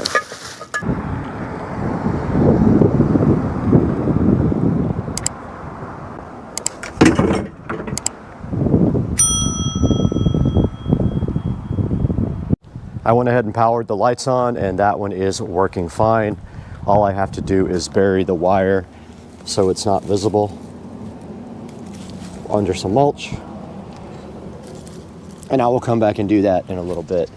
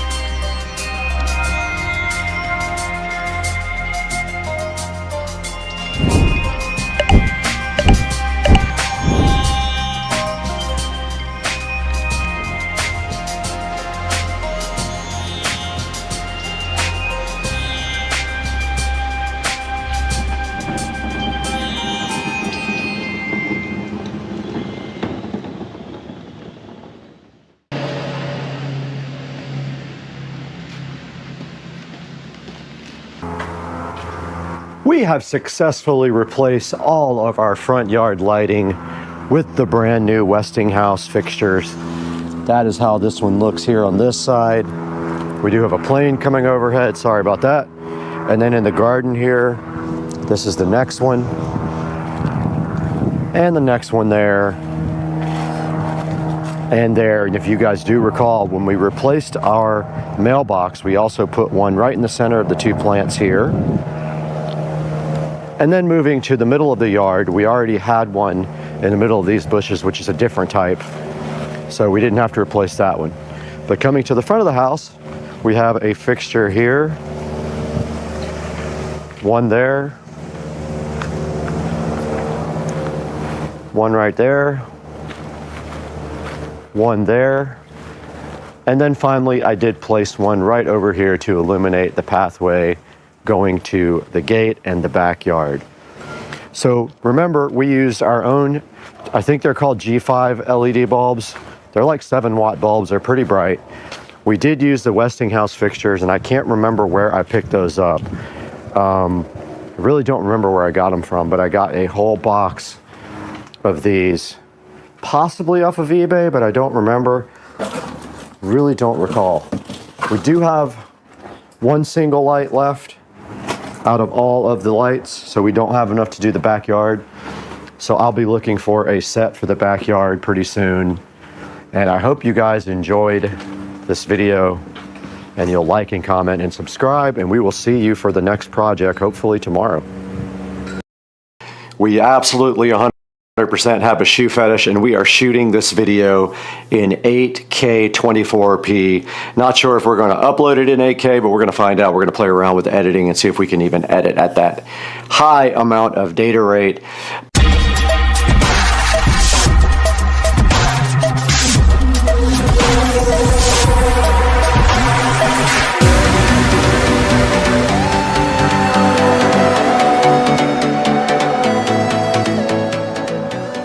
Guys, welcome back to Supercar Street Racing, where today we absolutely 100% have a shoe fetish, and we are shooting this video in 8K 24p. Not sure if we're going to upload it in 8K, but we're going to find out. We're going to play around with editing and see if we can even edit at that high amount of data rate. But today we do have that shoe fetish I was talking about, and I am hyped about getting my brand new On Cloud 5 sneakers here, because On is one of my favorite things to own. They are very high quality shoes, not cheap at all, and I have a ton of them in my closet right now. But today we've got a brand new pair of On Cloud 5s right here in this box for the channel Supercar Street Racing. We have stepped into the Supercar Street Racing amazing closet where we have all of the shoes here. This is my side of my favorite and nicest shoes. It goes from some very nice Huck and some very nice flip-flops here from Cobian. I've got two pairs of Cobian here. Very nice flip-flops. And then we move down to my favorite tennis shoes of all time, and we have some On shoes here. We have a set of Rogers here. It says Swiss Engineering on the side. We have a set of Rogers here, a set of Rogers here, a set of Rogers here. We have my Puma sneakers and my Puma Ignite golf shoes. And today we are taking a look at my next set of On shoes that I ordered, and I did finally decide to order some On running shoes, and they are the On Cloud 5s, and I got them on sale. And so we got a fresh brand new pair sitting in the box right over there for my everyday running.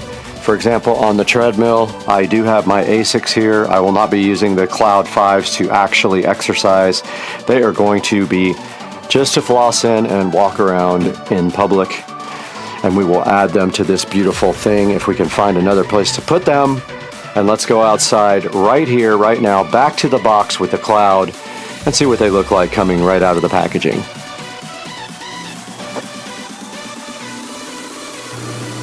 Back in front of the amazing On Cloud 5 running shoes, and you can see that right here we have a fresh unopened box. And online, these go from anywhere from $159 to $205 on Amazon. I got them cheaper from the actual Swiss manufacturer on, and it does look like a chicken right here, right now. But let's go ahead and open these now and see what we have. And we are doing this in glorious 4K. So let's take a look at what's in the box here. When we get it opened up. And inside the box it says, you're thinking about what's inside the box, but what about the box itself? To reduce its environmental impact, the box is made of 100% recycled cardboard. And speaking of that, the actual on Cloud 5 is made of 44% recycled material, I think is what they said, or either 44% more recycled material. But inside here we have these beautiful on Cloud 5s. And they do have this technology for lacing. And look how nice these are, guys. Oh my goodness. If I can get them out of the packaging. And they came out with this beautiful blue sole on the bottom. As you can see, these are the Cloud 5 men's. And inside of them, they do come with this little insert that keeps the shoe from being deformed in the box. Get that out of there. And there you see the Ons in all their glory directly out of the box, and man, do they look cool. I get a lot of compliments on the shoes for sure. So let's go ahead and take an up close look at these Ons now, where you guys can see exactly what you're getting with the Cloud 5. Back in the Supercar Street Racing office / guest bedroom, where we are shooting this video in stunning 4K 24p, where you guys can see all the details of the On shoe with higher clarity and quality. And here is the Cloud 5. Looking so fresh and dope, and look at the bottom of it where you have all these ridges. And this says that it has 44% more recycled material, and it says on the bottom it is using this technology called Cloud Tech, and that must be what these are for.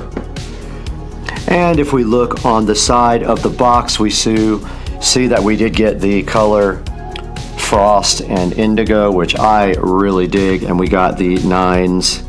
And we got the men's size here. And taking a look at the top of the On Cloud 5, this is what the shoe actually looks like all the way down the front. And it does have this lacing technology that automatically laces up, which we are going to be trying on here. And if we look inside, it came with strings. This is the first set that I had that actually came with strings.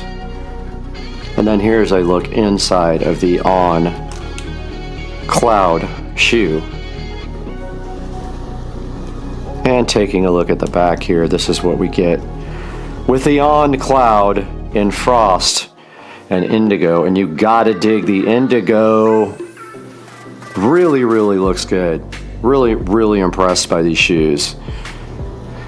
And now that we have these shoes unboxed and we took a good look at them, let's go ahead and try them on and see how they fit and if we really like the way that they are.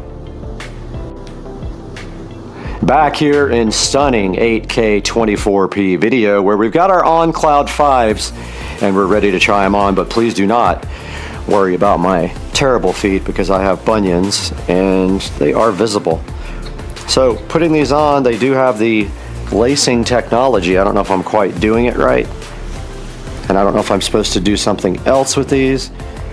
It doesn't really say. I think you have to do something with these parts, but I don't know. I'm going to look it up right now, what exactly I'm supposed to be doing with these to get them to auto lace. All right, we're back on Supercar Street Racing, and we have researched the speed laces, and more or less inside of the box, those were the speed laces that came with the shoes. And these are basically more elastic, and you can take the ones that are casual out of your shoes right now and replace them with these. And they are easier to speed up and go ahead and lace up, and then you can cut off the excess. Since we're going to be using these shoes as a more casual going out type of shoe, we are going to leave the regular laces on, and now we're going to go walk around and just see how comfortable these are with terrible feet. We have the On Cloud 5 shoes on right now, walking around the house.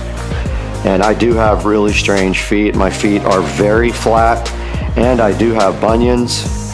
But I can say walking around in these is a pleasure. They are very comfortable. I have not touched the laces. I left them the way they are. They feel really good on carpet and also really good on wood. And I'm sure had I gotten up to my treadmill and tried these there, that they would also feel great on the treadmill. They also look very cool, and I am super hyped about the indigo and frost color. I'm sure they're gonna draw a lot of attention and look good in public, and that's kind of really what I want, is some high quality shoes that not only feel good but are also very stylish, and I can go ahead and add to my On collection in the closet here. And yeah, so far so good for the On Cloud 5. Really enjoying these already. Now that we've taken a good look at these On Cloud 5 shoes and given you guys a good look at them in stunning 8K video, and we walked around and checked out the comfort level, we're going to throw it into the Supercar Street Racing beautiful production studio and go ahead and take a look at some of the On Cloud offerings on their website. Let's throw it to Brad in the Supercar Street Racing studios.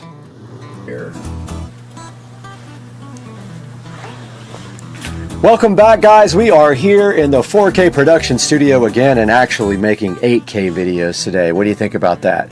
So today we're taking a look at the On shoes. I do have quite a few pair of these, and I just got my On Cloud 5 running shoes today, looking super fresh in the best color ever. And today we're taking a look at the On website, where I want to show you guys, this is the front page of On Swiss engineered shoes today. And if you go here to shop, I want to show you guys how to get good deals, because if you go to last season, let's try men for example, this will give you good deals on shoes that are left over from last season, and the Cloud 5s are right now $109, and that's what I paid for mine.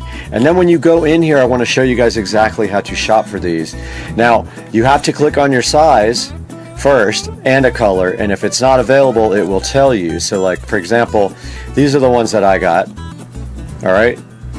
And so if you then click, if you hover over it and then click your size, it will then tell you if they have it or do not have it. So that's how you find the best deals on the On shoes on the shop. And if we look back here, right here and right now, I have a bunch of Rogers. I don't think they have any Roger left. Some of these are so cool though. I do like the Cloud Runner as well. Looks like they only have 2 colors left on this. They have Alloy Moss and Turmeric, both of which are very cool. I like these a lot. And if we click on the 9 right here right now, we would have to log in order to shop. But make sure you get on the On website and order some shoes that are from last season and get a better deal. And thanks for supporting the channel so much. Make sure you order through our links. Order any products from Amazon, not just these shoes. If you see those, anything you want, order through my link, and it will help out the channel greatly. And we'll see you guys next time. Get your On shoes and let me know what you got down in the comments section. We'll see you guys next time. Peace out.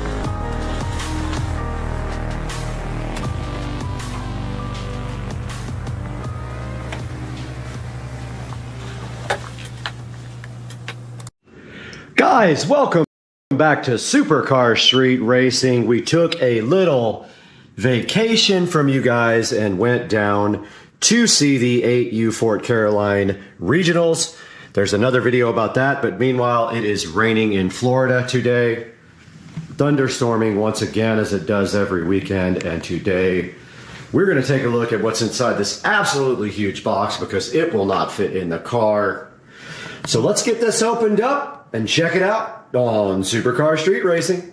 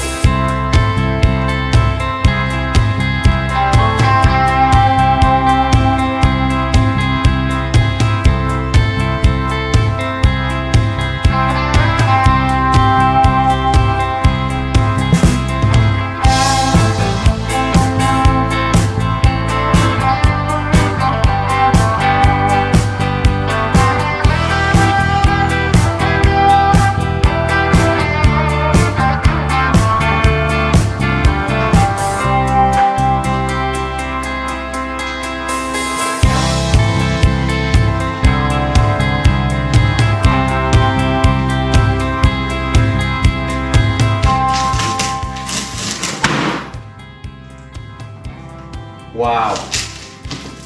Woo! It's absolutely scared me to death.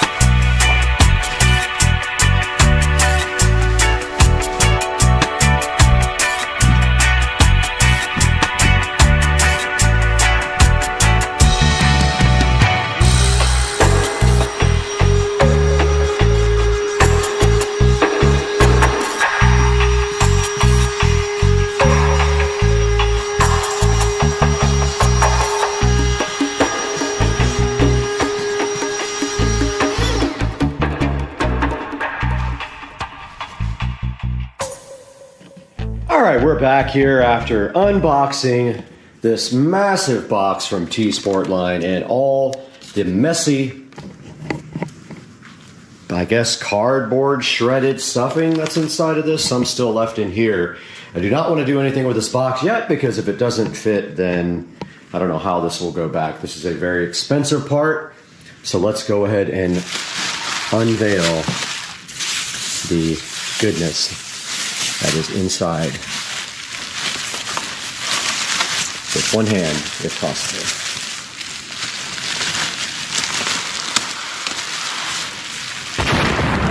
Guys, wow, what a piece. Here we have the T-Sportline matte carbon fiber front apron for the Tesla Model S, the 2023 version. It fits. Plaid and non, I believe. They're all the same. And this was a very expensive $1,300 apron, which I got for free shipping, with free shipping, for 4th of July. This is ready to be put on the Model S Plaid. And basically there is a video online about how to do this, which I am going to insert at the end of this video from T-Sportline. And basically what happens here, right here, and right now is you take off this 3M tape here, and they also recommend that you use some of the plastic repair stuff that comes with dual. So it comes with like 2 tubes, and when it mixes, the catalytic whatever reaction causes it to bond to this front apron from T-Sportline. And so, yeah, this was about I believe $1,300, but it will go nicely with the stock matte rear spoiler that comes with the Model S Plaid, and it will go nicely with the carbon fiber mirror caps, which are currently installed. And when the camera cover carbon fiber caps come in, it will match that as well.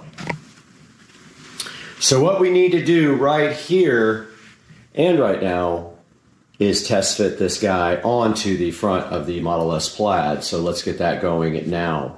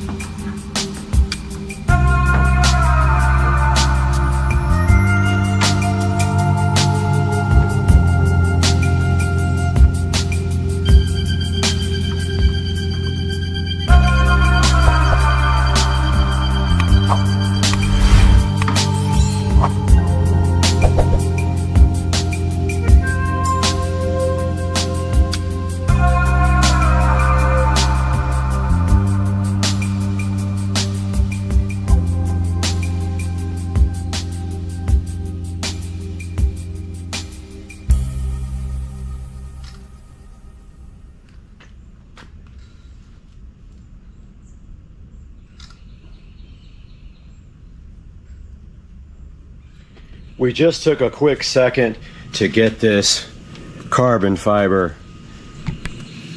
front apron test fit on the Model S Plaid, and that's what it looks like right here and right now. So that is the way it will go on. They will also put the plastic stuff on it, and hopefully it looks better than this once it's on there. There is kind of a gap, but hopefully that resolves itself with the 3M tape, because it does not fit perfect, but it's pretty good on there. And that's what it'll look like. It actually looks really good if you take a step back. And there is the T-Sportline carbon fiber front apron for the Model S Plaid. Notice the gap right here that we're going to see if we can get that resolved. I don't know how. Maybe it's just not on all the way, but I don't want to force it because it is not officially on for good yet. So that is going to wrap up this portion of the video. The next video will be the reveal of the front carbon fiber matte apron from T-Sportline. Thanks for watching, guys. Make sure to buy everything through our links down at the bottom. Even products you're not getting that specific product, click our links anyway. We get a commission from that and it helps fund the channel. We'll see you guys next time. Please like, please subscribe. Peace out.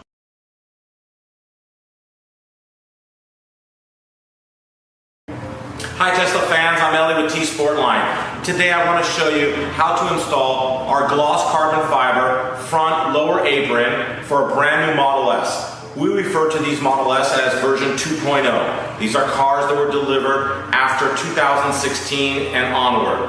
As you can see over here, this is our carbon fiber front lower lip apron. This piece is quite easy to install, however it does require 2 people and professional installation.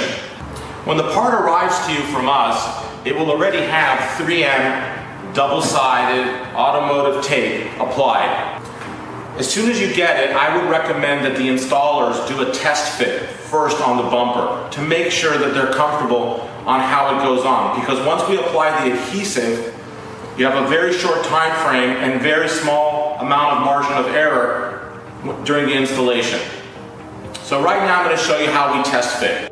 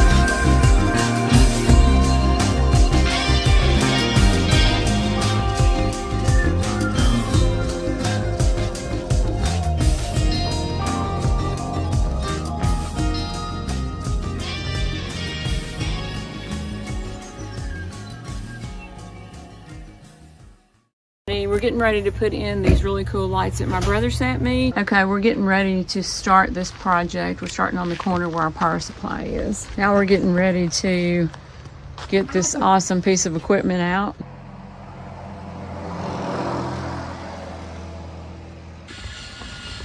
Okay, made it up to the top.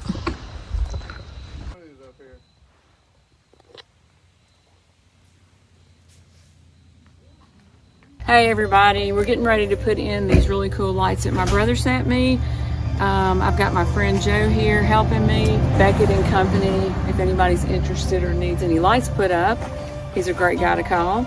Or anything else you need, home restoration or anything. This is how it came. Looks like a big mess, but we're gonna figure it out. And first thing we're gonna do is lay everything out on the ground to make sure of how far we can go with them. I've already got my power source laid out. What I'm doing is, so here we go. Okay, we're getting ready to start this project. We're starting on the corner where our power supply is.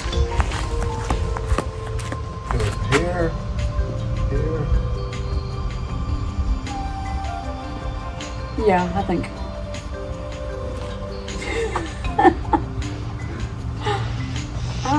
Yeah, I'm thinking right there and then just go up from there.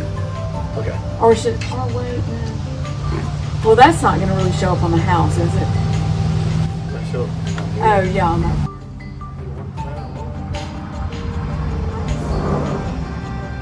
Yeah, let's start right there. See, I'm afraid to go too far around the corner because I don't want to use up too much of it in case we don't have, you know, 150 foot of it. Why not just start right there on the edge? Yeah, let's start on the edge, like what she's saying. No, I'm talking about up on the... Well, it's got to be on that under part. It's got to be, 3 inches from the house. So, I can, yeah, I think that's, yeah, just do that. Yeah. Well, 2 or 3 yeah. inches, that's about 2 inches. Yeah, do about, yeah, right there.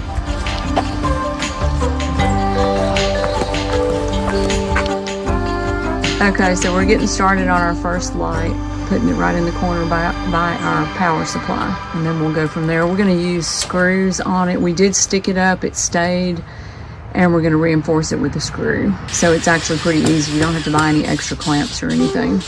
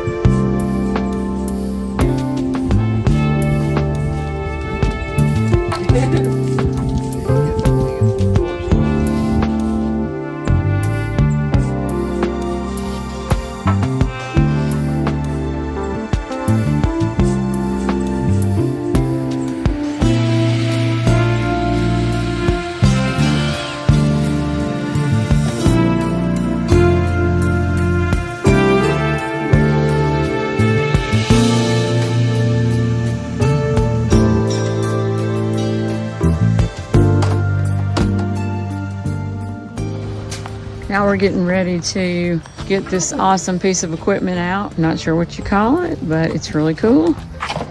It's called a lift. It's called a lift. And that's, it's kind of like a mini crane.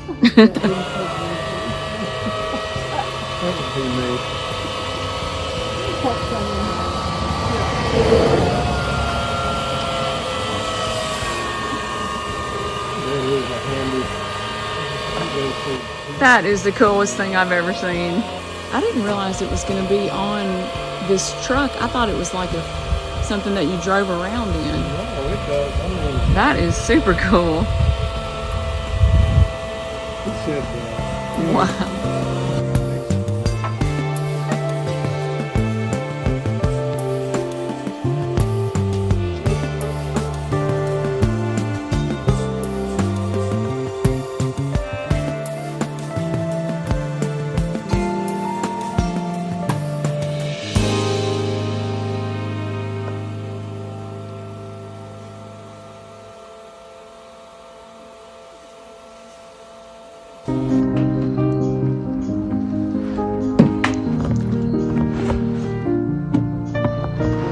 Would it help if one of us got on the ladder and pushed that up for you?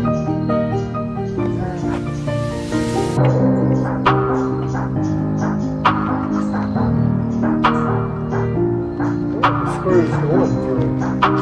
It's got a little tab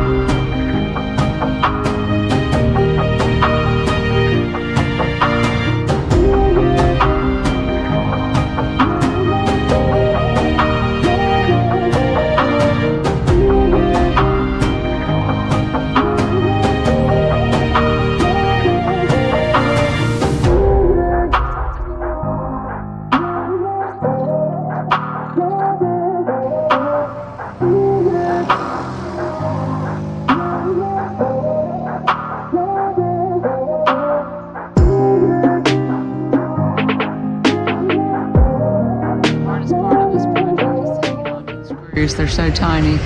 He's sticking it up with the sticky tape first, so it'll at least hold there, and then he's putting the screw in it. It works a lot better if you stick them. Yay!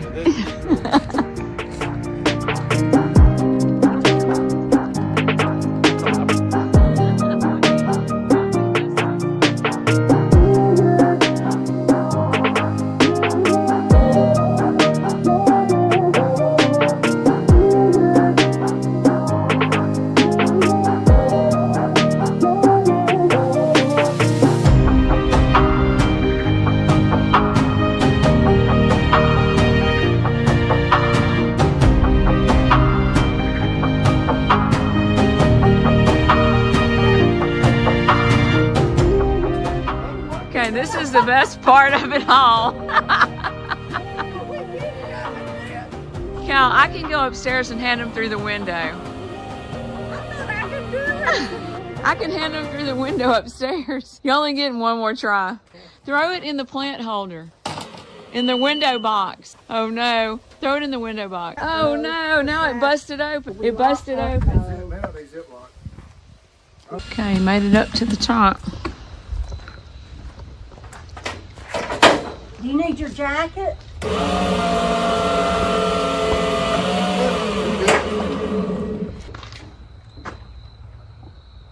We can train a bird. Who's up here? It's dark out, but we're making progress.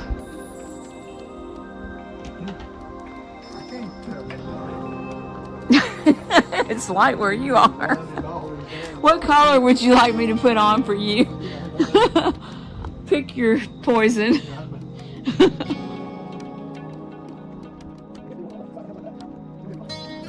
I think we're gonna have to, don't you, to get them up there, or what do you have another idea?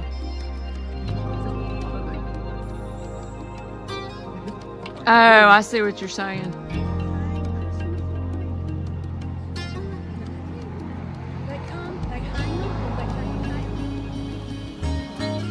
All right, it's nighttime and we're still working, but God, it looks so good. It is beautiful. Beautiful, beautiful.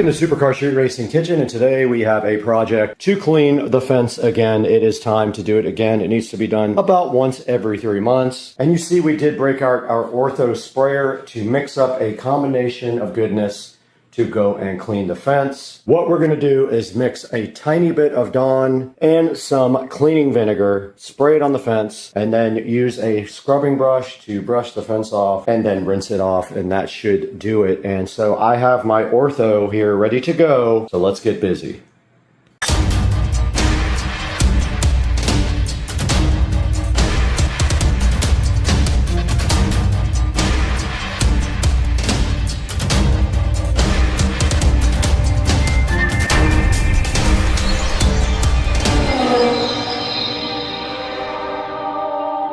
Guys, Supercar Street Racing back in full effect after a short break and one video after that. We decided to come back and do this project before we head out on vacation. We are going to be cleaning the white vinyl fence again, and this time there is a few areas down by the pond that are starting to look mildewed and rough. I'll be using cleaning vinegar, and I'll be using the spray bottle and a all-purpose brush. And the first thing we're gonna do is mix a little bit of Dawn into this, then water, then the cleaning vinegar, rest of this at least into that jug, and then maybe a little from that jug as well. And I think that's all it's gonna take. If I was reading online, I do have other stuff down here, but it is a vinyl fence and you're not supposed to really put any harsh chemicals on it. Soap, water, and cleaning vinegar should be fine. I don't want to use all this because my housekeeper uses it and I'll have to go replace it before I leave on the cruise, but yeah, let's go ahead and get this stuff mixed up. I know you guys noticed that my appliances are all gone. They will be here on the 28th, but let's go ahead and get this bottle full of some soap and vinegar.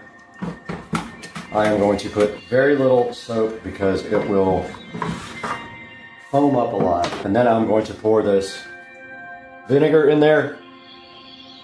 This is cleaning vinegar. This is White House all natural cleaning vinegar. We're gonna follow that up with cold water because I don't have hot water in here because it is turned off because the dishwasher is disconnected. Cold water's fine though, I think. Should be all right. I'm gonna do it slowly because I don't want it to foam like crazy. And if it doesn't look like it's enough soap, I will add a few more drops. Okay, it's not foaming real bad, so I'm gonna put a couple more drops in there. And I am doing it slowly simply because I don't want soap bubbles pouring out the top. Go all the way up to about right here. Because when you put the plunger in, it raises the level up. And I have about 2.5 hours to get this done before I have to work. All right.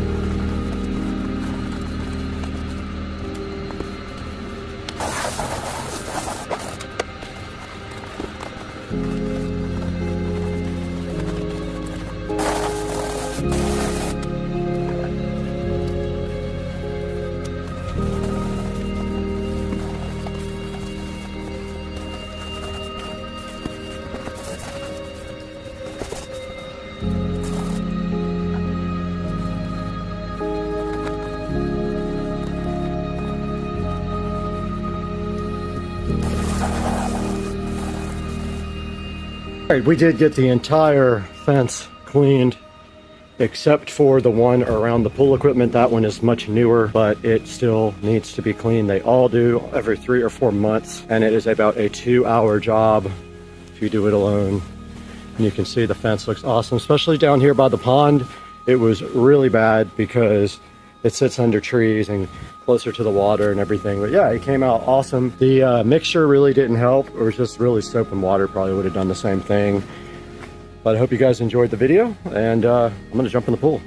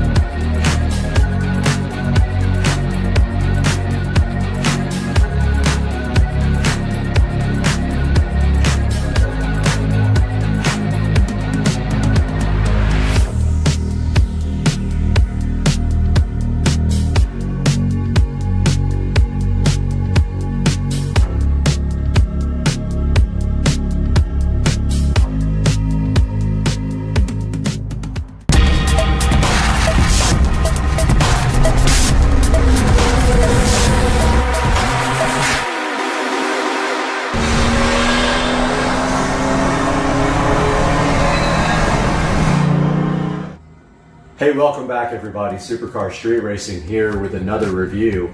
Got an exciting one for you today. So I got a Ninja air fryer for my birthday. It is the Ninja 4-quart air fryer. Alexa, search for Ninja air fryer. 1 moment. So while Alexa, For Ninja air fryer. while Alexa calls this up, I will show you guys here some information about it. So it is a 4-quart, and Amazon has it. Amazon has it for $89 right now. Try saying add to cart. And then here's a few pictures of it. So some of the things it does is air fry, air roast, reheat, and dehydrate. And it does come with a little nice cookbook quick start guide. So it has some recipes in here, like fries, beef jerky, jalapeno poppers, loaded baked potatoes. There's lemon and herb crusted panko. And another thing I really liked about it is it also comes with a chart here, and there's probably millions of these available online. But it shows you air frying tips and tricks, like it wants you to shake your food several times when you're cooking, so that way it promotes more crispiness, because the burner is actually up on the top, and I'll show you guys that when we look at it a little bit closer. You can definitely go online and just search for air frying recipes, and I'm sure there's millions. It says it's dishwasher safe, but I heard do not. It says dishwasher safe, but I thought it said somewhere in here not to ever put it in the dishwasher, but I'll look further for that and let you guys know. So for example, today we're going to be doing hot dogs in it. I'm going to show you guys how that works. And the closest thing to that in the actual recipe, without going onto the internet and looking, is sausages. And it says 4 sausages here are 8 to 10 minutes at 390. So I would probably just do 8 minutes because they're pre-cooked hot dogs and they're thinner than sausages. We also have a nice dehydration chart right here. So you can dehydrate things like apples, asparagus, bananas, beets, eggplants, herbs, anything like that that you desire to dehydrate. But I really like this thing a lot, and taking a look at the front panel here, we start in the upper left if you're facing the unit. Right here we have a temperature control. So basically when you turn the unit on, it always comes on with the temperature. If you put it on air fry, it comes up with the temperature on 390, but you can then adjust it like this. And then the time will always come up on 20, and you can adjust it up or down with this guy. So like I said, moving from left to right, we've got the temperature, then we've got the time adjustment here, and then right below that we've got the functions. So if you notice right here, we are on air fry, but we also have a preheat here, where we can preheat the unit before we, reheat, my mistake, where we can reheat things before. The preheating is actually done when you actually hit start. You'll want to add a couple of minutes to preheat, especially if your recipe says that you need to preheat the device. But yeah, we've got preheat here, we've got dehydrate here, we've got our power button here, and we've got start and pause there. Now notice on the side here, we've got a little quick decal, which I didn't remove yet because I wanted you guys to check it out. We have a little chart here. So it shows for chicken, you go 350 for 22 to 25 minutes. Fries, you go, if they're cold or frozen, you go 350, 20, 25 minutes. And then it shows you fries if they're not frozen. And then steak, cupcakes, or I guess cake, and then it shows you fish there.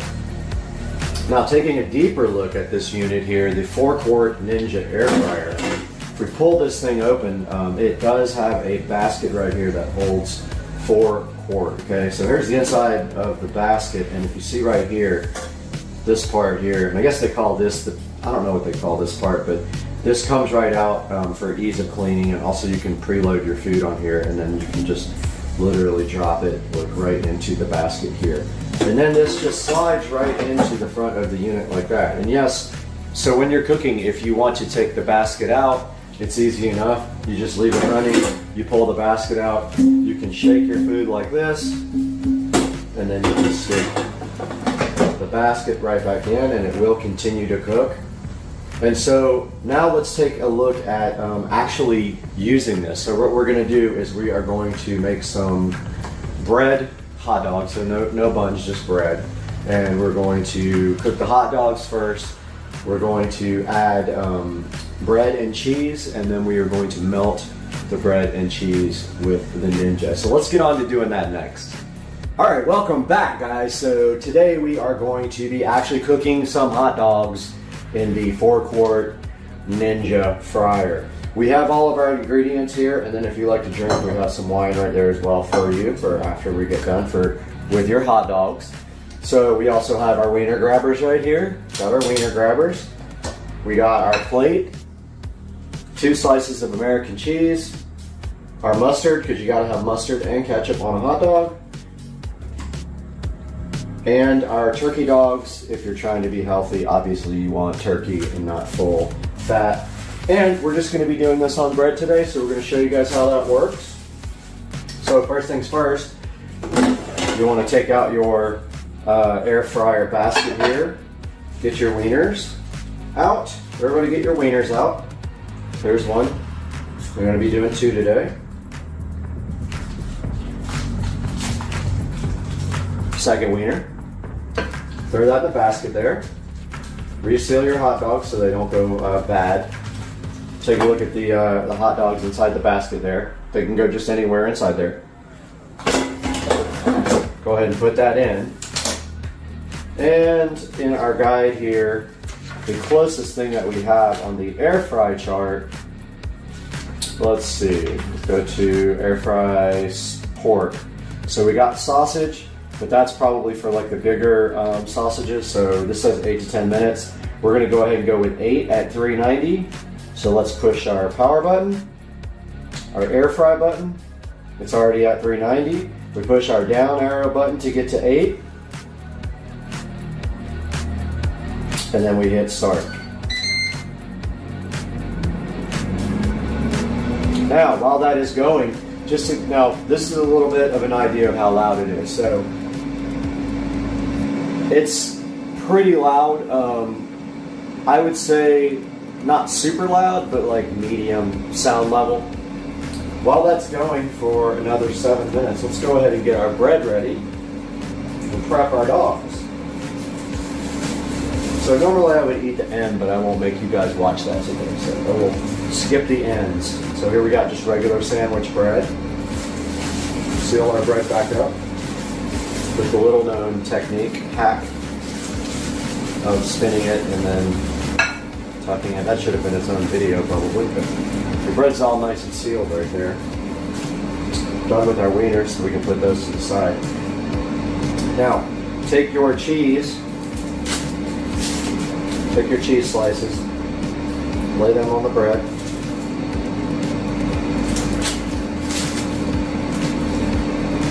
Just like that. And so the next thing we are doing is waiting for our hot dogs to get done. If you like to check on them, you can open it. They look great. You can open this device when it is running and don't feel bad or that you're going to hurt it. It is designed for that because they actually want you to take it out, and we're going to roll them around so they cook better and throw those back in. When they're done, make sure you have wiener grabbers because they're going to be hot little wieners. So have something to grip those with when you take them out. We still got 6 minutes. While we're waiting for that 6 minutes, I'll just go ahead and read you some of the stuff here in the little manual quick start guide. So it wants you to use fresh vegetables, and at least 1 tablespoon of oil. But in the actual cooking chart, it tells you whether you're supposed to toss in oil or spritz or brush the food with oil. And for sausages, you don't do that. They're already very oily. Some of the other things is that you don't want to overcrowd, so don't put too much in the basket. For more browning, you use an oil spritzer. And I'll show you guys what I like to use. So this came from Walmart. This is just butter flavored, like a Pam wannabe. So I spray that on things if I want it extra brown. It also says, like, don't overlap food. So you try to lay things out, and that's sort of like don't overcrowd. It says to trim off all the fat before you start doing the cooking. And let's see, so it says to keep light foods from being blown around by the fan, secure them with toothpicks. And I did notice that the bread will actually blow up from the wind inside of the device.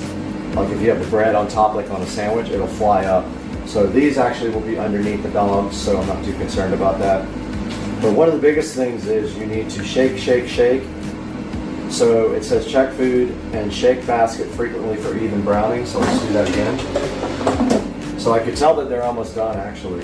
So here at about 2 minutes, I think we're going to hit the stop button.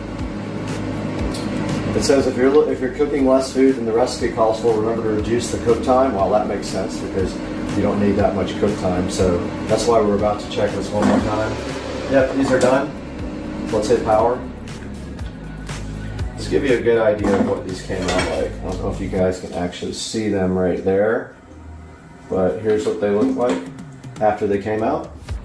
Very nicely done here. Let's take them and put them on top of our bread and push down a little bit so they don't roll away.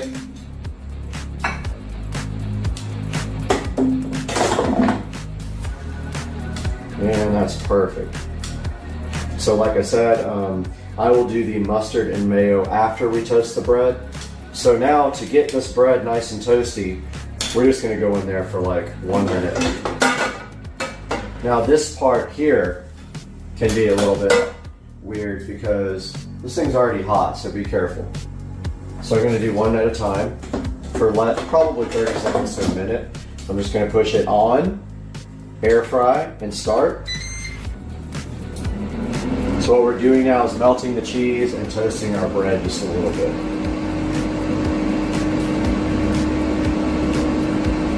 And of course up there we got ads playing on my videos because they're not signed in. Take a look at that. Not done yet. So this is 2% cheese, so it's not going to melt all the way. So I just keep checking it. Starting to melt. I don't want to go too much because I don't want like rock solid bread. So that's good. These are done. So let's go ahead and turn the power off. And this part can be kind of difficult because this thing is hot now, and so is the hot dog. But there is the, you know, as you notice, American cheese doesn't melt very well, so that's about as good as it's going to get. But what you can't see is that the bread is nice and toasty. So let's get this guy in there, hit start, air fry, and go. Now what we can do is just put it on a minute like that if you want to. Oops, I think I did it wrong. Yeah, here, so if you just go like this before you hit air fry, then it'll just count down from 1 minute. Now while that's going, let's take our mustard here. I know you guys know how to make a hot dog, but this is the way I like. I just put a little mustard on that side, a little, just a little ketchup everywhere, a little ketchup on this side, and this hot dogage is done. And we check the other one. Not quite there, so we're gonna let that go to 20. And that's gonna be that.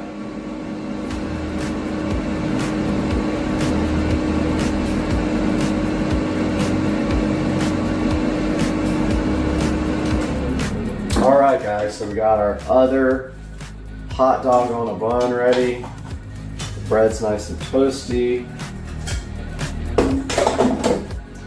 Now after you're done with this, you should wash it out.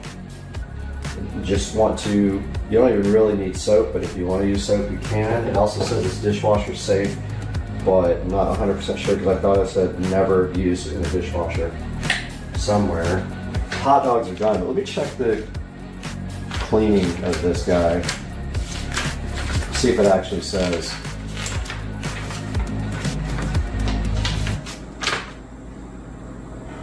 Oh, it doesn't say in that manual about dishwasher, but it says it's dishwasher safe. But I read somewhere, do not cleaning your air fryer. No, okay, so you can definitely wash the basket in the dishwasher. It says never put the main unit in a dishwasher, obviously. So there you go, guys. There's our review of the Ninja 4-quart air fryer. Love this thing. I use it probably 3 or 4 times a week to cook all kinds of stuff in. I highly suggest you get one of these. I hope you guys enjoyed this review. Check out the link in the description. Please support the channel by subscribing and clicking the thumbs up, and buy the products through the link in the description. It helps me earn a few dollars here and there. Have a good day.